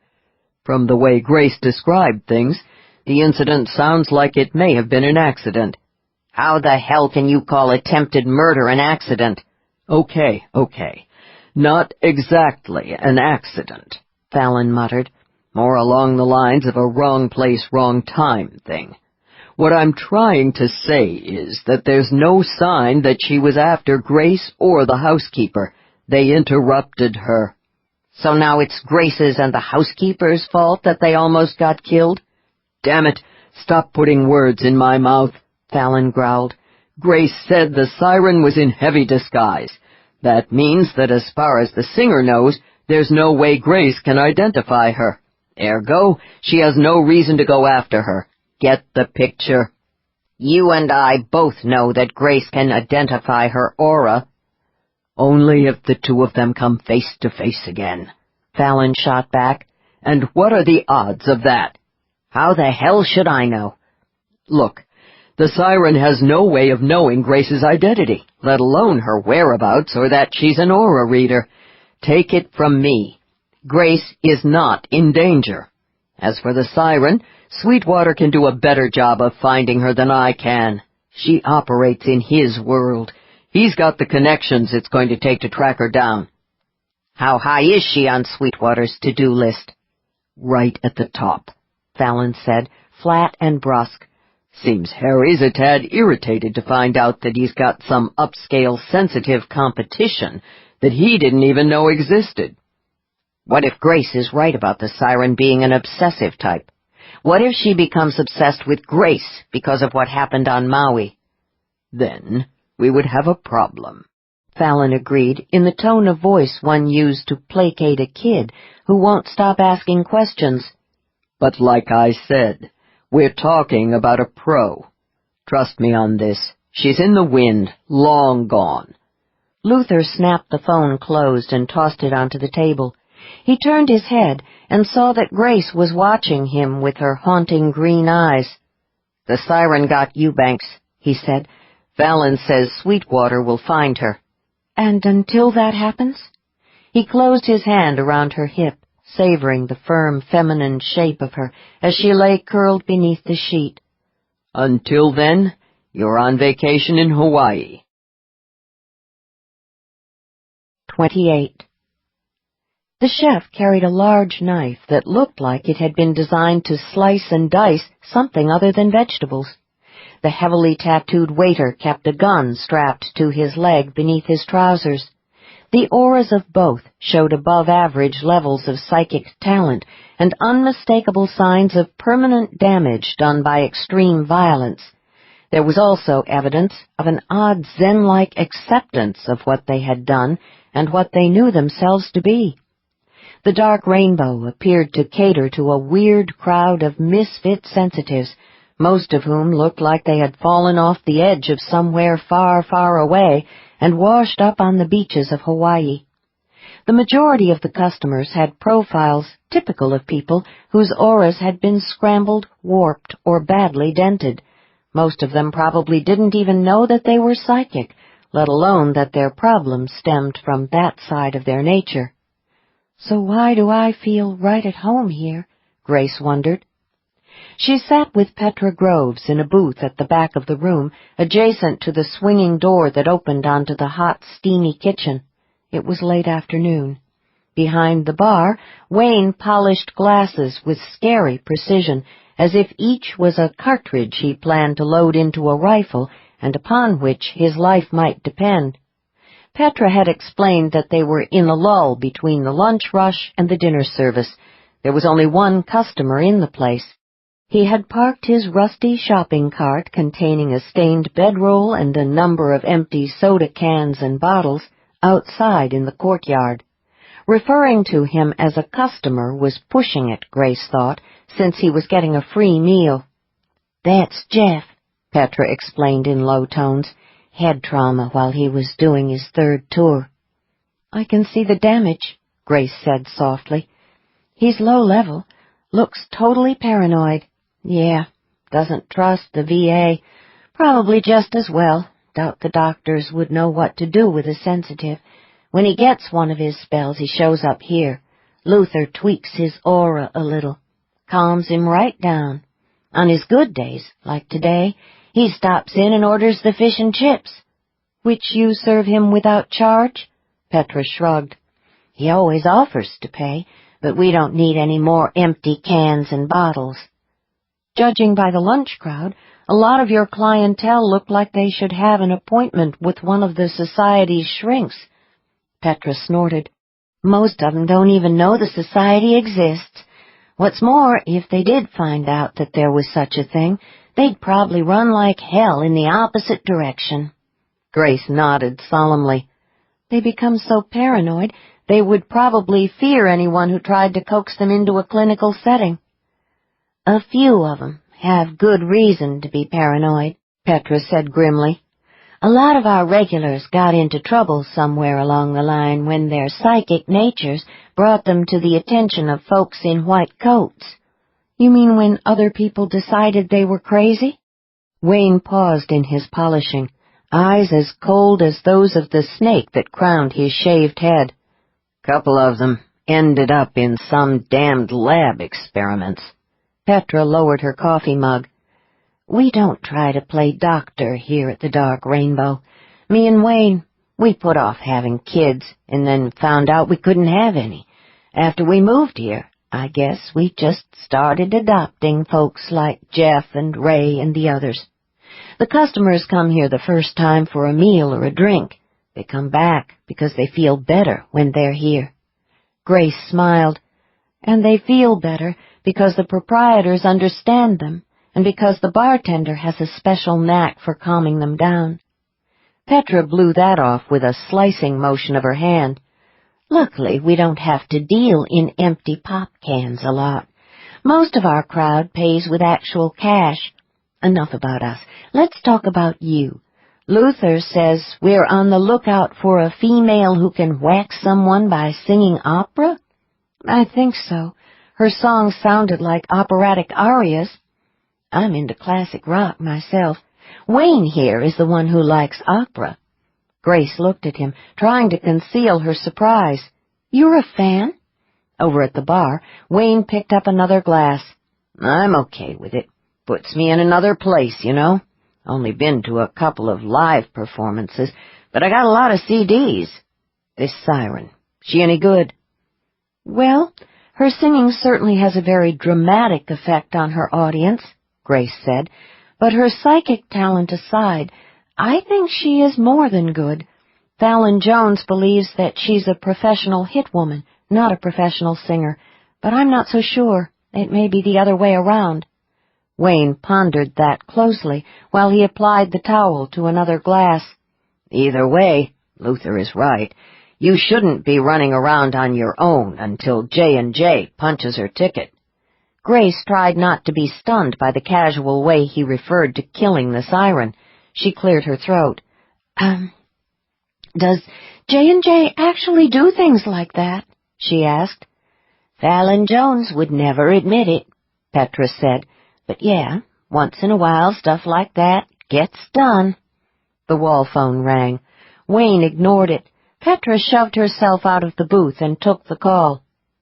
Yeah, Julie, she said. Don't worry about it. Hope he feels better soon. Tell the little guy I said hi. No problem. She tossed the phone back into its cradle and heaved a sigh.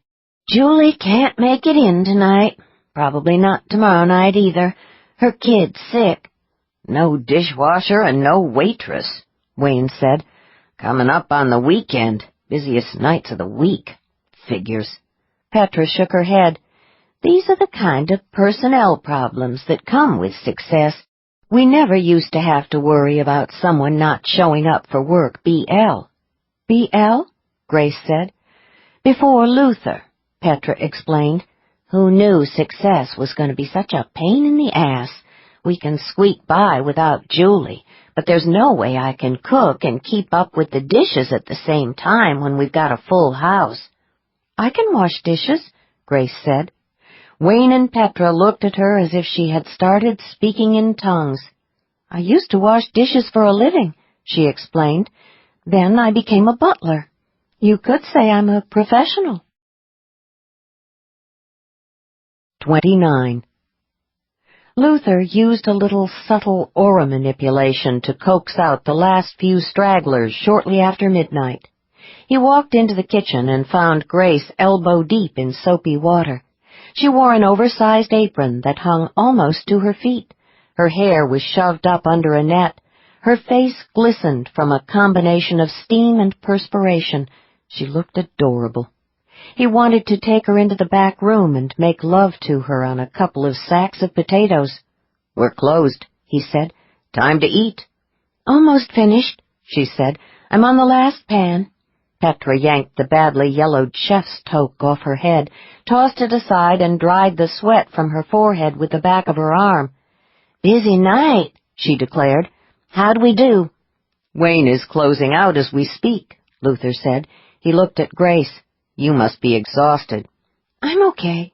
She finished rinsing a large pot and used both hands to transfer it from the sink to the drain counter.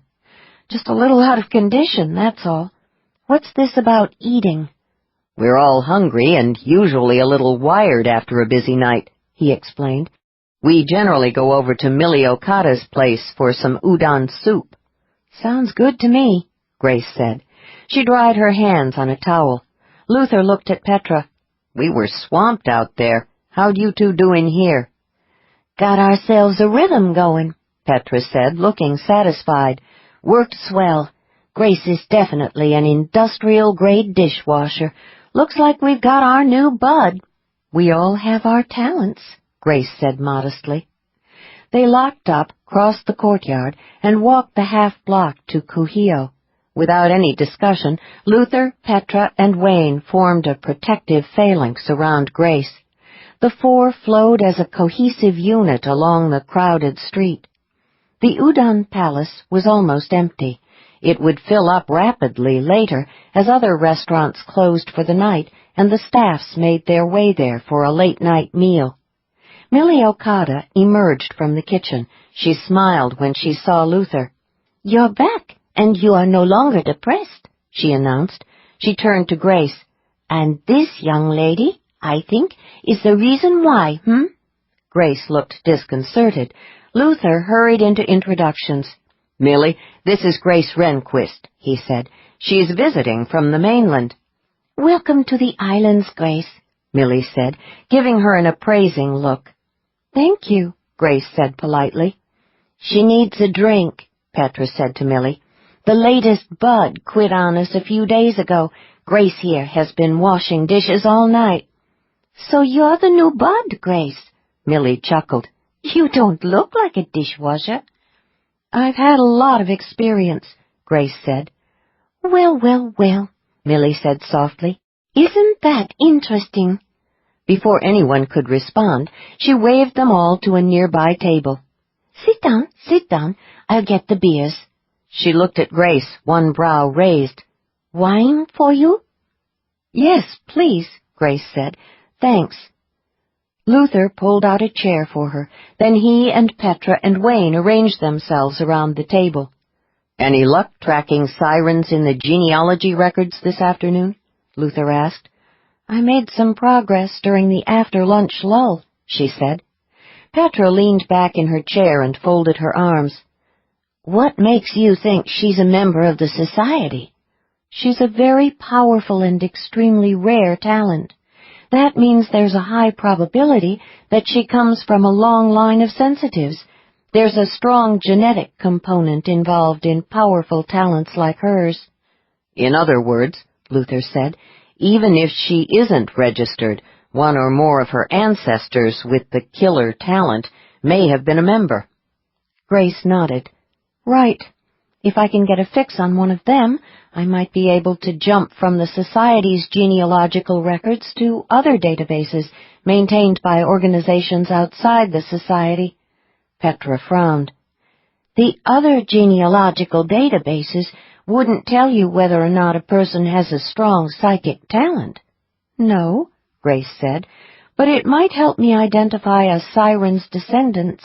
From there I can determine if any had an unusual talent for singing." Wayne's eyes narrowed faintly. "Sounds like a long shot." "It is," Grace agreed, "but it's something to do while we wait for word from Fallon Jones." Millie emerged with 3 beers and a glass of white wine. She came back a moment later with bowls of steaming udon soup and handed them around. "Anything else?" Luther asked after Millie returned to the kitchen. "Not much," Grace admitted. "There are a number of references to members who possess what was often described as a mesmerizing voice. But even today, critics throw that term around routinely, so I'm not sure it means much. I did find some entries concerning singers whose music can put people in a trance that resembles sleep." "I hear that happens a lot at the opera," Petra said. "Maybe the talent isn't so rare." Grace smiled. "The point is, I didn't find any references to singers who can literally kill with their music. I sent an email request to Fallon Jones asking him to grant me access to the classified section of the genealogy files." Luther picked up his beer. "There's a classified section?" "Oh, yes," she said. "A lot of the records pertaining to particularly dangerous or bizarre talents are highly classified. I've been allowed to work with them on occasion when Mr. Jones was trying to identify a suspect. I'm sure he'll let me back into them for this search." She inhaled the steam off her soup. "This smells very, very good." "Best udon on the island," Wayne assured her. Luther watched her use her chopsticks to pluck noodles out of the soup. He didn't have to look at her aura to know that she was exhausted. "You need a good night's sleep," he said. She did not argue. Wayne studied Luther. "So what's the plan here? Do we just whack anyone who shows up at the restaurant singing something we don't like?" "That could leave us with a lot of bodies to explain," Petra observed. "A lot of bad singing out there." "I think the larger issue here is making sure that Grace is never alone until this is over," Luther said. "No problem." Wayne went back to his udon. Grace set her chopsticks very precisely across the soup bowl and looked at the 3 of them with a faintly baffled expression. "It's very nice of you to do this for me," she said. "I don't know how to thank you." "No big deal," Petra assured her. "Makes for a change of pace." "Change is good once in a while," Wayne said. "Keeps life interesting. Forget about thanking us. You're with Luther." She flicked a quick, searching glance at Luther and then turned back to Wayne. "That matters?" "Sure," Petra said. "Makes you family." Grace sat back, hands tightening on the edge of the table, shock in her eyes. "But I'm not family." "You got your definition," Wayne said. "We've got ours.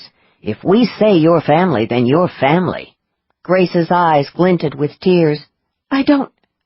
You don't even know me."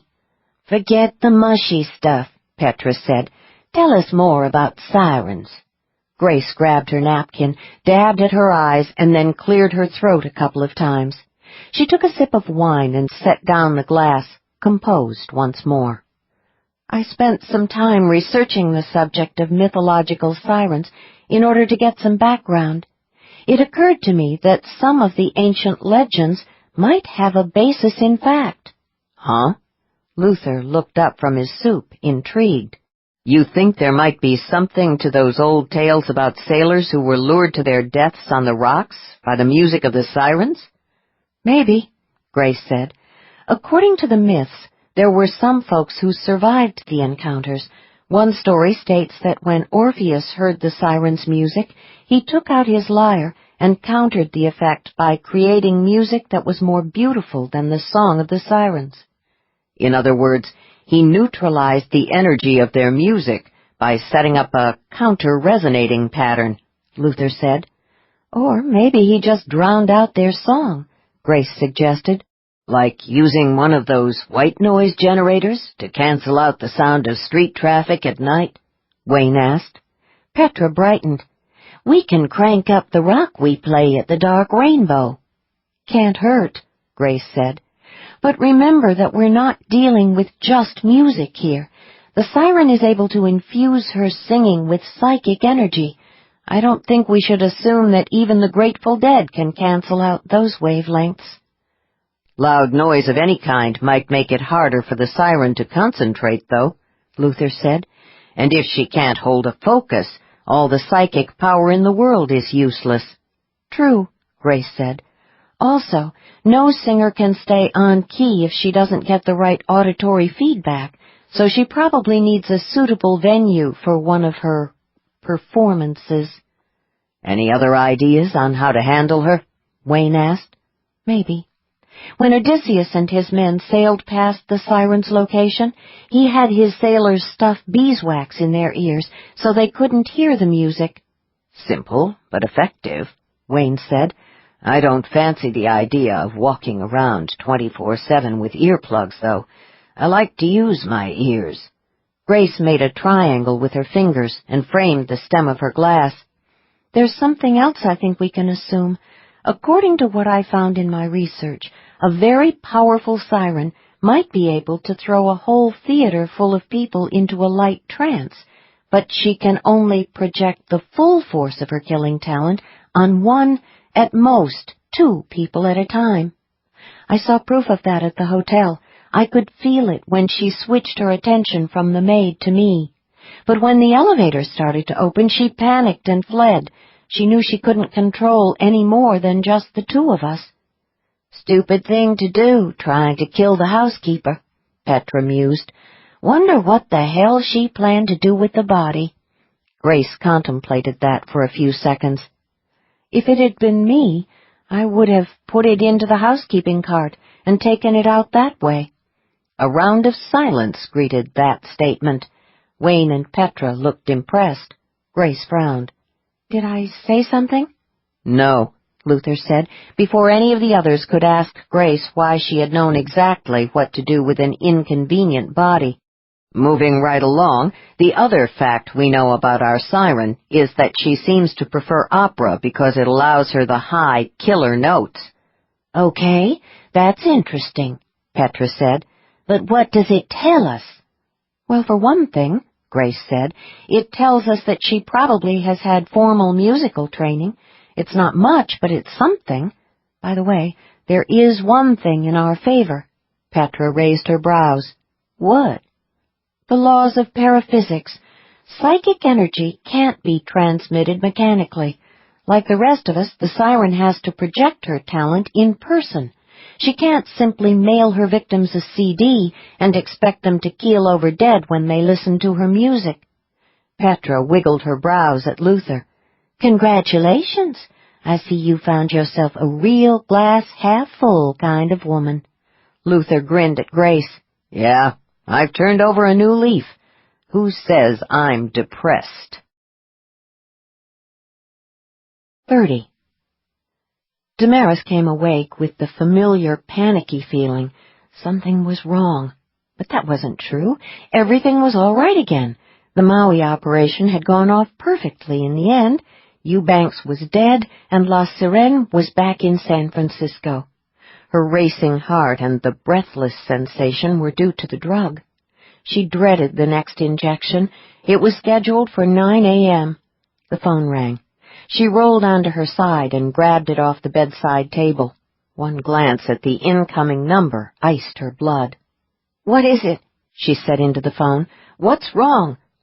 "Nothing's wrong," La Sirene said impatiently, "except that I'm running around like a madwoman here, getting ready to fly to Acacia Bay. Dear Newland is sending his private jet for me." Her voice became slightly muffled as she spoke to someone else.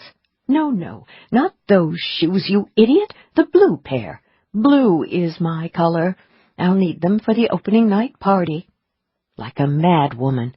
Damaris shuddered, wondering if her sister had any idea just how accurate the description was. Probably not.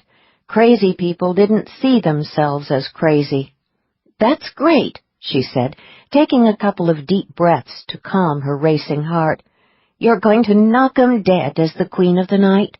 She winced at her own unfortunate choice of words. "I'm looking forward to the performance. I'm sure all the most important critics will be there. Dear Newland has promised they will be. Has Daddy found that bitch yet?" Damaris closed her eyes. "Vivian, please listen to me. The housekeeper isn't important." "I told you, forget the hotel maid," La Sirène snapped. "I'm not interested in her. She's nothing to me. I want the other woman, the one who protected the housekeeper and tried to resist my singing." Damaris got to her feet, fingers clenched around the phone. "The other woman doesn't matter either. Let it go, Vivian. Concentrate on the Acacia Bay performance. Your career is about to take off again. You can't afford to be distracted." "Not the emeralds, you silly creature. I'll need the sapphire and diamond set that dear Newland gave me. They go with the shoes and the gown." La Sirène's voice grew louder as she spoke directly into the phone. "Damaris, this is the least you can do for me. Let me rephrase that. It's the least Daddy can do for me. He owes me this much." "The important thing is that the woman has no way of knowing who you are. She can't identify you." "This has nothing to do with whether she can identify me. She resisted me. I know she must be a sensitive. Don't tell me that Daddy can't find her." "He's still looking for her," Damaris lied. "I'll let you know as soon as he finds her." "Promise?" Damaris sighed. "Promise." The phone went dead. Damaris stared at it, wondering why it was vibrating. After a couple of seconds, she realized that it was shaking because her hand was trembling. She made herself take several deep, steadying breaths and went to the window. She stood looking out at the lights of Los Angeles for a long time, thinking. Two things had become very clear. Her fears about using her sister to take out Eubanks had been justified. La Sirène was now obsessed with the mysterious woman she had encountered on Maui. She viewed her as a rival. Given Vivian's character, that fixation would not end until the woman was dead. The entire plan was in jeopardy. She went back to the nightstand and picked up the phone. Daddy answered on the first ring. "You're awake," she said quietly. "I don't sleep much these days. What's wrong?" "I think we may have a problem. Vivian has become fixated on the woman who discovered her in Eubanks's hotel room on Maui. Not the housekeeper, the other one." There was a short silence, and then a soft chuckle. "Your sister may not be as crazy as you think." "What do you mean?" "I've been obsessing on her myself." "I don't understand," Damaris whispered. "Why?" "Because it was simply too much of a coincidence that a sensitive, powerful enough to interfere with your sister's singing, just happened to be in that hotel on Eubanks's floor at that moment." Shock reverberated through her. "Yes, of course. I should have realized." "Yes, you should have thought about the possibilities." "I'm sorry." She rubbed her damp forehead. "It's the drug, Daddy. I can't seem to think straight these days." "I know. I told you. The first few months are a little rough. Relax. I'm not annoyed because of this small lapse. I've got the situation under control." "You found the woman?" "Her name is Grace Rehnquist. Turns out she's just a librarian in the Bureau of Genealogy. Fairly strong aura talent, though. Fallon Jones sent her to Maui along with a bodyguard to get a look at Eubanks. That means she must be able to ID auras." "How much does J&J know?" "At the moment, nothing. As I thought, Jones was watching Eubanks as part of a routine investigation into the death of one of the women he killed, the last victim. The woman's family hired the agency to look into it. Fallon Jones figured Eubanks for just another high-level sensitive gone bad. Now Eubanks is dead due to a stroke. As far as the agency is concerned, the case is closed." "But what about Grace Rehnquist? You said she's a high-ranking aura talent. She must have seen Vivian's aura. A lot of strong auras can recognize individual energy fields. At the very least, she must have realized that Vivian is a powerful sensitive of some kind. J&J would follow up on that information. Now you're thinking like the future director of Nightshade. Approval laced each word. You're right. Miss Rehnquist has indeed become a problem. As things stand, she is the one person who might be able to identify La Sirene. And if La Sirene were to be discovered and identified, well, things could get a bit awkward. Comprehension shuddered through Damaris. She had to fight to breathe. If J&J finds Vivian, she broke off, unable to finish the sentence. Yes, exactly, Daddy said gently. It's highly unlikely, of course, but if J&J manages to track down Vivian, and if Grace Rehnquist were to identify her as the woman in Eubanks's hotel room, it is possible that they would make the connection to you and then to me. Damaris's mouth went dry. You're not thinking of doing something to Vivian, are you? Of course not. She's my daughter. The person who needs to disappear is Grace Rehnquist. With her out of the picture, there will be no one around who can identify La Sirene. We'll all be safe again. She crushed the phone against her ear, trying to think like him, like the future director of Nightshade. It will have to look like an accident, or at the very least a Nightshade operation. Very good, he said, but don't worry. I was doing this kind of thing for a living before you were even born. I'll take care of everything. The phone went silent. She rose and went back to the window. I'll take care of everything. That was what a father was supposed to do. So why was she so terrified? It was the damned drug. She glanced at the clock. 2 more hours until the next dose. William Craigmore put down the phone, set aside his book, and pushed himself up from the reading chair. He smiled at the realization that he was actually looking forward to the venture. It had been a long time since he had felt the kind of adrenaline rush that only came with field work. Running Nightshade was a fascinating challenge, but he sometimes missed the old days when it was just him and the other guy, playing for keeps in the shadows. He glanced at his image in the mirror as he went down the hall. He was 70 and still in good health and excellent physical condition. It was too soon to tell if the drug would give him a few extra decades of life, but Sylvester Jones, the alchemist who first concocted it back in the late 1600s, had been convinced that longevity would prove to be a side effect of the drug. Something to look forward to, he thought, especially now that he had found his daughters. He had a genetic stake in the future.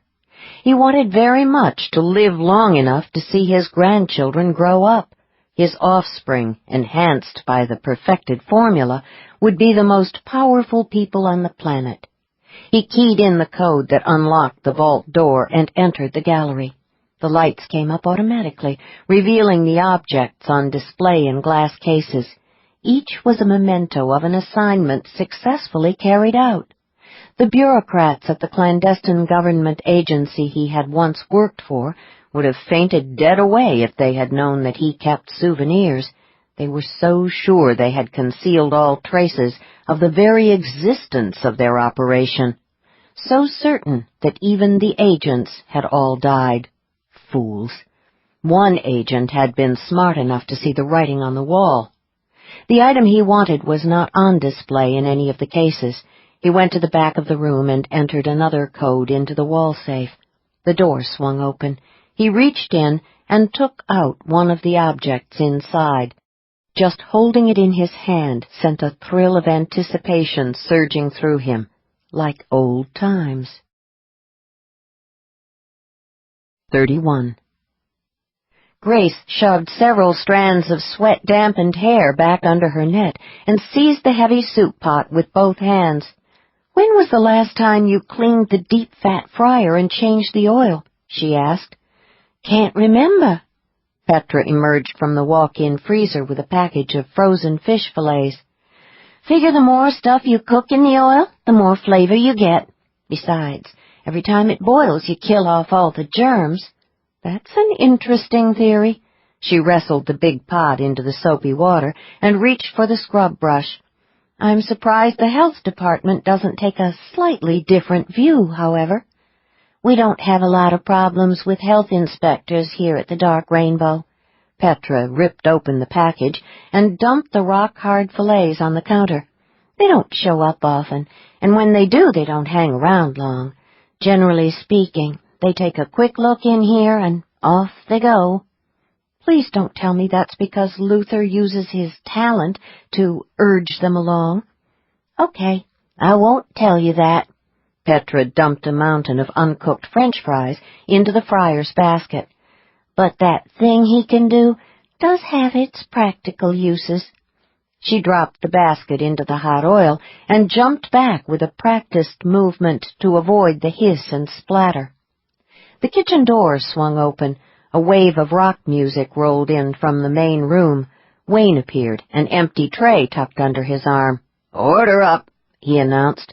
3 of 'em. He tore 3 pages off his pad and added them to the long row of orders already hanging over a counter. "Getting busy out there. Full house tonight. Bunch of damned tourists wandered in." He turned and stalked back out through the swinging doors, allowing another flood of hard rock to inundate the kitchen. Well, doesn't that just suck? Petra muttered. What do they think I am, a machine? I can't crank out food like I'm some kind of assembly line robot. Looks like an assembly line is exactly what we need, Grace said. She dried her hands on her apron. I'm caught up with the dishes. Why don't I take over the fish and chips orders while you deal with the dead red? Sounds like a plan, Petra grumbled. Watch out you don't burn yourself on that damn fryer. Grace eyed the sizzling oil warily. I'll be careful. Petra glanced at the remaining order slips, scowling. 3 fish and chips and 5 more burgers. Got it. Grace selected a few pieces of thawed fillets and dipped them in the batter. Keep the portions below 4 ounces, Petra said. She tossed 5 raw hamburger patties onto the grill.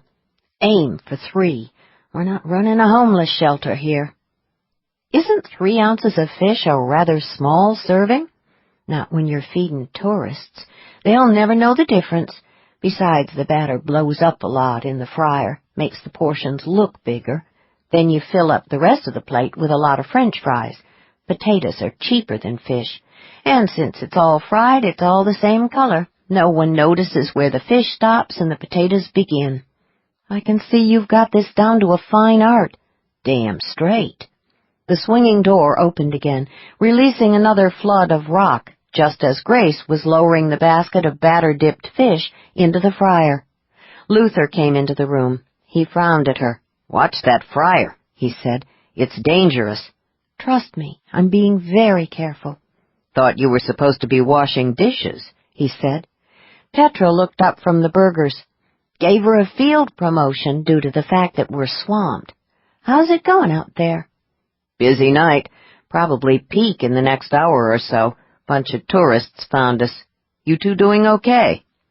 Do we look like we're okay? Petra snapped. It's hotter'n hell in here, and we've got orders coming out the ass. Now there's an appetizing visual, Luther said. Do they talk like that on the cooking channel? Damned if I know, Petra said. I didn't learn to cook by watching the cooking channel. Well, hey, I'm just the bartender, Luther said. I sure don't want to slow down the process in here. I'll leave you two to get on with the preparation of your culinary art. He winked at Grace and went back through the swinging doors. Petra glared at the doors. What the hell is culinary art?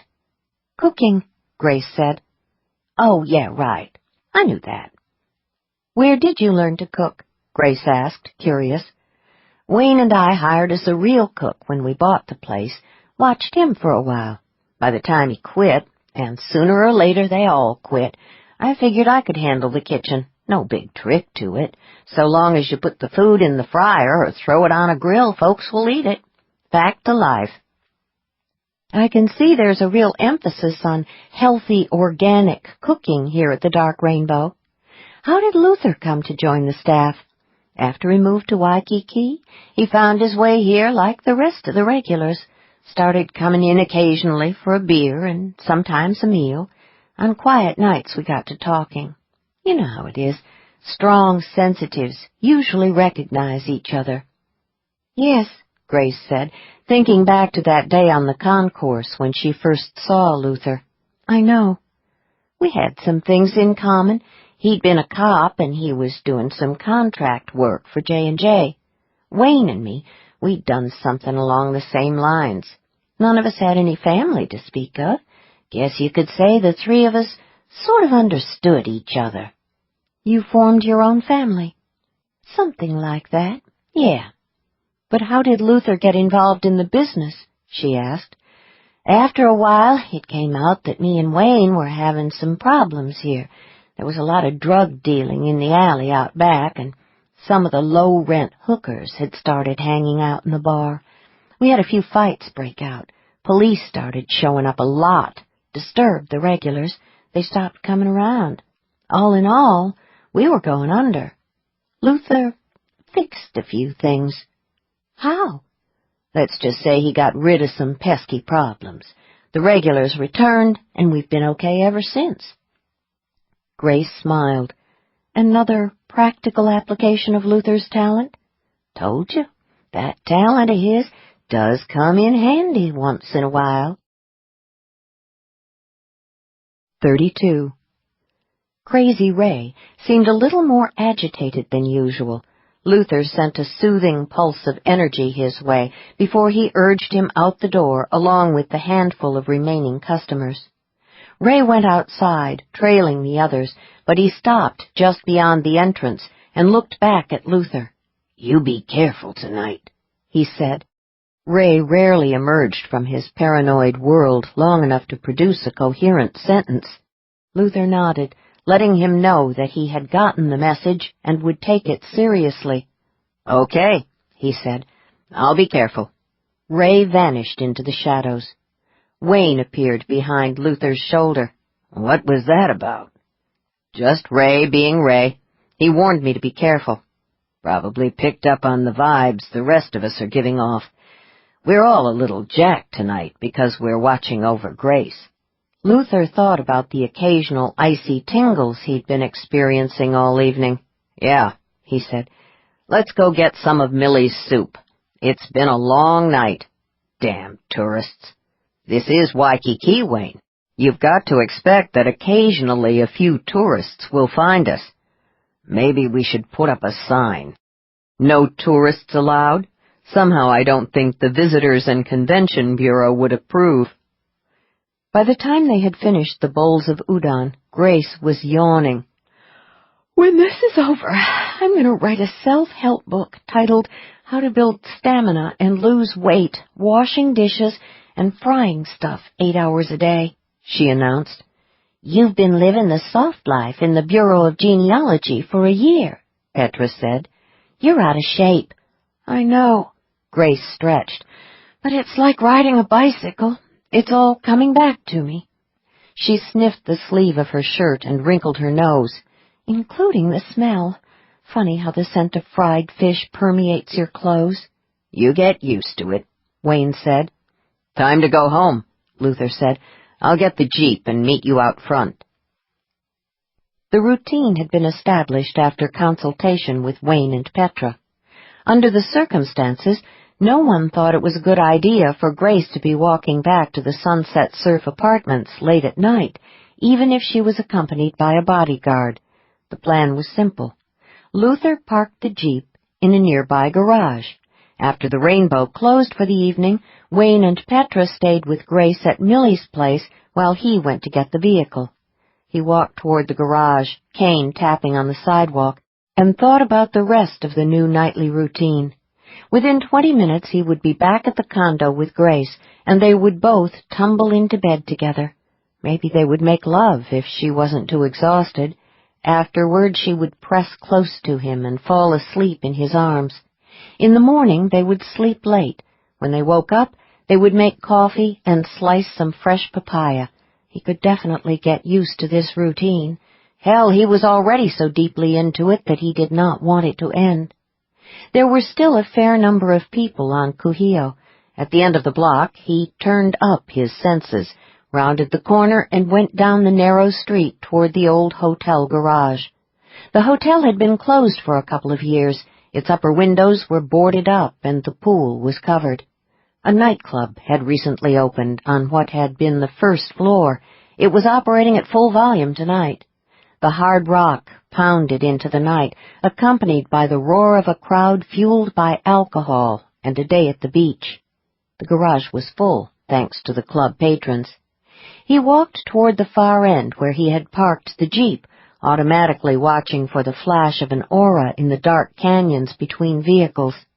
The deep thunder of the music spilled through every opening in the concrete walls and cascaded down the stairwell. His leg was aching again tonight. He would have to take some more anti-inflammatory tablets when he got back to the condo. The thought made him want to snap the cane in half and hurl the pieces into the nearest trash bin.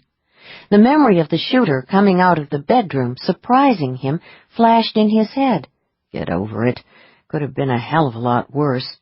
He went toward the Jeep, keys out, still on alert for movement in the shadows or anything else that didn't seem right. The garage was empty, except for the hulking shapes of the vehicles. There was nothing out of the ordinary to disturb his cop intuition or his psychic senses, so why the whisper of unease? Thanks for giving me the willies, Ray, after all I've done for you. When he got close to the SUV, he used the remote to unlock it. Automatically, he gave the garage another quick survey. The concrete stairwell that led upstairs to the old hotel lobby and the entrance to the nightclub was to his right. The light was off inside. It had been on earlier when he parked. Adrenaline scalded his veins. The narrow beam of a penlight appeared first, prowling around the stairwell landing, illuminating the concrete steps. The person gripping the small light rounded the corner a second later and started down the steps. In the darkened stairwell he was only a tall, lean silhouette, but his aura pulsed hot with the colors of violence and raw power. Luther concentrated, getting the pattern in focus, just in case. The man halted at the foot of the stairs. Although his aura was running red-hot, he made no move that could be interpreted as violent. There was no gun or knife in his free hand. He just stood there, aiming the flashlight at Luther's chest. Rogue waves spiked across the stranger's aura. Luther sent a crushing tide of energy at him. Nothing happened. In the next instant, he realized that his parasenses were fading fast, going blind. It was suddenly hard to make out the stranger's pattern. That wasn't right. He should have been able to see it clearly. I'm afraid you have become a problem, Mr. Malone, the man said, but I'm an old hand at fixing problems like you.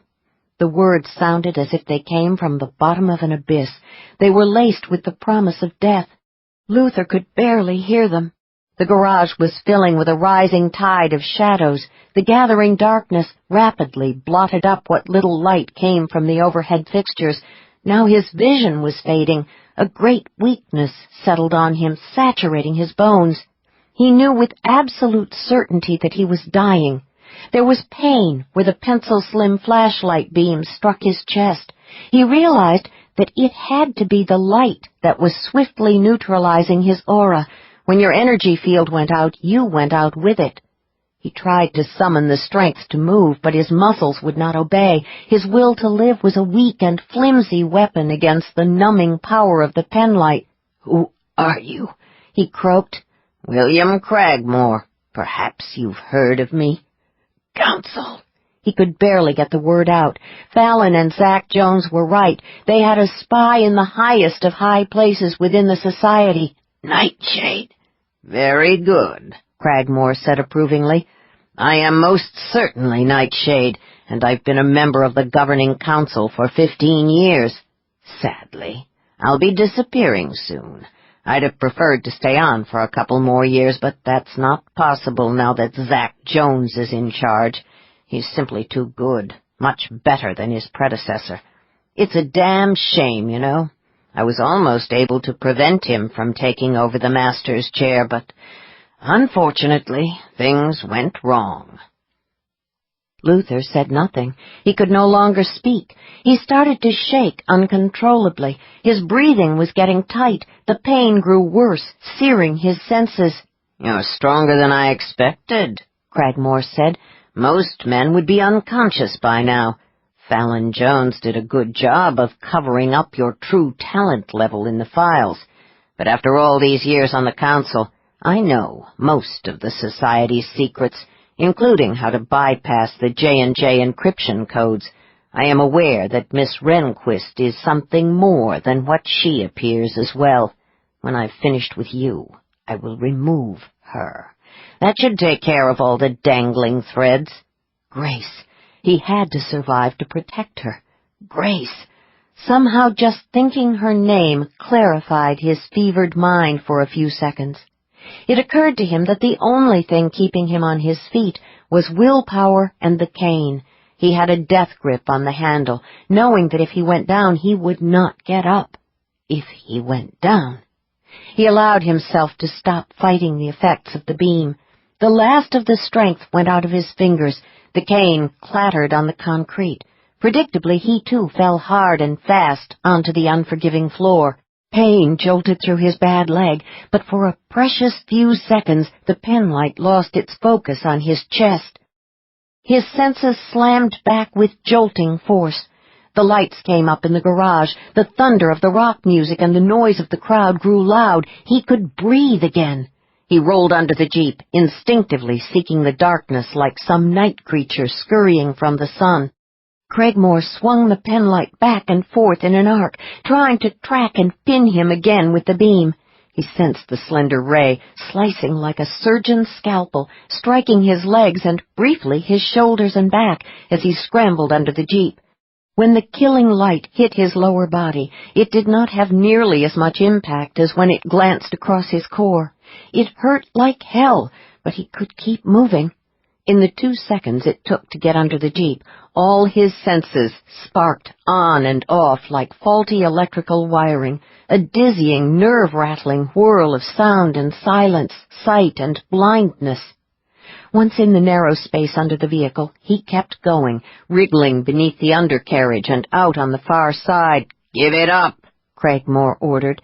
There was a new note in his voice now, anger maybe, or maybe sheer outraged amazement. That was the thing about being an aura talent. No one took you seriously. Cragmore walked closer to the Jeep, but paused several feet away, keeping a wary distance. Maybe it had occurred to him that an ex-cop might carry a holdout gun.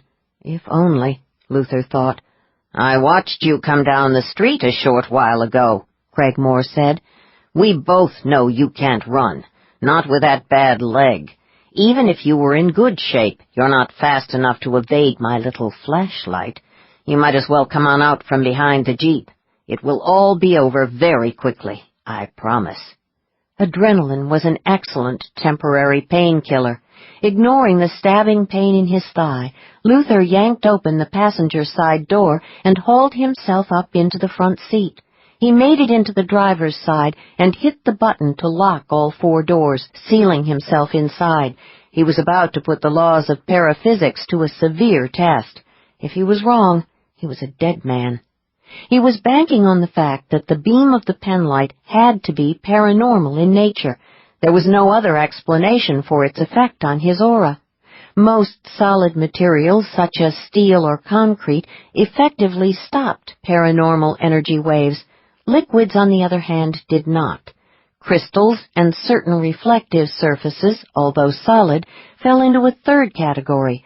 They could be used to focus energy if you knew what you were doing.